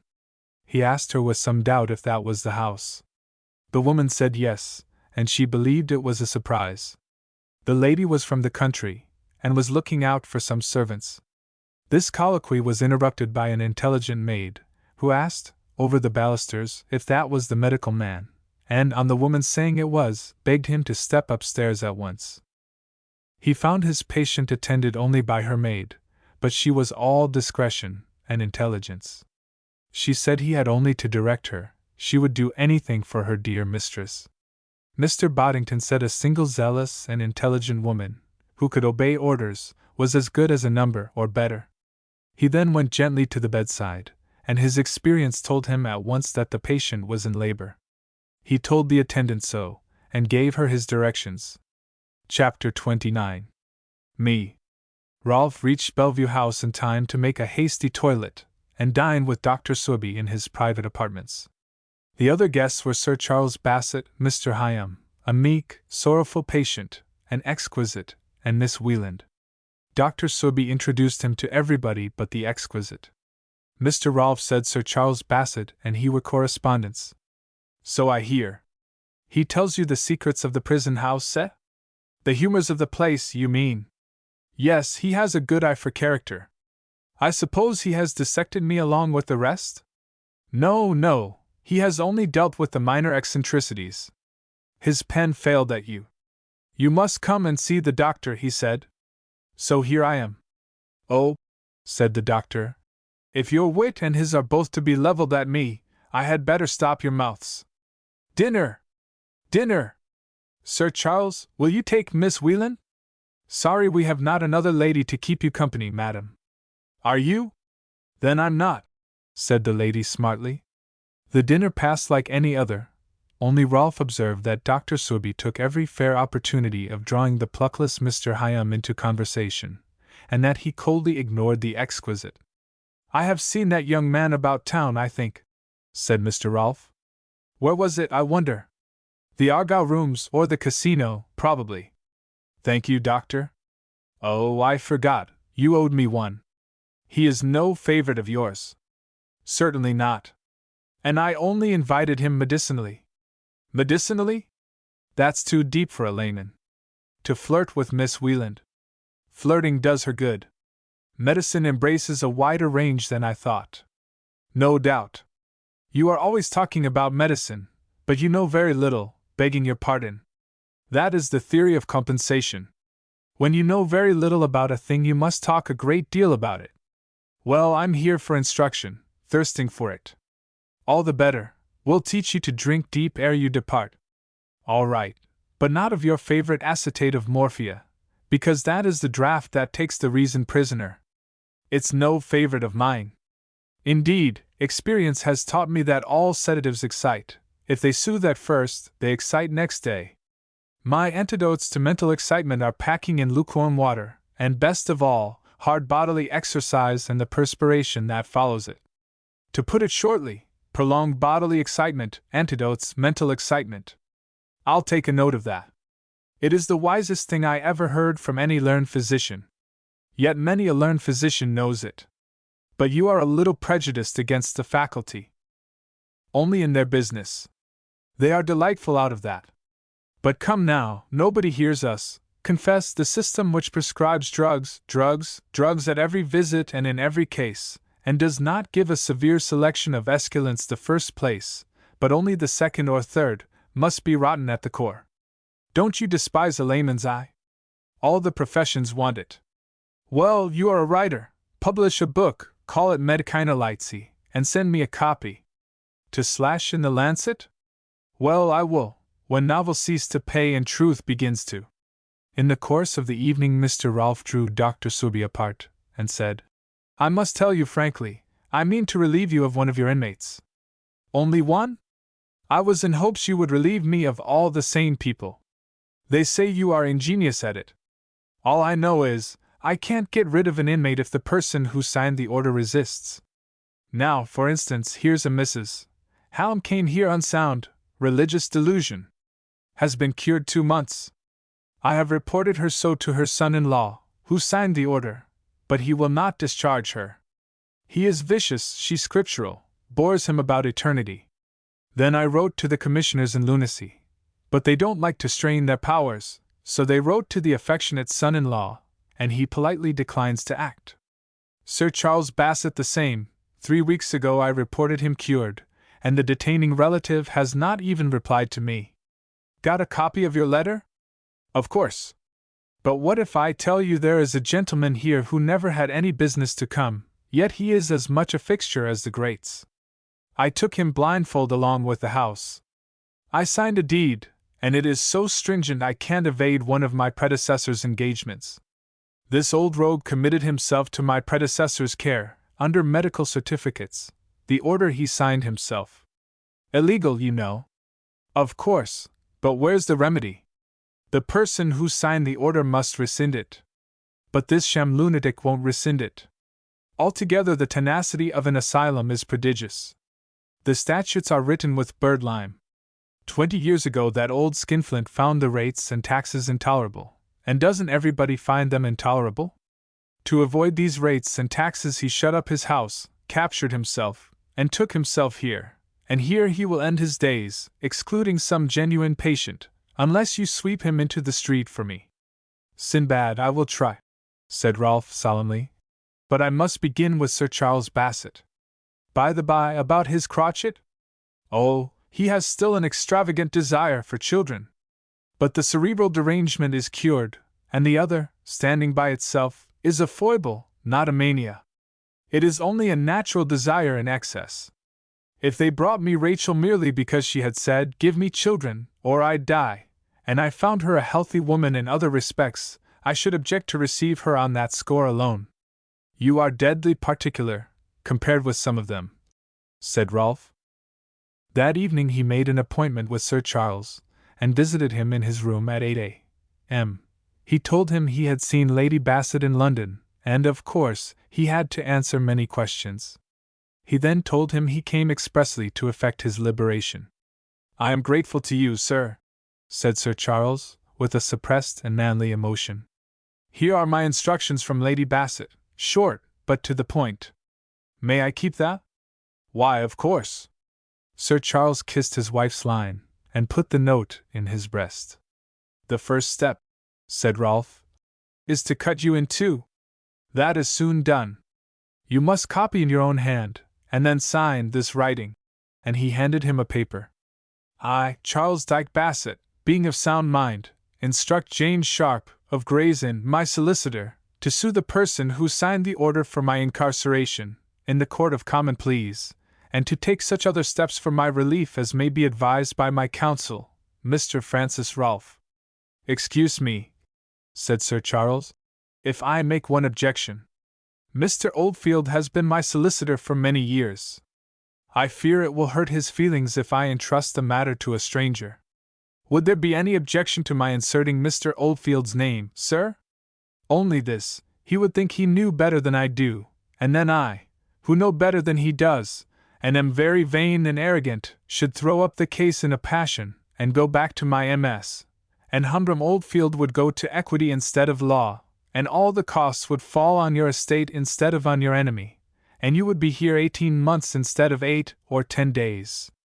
No, Sir Charles, you can't mix champagne and ditch water, you can't make invention row in a boat with antique twaddle, and you mustn't ask me to fight your battle with a blunt knife, when I have got a sharp knife that fits my hand.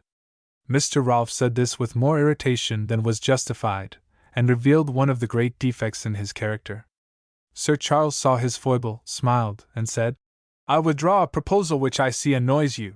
He then signed the paper. Mr. Rolfe broke out all smiles directly and said, Now you are cut in two. One you is here, but Sharp is another you.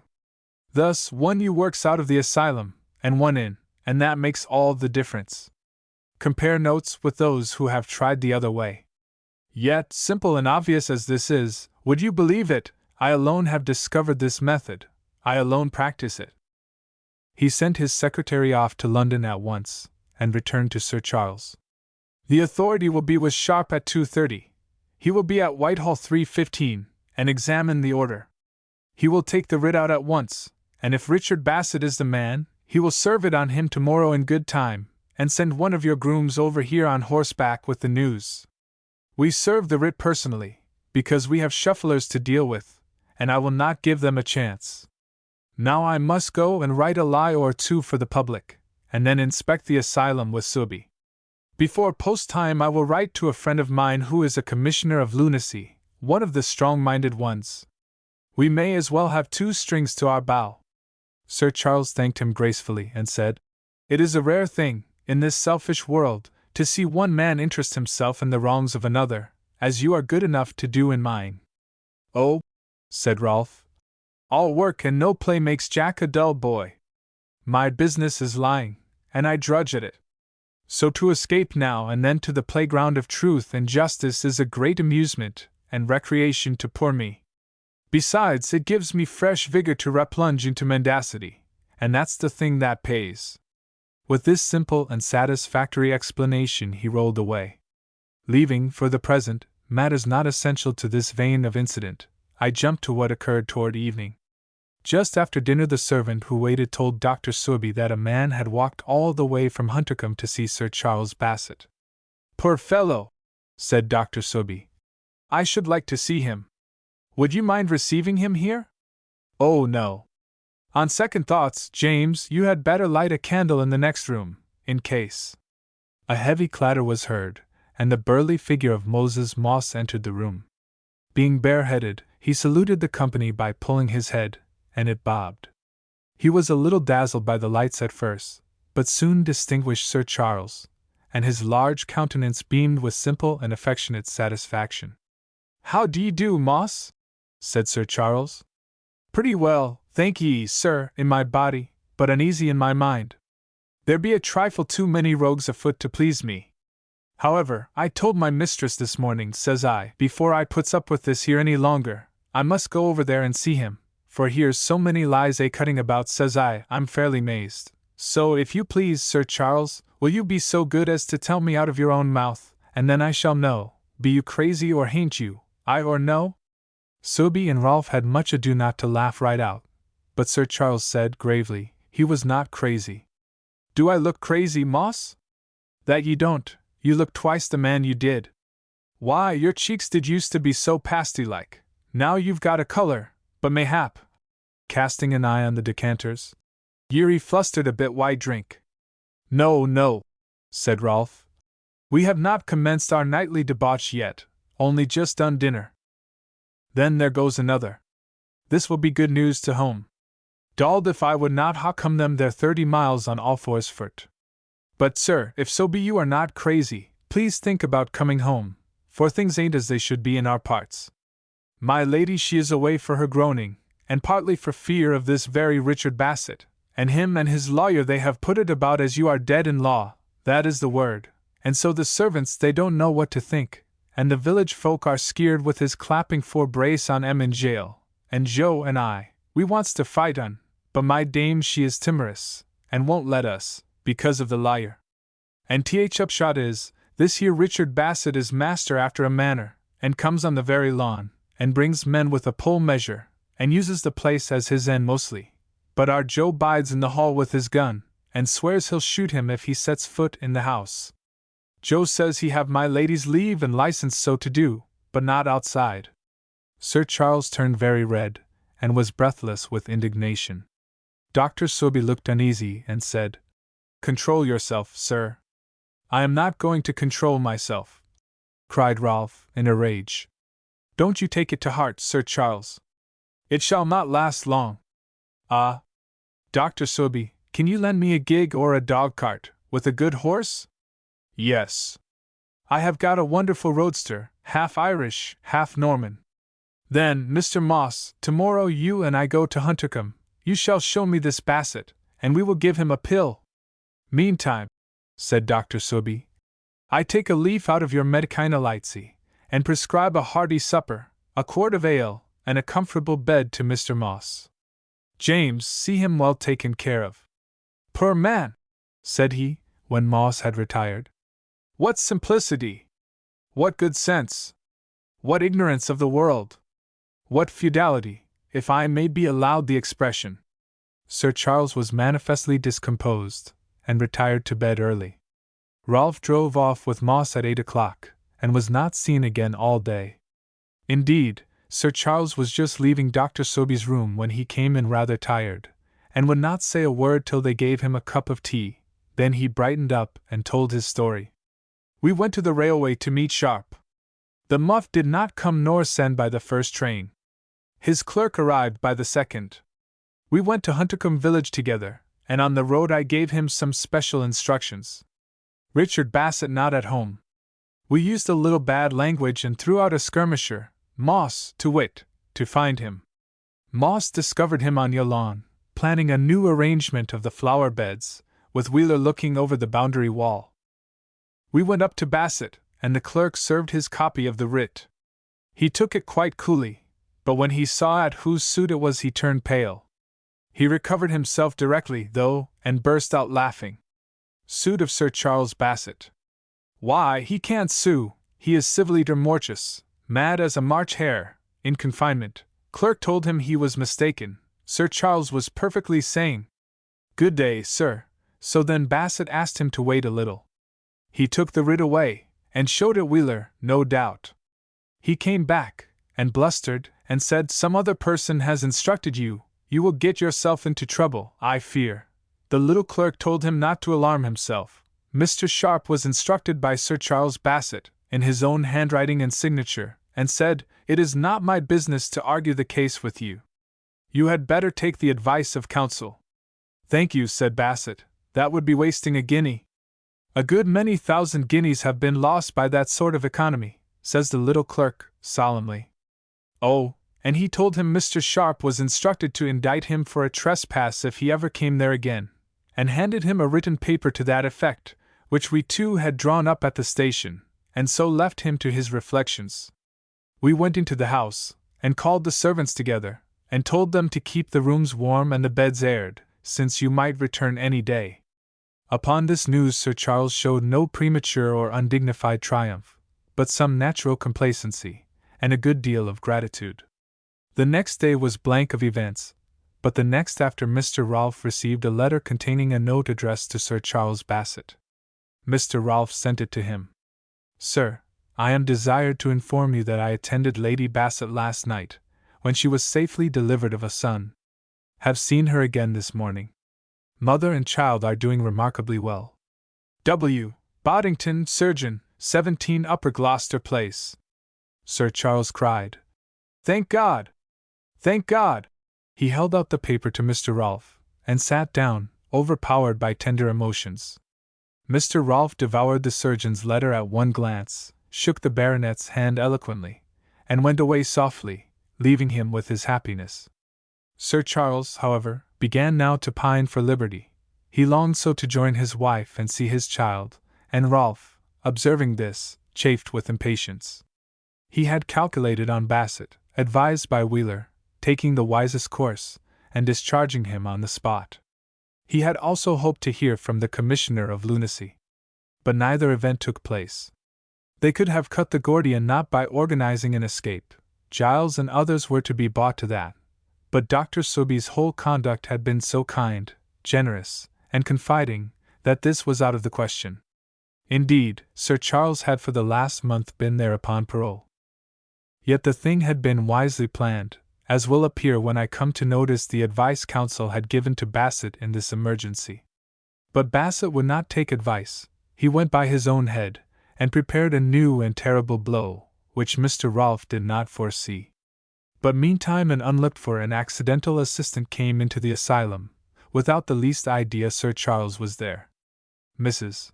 Marsh, early in her married life, converted her husband to religion, and took him about the county preaching. She was in earnest, and had a vein of natural eloquence that really went straight to people's bosoms. She was certainly a Christian, though an eccentric one. Temper being the last thing to yield to gospel light, she still got into rages. But now she was very humble and penitent after them. Well, then, after going about doing good, she decided to settle down and do good. As for Marsh, he had only to obey. Judge for yourself. The mild, gray-haired vicar of Culverley, who now leaned on Long Marsh as on a staff, thought it right at the beginning to ascertain that she was not opposing her husband's views. He put a query of this kind as delicately as possible. "My husband!" cried she. "If he refused to go to heaven with me, I'd take him there by the ear." And her eye flashed with the threat. Well, somebody told this lady that Mr. Vandeleur was ruined, and in Dr. Sooby's asylum, not 10 miles from her country seat. This intelligence touched her. She contrasted her own happy condition, both worldly and spiritual, with that of this unfortunate reprobate, and she felt bound to see if nothing could be done for the poor wretch. A timid Christian would have sent some man to do the good work, but this was a lion-like one. So she mounted her horse, and taking only her groom with her, was at Bellevue in no time. She dismounted, and said she must speak to Dr. Sooby, sent in her card, and was received at once. "You have a gentleman here called Vandeleur?" The doctor looked disappointed, but bowed. "I wish to see him." "Certainly, Madam Dot. James, take Mrs. Marsh into a sitting-room, and send Mr. Vandeleur to her." "He is not violent, is he?" said Mrs. Marsh, beginning to hesitate when she saw there was no opposition. "Not at all, madam, the pink of politeness. If you have any money about you, it might be as well to confide it to me." "What, will he rob me?" "Oh, no, much too well conducted, but he will most likely wheedle you out of it." "No fear of that, sir." And she followed James. He took her to a room commanding the lawn. She looked out of the window, and saw several ladies and gentlemen walking at their ease, reading or working in the sun. "Poor things!" she thought. "They are not so very miserable. Perhaps God comforts them by ways unknown to us. I wonder whether preaching would do them any good. I should like to try. But they would not let me, they lean on the arm of flesh." Her thoughts were interrupted at last by the door opening gently, and in came Vandeleur, with his graceful panther-like step, and a winning smile he had put on for conquest. He stopped, he stared, he remained motionless and astounded. At last he burst out. "Summer, was it me you wished to see?"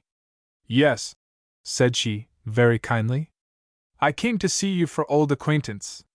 You must call me Mrs. Marsh now, I am married." By this time he had quite recovered himself, and offered her a chair with ingratiating zeal. "Sit down by me," said she, as if she was petting a child. "Are you sure you remember me?" says the courtier. "Who could forget you that had ever had the honor?" Mrs. Marsh drew back with sudden hauteur. "I did not come here for folly," said she. Then, rather naively, "I begin to doubt your being so very mad." "Mad? No, of course I am not." "Then what brings you here?" "Stumped." "What, have I mistaken the house? Is it a jail?" "Oh, no! I'll tell you. You see, I was dipped pretty deep, and Dunn's after me, and the Derby my only chance, so I put the pot on. But a dark horse won, the Jews knew I was done, so now it was a race which should take me. Sloman had 7 writs out, I was in a corner. I got a friend that knows every move to sign me into this asylum. They thought it was all up then, and he is bringing them to a shilling in the pound." Before he could complete this autobiographical sketch, Mrs. Marsh started up in a fury, and brought her whip down on the table with a smartish cut. "You little heartless villain!" she screamed. "Is this the way you play upon people, bringing me from my home to console a maniac, and instead of that, you are only what you always were, a spendthrift and a scamp? Finally they will laugh at me." She clutched the whip in her white but powerful hand till it quivered in the air, impatient for a victim. "Oh," she cried, panting, and struggling with her passion, "if I wasn't a child of God, you'd give me a devilish good hiding," said Vandeleur, demurely. "That I would," said she, very earnestly. "You forget that I never told you I was mad. How could I imagine you would hear it? How could I dream you would come even if you did? I should be no Christian if I didn't come. But I mean we parted bad friends, you know. Yes, Van, but when I asked you for the gray horse you sent me a new side saddle. A woman does not forget those little things. You were a gentleman, though a child of Belial. Vandala bowed most deferentially, as much as to say, in both those matters you are the highest authority earth contains. So come, said she. Here is plenty of writing paper. Now tell me all your debts, and I will put them down. What is the use? At a shilling in the pound, 600 will pay them all. Are you sure? As sure as that I am not going to rob you of the money. Oh, I only mean to lend it you. That alters the case. Prodigiously. And she smiled satirically. Now your friend's address, that is treating with your creditors. Must I? Unless you want to put me in a great passion. Anything sooner than that. Then he wrote it for her. And now, said she, grant me a little favor for old acquaintance. Just kneel you down there, and let me wrestle with heaven for you, that you may be a brand plucked from the fire, even as I am. The pink of politeness submitted, with a sigh of resignation. Then she prayed for him so hard, so beseechingly, so eloquently, he was amazed and touched. She rose from her knees, and laid her head on her hand, exhausted a little by her own earnestness. He stood by her, and hung his head. You are very good, he said. It is a shame to let you waste it on me. Look here, I want to do a little bit of good to another man, after you praying so beautifully. Ah, I am so glad. Tell me. Well, then, you mustn't waste a thought on me, Rhoda. I'm a gambler and a fool, let me go to the dogs at once. It is only a question of time. But there's a fellow here that is in trouble, and doesn't deserve it, and he was a faithful friend to you, I believe. I never was. And he has got a wife, and by what I hear, you could get him out, I think, and I am sure you would be angry with me afterward if I didn't tell you, you have such a good heart. It is Sir Charles Bassett. Sir Charles Bassett here. Oh, his poor wife. What drove him mad? Poor Sir Charles. Oh, he is all right. They have cured him entirely, but there is no getting him out, and he is beginning to lose heart, they say. There's a literary swell here can tell you all about it. He has come down expressly, but they are in a fix, and I think you could help them out. I wish you would let me introduce you to him. To whom? To Mr. Rolfe. You used to read his novels. I adore him. Introduce me at once. But Sir Charles must not see me, nor know I am here. Say Mrs. Marsh, a friend of Lady Bassett's, begs to be introduced. Sly Vandala delivered this to Rolfe, but whispered out of his own head. A character for your next novel, a saint with the devil's own temper. This insidious addition brought Mr. Rolfe to her directly. As might be expected from their go-ahead characters, these two knew each other intimately in about 12 minutes, and Rolfe told her all the facts I have related, and Marsh went into several passions, and corrected herself, and said she had been a great sinner, but was plucked from the burning, and therefore thankful to anybody who would give her a little bit of good to do. Rolfe took prompt advantage of this foible, and urged her to see the commissioners in lunacy, and use all her eloquence to get one of them down. They don't act upon my letters, said he, but it will be another thing if a beautiful, ardent woman puts it to them in person, with all that power of face and voice I see in you. You are all fire, and you can talk Saxon. Oh, I'll talk to them, said Mrs. Marsh, and God will give me words, he always does when I am on his side. Poor Lady Bassett! My heart bleeds for her. I will go to London tomorrow, aye, tonight if you like. Tonight? I'll go this instant. What? Said Rolfe. Is there a lady in the world who will go a journey without packing 7 trunks, and merely to do a good action? You forget. Penitent sinners must make up for lost time. At that rate impenitent ones like me had better lose none. So I'll arm you at once with certain documents, and you must not leave the commissioners till they promise to send one of their number down without delay to examine him, and discharge him if he is as we represent. Mrs. Marsh consented warmly, and went with Rolfe to Dr. Soby's study. They armed her with letters and written facts, and she rode off at a fiery pace, but not before she and Rolf had sworn eternal friendship. The commissioners received Mrs. Marsh coldly. She was chilled, but not daunted. She produced Sobe's letter and Rolf's, and when they were read she played the orator. She argued, she remonstrated, she convinced, she persuaded, she thundered. Fire seemed to come out of the woman. Mr. Fawcett, on whom Mr. Rolf had mainly relied, caught fire, and declared he would go down next day and look into the matter on the spot, and he kept his word. He came down, he saw Sir Charles and Sobe, and penetrated the case. Mr. Fawcett was a man with a strong head and a good heart, but rather an arrogant manner. He was also slightly affected with official pomposity and reticence, so, unfortunately, he went away without declaring his good intentions, and discouraged them all with the fear of innumerable delays in the matter. Now if justice is slow, injustice is swift. The very next day a thunderclap fell on Sir Charles and his friends. Arrived at the door a fly and pair, with 3 keepers from an asylum kept by Burdock, a layman, the very opposite of the benevolent Sobe. His was a place where the old system of restraint prevailed, secretly but largely. Strait waistcoats, muffles, handlocks, etc. Here fleas and bugs destroyed the patient's rest, and to counteract the insects morphia was administered freely. Given to the bugs and fleas, it would have been an effectual antidote, but they gave it to the patients, and so the insects won. These 3 keepers came with an order correctly drawn, and signed by Richard Bassett, to deliver Sir Charles to the agents showing the order. Sobe, who had a horror of Burdock, turned pale at the sight of the order, and took it to Rolf. "Resist," said that worthy. "I have no right.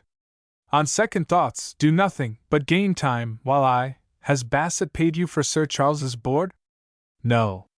"Decline to give him up till that is done, and be some time making out the bill.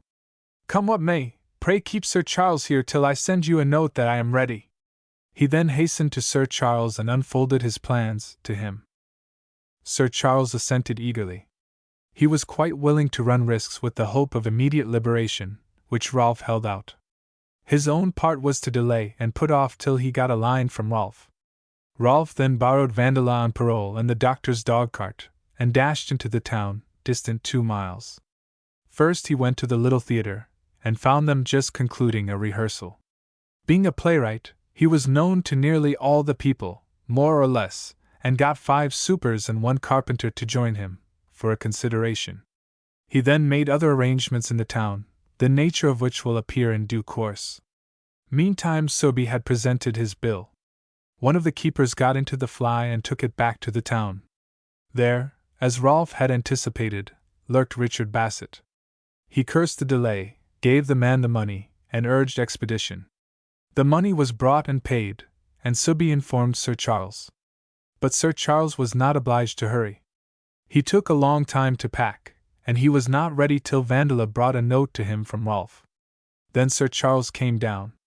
Sobe made Burdock's keeper sign a paper to the effect that he had the baronet in charge, and relieved Sobe of all further responsibility. Then Sir Charles took an affectionate leave of Dr. Sobe, and made him promise to visit him at Huntercombe Hall. Then he got into the fly, and sat between 2 keepers, and the fly drove off. Sir Charles at that moment needed all his fortitude. The least mistake or miscalculation on the part of his friends, and what might not be the result to him. As the fly went slowly through the gate he saw on his right hand a light carriage and pair moving up. But was it coming after him, or only bringing visitors to the asylum? The fly rolled on, even his stout heart began to quake. It rolled and rolled. Sir Charles could stand it no longer. He tried to look out of the window to see if the carriage was following. One of the keepers pulled him in roughly. "Come, none of that, sir! You insolent scoundrel!" said Sir Charles. "Aye," said the man. "We'll see about that when we get you home." Then Sir Charles saw he had offended a vindictive blackguard. He sank back in his seat, and a cold chill crept over him. Just then they passed a little clump of fir trees. In a moment there rushed out of these trees a number of men in crape masks, stopped the horses, surrounded the carriage, and opened it with brandishing of bludgeons and life preservers, and pointing of guns. Chapter 30. A big man, who seemed the leader, fired a volley of ferocious oaths at the keepers, and threatened to send them to hell that moment if they did not instantly deliver up that gentleman. The keepers were thoroughly terrified, and roared for mercy. "Hand him out here, you scoundrels!" "Yes! Yes! Man alive, we are not resisting, what is the use?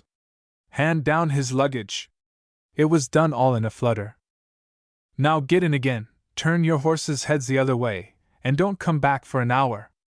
You with your guns take stations in those trees, and shoot them dead if they are back before their time." These threats were interlarded with horrible oaths, and Burducka's party were glad to get off, and they drove away quickly in the direction indicated. However, as soon as they got over their first surprise they began to smell a hoax, and instead of an hour, it was scarcely 20 minutes when they came back.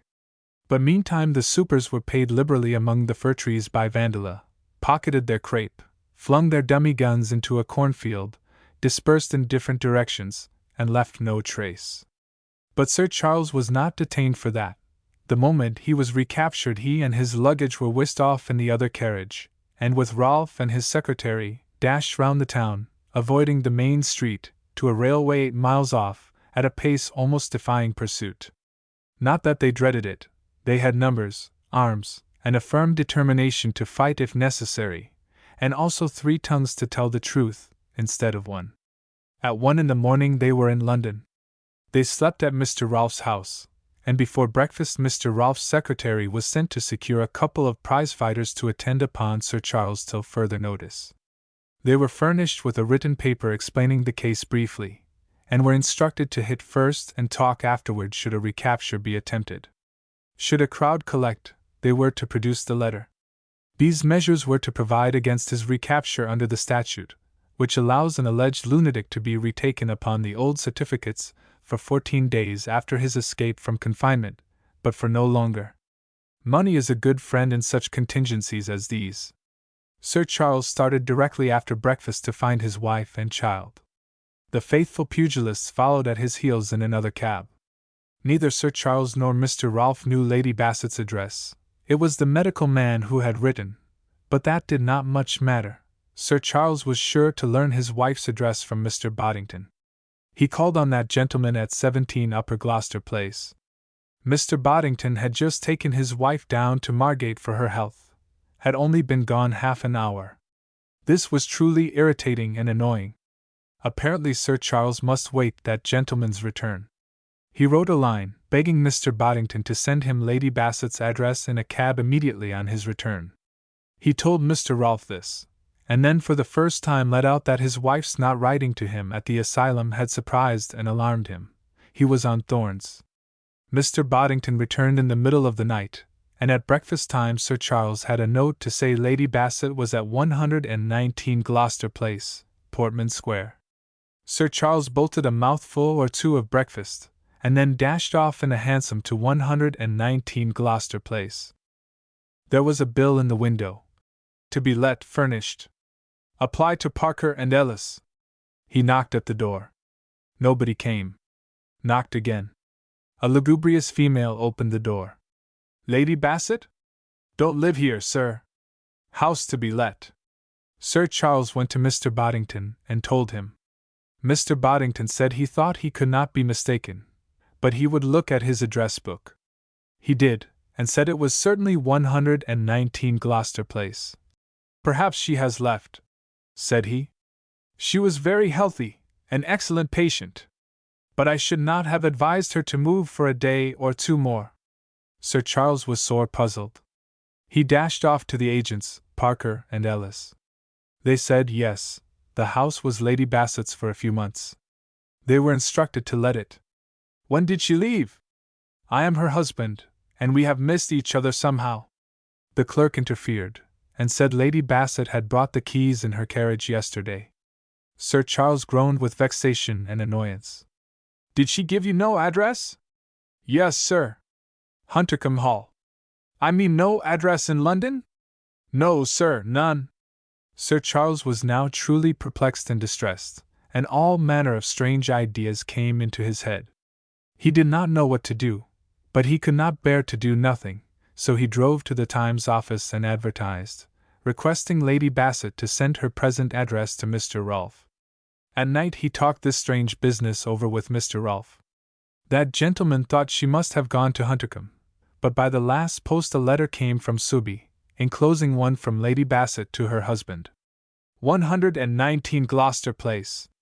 Darling, the air here is not good for baby, and I cannot sleep for the noise. We think of creeping toward home tomorrow, in an easy carriage.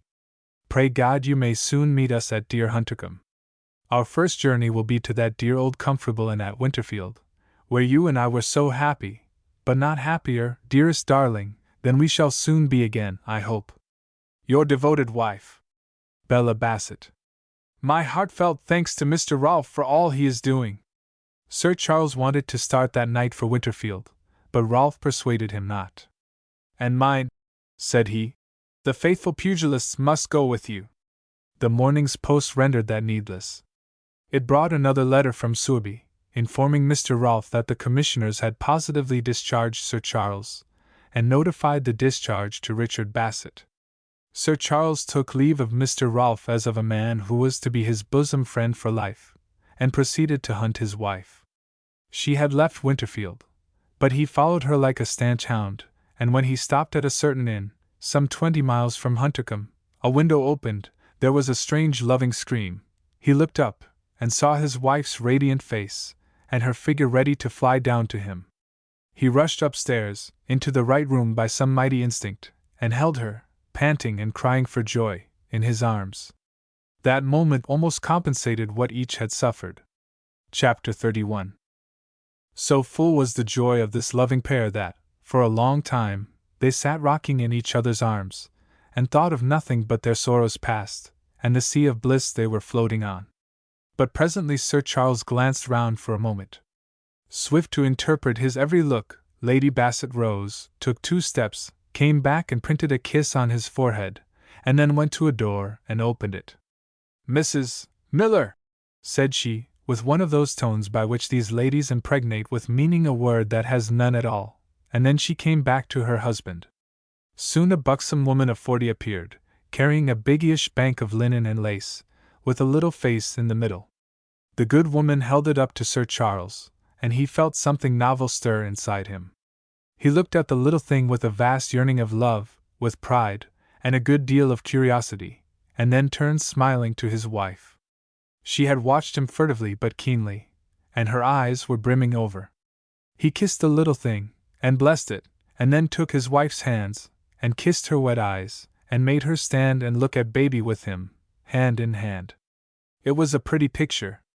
The buxom woman swelled her feathers, as simple women do when they exhibit a treasure of this sort.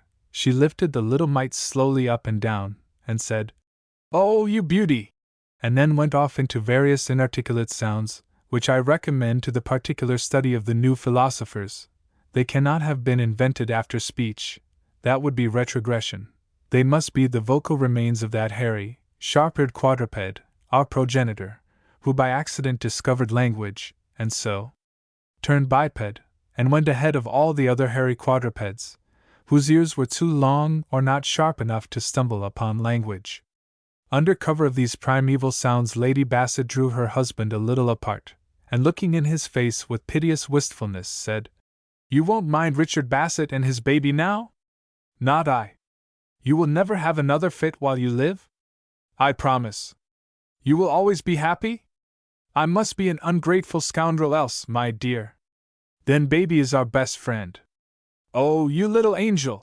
And she pounced on the mite, and kissed it far harder than Sir Charles had. Heaven knows what these gentle creatures are so rough with their mouths to children, but so it is. And now how can a mere male relate all the pretty childish things that were done and said to baby, and of baby, before the inevitable squalling began, and baby was taken away to be consoled by another of his subjects? Sir Charles and Lady Bassett had 1,000 things to tell each other, to murmur in each other's ears, sitting lovingly close to each other. But when all was quiet, and everybody else was in bed, Lady Bassett plucked up courage and said, "Charles, I am not quite happy. There is one thing wanting." And then she hid her face in her hands and blushed. "I cannot nurse him." "Never mind," said Sir Charles kindly. "You forgive me?" Forgive you, my poor girl! Why, is that a crime? It leads to so many things. You don't know what a plague a nurse is, and makes one jealous. Well, but it is only for a time. Come, Bella, this is a little peevish. Don't let us be ungrateful to heaven. As for me, while you and our child live, I am proof against much greater misfortunes than that. Then Lady Bassett cleared up, and the subject dropped. But it was renewed next morning in a more definite form. Sir Charles rose early, and in the pride and joy of his heart, and not quite without an eye to triumphing over his mortal enemy and his cold friends, sent a mounted messenger with orders to his servants to prepare for his immediate reception, and to send out his landau and 4 horses to the Rose at Staveley, halfway between Huntercombe and the place where he now was. Lady Bassett had announced herself able for the journey. After breakfast he asked her rather suddenly whether Mrs. Miller was not rather an elderly woman to select for a nurse. I thought people got a young woman for that office. Oh, said Lady Bassett. Why, Mrs. Miller is not the nurse. Of course, nurse is young and healthy, and from the country, and the best I could have in every way for baby. But yet, oh, Charles, I hope you will not be angry. Who do you think nurse is? It is Mary Gosport, Mary Wells that was. Sir Charles was a little staggered. He put this and that together and said, Why, she must have been playing the fool then. Hush! Not so loud, dear. She is a married woman now, and her husband gone to sea, and her child dead. Most wet nurses have a child of their own, and don't you think they must hate the stranger's child that parts them from their own? Now baby is a comfort to Mary. And the wet nurse is always a tyrant, and I thought, as this one has got into a habit of obeying me, she might be more manageable, and then as to her having been imprudent, I know many ladies who have been obliged to shut their eyes a little. Why, consider, Charles, would good wives and good mothers leave their own children to nurse a stranger's? Would their husbands let them? And I thought, said she, piteously, we were so fortunate to get a young, healthy girl, imprudent but not vicious, whose fault had been covered by marriage, and then so attached to us both as she is, poor thing. Sir Charles was in no humor to make mountains of molehills. Why, my dear Bella, said he, after all, this is your department, not mine. Yes, but unless I please you in every department there is no happiness for me. But you know you please me in everything, and the more I look into anything, the wiser I always think you. You have chosen the best wet nurse possible. Send her to me. Lady Bassett hesitated. You will be kind to her. You know the consequence if anything happens to make her fret. Baby will suffer for it. Oh, I know. Catch me offending this she potentate till he is weaned. Dress for the journey, my dear, and send nurse to me. Lady Bassett went into the next room, and after a long time Mary came to Sir Charles with baby in her arms. Mary had lost for a time some of her ruddy color, but her skin was clearer, and somehow her face was softened. She looked really a beautiful and attractive young woman. She courtesied to Sir Charles, and then took a good look at him.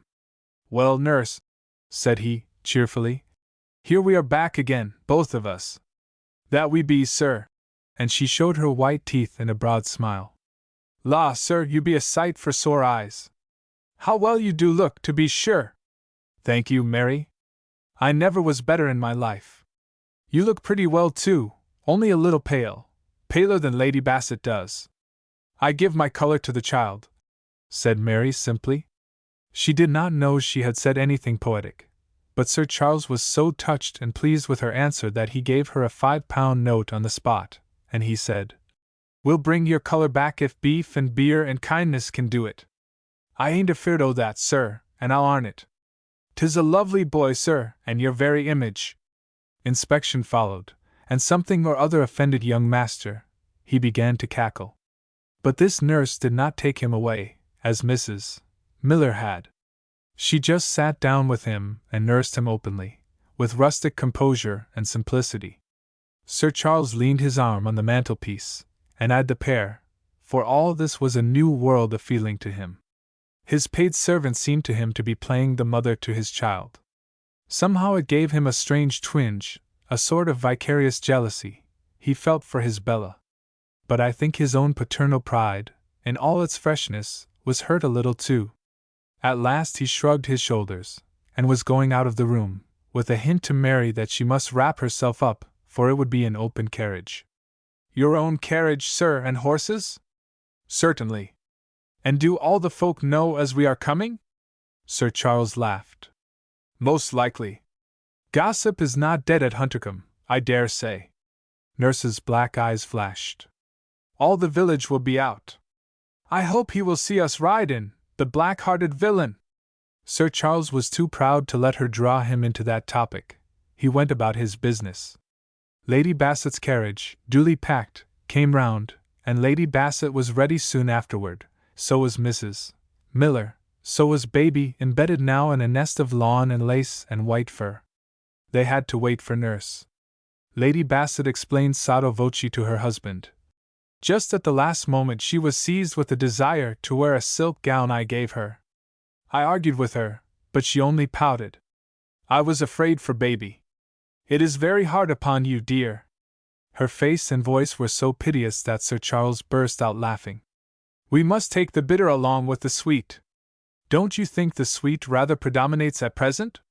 Lady Bassett explored his face with all her eyes. My darling is happy now. Trifles cannot put him out. I doubt if anything could shake me while I have you and our child.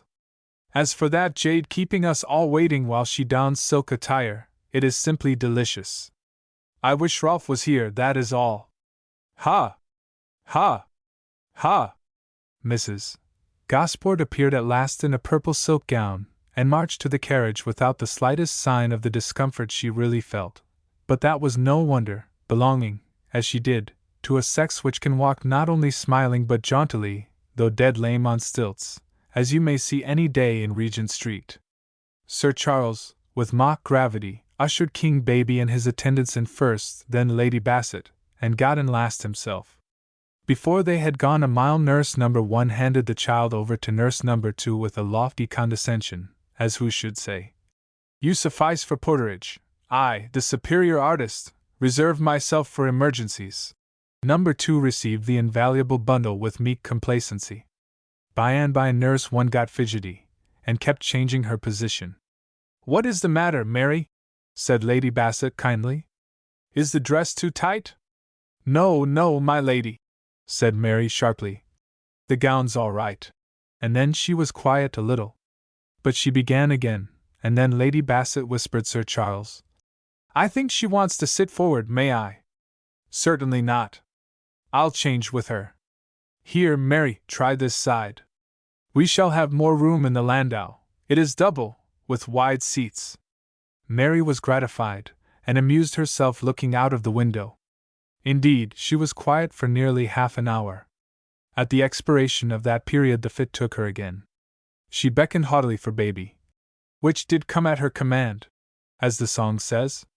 She got tired of baby, or something, and handed him back again. Presently she was discovered to be crying. General consternation. Universal but vague consolation. Lady Bassett looked an inquiry at Mrs. Miller. Mrs. Miller looked back assent. Lady Bassett assumed the command, and took off Mary's shawl. Yes, said she to Mrs. Miller. Now, Mary, be good, it is too tight. Thus urged, the idiot contracted herself by a mighty effort, while Lady Bassett attacked the fastenings, and with infinite difficulty, they unhooked 3 bottom hooks. The fierce burst open that followed, and the awful chasm, showed what gigantic strength vanity can command, and how savagely abuse it to maltreat nature. Lady Bassett loosened the stays too, and a deep sigh of relief told the truth, which the lying tongue had denied, as it always does whenever the same question is put. The shawl was replaced, and comfort gained till they entered the town of Staveley. Nurse instantly exchanged places with Sir Charles, and took the child again. He was her banner in all public places. When they came up to the inn they were greeted with loud hurrahs. It was market day. The town was full of Sir Charles's tenants and other farmers. His return had got wind, and every farmer under 50 had resolved to ride with him into Huntercombe. When 5 or 6, all shouting together, intimated this to Sir Charles, he sent one of his people to order the butchers out to Huntercombe with joints a score, and then to gallop on with a note to his housekeeper and butler.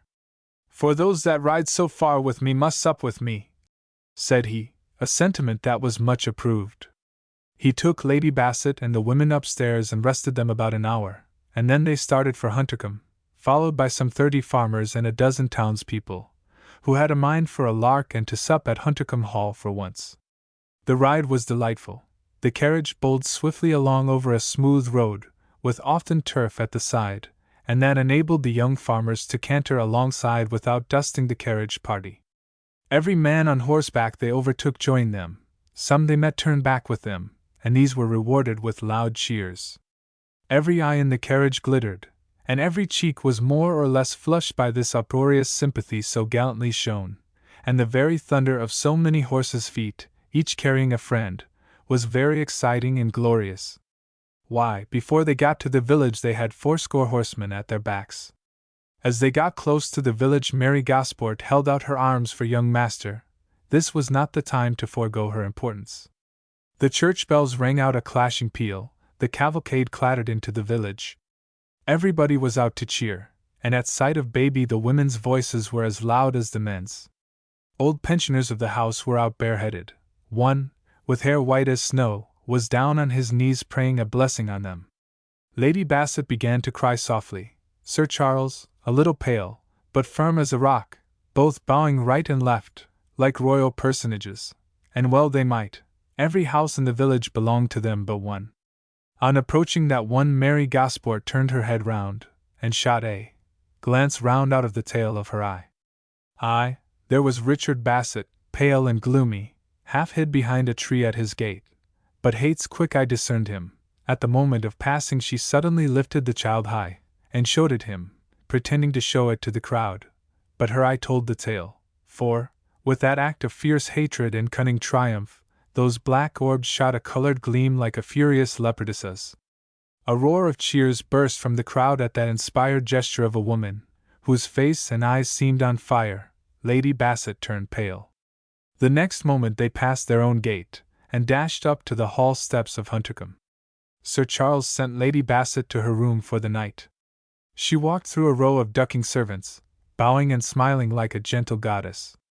Mary Gosport, afraid to march in a long dress with the child, for fear of accidents, handed him superbly to Miller and strutted haughtily after her mistress, nodding patronage. Her follower, the meek Miller, stopped often to show the air right and left, with simple geniality and kindness.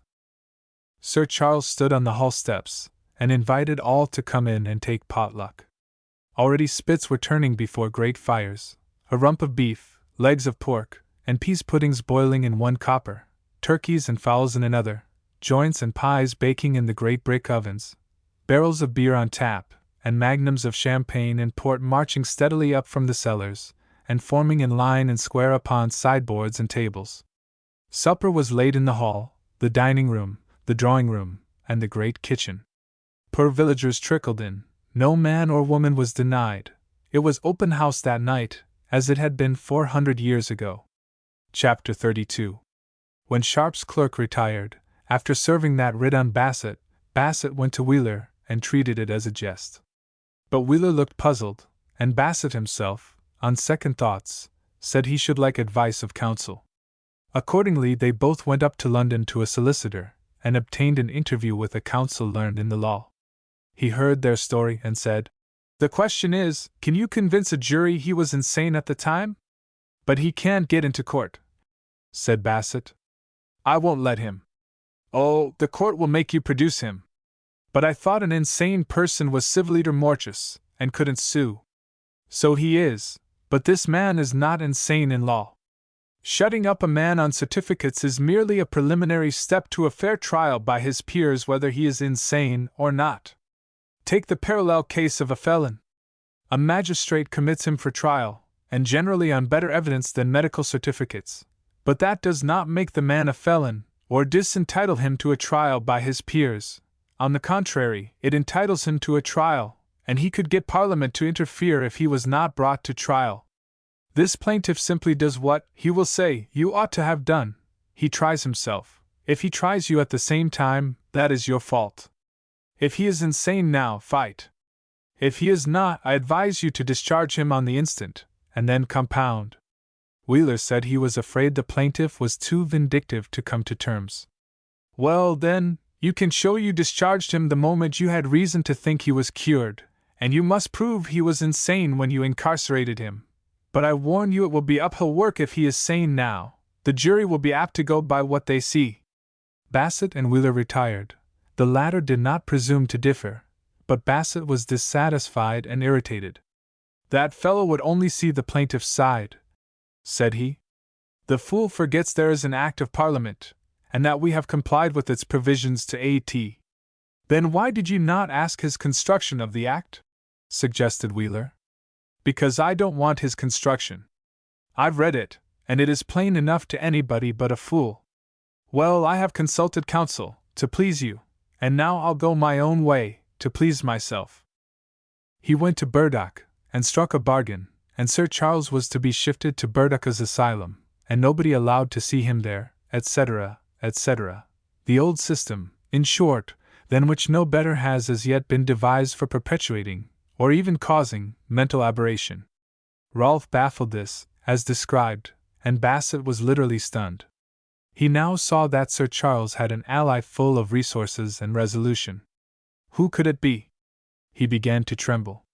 He complained to the police, and set them to discover who had thus openly and audaciously violated the Act of Parliament, and then he went and threatened Dr. Sooby. But Rolfe and Sir Charles, who loved Sooby as he deserved, had provided against that. They had not let the doctor into their secret. He therefore said, with perfect truth, that he had no hand in the matter, and that Sir Charles, being bound upon his honor not to escape from Bellevue, would be in the asylum still if Mr. Bassett had not taken him out, and invoked brute force, in the shape of Burdock. Well, sir, said he, it seems they have shown you two can play at that game, and so bade him good afternoon very civilly. Bassett went home sickened. He remained sullen and torpid for a day or two, then he wrote to Burdock to send to London and try and recapture Sir Charles. But next day he revoked his instructions, for he got a letter from the Commissioners of Lunacy, announcing the authoritative discharge of Sir Charles, on the strong representation of Dr. Sooby and other competent persons. That settled the matter, and the poor cousin had kept the rich cousin 3 months at his own expense, with no solid advantage, but the prospect of a lawsuit. Sharp, spurred by Rolfe, gave him no breathing time. With the utmost expedition the declaration in Bassett v. Bassett followed the writ. It was short, simple, and in 3 counts. For violently seizing and confining the plaintiff in a certain place, on a false pretense that he was insane. For detaining him in spite of evidence that he was not insane. For endeavoring to remove him to another place, with a certain sinister motive there specified. By which several acts the plaintiff had suffered in his health and his worldly affairs, and had endured great agony of mind. And the plaintiff claimed damages, £10,000. Bassett sent over for his friend Wheeler, and showed him the new document with no little consternation. But their discussion of it was speedily interrupted by the clashing of triumphant bells and distant shouting. They ran out to see what it was. Bassett, half suspecting, hung back, but Mary Gosport's keen eye detected him, and she held up the air to him, with hate and triumph blazing in her face. He crept into his own house and sank into a chair footroy. Wheeler, however, roused him to a necessary effort, and next day they took the declaration to council, to settle their defense in due form. What is this? Said the learned gentleman. 3 counts. Why, I advise you to discharge him at once. Yes, said Wheeler. An excellent advice it was. But my client preferred to go his own road. And now I am to cure the error I did what I could to prevent. I dare say, sir, it is not the first time in your experience. Not by a great many. Clients, in general, have a great contempt for the notion that prevention is better than cure. He can't hurt me, said Bassett, impatiently. He was separately examined by 2 doctors, and all the provisions of the statute exactly complied with. But that is no defense to this plaint. The statute forbids you to imprison an insane person without certain precautions, but it does not give you a right, under any circumstances, to imprison a sane man. That was decided in Butcher v. Butcher. The defense you rely on was pleaded as a second plea, and the plaintiff demurred to it directly.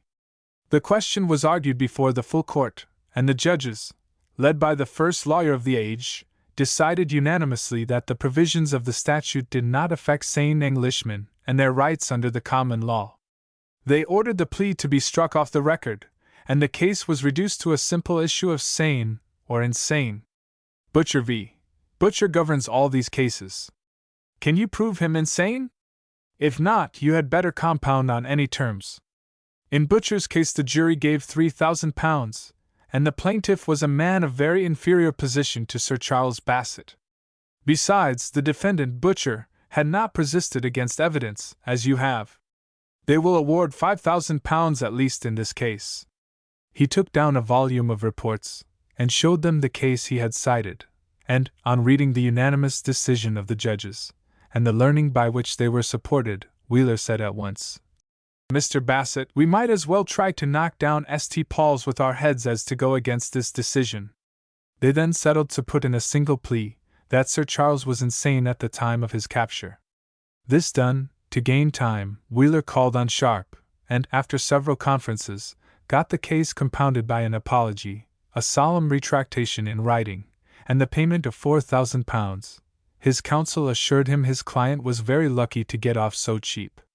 Bassett paid the money, with the assistance of his wife's father, but it was a sickener. It broke his spirit, and even injured his health for some time. Sir Charles improved the village with the money, and gave a copyhold tenement to each of the men Bassett had got imprisoned. So they and their sons and their grandsons lived rent-free. No, now I think of it, they had to pay 4 pence a year to the lord of the manor. Defeated at every point, and at last punished severely, Richard Bassett fell into a deep dejection and solitary brooding of a sort very dangerous to the reason. He would not go out of doors to give his enemies a triumph. He used to sit by the fire and mutter, "Blow upon blow, blow upon blow. My poor boy will never be Lord of Huntercombe now," and so on. Wheeler pitied him, but could not rouse him. At last a person for whose narrow attainments and simplicity he had a profound, though, to do him justice, a civil contempt, ventured to his rescue. Mrs. Bassett went crying to her father, and told him she feared the worst if Richard's mind could not be diverted from the Huntercombe estate and his hatred of Sir Charles and Lady Bassett, which had been the great misfortune of her life and of his own, but nothing would ever eradicate it. Richard had great abilities, was a linguist, a wonderful accountant. Could her dear father find him some profitable employment to divert his thoughts? "What? All in a moment?" said the old man. "Then I shall have to buy it, and if I go on like this I shall not have much to leave you." Having delivered this objection, he went up to London, and having many friends in the city, and laying himself open to proposals, he got scent at last of a new insurance company that proposed also to deal in reversions, especially to entailed estates.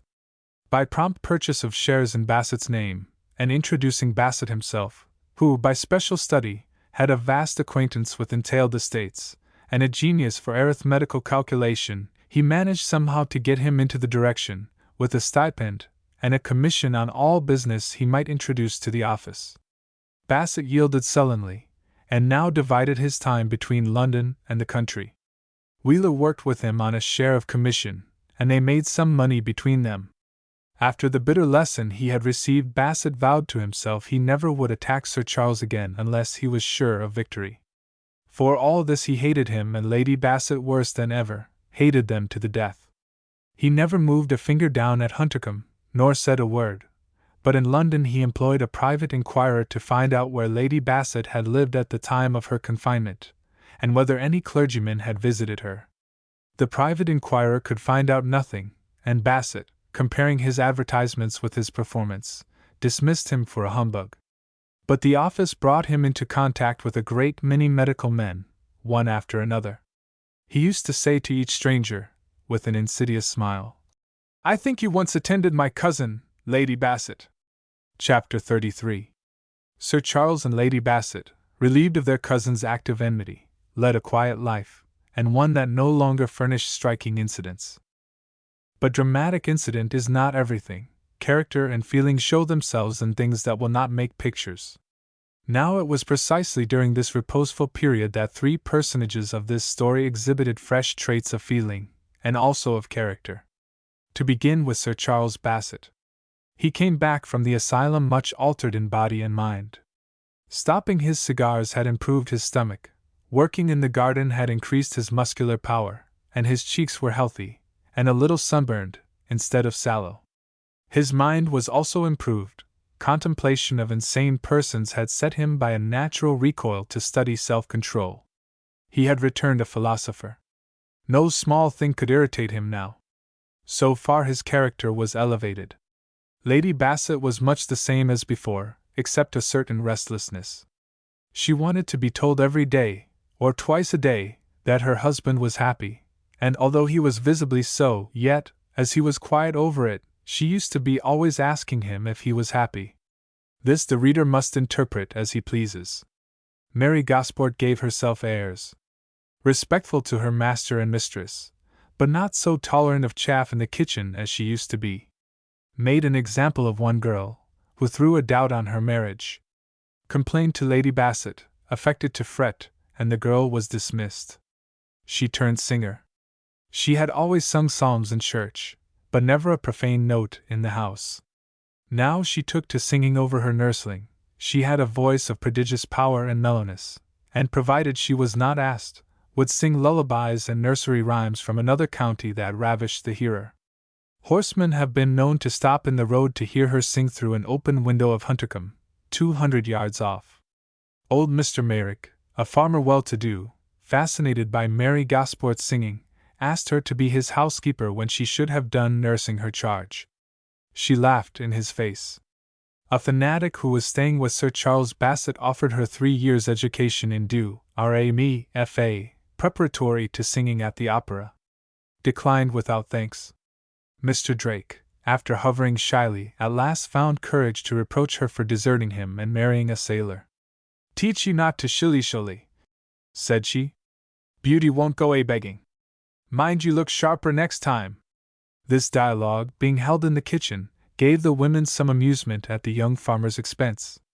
One day Mr. Richard Bassett, from motives of pure affection no doubt, not curiosity, desired mightily to inspect Mr. Bassett, aged 8 months and 2 days. So, in his usual wily way, he wrote to Mrs. Gosport, asking her, for old acquaintance' sake, to meet him in the meadow at the end of the lawn. This meadow belonged to Sir Charles, but Richard Bassett had a right-of-way through it, and could step into it by a postern, as Mary could by an iron gate. He asked her to come at 11 o'clock, because at that hour he observed she walked on the lawn with her charge. Mary Gosport came to the tryst, but without Mr. Bassett. Richard was very polite, she cold, taciturn, observant. At last he said, "But where's the little heir?" She flew at him directly. "It is him you wanted, not me. Did you think I'd bring him here, for you to kill him? Come, I say. Aye, you'd kill him if you had a chance. But you never shall. Or if you didn't kill him, you'd cast the evil eye on him, for you are well known to have the evil eye. No, he shall outlive thee and thine, and be lord of these here manors when thou is gone to hell, thou villain." Mr. Richard Bassett turned pale, but did the wisest thing he could, put his hands in his pockets, and walked into his own premises, followed, however, by Mary Gosport, who stormed at him till he shut his postern in her face. She stood there trembling for a little while, then walked away, crying.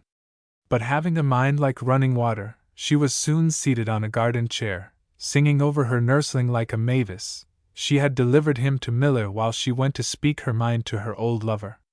As for Richard Bassett, he was theory-bitten, and so turned everything one way. To be sure, as long as the woman's glaring eyes and face distorted by passion were before him, he interpreted her words simply. But when he thought the matter over he said to himself, "The evil eye! That is all bosh. The girl is in Lady Bassett's secrets, and I am not to see young master. Some day I shall know the reason why." Sir Charles Bassett now belonged to the tribe of clucking cocks quite as much as his cousin had ever done. Only Sir Charles had the good taste to confine his clucks to his own first floor. Here, to be sure, he richly indemnified himself for his self-denial abroad. He sat for hours at a time watching the boy on the ground at his knee, or in his nurse's arms. And while he watched the infant with undisguised delight, Lady Bassett would watch him with a sort of furtive and timid complacency. Yet at times she suffered from twinges of jealousy, a new complaint with her. I think I have mentioned that Sir Charles, at first, was annoyed at seeing his son and heir nursed by a woman of low condition. Well, he got over that feeling by degrees, and, as soon as he did get over it, his sentiments took quite an opposite turn. A woman for whom he did very little, in his opinion, since what, in heaven's name, were a servant's wages, he saw that woman do something great for him, saw her nourish his son and heir from her own veins. The child had no other nurture, yet the father saw him bloom and thrive, and grow surprisingly. A weak observer, or a less enthusiastic parent, might have overlooked all this, but Sir Charles had naturally an observant eye and an analytical mind, and this had been suddenly but effectually developed by the asylum and his correspondence with Rolf. He watched the nurse, then, and her maternal acts with a curious and grateful eye, and a certain reverence for her power. He observed, too, that his child reacted on the woman. She had never sung in the house before. Now she sang ravishingly, sang, in low, mellow, yet sonorous notes, some ditties that had lulled medieval barons in their cradles. And what had made her vocal made her beautiful at times. Before, she had appeared to him a handsome girl, with the hardish look of the lower classes, but now, when she sat in a sunny window, and lowered her black lashes on her nursling, with the mixed and delicious smile of an exuberant nurse relieving and relieved, she was soft, poetical, sculptorial, maternal, womanly. This species of contemplation, though half philosophical, half paternal, and quite innocent, gave Lady Bassett some severe pangs. She hid them, however, only she bided her time, and then suggested the propriety of weaning baby. But Mrs. Gosport got Sir Charles's ear, and told him what magnificent children they reared in her village by not weaning infants till they were 18 months old or so. By this means, and by crying to Lady Bassett, and representing her desolate condition with a husband at sea, she obtained a reprieve, coupled, however, with a good-humored assurance from Sir Charles that she was the greatest baby of the two. When the inevitable hour approached that was to dethrone her, she took to reading the papers, and one day she read of a disastrous wreck, the Carbrea Castle, only 7 saved out of a crew of 23. She read the details carefully, and 2 days afterward she received a letter written by a shipmate of Mr. Gosport's, in a handwriting not very unlike her own, relating the sad wreck of the Carbrea Castle, and the loss of several good sailors, James Gosport for one. Then the house was filled with the wailing and weeping of the bereaved widow, and at last came consolers and raised doubts. But then somebody remembered to have seen the loss of that very ship in the paper. The paper was found, and the fatal truth was at once established. Upon this Mr. Bassett was weaned as quickly as possible, and the widow clothed in black at Lady Bassett's expense, and everything in reason done to pet her and console her. But she cried bitterly, and said she would throw herself into the sea and follow her husband. Huntercombe was nowhere near the coast. At last, however, she relented, and concluded to remain on earth as dry nurse to Mr. Bassett. Sir Charles did not approve this. It seemed unreasonable to turn a wet nurse into a dry nurse when that office was already occupied by a person her senior and more experienced. Lady Bassett agreed with him, but shrugged her shoulders and said, "2 nurses will not hurt, and I suspect it will not be for long. Mary does not feel her husband's loss one bit.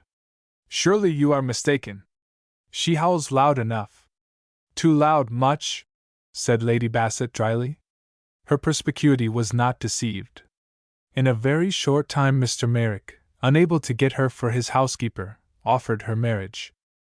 "What?" said she. "And James Gosport not dead a month?" "Say the word now, and take your own time," said he. "Well, I might do worse," said she. "About 6 weeks after this Drake came about her, and in tender tones of consolation suggested that it is much better for a pretty girl to marry one who plows the land than one who plows the sea. "That is true," said Mary with a sigh. "I have found it to my sorrow." After this Drake played a bit with her, and then relented, and one evening offered her marriage, expecting her to jump eagerly at his offer. "You be too late, young man," said she coolly. "I'm bespoke." "Don't you say that! How can ye be bespoke? Why, t'other hain't been dead 4 months yet. What o' that? This one spoke for me within a week. Why, our banns are to be cried tomorrow. Come to church and hear 'em. That will learn ye not to shilly-shilly so next time." "Next time!" cried Drake, half blubbering, then, with a sudden roar. "What, be you coming to market again arter this? Like enough, he is a deal older than I be. 'Tis Mr. Merrick, if ye must know." Now Mr. Merrick was well-to-do, and so Drake was taken aback. "Mr. Merrick," said he, and turned suddenly respectful. But presently a view of a rich widow flitted before his eye. "Well," said he, "you shan't throw it in my teeth again as I speak too late. I ask you now, and no time lost. What? Am I to stop my banns, and jilt Farmer Merrick for thee? Nay, nay. But I mean I'll marry you, if you'll marry me, as soon as ever the breath is out of that dulled old hunks's body." "Well, well, Drake," said Mary gravely. "If I do outlive this one, and you bain't married long afore, and if you keeps in the same mind as you be now, and lets me know it in good time, I'll see about it." She gave a flounce that made her petticoats whisk like a mare's tail, and off to the kitchen, where she related the dialogue with an appropriate reflection, the company containing several of either sex. "Dilly-dally and shilly-shilly, they belongs to us as women be. I hate and despise a man as can't make up his mind in half a minute." So the widow Gosport became Mrs. Merrick, and lived in a farmhouse not quite a mile from the Hall. She used often to come to the Hall, and take a peep at her lamb. This was the name she gave Mr. Bassett long after he had ceased to be a child. About 4 years after the triumphant return to Huntercombe, Lady Bassett conceived a sudden coldness toward the little boy, though he was universally admired. She concealed this sentiment from Sir Charles, but not from the female servants, and from one to another. At last it came round to Sir Charles. He disbelieved it utterly at first, but, the hint having been given him, he paid attention, and discovered there was, at all events, some truth in it. He awaited his opportunity, and remonstrated. "My dear Bella, am I mistaken, or do I really observe a falling off in your tenderness for your child?" Lady Bassett looked this way and that, as if she meditated flight, but at last she resigned herself, and said, "Yes, dear Charles, my heart is quite cold to him." "Good heavens, Bella! But why? Is not this the same little angel that came to our help in trouble, that comforted me even before his birth, when my mind was morbid, to say the least?" "I suppose he is the same," said she, in a tone impossible to convey by description of mine. "That is a strange answer. If he is, I am changed." And this she said doggedly and unlike herself. "What?" said Sir Charles, very gravely, and with a sort of awe. "Can a woman withdraw her affection from her child, her innocent child? If so, my turn may come next. Oh, Charles! Charles!" And the tears began to well. "Why, who can be secure after this? What is so stable as a mother's love? If that is not rooted too deep for gusts of caprice to blow it away, in heaven's name, what is?" No answer to that but tears. Sir Charles looked at her very long, attentively, and seriously, and said not another syllable. But his dropping so suddenly a subject of this importance was rather suspicious, and Lady Bassett was too shrewd not to see that. They watched each other. But with this difference, Sir Charles could not conceal his anxiety, whereas the lady appeared quite tranquil. One day Sir Charles said cheerfully, "Who do you think dines here tomorrow, and stays all night?" "Dr. Sorby." "By invitation, dear?" asked Lady Bassett, quietly. Sir Charles colored a little, and said quietly, "Yes." Lady Bassett made no remark, and it was impossible to tell by her face whether the visit was agreeable or not. Some time afterward, however, she said, Whom shall I ask to meet Dr. Sorby? Nobody, for heaven's sake! Will not that be dull for him? I hope not. You will have plenty to say to him, darling? We never yet lack topics. Whether or no, his is a mind I choose to drink neat. Drink him neat? Undiluted with rural minds. Oh! She uttered that monosyllable very dryly, and said no more. Dr. Sorby came next day, and dined with them, and Lady Bassett was charming, but rather earlier than usual she said, "Now I am sure you and Dr. Sorby must have many things to talk about," and retired, casting back an arch, and almost a cunning smile. The door closed on her, the smile fled, and a sombre look of care and suffering took its place. Sir Charles entered at once on what was next his heart, told Dr. Sorby he was in some anxiety, and asked him if he had observed anything in Lady Bassett. "Nothing new," said Dr. Sorby. "Charming as ever." Then Sir Charles confided to Dr. Sorby, in terms of deep feeling and anxiety, what I have coldly told the reader. Dr. Sorby looked a little grave, and took time to think before he spoke. At last he delivered an opinion, of which this is the substance, though not the exact words. "It is sudden and unnatural, and I cannot say it does not partake of mental aberration. If the patient was a man I should fear the most serious results, but here we have to take into account the patient's sex, her nature, and her present condition. Lady Bassett has always appeared to me a very remarkable woman. She has no mediocrity in anything, understanding keen, perception wonderfully swift, heart large and sensitive, nerves high-strung, sensibilities acute. A person of her sex, tuned so high as this, is always subject, more or less, to hysteria. It is controlled by her intelligence and spirit, but she is now, for the time being, in a physical condition that has often deranged less sensitive women than she is. I believe this about the boy to be a hysterical delusion, which will pass away when her next child is born. That is to say, she will probably ignore her firstborn, and everything else, for a time, but these caprices, springing in reality from the body rather than the mind, cannot endure forever. When she has several grown-up children, the firstborn will be the favorite. It comes to that at last, my good friend. These are the words of wisdom," said Sir Charles. "God bless you for them." After a while he said, "Then what you advise is simply patience." "No, I don't say that. With such a large house as this, and your resources, you might easily separate them before the delusion grows any farther. Why risk a calamity?" "A calamity?" And Sir Charles began to tremble. "She is only cold to the child as yet. She might go farther, and fancy she hated it. Obsta principiis, that is my motto. Not that I really think for a moment the child is in danger. Lady Bassett has mind to control her nerves with, but why run the shadow of a chance?" "I will not run the shadow of a chance," said Sir Charles resolutely. "Let us come upstairs, my decision is taken." The very next day Sir Charles called on Mrs. Merrick, and asked if he could come to any arrangement with her to lodge Mr. Bassett and his nurse under her roof. "The boy wants change of air," said he. Mrs. Merrick jumped at the proposal, but declined all terms. "No," said she. "The child I have suckled shall never pay me for his lodging." "Why should he, sir, when I'd pay you to let him come, if I wasn't afeard of offending you?" Sir Charles was touched at this, and being a gentleman of tact said, "You are very good. Well, then, I must remain your debtor for the present." He then took his leave, but she walked with him a few yards, just as far as the wicket gate that separated her little front garden from the high road. "I hope," said she, "my lady will come and see me when my lamb is with me. A sight of her would be good for sore eyes. She have never been here but once, and then she did not get out of her carriage." "Humph!"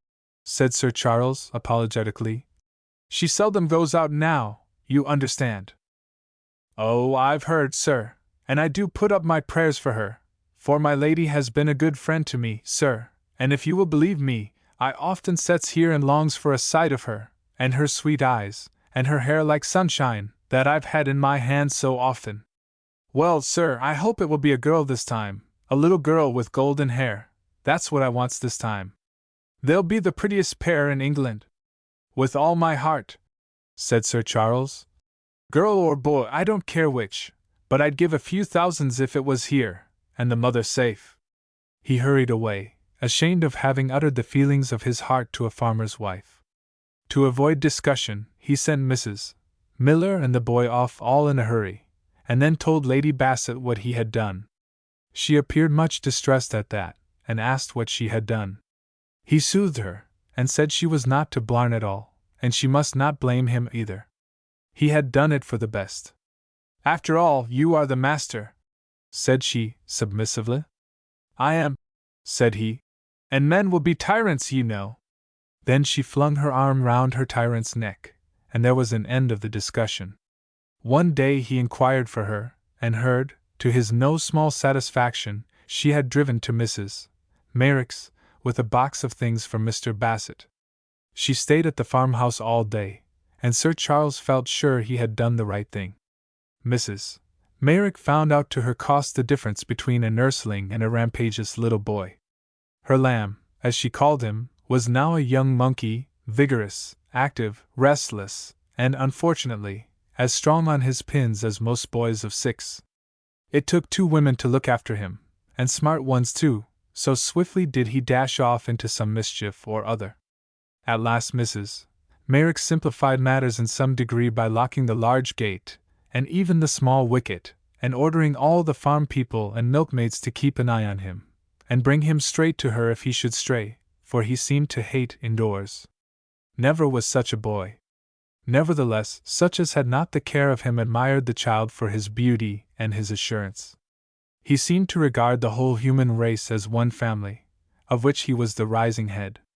The moment he caught sight of a human being he dashed at it, and into conversation by one unbroken movement. Now children in general are too apt to hide their intellectual treasures from strangers by shyness. One day this ready converser was standing on the steps of the house, when a gentleman came to the wicket gate, and looked over into the garden. Young master darted to the gate directly, and getting his foot on the lowest bar and his hands on the spikes, gave tongue. Who are you? I'm Mr. Bassett. I don't live here, I'm only staying. My home is Huncombe Hall.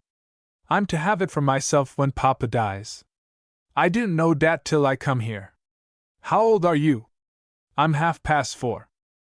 A loud scream, a swift rustle, and Mr. Bassett was clutched up by Mrs.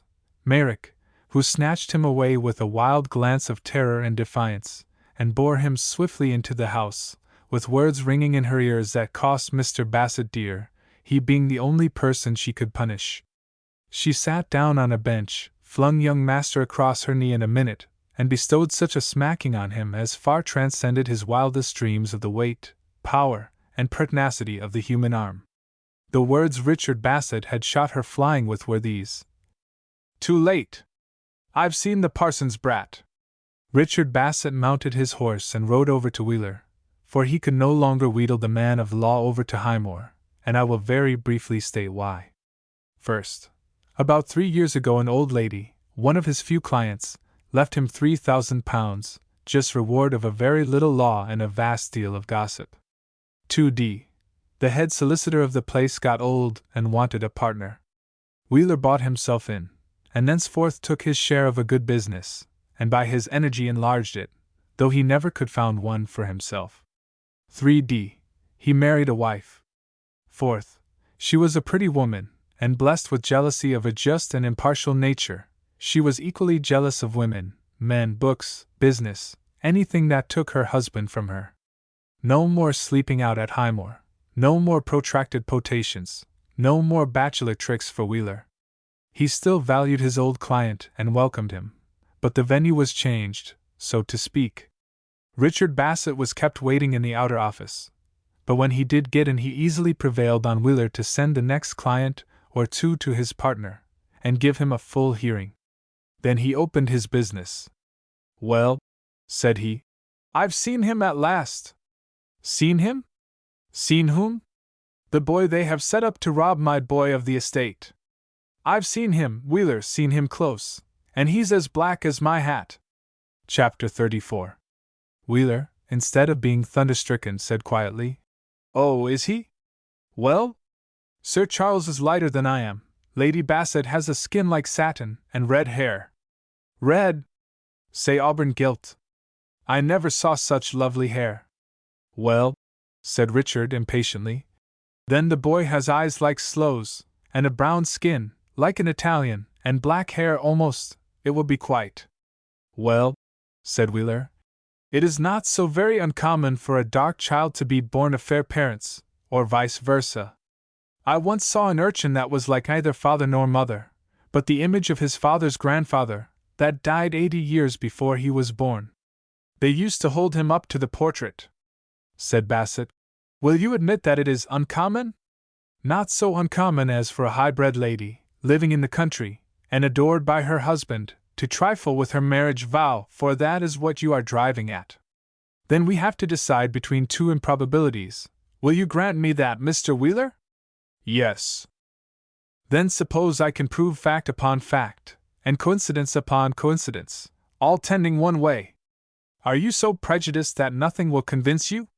No, but it will take a great deal.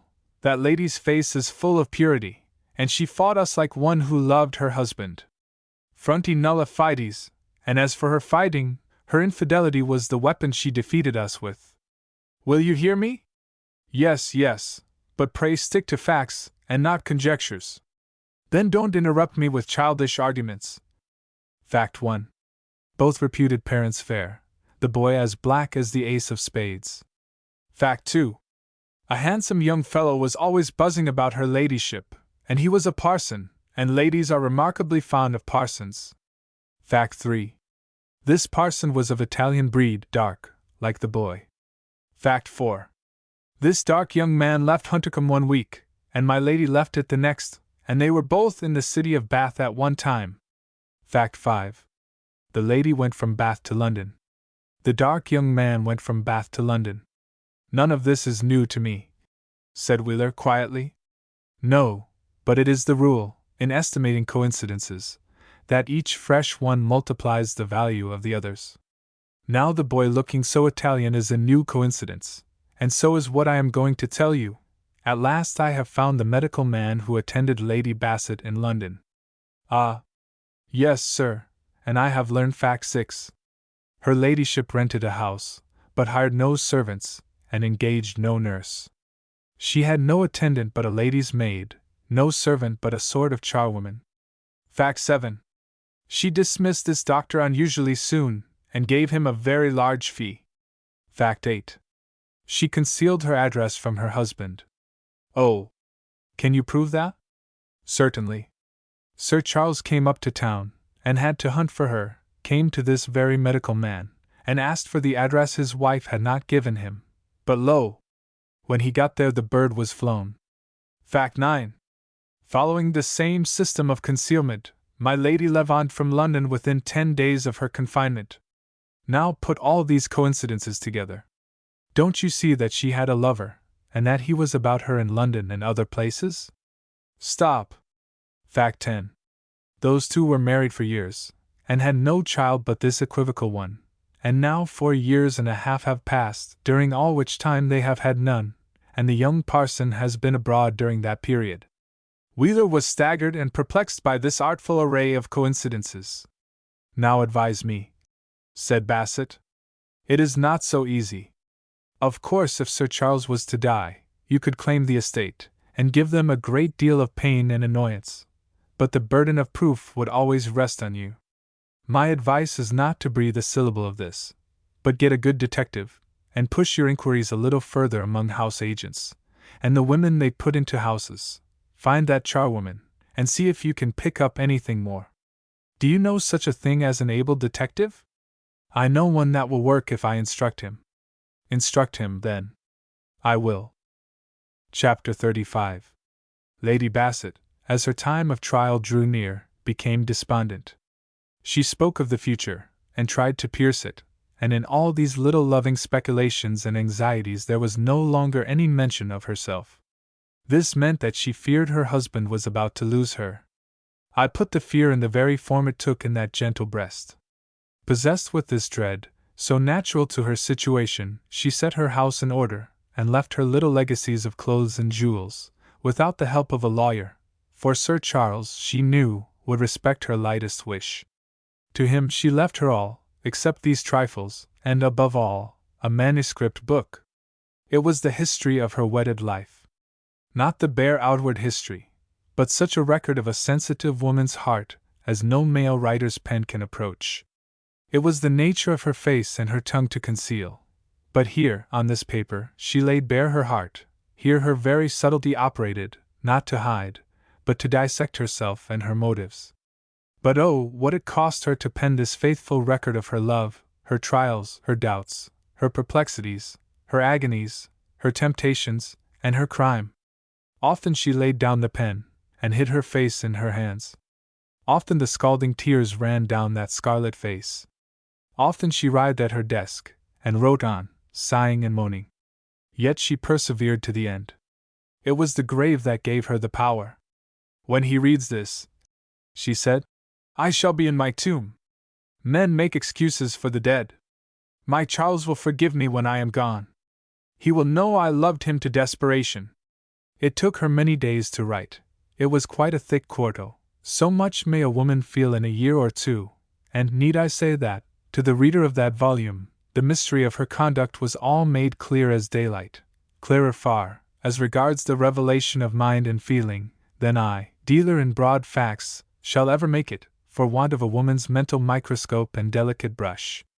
And when this record was finished, she wrapped it in paper, and sealed it with many seals, and wrote on it, "Only for my husband's eye. From her who loved him not wisely, but too well." And she took other means that even the superscription should never be seen of any other eye but his.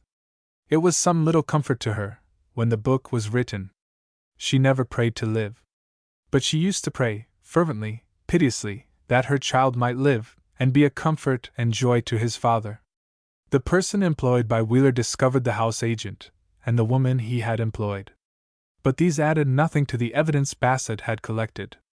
At last, however, this woman, under the influence of a promised reward, discovered a person who was likely to know more about the matter, viz., the woman who was in the house with Lady Bassett at the very time. But this woman scented gold directly, so she held mysterious language, declined to say a word to the officer, but intimated that she knew a great deal, and that the matter was, in truth, well worth looking into, and she could tell some strange tales if it was worth her while. This information was sent to Bassett. He replied that the woman only wanted money for her intelligence, and he did not blame her. He would see her next time he went to town, and felt sure she would complete his chain of evidence. This put Richard Bassett into extravagant spirits. He danced his little boy on his knee and said, "I'll run this little horse against the parson's brat, 5-1, and no takers." Indeed, his exultation was so loud and extravagant that it jarred on gentle Mrs. Bassett. As for Jessie, the Scotch servant, she shook her head, and said the master was fey. In the morning he started for London, still so exuberant and excited that the Scotch woman implored her mistress not to let him go. There would be an accident on the railway, or something. But Mrs. Bassett knew her husband too well to interfere with his journeys. Before he drove off he demanded his little boy. "He must kiss me," said he, "for I'm going to work for him. D'ye hear that, Jane? This day makes him heir of Huntercombe and Bassett." The nurse brought word that Master Bassett was not very well this morning. "Let us look at him," said Bassett. He got out of his gig, and went to the nursery. He found his little boy had a dry cough, with a little flushing. "It is not much," said he, "but I'll send the doctor over from the town." He did so, and himself proceeded up to London. The doctor came, and finding the boy labored in breathing, administered a full dose of ipecacuanha. This relieved the child for the time, but about 4 in the afternoon he was distressed again, and began to cough with a peculiar grating sound. Then there was a cry of dismay. "The croup!" The doctor was gone for, and a letter posted to Richard Bassett, urging him to come back directly. The doctor tried everything, even mercury, but could not check the fatal discharge. It stiffened into a still more fatal membrane. When Bassett returned next afternoon, in great alarm, he found the poor child thrusting its fingers into its mouth, in a vain attempt to free the deadly obstruction. A warm bath and strong emetics were now administered, and great relief obtained. The patient even ate and drank, and asked leave to get up and play with a new toy he had. But, as often happens in this disorder, a severe relapse soon came, with a spasm of the glottis so violent and prolonged that the patient at last resigned the struggle. Then pain ceased forever, the heavenly smile came, the breath went, and nothing was left in the little white bed but a fair piece of tinted clay that must return to the dust, and carry thither all the pride, the hopes, the boasts of the stricken father, who had schemed, and planned, and counted without him, in whose hands are the issues of life and death. As for the child himself, his lot was a happy one, if we could but see what the world is really worth. He was always a bright child, that never cried, nor complained. His first trouble was his last. One day's pain, then bliss eternal. He never got poisoned by his father's spirit of hate, but loved and was beloved during his little lifetime, and dying, he passed from his Noah's Ark to an inheritance 1,000 times richer than Huntercombe, Bassett, and all his cousins' lands. The little grave was dug, the bell tolled, and a man bowed double with grief saw his child and his ambition laid in the dust. Lady Bassett heard the bell tolled, and spoke but 2 words. "Poor woman!" She might well say so. Mrs. Bassett was in the same condition as herself, yet this heavy blow must fall on her. As for Richard Bassett, he sat at home, bowed down and stupid with grief. Wheeler came one day to console him, but, at the sight of him, refrained from idle words. He sat down by him for an hour in silence. Then he got up and said, "Goodbye." "Thank you, old friend, for not insulting me," said Bassett, in a broken voice.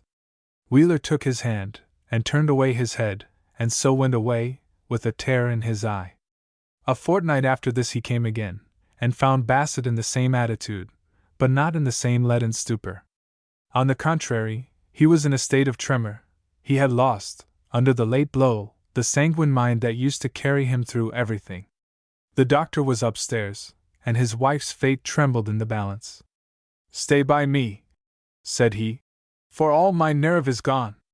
I'm afraid I shall lose her, for I have just begun to value her, and that is how God deals with his creatures, the merciful God, as they call him."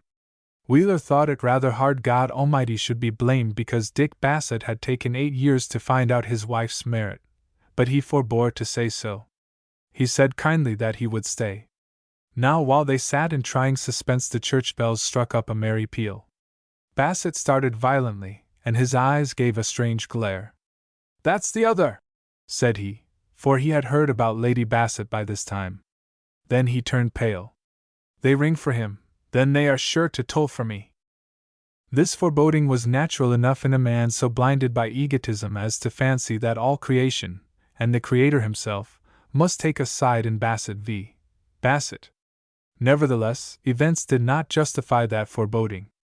The bells had scarcely done ringing for the happy event at Huntercombe, when joyful feet were heard running on the stairs, joyful voices clashed together in the passage, and in came a female servant with joyful tidings. Mrs. Bassett was safe, and the child in the world. "The loveliest little girl you ever saw!" "A girl!" cried Richard Bassett with contemptuous amazement. Even his melancholy forebodings had not gone that length. "And what have they got at Huntercombe?" "Oh, it is a boy, sir, there." "Of course." The ringers heard, and sent one of their number to ask him if they should ring. "What for?" asked Bassett with a nasty glittering eye, and then with sudden fury he seized a large piece of wood from the basket to fling at his insulter. "I'll teach you to come and mock me." The ringer vanished, ducking. "Gently," said Wheeler. "Gently."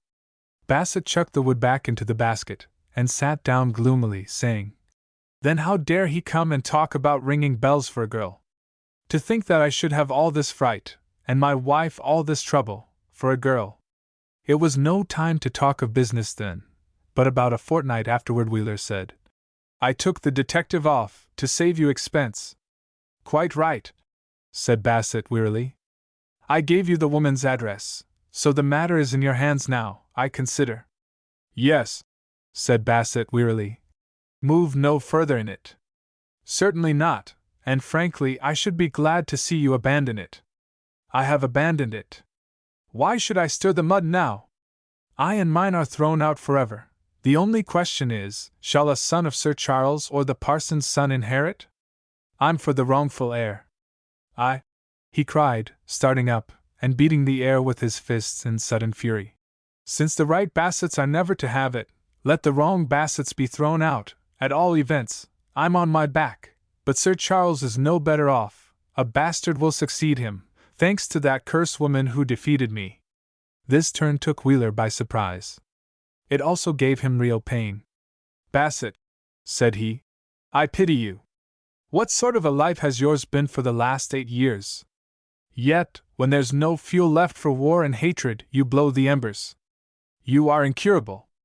I am, said Richard. I'll hate those two with my last breath and curse them in my last prayer. Chapter 36. Lady Bassett's forebodings, like most of our insights into the future, were confuted by the event. She became the happy mother of a flaxen-haired boy. She insisted on nursing him herself, and the experienced persons who attended her raised no objection. In connection with this she gave Sir Charles a peck, not very severe, but sudden, and remarkable as the only one on record. He was contemplating her and her nursling with the deepest affection, and happened to say, My own Bella, what delight it gives me to see you! Yes, said she, we will have only one mother this time, will we, my darling? And it shall be me. Then suddenly, turning her head like a snake, Oh, I saw the looks you gave that woman! This was the famous peck, administered in return for a look that he had bestowed on Mary Gosport not more than 5 years ago. Sir Charles would, doubtless, have bled to death on the spot, but either he had never been aware how he looked, or time and business had obliterated the impression, for he was unaffectedly puzzled, and said, What woman do you mean, dear? No matter, darling, said Lady Bassett, who had already repented her dire severity. All I say is that a nurse is a rival I could not endure now, and another thing, I do believe those wet nurses give their disposition to the child. It is dreadful to think of. Well, if so, baby is safe. He will be the most amiable boy in England. He shall be more amiable than I am, scolding my husband of husbands. And she leaned toward him, baby and all, for a kiss from his lips. We say at school, seniors priorize, let favor go by seniority. But where babies adorn the scene, it is, juniors priorize, with that sex to which the very young are confided. To this rule, as might be expected, Lady Bassett furnished no exception. She was absorbed in baby, and trusted Mr. Bassett a good deal to his attendant, who bore an excellent character for care and attention. Now Mr. Bassett was strong on his pins and in his will, and his nursemaid, after all, was young, so he used to take his walks nearly every day to Mrs. Merrick's. She petted him enough, and spoiled him in every way, while the nursemaid was flirting with the farm servants out of sight. Sir Charles Bassett was devoted to the boy, and used always to have him to his study in the morning, and to the drawing-room after dinner, when the party was small, and that happened much oftener now than heretofore. But at other hours he did not look after him, being a business man, and considering him at that age to be under his mother's care. One day the only guest was Mr. Rolfe. He was staying in the house for 3 days, upon a condition suggested by himself, viz., that he might enjoy his friend's society in peace and comfort, and not be set to roll the stone of conversation up some young lady's back, and obtain monosyllables in reply, faintly lisped amid a clatter of 14 knives and forks. As he would not leave his writing-table on any milder terms, they took him on these. After dinner in came Mr. Bassett, erect, and a proud nurse with little Compton, just able to hold his nurse's gown and toddle. Rolfe did not care for small children. He just glanced at the angelic, fair-haired infant, but his admiring gaze rested on the elder boy. Why, what is here? An Oriental prince? The boy ran to him directly. Who are you? Rolfe the writer. Who are you, the gypsy king? No, but I am very fond of gypsies. I'm Mr. Bassett, and when Papa dies I shall be Sir Charles Bassett. Sir Charles laughed at this with paternal fatuity, especially as the boy's name happened to be Reginald Francis, after his grandfather. Rolfe smiled satirically, for these little speeches from children did much to reconcile him to his lot. "Meantime," said he, "let us feed off him, for it may be 40 years before we can dance over his grave. First let us see what is the unwholesomest thing on the table." He rose, and to the infinite delight of Mr. Bassett, and even of Master Compton, who pointed and crowed from his mother's lap, he got up on his chair, and put on a pair of spectacles to look. "Eureka!" said he. "Behold that dish by Lady Bassett. Those are marrons glacés. Fetch them here, and let us go in for a fit of the gout at once." "Gout? What's that?" inquired Mr. Bassett. "Don't ask me. You don't know." "Not know? What, didn't I tell you I was Rolf the writer? Writers know everything. That is what makes them so modest." Mr. Bassett was now unnaturally silent for 5 minutes, munching chestnuts. This enabled his guests to converse.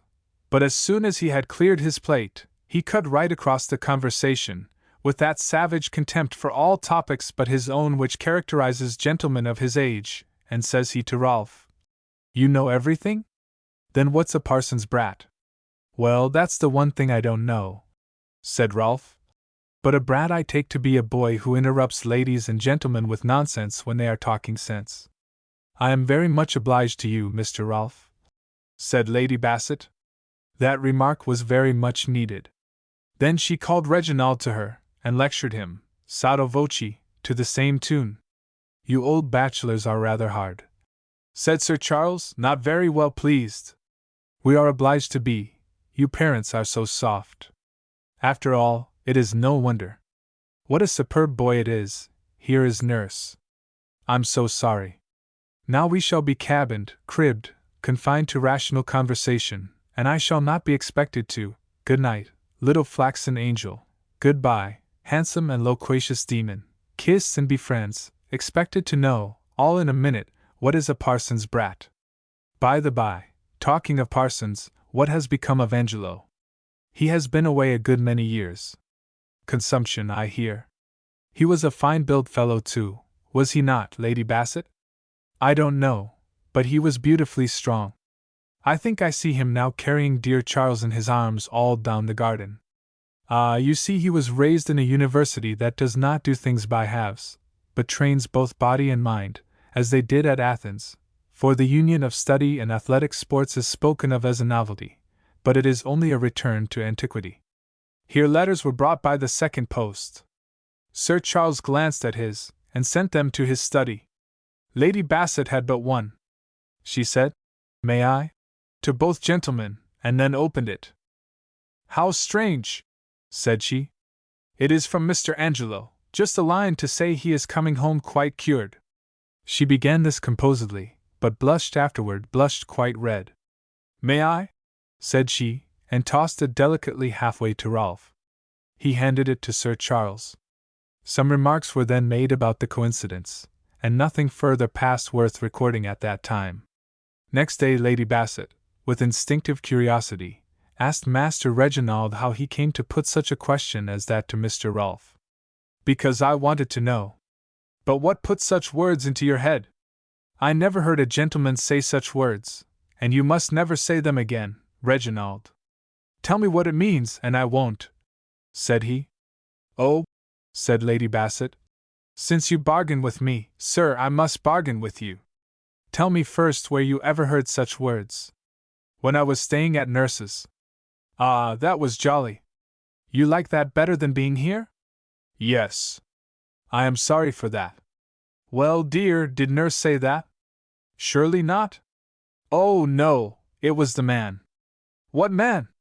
"Why, the man that came to the gate one morning, and talked to me, and I talked to him, and that nasty nurse ran out and caught us, and carried me in, and gave me such a hiding, and all for nothing." "A hiding? What words the poor child picks up! But I don't understand why nurse should beat you." "For speaking to the man. She said he was a bad man, and she would kill me if ever I spoke to him again." "Oh, it was a bad man, and said bad words to somebody he was quarreling with?" "No, he said them to nurse because she took me away." "What did he say, Reginald?" asked Lady Bassett, becoming very grave and thoughtful all at once. "He said, 'That's too late. I've seen the parson's brat. Oh! And I've asked nurse again and again what it meant, but she won't tell me. She only says the man is a liar, and I am not to say it again, and so I never did say it again, for a long time, but last night, when Rolf the writer said he knew everything, it struck my head. What is the matter, Mamma? Nothing, nothing. You look so white. Are you ill, Mamma? And he went to put his arms round her, which was a mighty rare thing with him. She trembled a good deal, and did not either embrace him or repel him. She only trembled.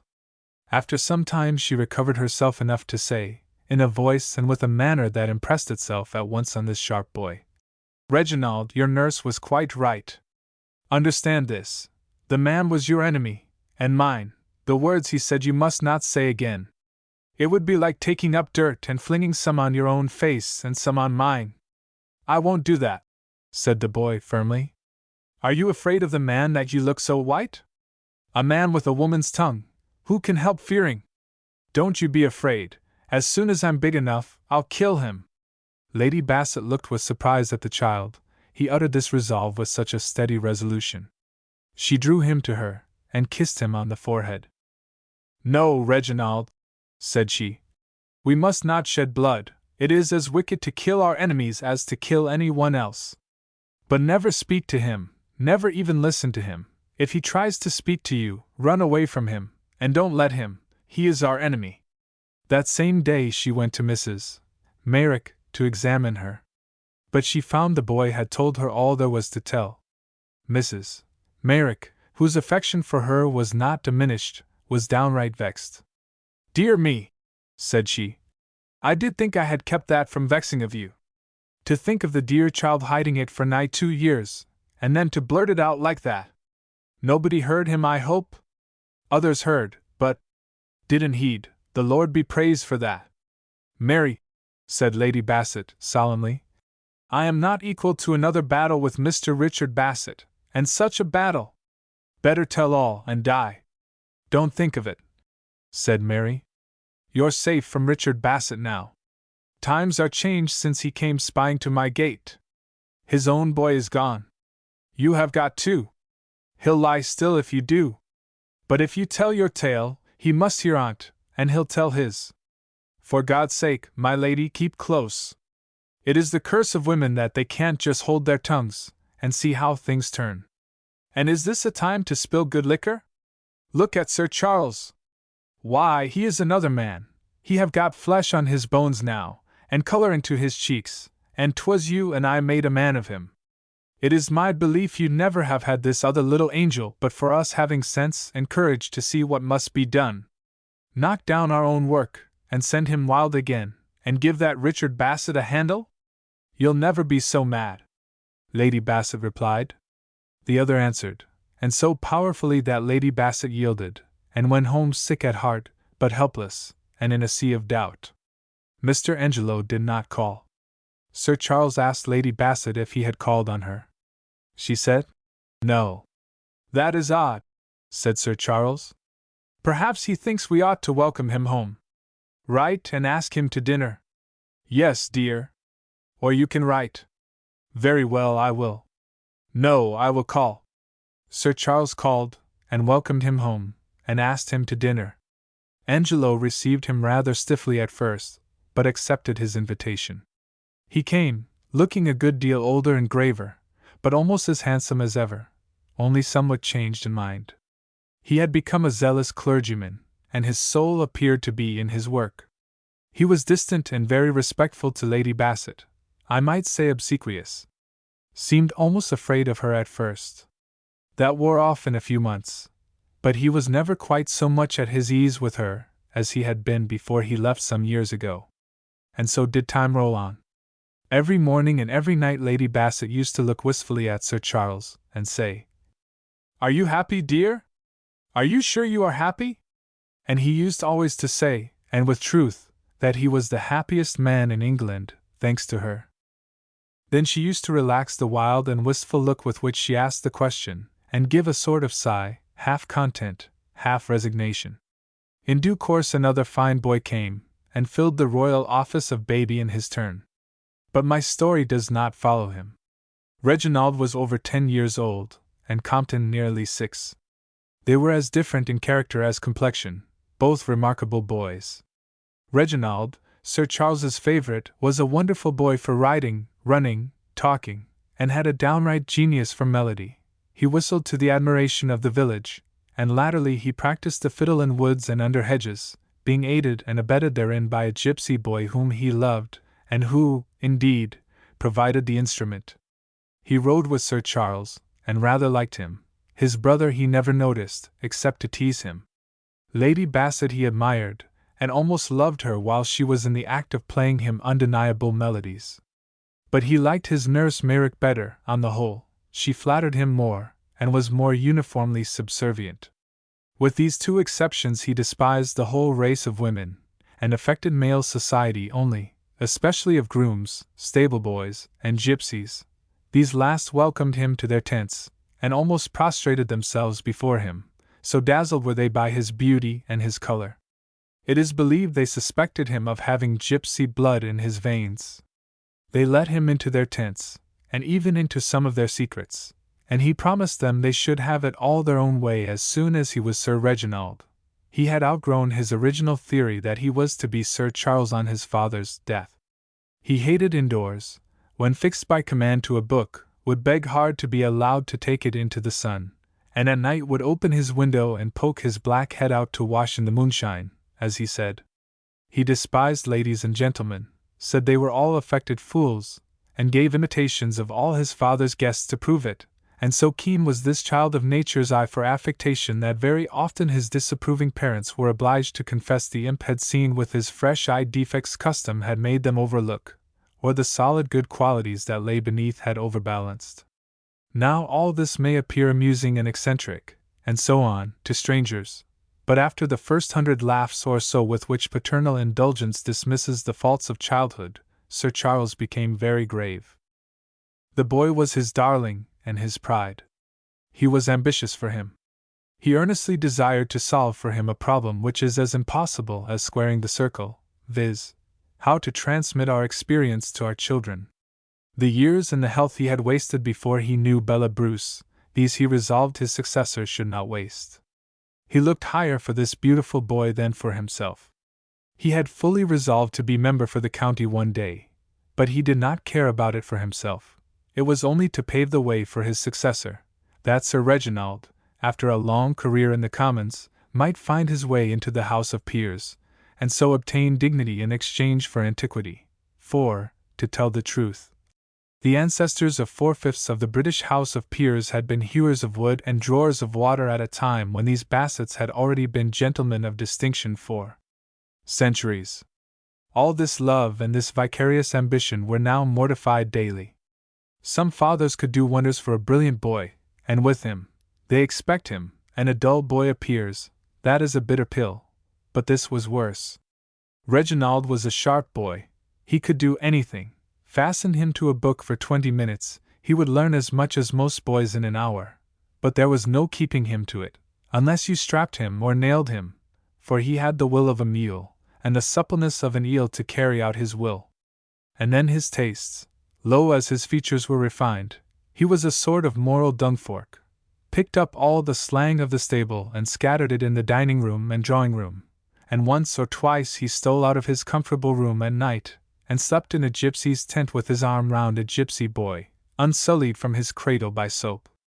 At last Sir Charles could no longer reply to his wife at night as he had done for this 10 years past. He was obliged to confess that there was one cloud upon his happiness.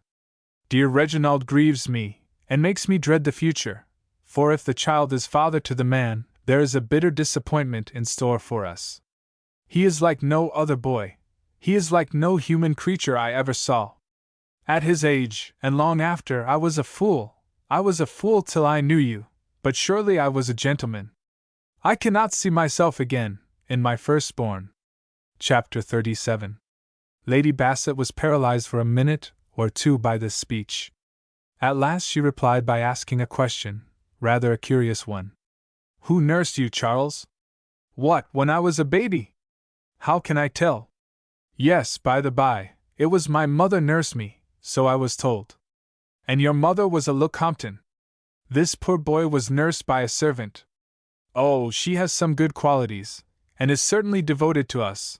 To this day her face brightens at sight of me, but she is essentially vulgar. And do you remember, Charles, I wished to wean him early, but I was overruled, and the poor child drew his nature from that woman for nearly 18 months. It is a thing unheard of nowadays. Well, but surely it is from our parents we draw our nature. No, I think it is from our nurses. If Compton or Alec ever turn out like Reginald, blame nobody but their nurse, and that is me. Sir Charles smiled faintly at this piece of feminine logic, and asked her what he should do. She said she was quite unable to advise. Mr. Rolfe was coming to see them soon. Perhaps he might be able to suggest something. Sir Charles said he would consult him, but he was clear on one thing: the boy must be sent from Huntercombe, and so separated from all his present acquaintances. Mr. Rolfe came, and the distressed father opened his heart to him in strict confidence respecting Reginald. Rolfe listened and sympathized, and knit his brow, and asked time to consider what he had heard, and also to study the boy for himself. He angled for him next day accordingly. A little table was taken out on the lawn, and presently Mr. Rolfe issued forth in a uniform suit of dark blue flannel and a sombrero hat, and set to work writing a novel in the sun. Reginald in due course described this figure, and it smacked so of that Bohemia to which his own soul belonged that he was attracted thereby, but made his approaches stealthily, like a little cat. Presently a fiddle went off behind a tree, so close that the novelist leaped out of his seat with an eldritch screech, for he had long ago forgotten all about Mr. Reginald, and, when he got heated in this kind of composition, any sudden sound seemed to his tense nerves and boiling brain about 10 times as loud as it really was. Having relieved himself with a yell, he sat down with the mien of a martyr expecting tortures. But he was most agreeably disappointed. The little monster played an English melody, and played it in tune. This done, he whistled a quick tune, and played a slow second to it in perfect harmony. This done, he whistled the second part and played the quick treble, a very simple feat, but still ingenious for a boy, and new to his hearer. "Bravo! Bravo!" cried Rolfe, with all his heart. Mr. Reginald emerged, radiant with vanity. "You are like me, Mr. Ryder," said he. "You don't like to be cooped up indoors. I wish I could play the fiddle like you, my fine fellow. Ah, you can't do that all in a minute. See the time I have been at it. Ah, to be sure, I forgot your antiquity. And it isn't the time only, it's giving your mind to it, old chap." "What, you don't give your mind to your books, then, as you do to your fiddle, young gentleman?" "Not such a flat. Why, looky here, governor, if you go and give your mind to a thing you don't like, it's always time wasted, because some other chap, that does like it, will beat you, and what's the use working for to be beat? 'For' is redundant," objected Rolfe. "But if you stick hard to the things you like, you do 'em downright well. But old people are such fools, they always drive you the wrong way. They make the gals play music 6 hours a day, and you might as well set the hen bullfinches to pipe. Look at the gals as come here, how they rattle up and down the piano, and can't make it sing a morsel.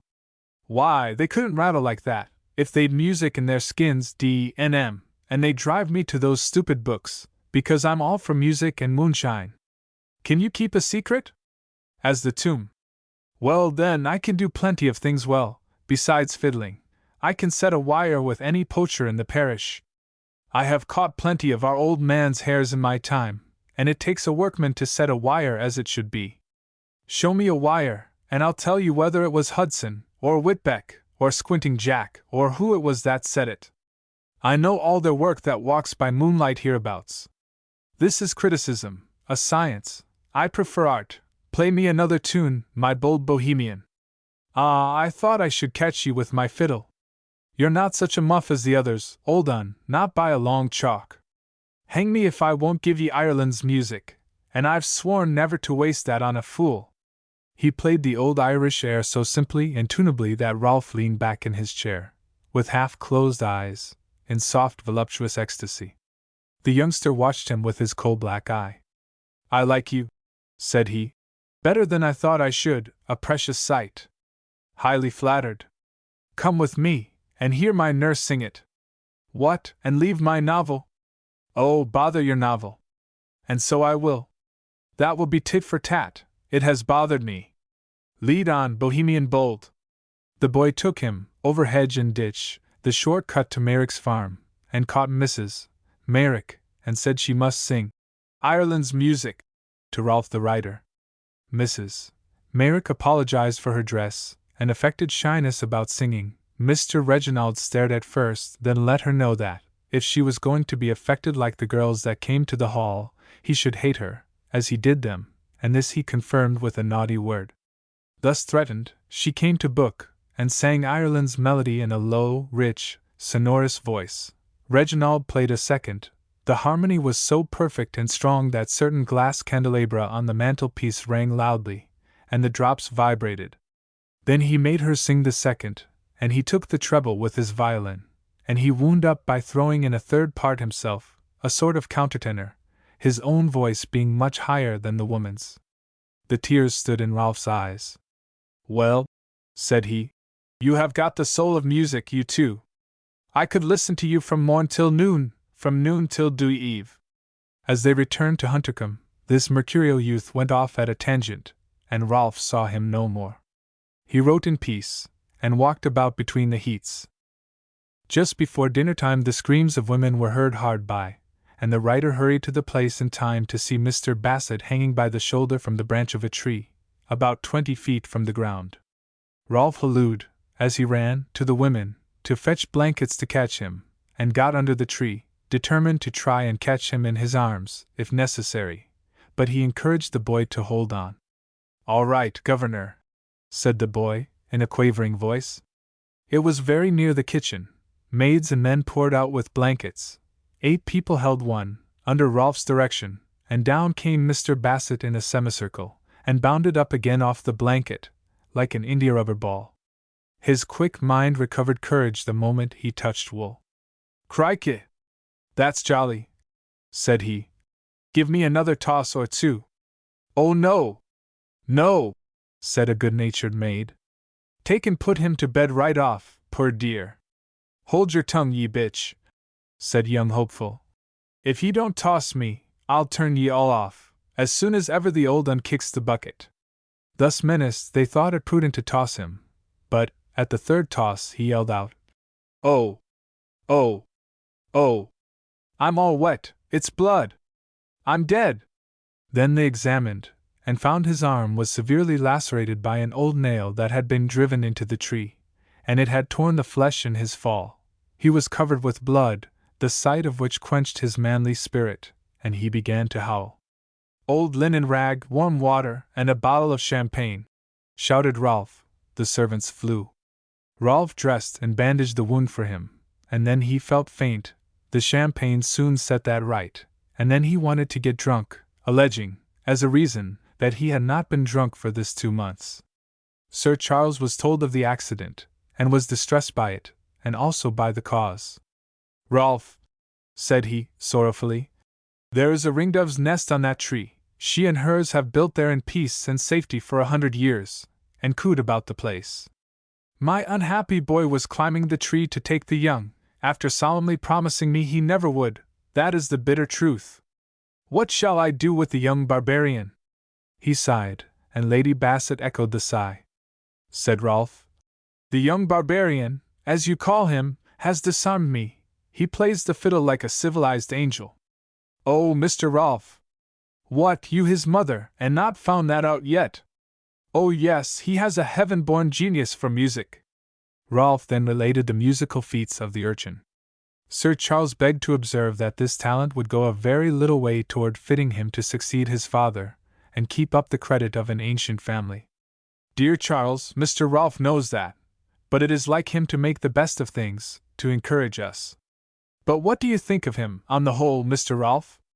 Has Sir Charles more to hope or to fear? Give me another day or two to study him, said Rolf. That night there was a loud alarm. Mr. Bassett was running about the veranda in his nightdress. They caught him and got him to bed, and Rolf said it was fever, and with the assistance of Sir Charles and a footman, laid him between 2 towels steeped in tepid water, then drew blankets tight over him, and, in short, packed him, "Ah," said he, complacently. "I say, give me a drink of moonshine, old chap." "I'll give you a bucketful," said Rolf, then, with the servant's help, took his little bed and put it close to the window. The moonlight streamed in on the boy's face, his great black eyes glittered in it. He was diabolically beautiful. "Kiss me, moonshine," said he. "I like to wash in you." Next day he was, apparently, quite well, and certainly ripe for fresh mischief. Rolf studied him, and the evening before he went, gave Sir Charles and Lady Bassett his opinion, but not with his usual alacrity. A weight seemed to hang on him, and more than once, his voice trembled. "I shall tell you," said he, "what I see, what I foresee, and then, with great diffidence, what I advise. I see what naturalists call a reversion in race, a boy who resembles in color and features either of his parents, and indeed, bears little resemblance to any of the races that have inhabited England since history was written. He suggests rather some Oriental type." Sir Charles turned round in his chair, with a sigh, and said, "We are to have a romance, it seems." Lady Bassett stared with all her eyes, and began to change color. The theorist continued, with perfect composure, "I don't undertake to account for it with any precision. How can I? Perhaps there is Moorish blood in your family, and here it has revived. You look incredulous, but there are plenty of examples, and stronger than this. Every child that is born resembles some progenitor. How then do you account for Julia Pastrana, a young lady who dined with me last week, and sang me a perdona, rather feebly, in the evening? Bust and figure like any other lady, hand exquisite, arms neatly turned, but with long, silky hair from the elbow to the wrist. Face ugh. Forehead made of black leather, eyes all pupil, nose an excrescence, chin pure monkey, face all covered with hair. Briefly, a type extinct 10,000 years before Adam, yet it could revive at this time of day. Compared with La Pastrana, and many much weaker examples of antiquity revived, that I have seen, your Mauritanian son is no great marvel, after all." "This is a little too far-fetched," said Sir Charles satirically. "Bella's father was a very dark man, and it is a tradition in our family that all the Bassetts were as black as ink till they married with you Rolfs, in the year 1684. "Oh ho!" said Rolf. "Is it so? See how discussion brings out things." "And then?" said Lady Bassett. "Charles dear, tell Mr. Rolf what I think." "I do," said Rolf. "That will be a new form of circumlocution." Sir Charles complied, with a smile. "Lady Bassett's theory is, that children derive their nature quite as much from their wet nurses as from their parents, and she thinks the faults we deplore in Reginald are to be traced to his nurse. By the by, she is a dark woman too." "Well," said Rolf, "there's a good deal of truth in that, as far as regards the disposition. But I never heard color so accounted for, yet why not? It has been proved that the very bones of young animals can be colored pink, by feeding them on milk so colored." "There," said Lady Bassett. "But no nurse could give your son a color which is not her own. I have seen the woman, she is only a dark English woman. Her arms were embrowned by exposure, but her forehead was not brown. Mr. Reginald is quite another thing. The skin of his body, the white of his eye, the pupil, all look like a reversion to some Oriental type, and mark the coincidence, he has mental peculiarities that point toward the east." Sir Charles lost patience. "On the contrary," said he, "he talks and feels just like an English snob, and makes me miserable. Oh, as to that, he has picked up vulgar phrases at that farm, and in your stables. But he never picked up his musical genius in stables and farms, far less his poetry." "What poetry? What poetry? Why, did not you hear him? Was it not poetical of a wounded, fevered boy to beg to be laid by the window, and to say, 'Let me drink the moonshine'? Take down your Homer, and read 1,000 lines haphazard, and see whether you stumble over a thought more poetical than that. But criticism does not exist. Whatever the dead said was good, whatever the living say is little, as if the dead were a race apart, and had never been the living, and the living would never be the dead." Heaven knows where he was running to now, but Sir Charles stopped him by conceding that point. "Well, you are right, poor child, it was poetical. and the father's pride predominated, for a moment, over every other sentiment. Yes, but where did it come from? That looks to me a typical idea. I mean an idea derived, not from his luxurious parents, dwellers in curtained mansions, but from some outdoor and remote ancestor, perhaps from the Oriental tribe that first colonized Britain. They worshipped the sun and the moon, no doubt, or perhaps, after all, it only came from some wandering tribe that passed their lives between the two lights of heaven, and never set foot in a human dwelling. This, said Sir Charles, is a flattering speculation, but so wild and romantic that I fear it will lead us to no practical result. I thought you undertook to advise me. What advice can you build on these cobwebs of your busy brain? Excuse me, my practical friend, said Rolf. I open my discourse in three heads. What I see, what I foresee, and what, with diffidence, I advise. Pray don't disturb my methods, or I am done for. Never disturb an artist's form. I have told you what I see. What I foresee is this: you will have to cut off the entail with Reginald's consent, when he is of age, and make the Saxon boy Compton your successor. Cutting off entails runs in families, like everything else. Your grandfather did it, and so will you. You should put by a few thousands every year, that you may be able to do this without injustice either to your Oriental or your Saxon son. Never! Shouted Sir Charles then, in a broken voice. He is my firstborn, and my idol. His coming into the world rescued me out of a morbid condition. He healed my one great grief. Bar the entail, and put his younger brother in his place. Never! Mr. Rolf bowed his head politely, and left the subject, which, indeed, could be carried no farther without serious offense. And now for my advice. The question is, how to educate this strange boy. One thing is clear: it is no use trying the humdrum plan any longer. It has been tried, and failed. I should adapt his education to his nature.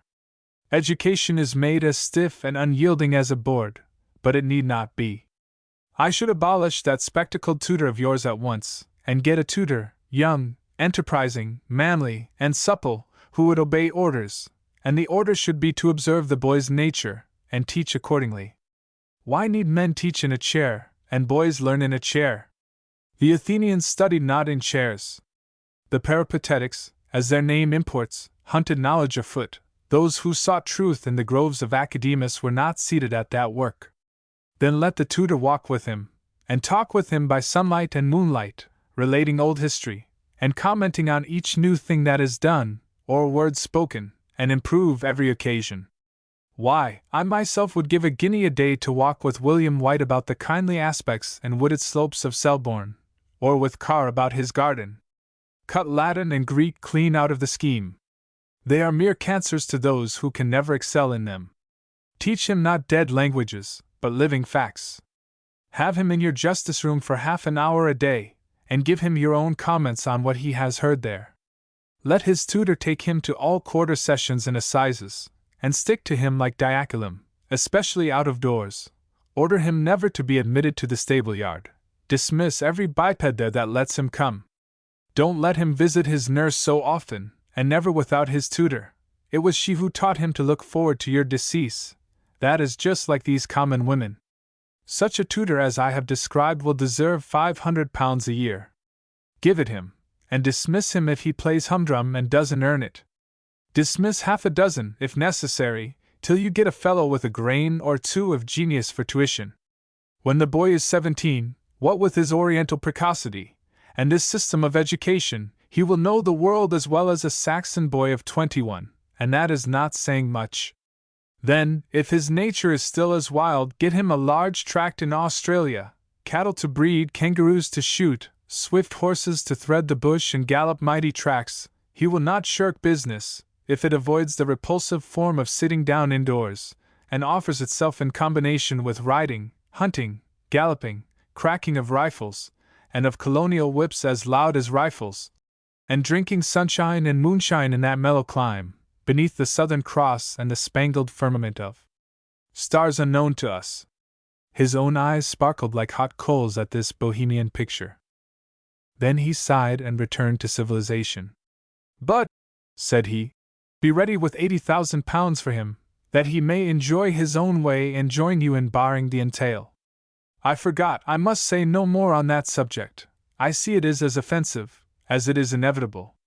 Cassandra has spoken wisely, and I see, in vain. God bless you both, good night. And he rolled out of the room with a certain clumsy importance. Sir Charles treated all this advice with a polite forbearance while he was in the room, but on his departure delivered a sage reflection. Strange, said he, that a man so valuable in any great emergency should be so extravagant and eccentric in the ordinary affairs of life. I might as well drive to Bellevue House and consult the first gentleman I met there. Lady Bassett did not reply immediately, and Sir Charles observed that her face was very red and her hands trembled. Why, Bella, said he, has all that rhodomontade upset you?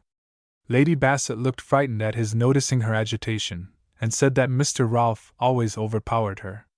He is so large, and so confident, and throws such new light on things. New light! Wild eccentricity always does that, but it is the light of Jack-o'-lantern. On a great question, so near my heart as this, give me the steady light of common sense, not the wayward coruscations of a fiery imagination. Bella dear, I shall send the boy to a good school, and so cut off at one blow all the low associations that have caused the mischief. You know what is best, dear, said Lady Bassett. You are wiser than any of us. In the morning she got hold of Mr. Rolfe, and asked him if he could put her in the way of getting more than 3% for her money without risk. Only one, said Rolfe. London freeholds in rising situations let to substantial tenants. I can get you 5% that way, if you are always ready to buy. The thing does not offer every day. I have £20,000 to dispose of so, said Lady Bassett. Very well, said Rolfe. I'll look out for you, but Oldfield must examine titles and do the actual business. The best of that investment is, it is always improving, no ups and downs. Come, thought he. Cassandra has not spoken quite in vain. Sir Charles acted on his judgment, and in due course sent Mr. Bassett to a school at some distance, kept by a clergyman, who had the credit in that county of exercising sharp supervision and strict discipline. Sir Charles made no secret of the boy's eccentricities. Mr. Beecher said he had 1 or 2 steady boys who assisted him in such cases. Sir Charles thought that a very good idea. It was like putting a wild colt into the brake with a steady horse. He missed the boy sadly at first, but comforted himself with the conviction that he had parted with him for his good. That consoled him somewhat. The younger children of Sir Charles and Lady Bassett were educated entirely by their mother, and taught as none but a loving lady can teach. Compton, with whom we have to do, never knew the thorns with which the path of letters is apt to be strewn. A mistress of the great art of pleasing made knowledge from the first a primrose path to him. Sparkling all over with intelligence, she impregnated her boy with it. She made herself his favorite companion, she would not keep her distance. She stole and coaxed knowledge and goodness into his heart and mind with rare and loving cunning. She taught him English and French and Latin on the Hamiltonian plan, and stored his young mind with history and biography, and read to him, and conversed with him on everything as they read it. She taught him to speak the truth, and to be honorable and just. She taught him to be polite, and even formal, rather than free and easy and rude. She taught him to be a man. He must not be what brave boys called a mollycoddle. Like most womanly women, she had a veneration for man, and she gave him her own high idea of the manly character. Natural ability, and habitual contact with a mind so attractive and so rich, gave this intelligent boy many good ideas beyond his age. When he was 6 years old, Lady Bassett made him pass his word of honor that he would never go into the stable-yard, and even then he was far enough advanced to keep his word religiously. In return for this she let him taste some sweets of liberty, and was not always after him. She was profound enough to see that without liberty a noble character cannot be formed, and she husbanded the curb. One day he represented to her that, in the meadow next their lawn, were great stripes of yellow, which were possibly cowslips. Of course they might be only buttercups, but he hoped better things of them. He further reported that there was an iron gate between him and this paradise. He could get over it if not objectionable, but he thought it safest to ask her what she thought of the matter. Was that iron gate intended to keep little boys from the cowslips? Because, if so, it was a misfortune to which he must resign himself. Still, it was a misfortune. All this, of course, in the simple language of boyhood. Then Lady Bassett smiled and said, "Suppose I were to lend you a key of that iron gate?" "Oh, Mamma! I have a great mind to." "Then you will. Does that follow?" "Yes, whenever you say you think you'll do something kind, or you have a great mind to do it, you know you always do it, and that is one thing I do like you for, Mamma. You are better than your word." "Better than my word? Where does the child learn these things?" "La, Mamma, Papa says that often." "Oh, that accounts for it. I like the phrase very much. I wish I could think I deserved it. At any rate, I will be as good as my word for once. You shall have a key of the gate." The boy clapped his hands with delight. The key was sent for, and meantime, she told him one reason why she had trusted him with it was because he had been as good as his word about the stable. The key was brought, and she held it up half playfully and said, "There, sir, I deliver you this upon conditions. You must only use it when the weather is quite dry, because the grass in the meadow is longer, and will be wet. Do you promise?" "Yes, Mamma." "And you must always lock the gate when you come back, and bring the key to one place. Let me see, the drawer in the hall table, the one with marble on it, for you know a place for everything is our rule. On these conditions I hereby deliver you this magic key, with the right of egress and ingress." "Egress and ingress?" "Egress and ingress. Is that foreign for cowslips, Mamma, and oxslips?"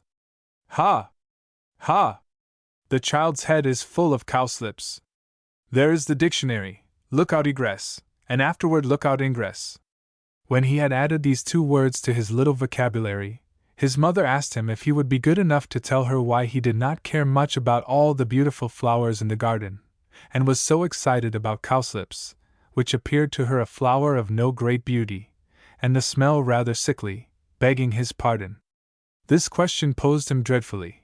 He looked at her in a sort of comic distress, and then sat gravely down all in a heap, about a yard off, to think.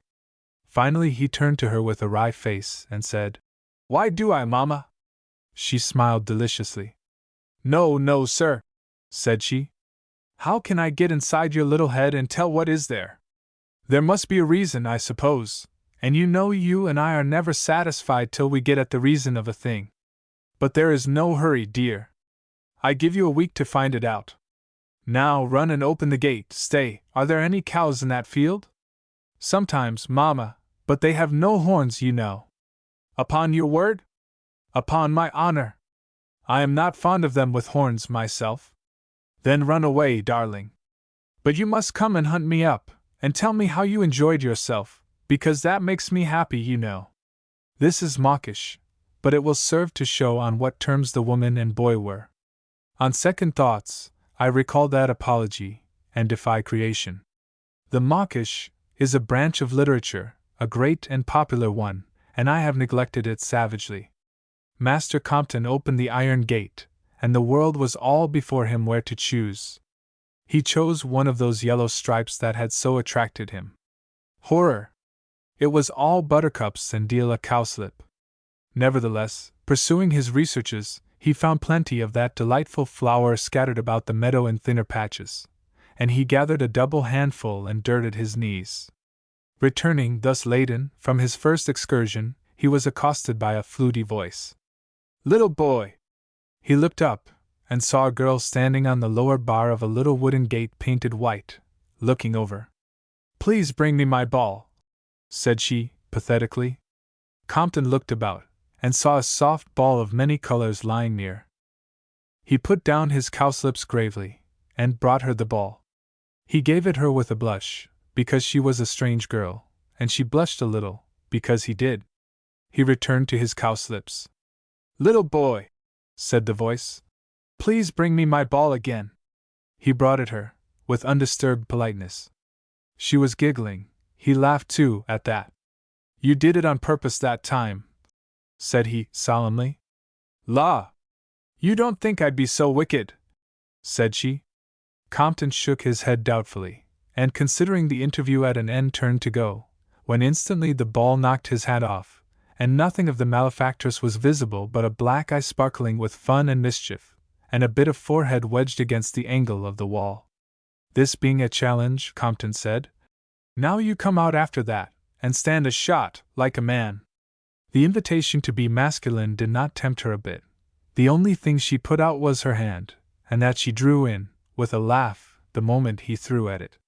At this juncture a voice cried, "Ruperta! What are you doing there?"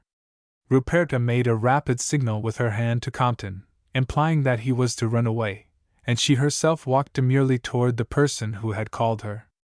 It was 3 days before Compton saw her again, and then she beckoned him royally to her. "Little boy," said she, "talk to me." Compton looked at her a little confounded, and did not reply. "Stand on this gate, like me, and talk," said she.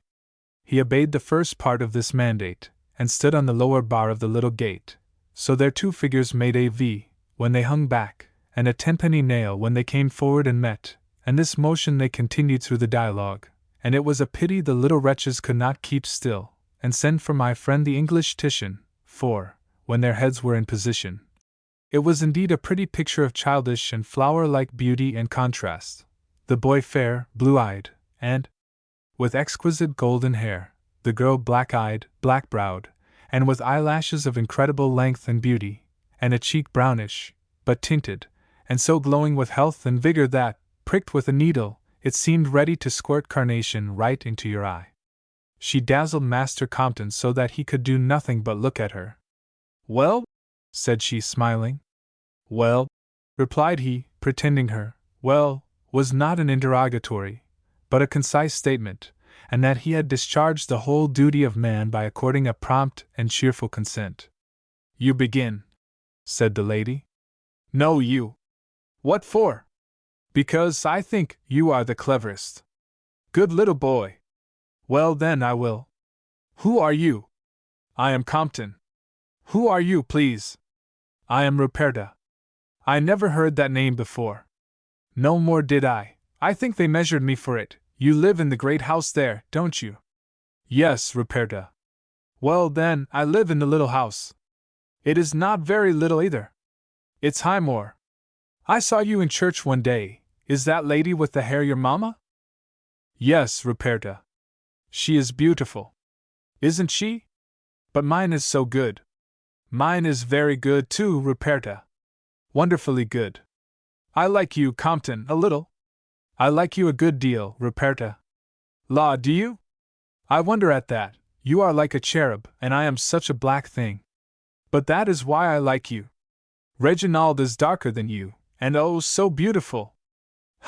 He is a very bad boy." "No, he is not." "Don't tell stories, child, he is." "I know all about him." "A wicked, vulgar, bad boy." "He is not," cried Compton, almost sniveling, but he altered his mind, and fired up. "You are a naughty storytelling girl, to say that." "Bless me!" said Ruperta, coloring high, and tossing her head haughtily.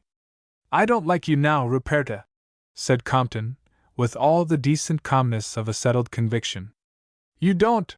screamed Ruperta. "Then go about your business directly, and don't never come here again. Scolding me! How dare you? Oh! Oh! Oh!" And the little lady went off slowly, with her finger in her eye, and Master Compton looked rather rueful, as we all do when this charming sex has recourse to what may be called liquid reasoning. I have known the most solid reasons unable to resist it. However, mens conscia recti, and above all the cowslips, enabled Compton to resist, and he troubled his head no more about her that day. But he looked out for her the next day, and she did not come, and that rather disappointed him. The next day was wet, and he did not go into the meadow, being on honor not to do so. The fourth day was lovely, and he spent a long time in the meadow, in hopes. He saw her for a moment at the gate, but she speedily retired. He was disappointed. However, he collected a good store of cowslips, and then came home. As he passed the door out popped Ruperta from some secret ambush, and said, "Well?" Chapter 38. Well, replied Compton. Are you better, dear? I'm very well, thank you, said the boy. In your mind, I mean. You were cross last time, you know. Compton remembered his mother's lessons about manly behavior, and said, in a jaunty way, Well, I suppose I was a little cross. Now the other cunning little thing had come to apologize, if there was no other way to recover her admirer. But on this confession, she said, Oh, if you are sorry for it, I forgive you. You may come and talk. Then Compton came and stood on the gate, and they held a long conversation, and having quarreled last time, parted now with rather violent expressions of attachment. After that they made friends and laid their little hearts bare to each other, and it soon appeared that Compton had learned more, but Ruperta had thought more for herself, and was sorely puzzled about many things, and of a vastly inquisitive mind. Why, said she, is good things so hard, and had things so nice and easy?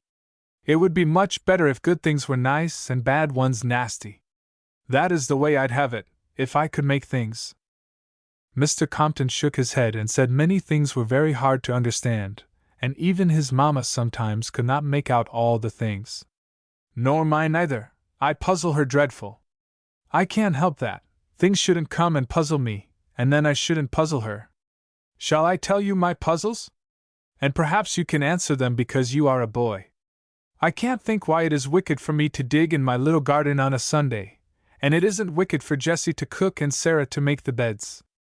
Can't think why Mama told Papa not to be cross, and when I told her not to be cross, she put me in a dark cupboard all among the dreadful mice, till I screamed so she took me out and kissed me and gave me pie. Can't think why Papa called Sally something for spilling the ink over his papers, and when I called the gardener the very same for robbing my flowers, all their hands and eyes went up, and they said I was a shocking girl. Can't think why Papa giggled the next moment, if I was a shocking girl. It is all puzzle, puzzle, puzzle. One day she said, Can you tell me where all the bad people are buried? For that puzzles me dreadful. Compton was posed at first, but said at last he thought they were buried in the churchyard, along with the good ones. Oh, indeed, said she, with an air of pity. Pray, have you ever been in the churchyard, and read the writings on the stones? No. Then I have. I have read every single word, and there are none but good people buried there, not one, she added rather pathetically. You should not answer me without thinking, as if things were easy instead of so hard. Well, one comfort, there are not many wicked people hereabouts. They live in towns, so I suppose they are buried in the garden, poor things, or put in the water with a stone. Compton had no more plausible theory ready, and declined to commit himself to Ruperta's, so that topic fell to the ground. One day he found her perched as usual, but with her bright little face overclouded. By this time the intelligent boy was fond enough of her to notice her face. What's the matter, Perta? Ruperta. The matter? Puzzled again. It is very serious this time. Tell me, Ruperta. No, dear. Please. The young lady fixed her eyes on him, and said, with a pretty solemnity, Let us play at catechism. I don't know that game. The governess asks questions, and the good little boy answers. That's catechism. I'm the governess. Then I'm the good little boy. Yes, dear, and so now look me full in the face. There, you're very pretty, Ruperta. Don't be giddy, I'm hideous, so behave, and answer all my questions. Oh, I'm so unhappy. Answer me, is young people or old people goodest? You should say best, dear. Good, better, best. Why, old people, to be sure, much. So I thought, and that is why I am so puzzled. Then your papa and mine are much betterer, will that do, than we are? Of course they are. There he goes. Such a child for answering slap-bang I never. I'm not a child. I'm older than you are, Ruperta. That's a story. Well then, I'm as old, for Mary says we were born the same day, the same hour, the same minute. La! We are twins. She paused, however, on this discovery, and soon found reason to doubt her hasty conclusion. No such thing, said she. They tell me the bells were ringing for you being found, and then I was found, to catechism you. There! Then you see I am older than you, Ruperta. Yes, dear, said Ruperta very gravely. I'm younger in my body, but older in my head. This matter being settled so that neither party could complain, since antiquity was evenly distributed, the catechizing recommenced.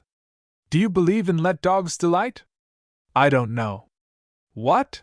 Screamed Ruperta. Oh, you wicked boy! Why, it comes next after the Bible. Then I do believe it, said Compton, who, to tell the truth, had been merely puzzled by the verb, and was not afflicted with any doubt that the composition referred to was a divine oracle. Good boy, said Ruperta, patronizingly. Well, then, this is what puzzles me. Your papa and mine don't believe in dog's delight. They have been quarreling this 12 years and more, and mean to go on, in spite of Mama. She is good. Didn't you know that your papa and mine are great enemies? No, Ruperta. Oh, what a pity! Don't, Compton, don't, there, you have made me cry. He set himself to console her. She consented to be consoled. But she said with a sigh, What becomes of old people being better than young ones, now? Are you and I bears and lions? Do we scratch out each other's eyes? It is all puzzle, puzzle, puzzle. I wish I was dead. Nurse says when I'm dead I shall understand it all. But I don't know. I saw a dead cat once, and she didn't seem to know as much as before. Puzzle, puzzle. Compton, do you think they are puzzled in heaven? No. Then the sooner we both go there, the better. Yes, but not just now. Why not? Because of the cowslips. Here's a boy. What, would you rather be among the cowslips than the angels?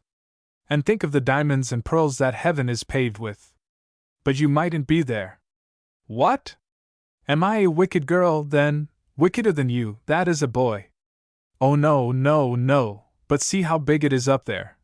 They cast their eyes up, and taking the blue vault for creation, were impressed with its immensity. I know where to find you here, but up there you might be ever so far off me. La! So I might. Well, then, we had better keep quiet. I suppose we shall get wiser as we get older. But Compton, I'm so sorry your papa and mine are bears and lions. Why doesn't the clergyman scold them? Nobody dares scold my papa, said Compton proudly. Then, after reflection, perhaps, when we are older, we may persuade them to make friends. I think it is very stupid to quarrel, don't you? As stupid as an owl. You and I had a quarrel once, Ruperta. Yes, you misbehaved. No, no, you were cross. Story! Well, never mind, we did quarrel. And you were miserable directly. Not so very, said Compton, tossing his head. I was then, said Ruperta, with unguarded candor. So was I. Good boy. Kiss me, dear. There and there and there and... That will do. I want to talk, Compton. Yes, dear. I'm not very sure, but I rather think I'm in love with you a little bit, you know. And I'm sure I'm in love with you, Ruperta. Over head and ears? Yes. Then I love you to distraction. Bother the gate! If it wasn't for that, I could run in the meadow with you, and marry you perhaps, and so gather cowslips together forever and ever. Let us open it. You can't.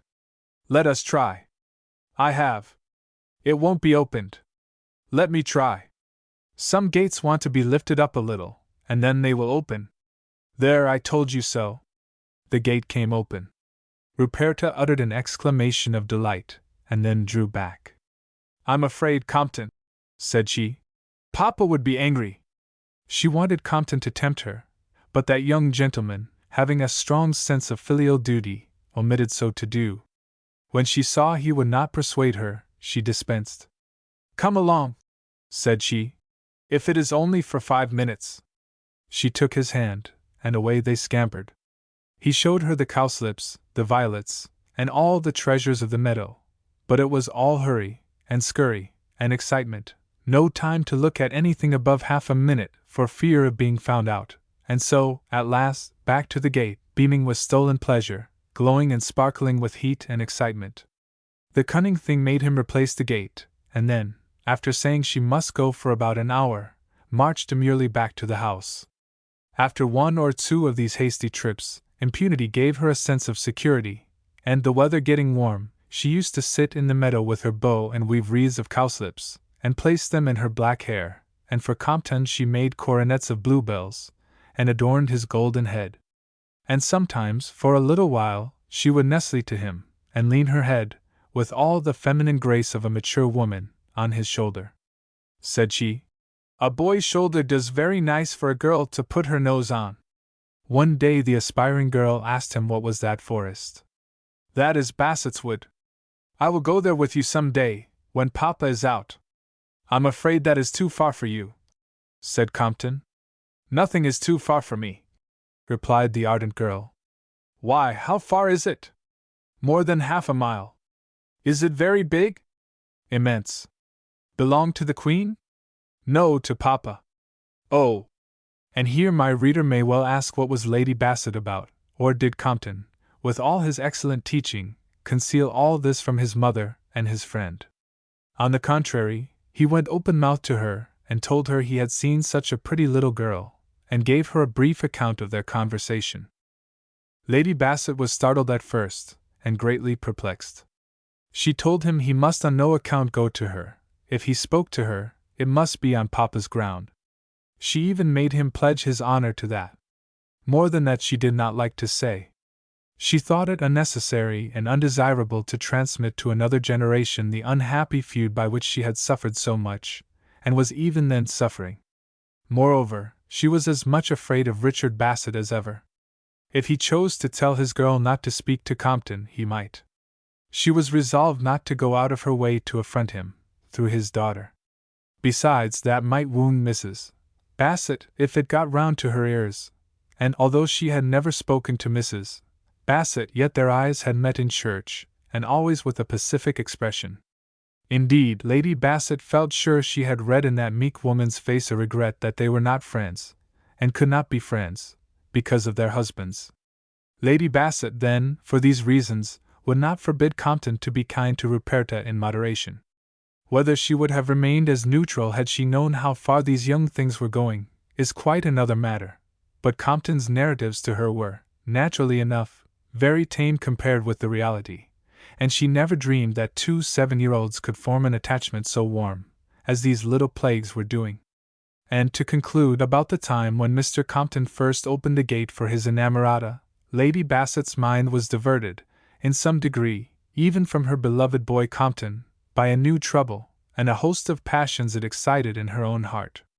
A thunderclap fell on Sir Charles Bassett, in the form of a letter from Reginald's tutor, informing him that Reginald and another lad had been caught wiring hares in a wood at some distance, and were now in custody. Sir Charles mounted his horse and rode to the place, leaving Lady Bassett a prey to great anxiety and bitter remorse. Sir Charles came back in 2 days, with the galling news that his son and heir was in prison for a month, all his exertions having only prevailed to get the case summarily dealt with.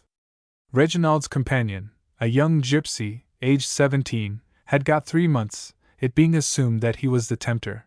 The reverse was the case, though. When Sir Charles told Lady Bassett all this, with a face of agony, and a broken voice, her heart almost burst. She threw every other consideration to the winds. "Charles," she cried, "I can't bear it. I can't see your heart wrung any more, and your affections blighted. Tear that young viper out of your breast. Don't go on wasting your heart's blood on a stranger. He is not your son." Chapter 39. At this monstrous declaration, from the very lips of the man's wife, there was a dead silence, Sir Charles being struck dumb, and Lady Bassett herself terrified at the sound of the words she had uttered. After a terrible pause, Sir Charles fixed his eyes on her, with an awful look, and said very slowly, "Will you have the goodness to say that again? But first think what you are saying." This made Lady Bassett shake in every limb, indeed the very flesh of her body quivered. Yet she persisted, but in a tone that of itself showed how fast her courage was oozing. She faltered out, almost inaudibly, "I say you must waste no more love on him. He is not your son." Sir Charles looked at her to see if she was in her senses. It was not the first time he had suspected her of being deranged on this one subject. But no, she was pale as death, She was cringing, wincing, quivering, and her eyes roving to and fro, a picture not of frenzy, but of guilt unhardened. He began to tremble in his turn, and was so horror-stricken and agitated that he could hardly speak. "Am I dreaming?" he gasped. Lady Bassett saw the storm she had raised, and would have given the world to recall her words. "Whose is he, then?" asked Sir Charles, in a voice scarcely human. "I don't know," said Lady Bassett doggedly. "Then how dare you say that he isn't mine?" "Kill me, Charles!" cried she, passionately. "But don't look at me so and speak to me so. Why I say he is not yours, is he like you either in face or mind? And he is like whom?" Lady Bassett had lost all her courage by this time. She whimpered out, "Like nobody except the gypsies. Bella, this is a subject which will part you and me for life unless we can agree upon it." No reply in words from Lady Bassett. "So please let us understand each other. Your son is not my son. Is that what you look me in the face and tell me?" "Charles, I never said that. How could he be my son, and not be yours?" And she raised her eyes, and looked him full in the face, nor fear nor cringing now. The woman was majestic. Sir Charles was a little alarmed in his turn, for his wife's soft eyes flamed battle for the first time in her life. "Now you talk sense," said he. "If he is yours, he is mine, and, as he is certainly yours, this is a very foolish conversation, which must not be renewed otherwise. I shall be insulted by my own husband? I think it very probable. And, as I do not choose you to be insulted, nor to think yourself insulted, I forbid you ever to recur to this subject." "I will obey, Charles, but let me say one word first. When I was alone in London, and hardly sensible, might not this child have been imposed upon me and you?" "I'm sure he was." "By whom?" "How can I tell? I was alone. That woman in the house had a bad face. The gypsies do these things, I've heard." "The gypsies? And why not the fairies?" said Sir Charles, contemptuously. "Is that all you have to suggest, before we close the subject forever?" "Yes," said Lady Bassett sorrowfully. "I see you take me for a madwoman, but time will show. Oh, that I could persuade you to detach your affections from that boy, he will break your heart else, and rest them on the children that resemble us in mind and features. These partialities are allowed to mothers, but a father must be just. Reginald is my firstborn. He came to me from heaven at a time when I was under a bitter trial, and from the day he was born till this day I have been a happy man. It is not often a father owes so much to a son as I do to my darling boy. He is dear to my heart in spite of his faults, and now I pity him, as well as love him, since it seems he has only one parent, poor little fellow." Lady Bassett opened her mouth to reply, but could not. She raised her hands in mute despair, then quietly covered her face with them, and soon the tears trickled through her white fingers. Sir Charles looked at her, and was touched at her silent grief. "My darling wife," said he, "I think this is the only thing you and I cannot agree upon. Why not be wise as well as loving, and avoid it?" "I will never seek it again," sobbed Lady Bassett. "But oh," she cried, with sudden wildness, "something tells me it will meet me, and follow me, and rob me of my husband. Well, when that day comes, I shall know how to die." And with this she burst away from him, like some creature who has been stung past endurance. Sir Charles often meditated on this strange scene, turn it how he could he came back to the same conclusion, that she must have an hallucination on this subject. He said to himself, "If Bella really believed the boy was a changeling, she would act upon her conviction, she would urge me to take some steps to recover our true child, whom the gypsies or the fairies have taken, and given us poor dear Reginald instead." But still the conversation, and her strange looks of terror, lay dormant in his mind. Both were too remarkable to be ever forgotten. Such things lie like certain seeds, awaiting only fresh accidents to spring into life. The month rolled away, and the day came for Reginald's liberation. A dog-cart was sent for him, and the heir of the Bassets emerged from a county jail, and uttered a whoop of delight.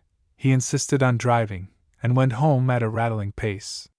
He was in high spirits till he got in sight of Huntercombe Hall, and then it suddenly occurred to his mercurial mind that he should probably not be received with an ovation, petty larceny being a novelty in that ancient house whose representative he was.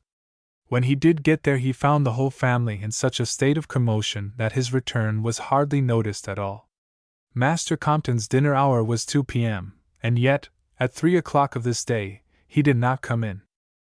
This was reported to Lady Bassett, and it gave her some little anxiety, for she suspected he might possibly be in the company of Ruperta Bassett, and although she did not herself much object to that, she objected very much to have it talked about and made a fuss. So she went herself to the end of the lawn, and out into the meadow, that a servant might not find the young people together, if her suspicion was correct. She went into the meadow and called, "Compton! Compton!" as loud as she could, but there was no reply. Then she came in, and began to be alarmed, and sent servants about in all directions. But 2 hours elapsed, and there were no tidings. The thing looked serious. She sent out grooms well mounted to scour the country. One of these fell in with Sir Charles, who thereupon came home and found his wife in a pitiable state. She was sitting in an armchair, trembling and crying hysterically. She caught his hand directly, and grasped it like a vice. "It is Richard Bassett!" she cried. "He knows how to wound and kill me! He has stolen our child!" Sir Charles hurried out, and soon after that, Reginald arrived, and stood awestruck at her deplorable condition. Sir Charles came back heated and anxious, kissed Reginald, told him in 3 words his brother was missing, and then informed Lady Bassett that he had learned something very extraordinary. Richard Bassett's little girl had also disappeared, and his people were out looking after her. "Ah, they are together!" cried Lady Bassett. "Together? A son of mine consorting with that viper's brood! What does that poor child know? Oh, find him for me, if you love that dear child's mother!" Sir Charles hurried out directly, but was met at the door by a servant, who blurted out, "The men have dragged the fish ponds, Sir Charles, and they want to know if they shall drag the brook." "Hold your tongue, idiot!" cried Sir Charles, and thrust him out, but the wiseacre had not spoken in vain. Lady Bassett moaned, and went into worse hysterics, with nobody near her but Reginald. That worthy, never having seen a lady in hysterics, and not being hardened at all points, uttered a sympathetic howl, and flung his arms round her neck. "Oh! Oh! Oh! Don't cry, Mamma!" Lady Bassett shuddered at his touch, but did not repel him. "I'll find him for you," said the boy, "if you will leave off crying." She stared in his face a moment, and then went on as before. "Mamma," said he, getting impatient, "do listen to me. I'll find him easy enough, if you will only listen. You, and she stared wildly at him. I know a sight more than the fools about here. I'm a poacher. Just you put me on to his track. I'll soon run into him, if he is above ground." "A child like you!" cried Lady Bassett. "How can you do that?" And she began to wring her hands again. "I'll show you," said the boy, getting very impatient. "If you will just leave off crying like a great baby, and come to any place you like where he has been today and left a mark." "Ah!" cried Lady Bassett. "I'm a poacher," repeated Reginald quite proudly. "You forget that. Come with me," cried Lady Bassett, starting up. She whipped on her bonnet, and ran with him down the lawn. "There, Reginald," said she, panting. "I think my darling was here this afternoon. Yes, he must, for he had a key of the door, and it is open." "All right," said Reginald. "Come into the field." He ran about like a dog hunting, and soon found marks among the cowslips. "Somebody has been gathering a nosegay here today," said he. "Now, Mamma, there's only 2 ways put of this field. Let us go straight to that gate. That is the likeliest." Near the gate was some clay, and Reginald showed her several prints of small feet. "Look," said he. "Here's the track of 2, one's a gal. How I know, here's a sole to this shoe no wider nor a knife. Come on." In the next field he was baffled for a long time, but at last he found a place in a dead hedge where they had gone through. "See," said he, "these twigs are fresh broken, and here's a bit of the gal's frock. Oh! Won't she catch it? Oh, you brave, clever boy! Cried Lady Bassett. Come on! Shouted the urchin. He hunted like a beagle, and saw like a bird, with his savage, glittering eye. He was on fire with the ardor of the chase, and not to dwell too long on what has been so often and so well written by others, in about an hour and a half he brought the anxious, palpitating, but now hopeful mother, to the neighborhood of Bassett's Wood. Here he trusted to his own instinct. They have gone into the wood, said he, and I don't blame him. I found my way here long before his age. I say, don't you tell, I've snared plenty of the governor's hares in that wood. He got to the edge of the wood and ran down the side. At last he found the marks of small feet on a low bank, and darting over it, discovered the fainter traces on some decaying leaves inside the wood. There, said he. Now it is just as if you had got them in your pocket, for they'll never find their way out of this wood. Bless your heart, why I used to get lost in it at first. Lost in the wood, cried Lady Bassett. But he will die of fear, or be eaten by wild beasts, and it is getting so dark. What about that? Night or day is all one to me. What will you give me if I find him before midnight? Anything I've got in the world. Give me a sovereign? 1,000. Give me a kiss? 100. Then I'll tell you what I'll do. I don't mind a little trouble, to stop your crying, Mamma, because you are the right sort. I'll get the village out, and we will tread the wood with torches, and all for them as can't see by night. I can see all one, and you shall have your kid home to supper. You see, there's a heavy dew, and he is not like me, that would rather sleep in this wood than the best bed in London City. A night in a wood would about settle his hash. So here goes. I can run a mile in 6 minutes and a half. With these words, the strange boy was off like an arrow from a bow. Lady Bassett, exhausted by anxiety and excitement, was glad to sit down. Her trembling heart would not let her leave the place that she now began to hope contained her child. She sat down and waited patiently. The sun set, the moon rose, the stars glittered. The infinite leaves stood out dark and solid, as if cut out of black marble. All was dismal silence and dread suspense to the solitary watcher. Yet the lady of Huntercombe Hall sat on, sick at heart, but patient, beneath that solemn sky. She shuddered a little as the cold dews gathered on her, for she was a woman nursed in luxury's lap, but she never moved. The silence was dismal. Had that wild boy forgotten his promise, or were there no parents in the village, that their feet lagged so? It was nearly 10 o'clock, when her keen ears, strained to the utmost, discovered a faint buzzing of voices, but where she could not tell. The sounds increased and increased, and then there was a temporary silence, and after that a faint hallooing in the wood to her right. The wood was 500 acres, and the bulk of it lay in front and to her left. The hallooing got louder and louder, the whole wood seemed to echo, her heart beat high.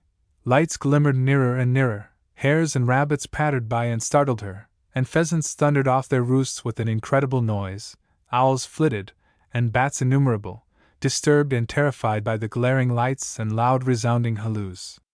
Nearer, nearer came the sounds, till at last a line of men and boys, full 50 carrying torches and lanterns, came up, and lighted up the dew-spangled leaves, and made the mother's heart leap with joyful hope at succor so powerful. Oh, she could have kissed the stout village blacksmith, whose deep sonorous lungs rang close to her. Never had any man's voice sounded to her so like a god's as this stout blacksmith's. Hilp! Hilp! Close and loud in her ear, and those at the end of the line hallooed. Hallo-op! Hallo-op! Like an echo, and so they passed on, through bush and briar, till their voices died away in the distance. A boy detached himself from the line, and ran to Lady Bassett with a travelling rug. It was Reginald. You put on this, said he. He shook it, and standing on tiptoe, put it over her shoulders. Thank you, dear, said she. Where is Papa? Oh, he is in the line, and the Highmore swell and all. Mr. Richard Bassett? His kid is out on the loose, as well as ours. Oh, Reginald, if they should quarrel! Why, our governor can lick him, can he? Chapter 40. Oh, don't talk so. I wouldn't for all the world they should quarrel. Well, we have got enough fellows to part them if they do. Dear Reginald, you have been so good to me, and you are so clever. Speak to some of the men, and let there be no more quarreling between Papa and that man. All right, said the boy. On second thoughts, take me to Papa. I'll be by his side, and then they cannot. You want to walk through the wood? That is a good joke. Why, it is like walking through a river, and the young wood slapping your eyes, for you can't see every twig by this light, and the leaves sponging your face and shoulders, and the briars would soon strip your gown into ribbons, and make your little ankles bleed. No, you are a lady, you stay where you are, and let us men work it. We shan't find him yet awhile. I must get near the governor. When we find my lord, I'll give a whistle you could hear a mile off. Oh, Reginald, are you sure he is in the wood? I'd bet my head to a chainy orange. You might as well ask me, when I track a badger to his hole, and no signs of his going out again, whether old Longclaws is there. I wish I was as sure of never going back to school as I am of finding that little lot. The only thing I don't like is the young muff's not giving us a halloo back. But anyway, I'll find him, alive or dead. And with this pleasing assurance, the little imp scudded off, leaving the mother glued to the spot with terror. For full an hour more the torches gleamed, though fainter and fainter, and so full was the wood of echoes, that the voices, though distant, seemed to halloo all round the agonized mother. But presently there was a continuous yell, quite different from the isolated shouts, a distant but unmistakable howl of victory that made a bolt of ice shoot down her back, and then her heart to glow like fire. It was followed by a keen whistle. She fell on her knees and thanked God for her boy. In the middle of this wood was a shallow excavation, an old chalk pit, and used for many years. It was never deep, and had been half filled up with dead leaves. These, once blown into the hollow, or dropped from the trees, had accumulated. The very middle of the line struck on this place, and Moss, the old keeper, who was near the center, had no sooner cast his eyes into it than he halted, and uttered a stentorian halloo well known to sportsmen. See ho! A dead halt, a low murmur, and in a very few seconds the line was a circle, and all the torches that had not expired held high in a flaming ring over the prettiest little sight that wood had ever presented. The old keeper had not given tongue on conjecture, like some youthful hound. In a little hollow of leaves, which the boy had scraped out, lay Master Compton and Miss Ruperta, on their little backs, each with an arm round the other's neck, enjoying the sweet sound sleep of infancy, which neither the horror of their situation, babes in the wood, nor the shouts of 50 people had in the smallest degree disturbed. To be sure, they had undergone great fatigue. Young Master wore a coronet of bluebells on his golden bead, young Miss a wreath of cowslips on her ebon locks.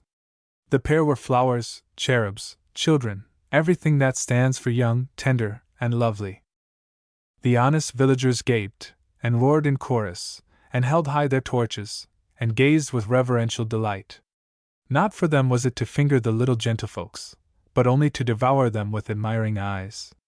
Indeed, the picture was carried home to many a humble hearth, and is spoken of to this day in Huntercombe village. But the pale and anxious fathers were in no state to see pictures. They only saw their children. Sir Charles and Richard Bassett came round with the general rush, saw, and dashed into the pit. Strange to say, either knew the other was there.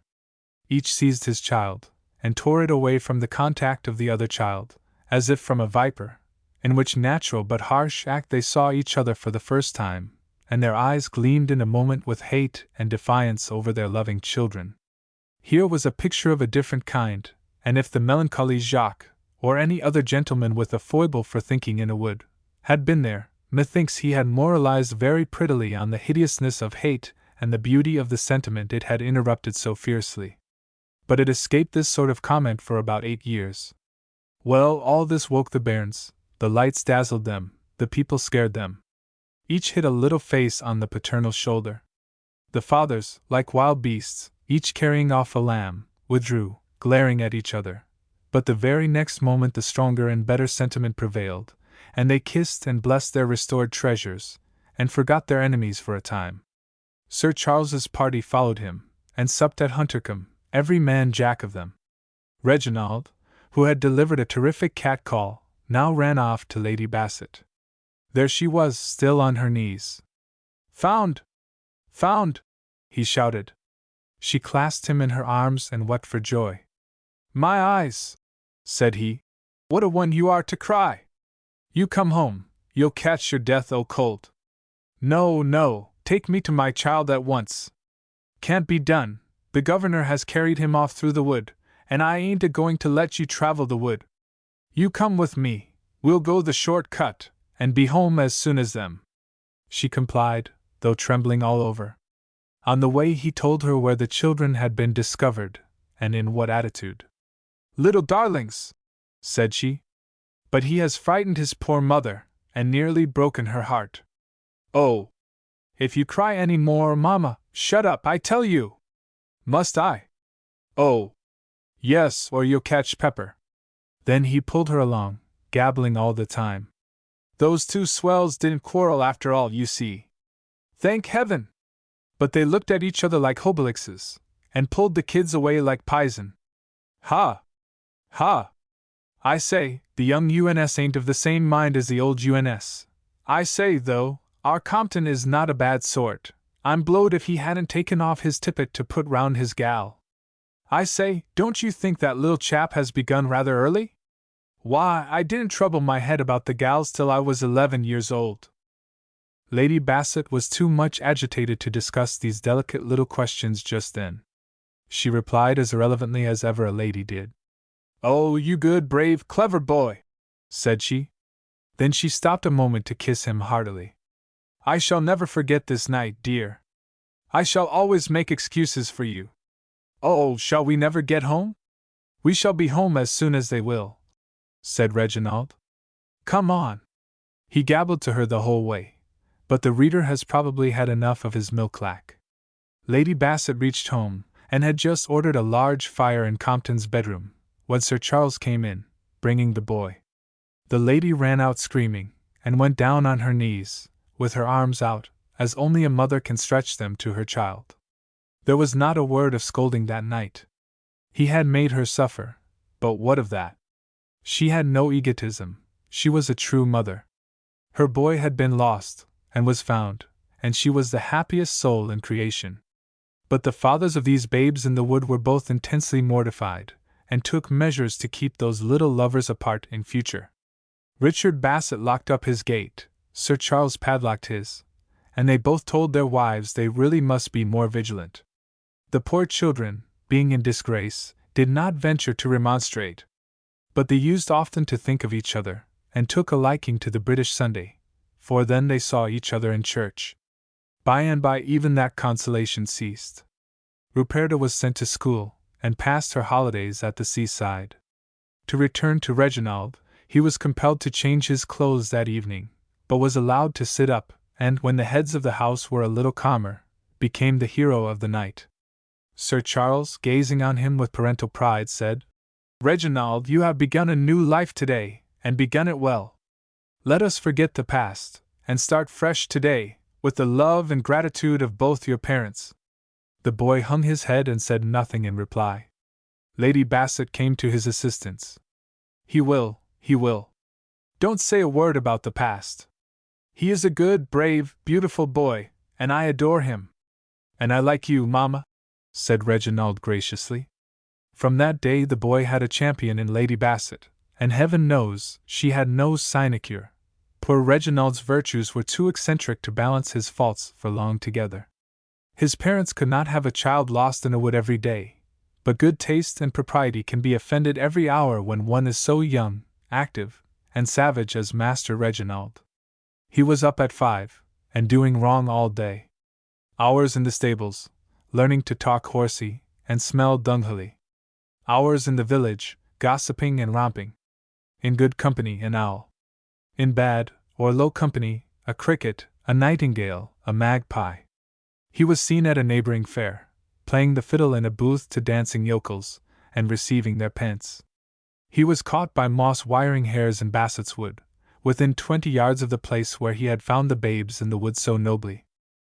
Remonstrated with tenderly and solemnly, he informed Sir Charles that poaching was a thing he could not live without, and he modestly asked to have Bassett's Wood given him to poach in, offering, as a consideration, to keep all other poachers out.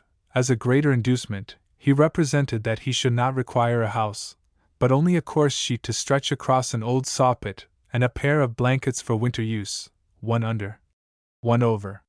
Sir Charles was often sad, sometimes indignant. Lady Bassett excused each enormity with pathetic ingenuity, excused, but suffered, and indeed pined visibly, for all this time he was tormenting her as few women in her position have been tormented. Her life was a struggle of contesting emotions. She was wounded, harassed, perplexed, and so miserable, she would have welcomed death, that her husband might read that manuscript and cease to suffer, and she escaped the shame of confessing, and of living after it. In one word, she was expiating. Neither the excuses she made nor the misery she suffered escaped Sir Charles. He said to her at last, "My own Bella, this unhappy boy is killing you. Dear as he is to me, you are dearer. I must send him away again. He saved our darling," said she, faintly, but she could say no more. He had exhausted excuse. Sir Charles made inquiries everywhere, and at last his attention was drawn to the following advertisement in the Times: "Unmanageable, backward, or other boys, carefully trained and educated by a married rector. Home comforts. Moderate terms. Address Dr. Beecher, Fenimore, Cambridgeshire." He wrote to this gentleman, and the correspondence was encouraging. "These scapegraces," said the artist intuition, "are like crab trees, abominable till you graft them, and then they bear the best fruit." While the letters were passing, came a climax. Reckless Reginald could keep no bounds intact. His inward definition of a boundary was a thing you should go a good way out of your way rather than not overleap. Accordingly, he was often on Highmore Farm at night, and even in Highmore Garden. The boundary wall tempted him so. One light but windy night, when everybody that could put his head under cover, and keep it there, did, reckless Reginald was out enjoying the fresh breezes. He mounted the boundary wall of Highmore like a cat, to see what amusement might offer. Thus perched, he speedily discovered a bright light in Highmore dining room. He dropped from the wall directly, and stole softly over the grass and peered in at the window. He saw a table with a powerful lamp on it. On that table, and gleaming in that light, were several silver vessels of rare size and workmanship, and Mr. Bassett, with his coat off, and a green baize apron on, was cleaning one of these with brush and leather. He had already cleaned the others, for they glittered prodigiously. Reginald's black eye gloated and glittered at this unexpected display of wealth in so dazzling a form. But this was nothing to the revelation in store. When Mr. Bassett had done with that piece of plate, he went to the paneled wall, and opened a door so nicely adapted to the panels, that a stranger would hardly have discovered it. Yet it was an enormous door, and being opened, revealed a still larger closet, lined with green velvet and fitted with shelves from floor to ceiling. Here shone, in all their glory, the old plate of two good families, that is to say, half the old plate of the Bassets, and all the old plate of the Goodwins, from whom came Highmore to Richard Bassett through his mother Ruperta Goodwin, so named after her grandmother, so named after her aunt, so named after her godmother, so named after her father, Prince Rupert, Cavalier, chemist, glassblower, etc., etc. The walls seemed ablaze with suns and moons, for many of the chased goblets, plates, and dishes were silver gilt, none of your filmy electroplate, but gold laid on thick, by the old mercurial process, in days when they that wrought in precious metals were honest, for want of knowing how to cheat. Glued to the pane, gloating on this constellation of gold suns and silver moons, and trembling with bohemian excitement, reckless Reginald heard not a stealthy step upon the grass behind him. He had trusted to a fact in optics, forgetting the doctrine of shadows. The Scotch servant saw from a pantry window the shadow of a cap projected on the grass, with a face and part of a body. She stepped out, and got upon the grass. Finding it was only a boy, she was brave as well as cunning, and owing to the wind and his absorption, stole on him unheard, and pinned him with her strong hands by both his shoulders. Young Hopeful uttered a screech of dismay, and administered a back kick that made Jessie limp for 2 days, and scream very lustily for the present. Mr. Bassett, at this dialogue of yells, dropped a coffee pot with a crash and a tinkle, and ran out directly, and secured young Hopeful, who thereupon began to quake and remonstrate. "I was only taking a look," said he. "Where's the harm of that?" "You were trespassing, sir," said Richard Bassett. "What is the harm of that, Governor? You can come over all our place, for what I care." "Thank you. I prefer to keep to my own place." "Well, I don't." "I say, old chap, don't hit me. 'Twas I put 'em all on the scent of your kid, you know." "So I have heard."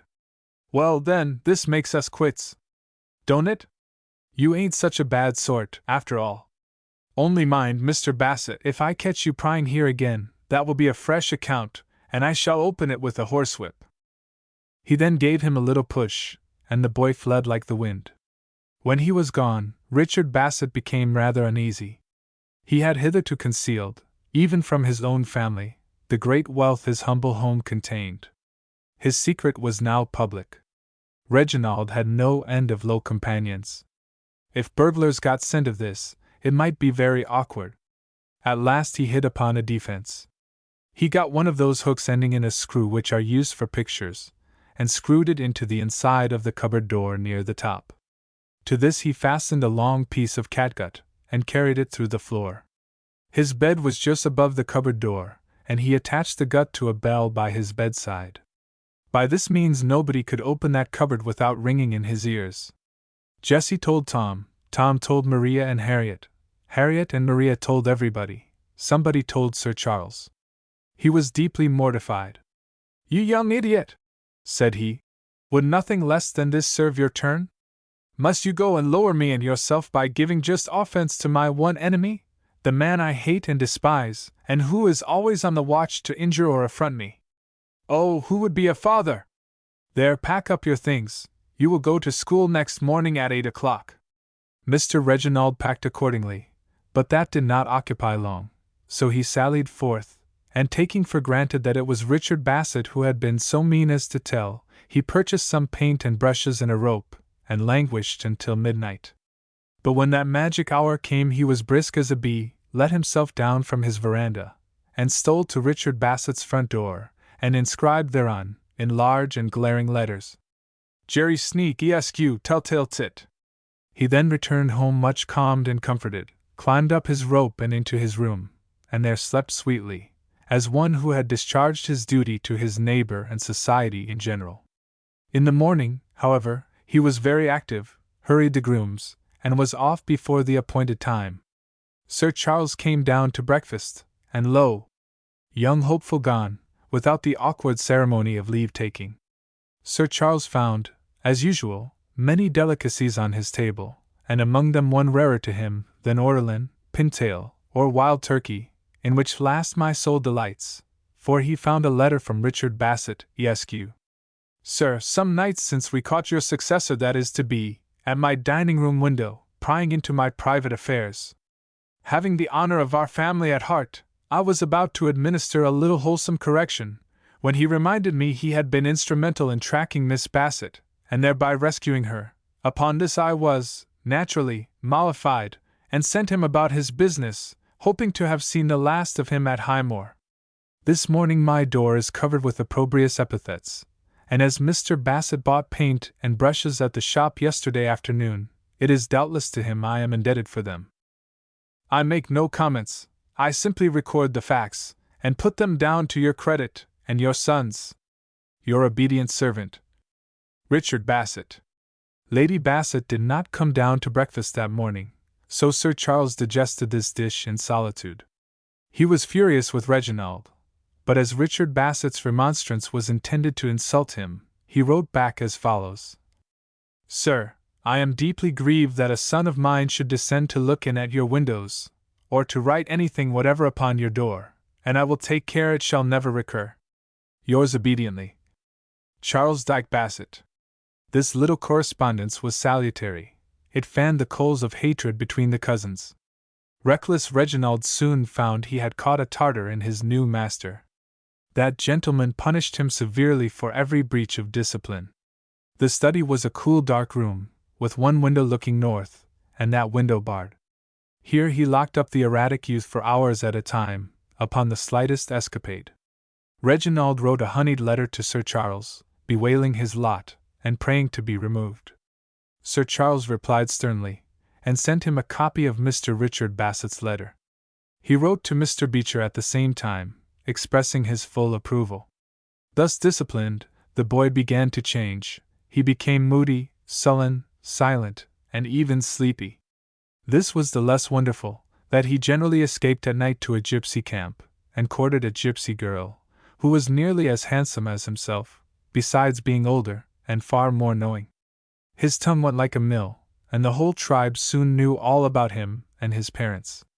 One morning the servants got up supernaturally early to wash. Mr. Reginald was detected stealing back to his roost, and reported to the master. Mr. Beecher had him up directly, locked him into the study alone, put the other students into the drawing-room, and erected bars to his bedroom window. A few days of this, and he pined like a bird in a cage. A few more, and his gypsy girl came fortune-telling to the servants, and wormed out the truth. Then she came at night under his window, and made him a signal. He told her his hard case, and told her also a resolution he had come to. She informed the tribe. The tribe consulted. A keen saw was flung up to him. In 2 nights he was through the bars. The 3rd he was free, and joined his sable friends.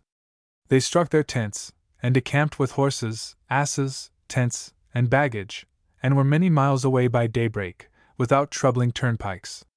The boy left not a line behind him, and Mr. Beecher half hoped he might come back. Still he sent to the nearest station, and telegraphed to Huntercombe. Sir Charles mounted a fleet horse, and rode off at once into Cambridgeshire. He set inquiries on foot, and learned that the boy had been seen consorting with a tribe of gypsies. He heard, also, that these were rather high gypsies, many of them foreigners, and that they dealt in horses, and had a farrier, and that 1 or 2 of the girls were handsome, and also singers. Sir Charles telegraphed for detectives from London, wrote to the mayors of towns, advertised, with full description and large reward, and brought such pressure to bear upon the Egyptians, that the band began to fear. They consulted, and took measures for their own security, none too soon, for, they being encamped on Gray's Common in Oxfordshire, Sir Charles and the rural police rode into the camp and demanded young Hopeful. They were equal to the occasion. At first they knew nothing of the matter, and with injured innocence, invited a full inspection. The invitation was accepted. Then, all of a sudden, one of the women affected to be struck with an idea. "It is the young gentleman who wanted to join us in Cambridgeshire." Then all their throats opened at once. "Yes, gentlemen, there was a lovely young gentleman wanted to come with us, but we wouldn't have him. What could we do with him?" Sir Charles left them under surveillance, and continued his researches, telegraphing Lady Bassett twice every day. A dark stranger came into Huntercombe village, no longer young, but still a striking figure, had once, no doubt, been superlatively handsome. Even now, his long hair was black and his eye could glitter, but his life had impregnated his noble features with hardness and meanness. His large black eye was restless, keen, and servile, an excellent figure for a painter though, born in Spain, he was not afraid of color, had a red cap on his snaky black hair, and a striped waistcoat. He inquired for Mr. Merrick's farm. He soon found his way thither, and asked for Mrs. Merrick. The female servant who opened the door ran her eye up and down him, and said brusquely, "What do you want with her, my man?" "Because she is busy." "Oh, she will see me, miss." Softened by the "miss," the girl laughed and said, "What makes you think that, my man?" "Give her this, miss," said the gypsy, "and she will come to me." He held her out a dirty crumpled piece of paper. Sally, whose hands were wet from the tub, whipped her hand under the corner of her checkered apron, and so took the note with a finger and thumb operating through the linen. By this means she avoided 2 evils. Her fingers did not wet the letter, and the letter did not dirty her fingers. She took it into the kitchen to her mistress, whose arms were deep in a wash-tub. Mrs. Merrick had played the fine lady at first starting, and for 6 months would not put her hand to anything. But those twin cajolers of the female heart, dignity and laziness, made her so utterly wretched that she returned to her old habits of work, only she combined with it the sweets of domination. Sally came in and said, "It's an old gypsy, which he have brought you this." Mrs. Merrick instantly wiped the soapsuds from her brown but shapely arms, and whipping a wet hand under her apron, took the note just as Sally had. It contained these words only: "Nurse, the old romance will tell you all about me. Reginald." She had no sooner read it than she took her sleeves down, and whipped her shawl off a peg and put it on, and took off her apron, and all for an old gypsy. No stranger must take her for anything but a lady. Thus embellished in a turn of the hand, she went hastily to the door. She and the gypsy both started at sight of each other, and Mrs. Merrick screamed. "Why, what brings you here, old man?" said she, panting.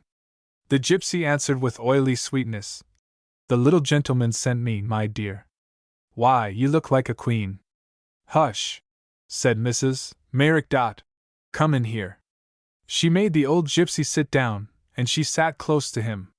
"Speak low, Daddy," said she, "and tell me all about my boy, my beautiful boy." The old gypsy told Mrs. Merrick the wrongs of Reginald that had driven him to this, and she fell to crying and lamenting, and inveighing against all concerned, schoolmaster, Sir Charles, Lady Bassett, and the gypsies.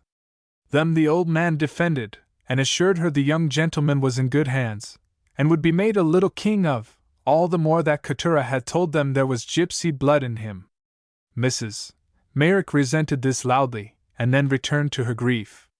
When she had indulged that grief for a long time, she felt a natural desire to quarrel with somebody, and she actually put on her bonnet, and was going to the hall to give Lady Bassett a bit of her mind, for she said that lady had never shown the feelings of a woman for the lamb. But she thought better of it, and postponed the visit. "I shall be sure to say something I shall be sorry for after," said she, so she sat down again, and returned to her grief. Nor could she ever shake it off as thoroughly as she had done any other trouble in her life. Months after this, she said to Sally, with a burst of tears, "I never nursed but one, and I shall never nurse another, and now he is across the seas." She kept the old gypsy at the farm, or, to speak more correctly, she made the farm his headquarters. She assigned him the only bedroom he would accept, viz., a cattle shed open on one side. She used often to have him into her room when she was alone. She gave him some of her husband's clothes, and made him wear a decent hat. By these means she effaced, in some degree, his nationality, and then she compelled her servants to call him the foreign gent. The foreign gent was very apt to disappear in fine weather, but rain soon drove him back to her fireside, and hunger to her flesh pots. On the very day the foreign gent came to Merrick's farm, Lady Bassett had a letter by post from Reginald. "Dear Mamma, I am gone with the gypsies across the water. I am sorry to leave you. You are the right sort, but they tormented me so with their books and their dark rooms. It is very unfortunate to be a boy. When I am a man, I shall be too old to be tormented, and then I will come back. Your dutiful son, Reginald." Lady Bassett telegraphed Sir Charles, and he returned to Huntercombe, looking old, sad, and worn. Lady Bassett set herself to comfort and cheer him, and this was her gentle office for many a long month. She was the more fit for it, that her own health and spirits revived the moment Reginald left the country with his friends the gypsies. The color crept back to her cheek, her spirits revived, and she looked as handsome, and almost as young, as when she married. She tasted tranquility. Year after year went by without any news of Reginald, and the hope grew that he would never cross her threshold again, and Compton be Sir Charles's heir without any more trouble. Chapter 41. Our story now makes a bold skip.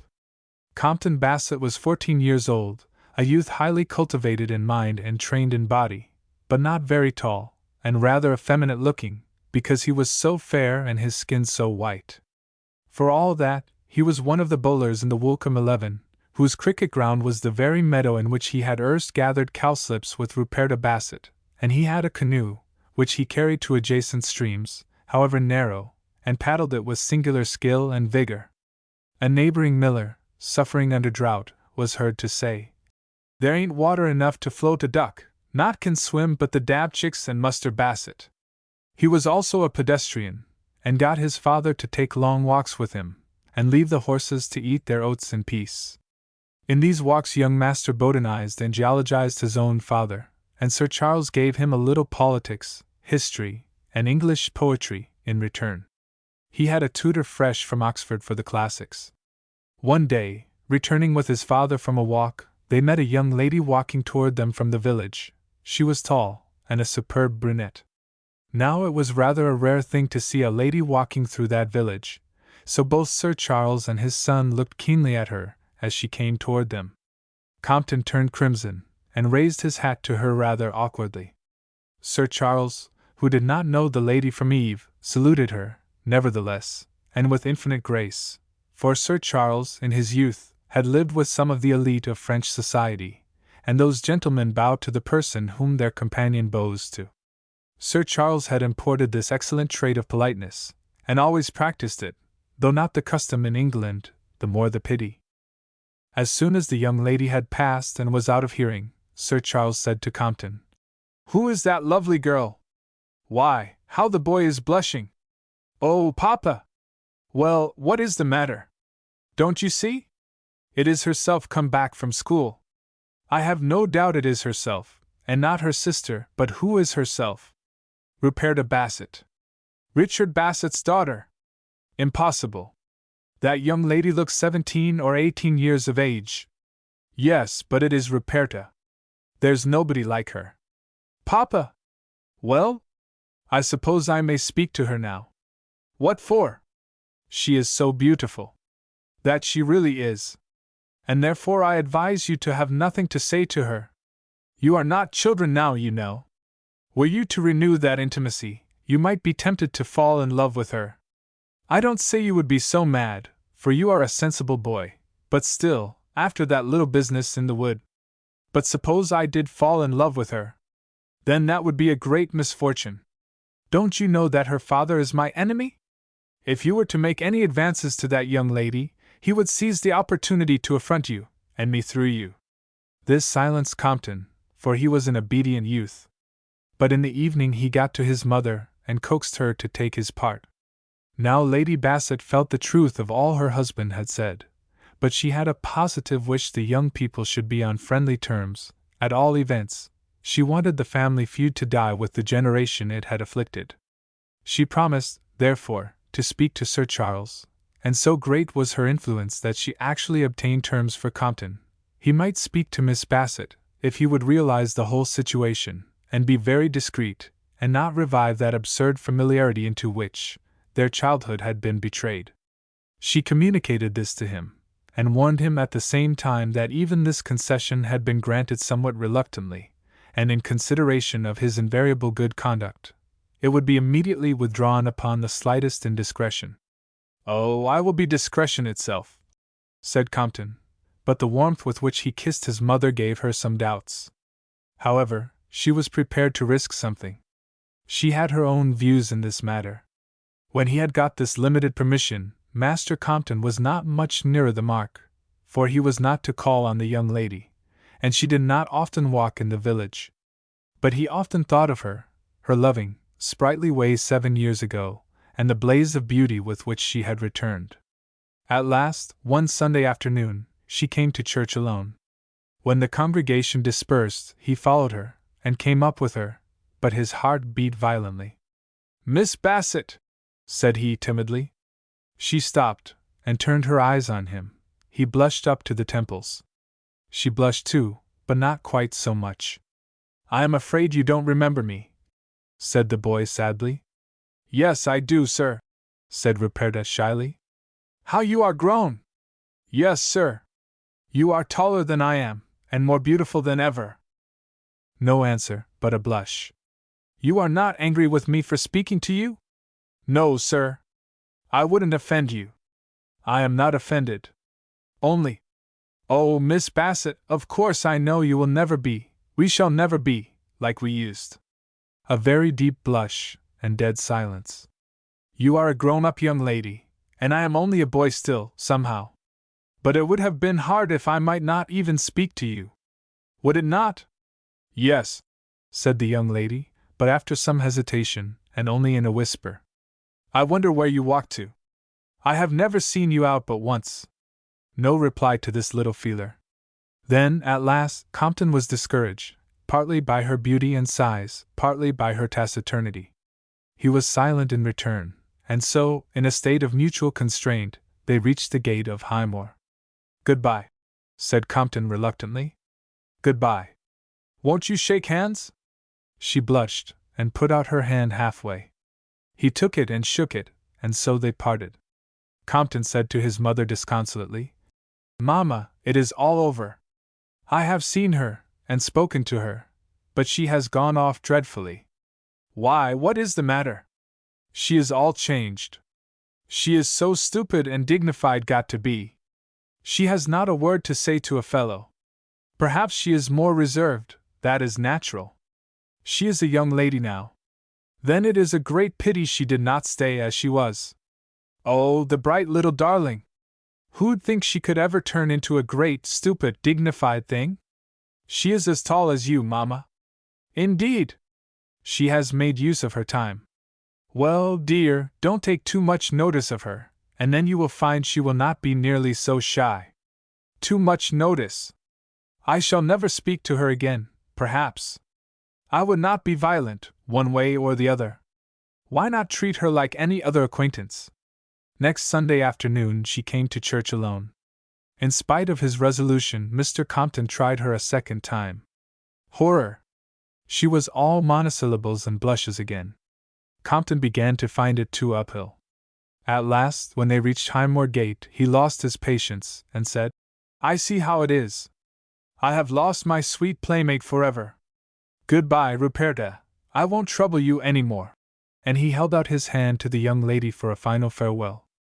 Ruperta whipped both her hands behind her back like a schoolgirl, and then, recovering her dignity, cast one swift glance of gentle reproach, then suddenly assuming vast stateliness, marched into Highmore like the mother of a family. These 3 changes of manner she effected all in less than 2 seconds. Poor Compton went away sorely puzzled by this female kaleidoscope, but not a little alarmed and concerned at having mortally offended so much feminine dignity. After that he did not venture to accost her for some time, but he cast a few sheep's eyes at her in church. Now Ruperta had told her mother all, and her mother had not forbidden her to speak to Compton, but had insisted on reserve and discretion. She now told her mother she thought he would not speak to her any more, she had snubbed him so. Dear me, said Mrs. Bassett, why did you do that? Can you not be polite and nothing more? No, Mamma. Why not? He is very amiable. Everybody says so. He is. But I keep remembering what a forward girl I was, and I am afraid he has not forgotten it either, and that makes me hate the poor little fellow. No, not hate him, but keep him off. I dare say he thinks me a cross, ill-tempered thing, and I am very unkind to him, but I can't help it. Never mind, said Mrs. Bassett. That is much better than to be too forward. Papa would never forgive that. By and by there was a cricket match in the farmer's meadow, Highcombe and Huntercombe 11 against the town of Staveley.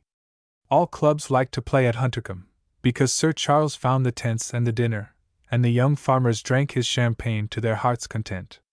Ruperta took her maid and went to see the match. They found it going against Huntercombe. The score as follows. Staveley. First innings, 148 runs. Huntercombe 88. Staveley.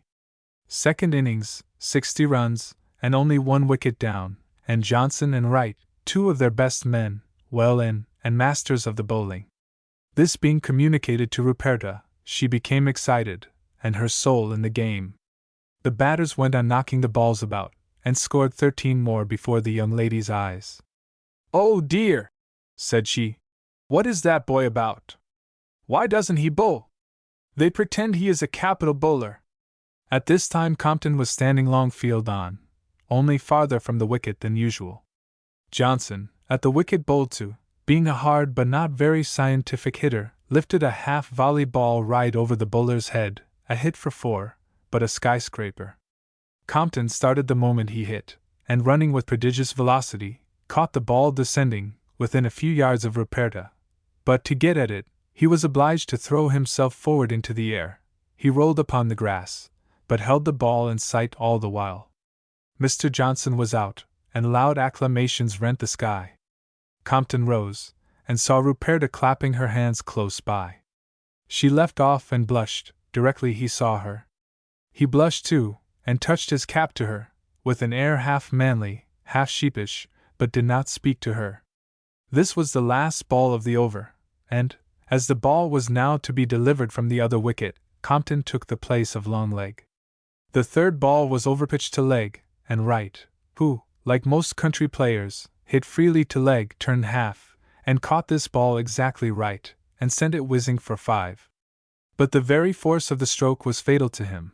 The ball went at first bound right into Compton's hands, who instantly flung it back, like a catapult, at Wright's wicket. Wright, having hit for 5, and being unable to see what had become of the ball, started to run, as a matter of course. But the other batsman, seeing the ball go right into Longleg's hands like a bullet, cried, "Back!" Wright turned, and would have got back to his wicket if the ball had required handling by the wicket-keeper, but by a mixture of skill with luck, it came right at the wicket. Seeing which, the wicket-keeper very judiciously let it alone, and it carried off the bails just half a second before Mr. Wright grounded his bat. "How's that, umpire?" cried the wicket-keeper. "Out," said the Stavely umpire, who judged at that end. Up went the ball into the air, amid great excitement of the natives. Ruperta, carried away by the general enthusiasm, nodded all sparkling to Compton, and that made his heart beat and his soul aspire. So next over he claimed his rights, and took the ball. Luck still befriended him. He bowled 4 wickets in 12 overs. The wicket-keeper stumped a 5th, the rest were the tail, and disposed of for a few runs, and the total was no more than Huntercomb's first innings. Our hero then took the bat, and made 47 runs before he was disposed of, 5 wickets down for 110 runs. The match was not won yet, nor sure to be, but the situation was reversed. On going out, he was loudly applauded, and Ruperta naturally felt proud of her admirer. Being now free, he came to her irresolutely with some iced champagne. Ruperta declined, with thanks, but he looked so imploringly that she sipped a little, and said, warmly, "I hope we shall win, and if we do, I know whom we shall have to thank." "And so do I, you, Miss Bassett." "Me? Why, what have I done in the matter? You brought us luck, for one thing. You put us on our mettle. Stavely shall never beat me, with you looking on." Ruperta blushed a little, for the boy's eyes beamed with fire. "If I believed that," said she, "I should hire myself out at the next match, and charge 12 pairs of gloves." "You may believe it then. Ask anybody whether our luck did not change the moment you came. Then I am afraid it will go now, for I am going." "You will lose us the match if you do," said Compton. "I can't help it, now you are out, it is rather insipid. There, you see I can pay compliments as well as you." Then she made a graceful inclination and moved away. Compton felt his heart ache at parting. He took a thought, and ran quickly to a certain part of the field. Ruperta and her attendant walked very slowly homeward. Compton caught them just at their own gate. "Cousin," said he, imploringly, and held her out a nosegay of cowslips only. At that the memories rushed back on her, and the girl seemed literally to melt. She gave him one look full of womanly sensibility and winning tenderness, and said softly, "Thank you, cousin." Compton went away on wings. The ice was broken. But the next time he met her it had frozen again apparently. To be sure she was alone, and young ladies will be bolder when they have another person of their own sex with them. Mr. Angelo called on Sir Charles Bassett to complain of a serious grievance. Mr. Angelo had become zealous and eloquent, but what are eloquence and zeal against sex? A handsome woman had preached for 10 minutes upon a little mound outside the village, and had announced she should say a few parting words next Sunday evening at 6 o'clock. Mr. Angelo complained of this to Lady Bassett. Lady Bassett referred him to Sir Charles. Mr. Angelo asked that magistrate to enforce the law against conventicles. Sir Charles said he thought the act did not apply. "Well, but," said Angelo. "It is on your ground she is going to preach. I am the proprietor, but the tenant is the owner-in-law. He could warn me off his ground. I have no power." "I fear you have no inclination," said Angelo, nettled. "Not much, to tell the truth," replied Sir Charles coolly. "Does it matter so very much who sows the good seed, or whether it is flung abroad from a pulpit or a grassy knoll? That is begging the question, Sir Charles. Why assume that it is good seed? It is more likely to be tares than wheat in this case. And is not that begging the question?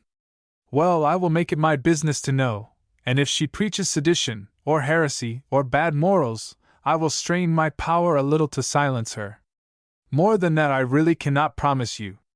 The day is gone by for intolerance. Intolerance is a bad thing, but the absence of all conviction is worse, and that is what we are coming to. Not quite that, but the nation has tasted liberty, and now every man assumes to do what is right in his own eyes. That means what is wrong in his neighbor's." Sir Charles thought this neat, and laughed good-humoredly. He asked the rector to dine on Sunday at 7:30. "I shall know more about it by that time," said he. They dined early on Sunday, at Highmore, and Ruperta took her maid for a walk in the afternoon, and came back in time to hear the female preacher. Half the village was there already, and presently the preacher walked to her station.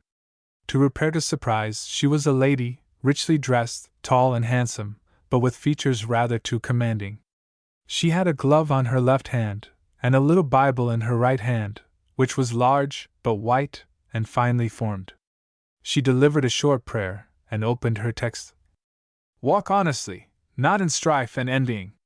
Just as the text was given out, Ruperta's maid pinched her, and the young lady, looking up, saw her father coming to see what was the matter.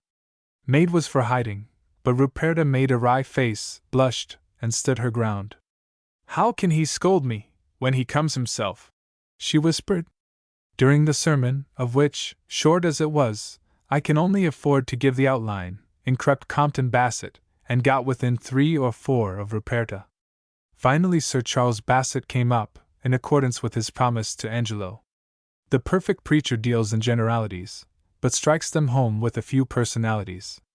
Most clerical preachers deal only in generalities, and that is ineffective, especially to uncultivated minds. Mrs. Marsh, as might be expected from her sex, went a little too much the other way. After a few sensible words, pointing out the misery in houses, and the harm done to the soul, by a quarrelsome spirit, she lamented there was too much of it in Huntercombe. With this opening she went into personalities, reminded them of the fight between 2 farm servants last week, one of whom was laid up at that moment in consequence. "And," said she, "even when it does not come to fighting, it poisons your lives and offends your Redeemer." Then she went into the causes, and she said drunkenness and detraction were the chief causes of strife and contention. She dealt briefly but dramatically with drunkenness, and then lashed detraction as follows: "Every class has its vices, and detraction is the vice of the poor. You are ever so much vainer than your betters, you are eaten up with vanity, and never give your neighbor a good word. I have been in 30 houses, and in not one of those houses has any poor man or poor woman spoken one honest word in praise of a neighbor. So do not flatter yourselves this is a Christian village, for it is not. The only excuse to be made for you, and I fear it is not one that God will accept on his judgment day, is that your betters set you a bad example instead of a good one. The 2 principal people in this village are kinsfolk, yet enemies, and have been enemies for 20 years. That's a nice example for 2 Christian gentlemen to set to poor people, who, they may be sure, will copy their sins, if they copy nothing else. They go to church regularly, and believe in the Bible, and yet they defy both church and Bible. Now I should like to ask those gentlemen a question. How do they mean to manage in heaven? When the baronet comes to that happy place, where all is love, will the squire walk out? Or do they think to quarrel there, and so get turned out, both of them? I don't wonder at your smiling, but it is a serious consideration for all that. The soul of man is immortal, and what is the soul? It is not a substantial thing, like the body, it is a bundle of thoughts and feelings. The thoughts we die with in this world, We shall wake up with them in the next. Yet here are two Christians loading their immortal souls with immortal hate. What a waste of feeling, if it must all be flung off together with the body, lest it drag the souls of both down to bottomless perdition. And what do they gain in this world? Irritation, ill health, and misery. It is a fact that no man ever reached a great old age who hated his neighbor, still less a good old age. For, if men would look honestly into their own hearts, they would own that to hate is to be miserable. I believe no men commit a sin for many years without some special warnings, and to neglect these is one sin more added to their account.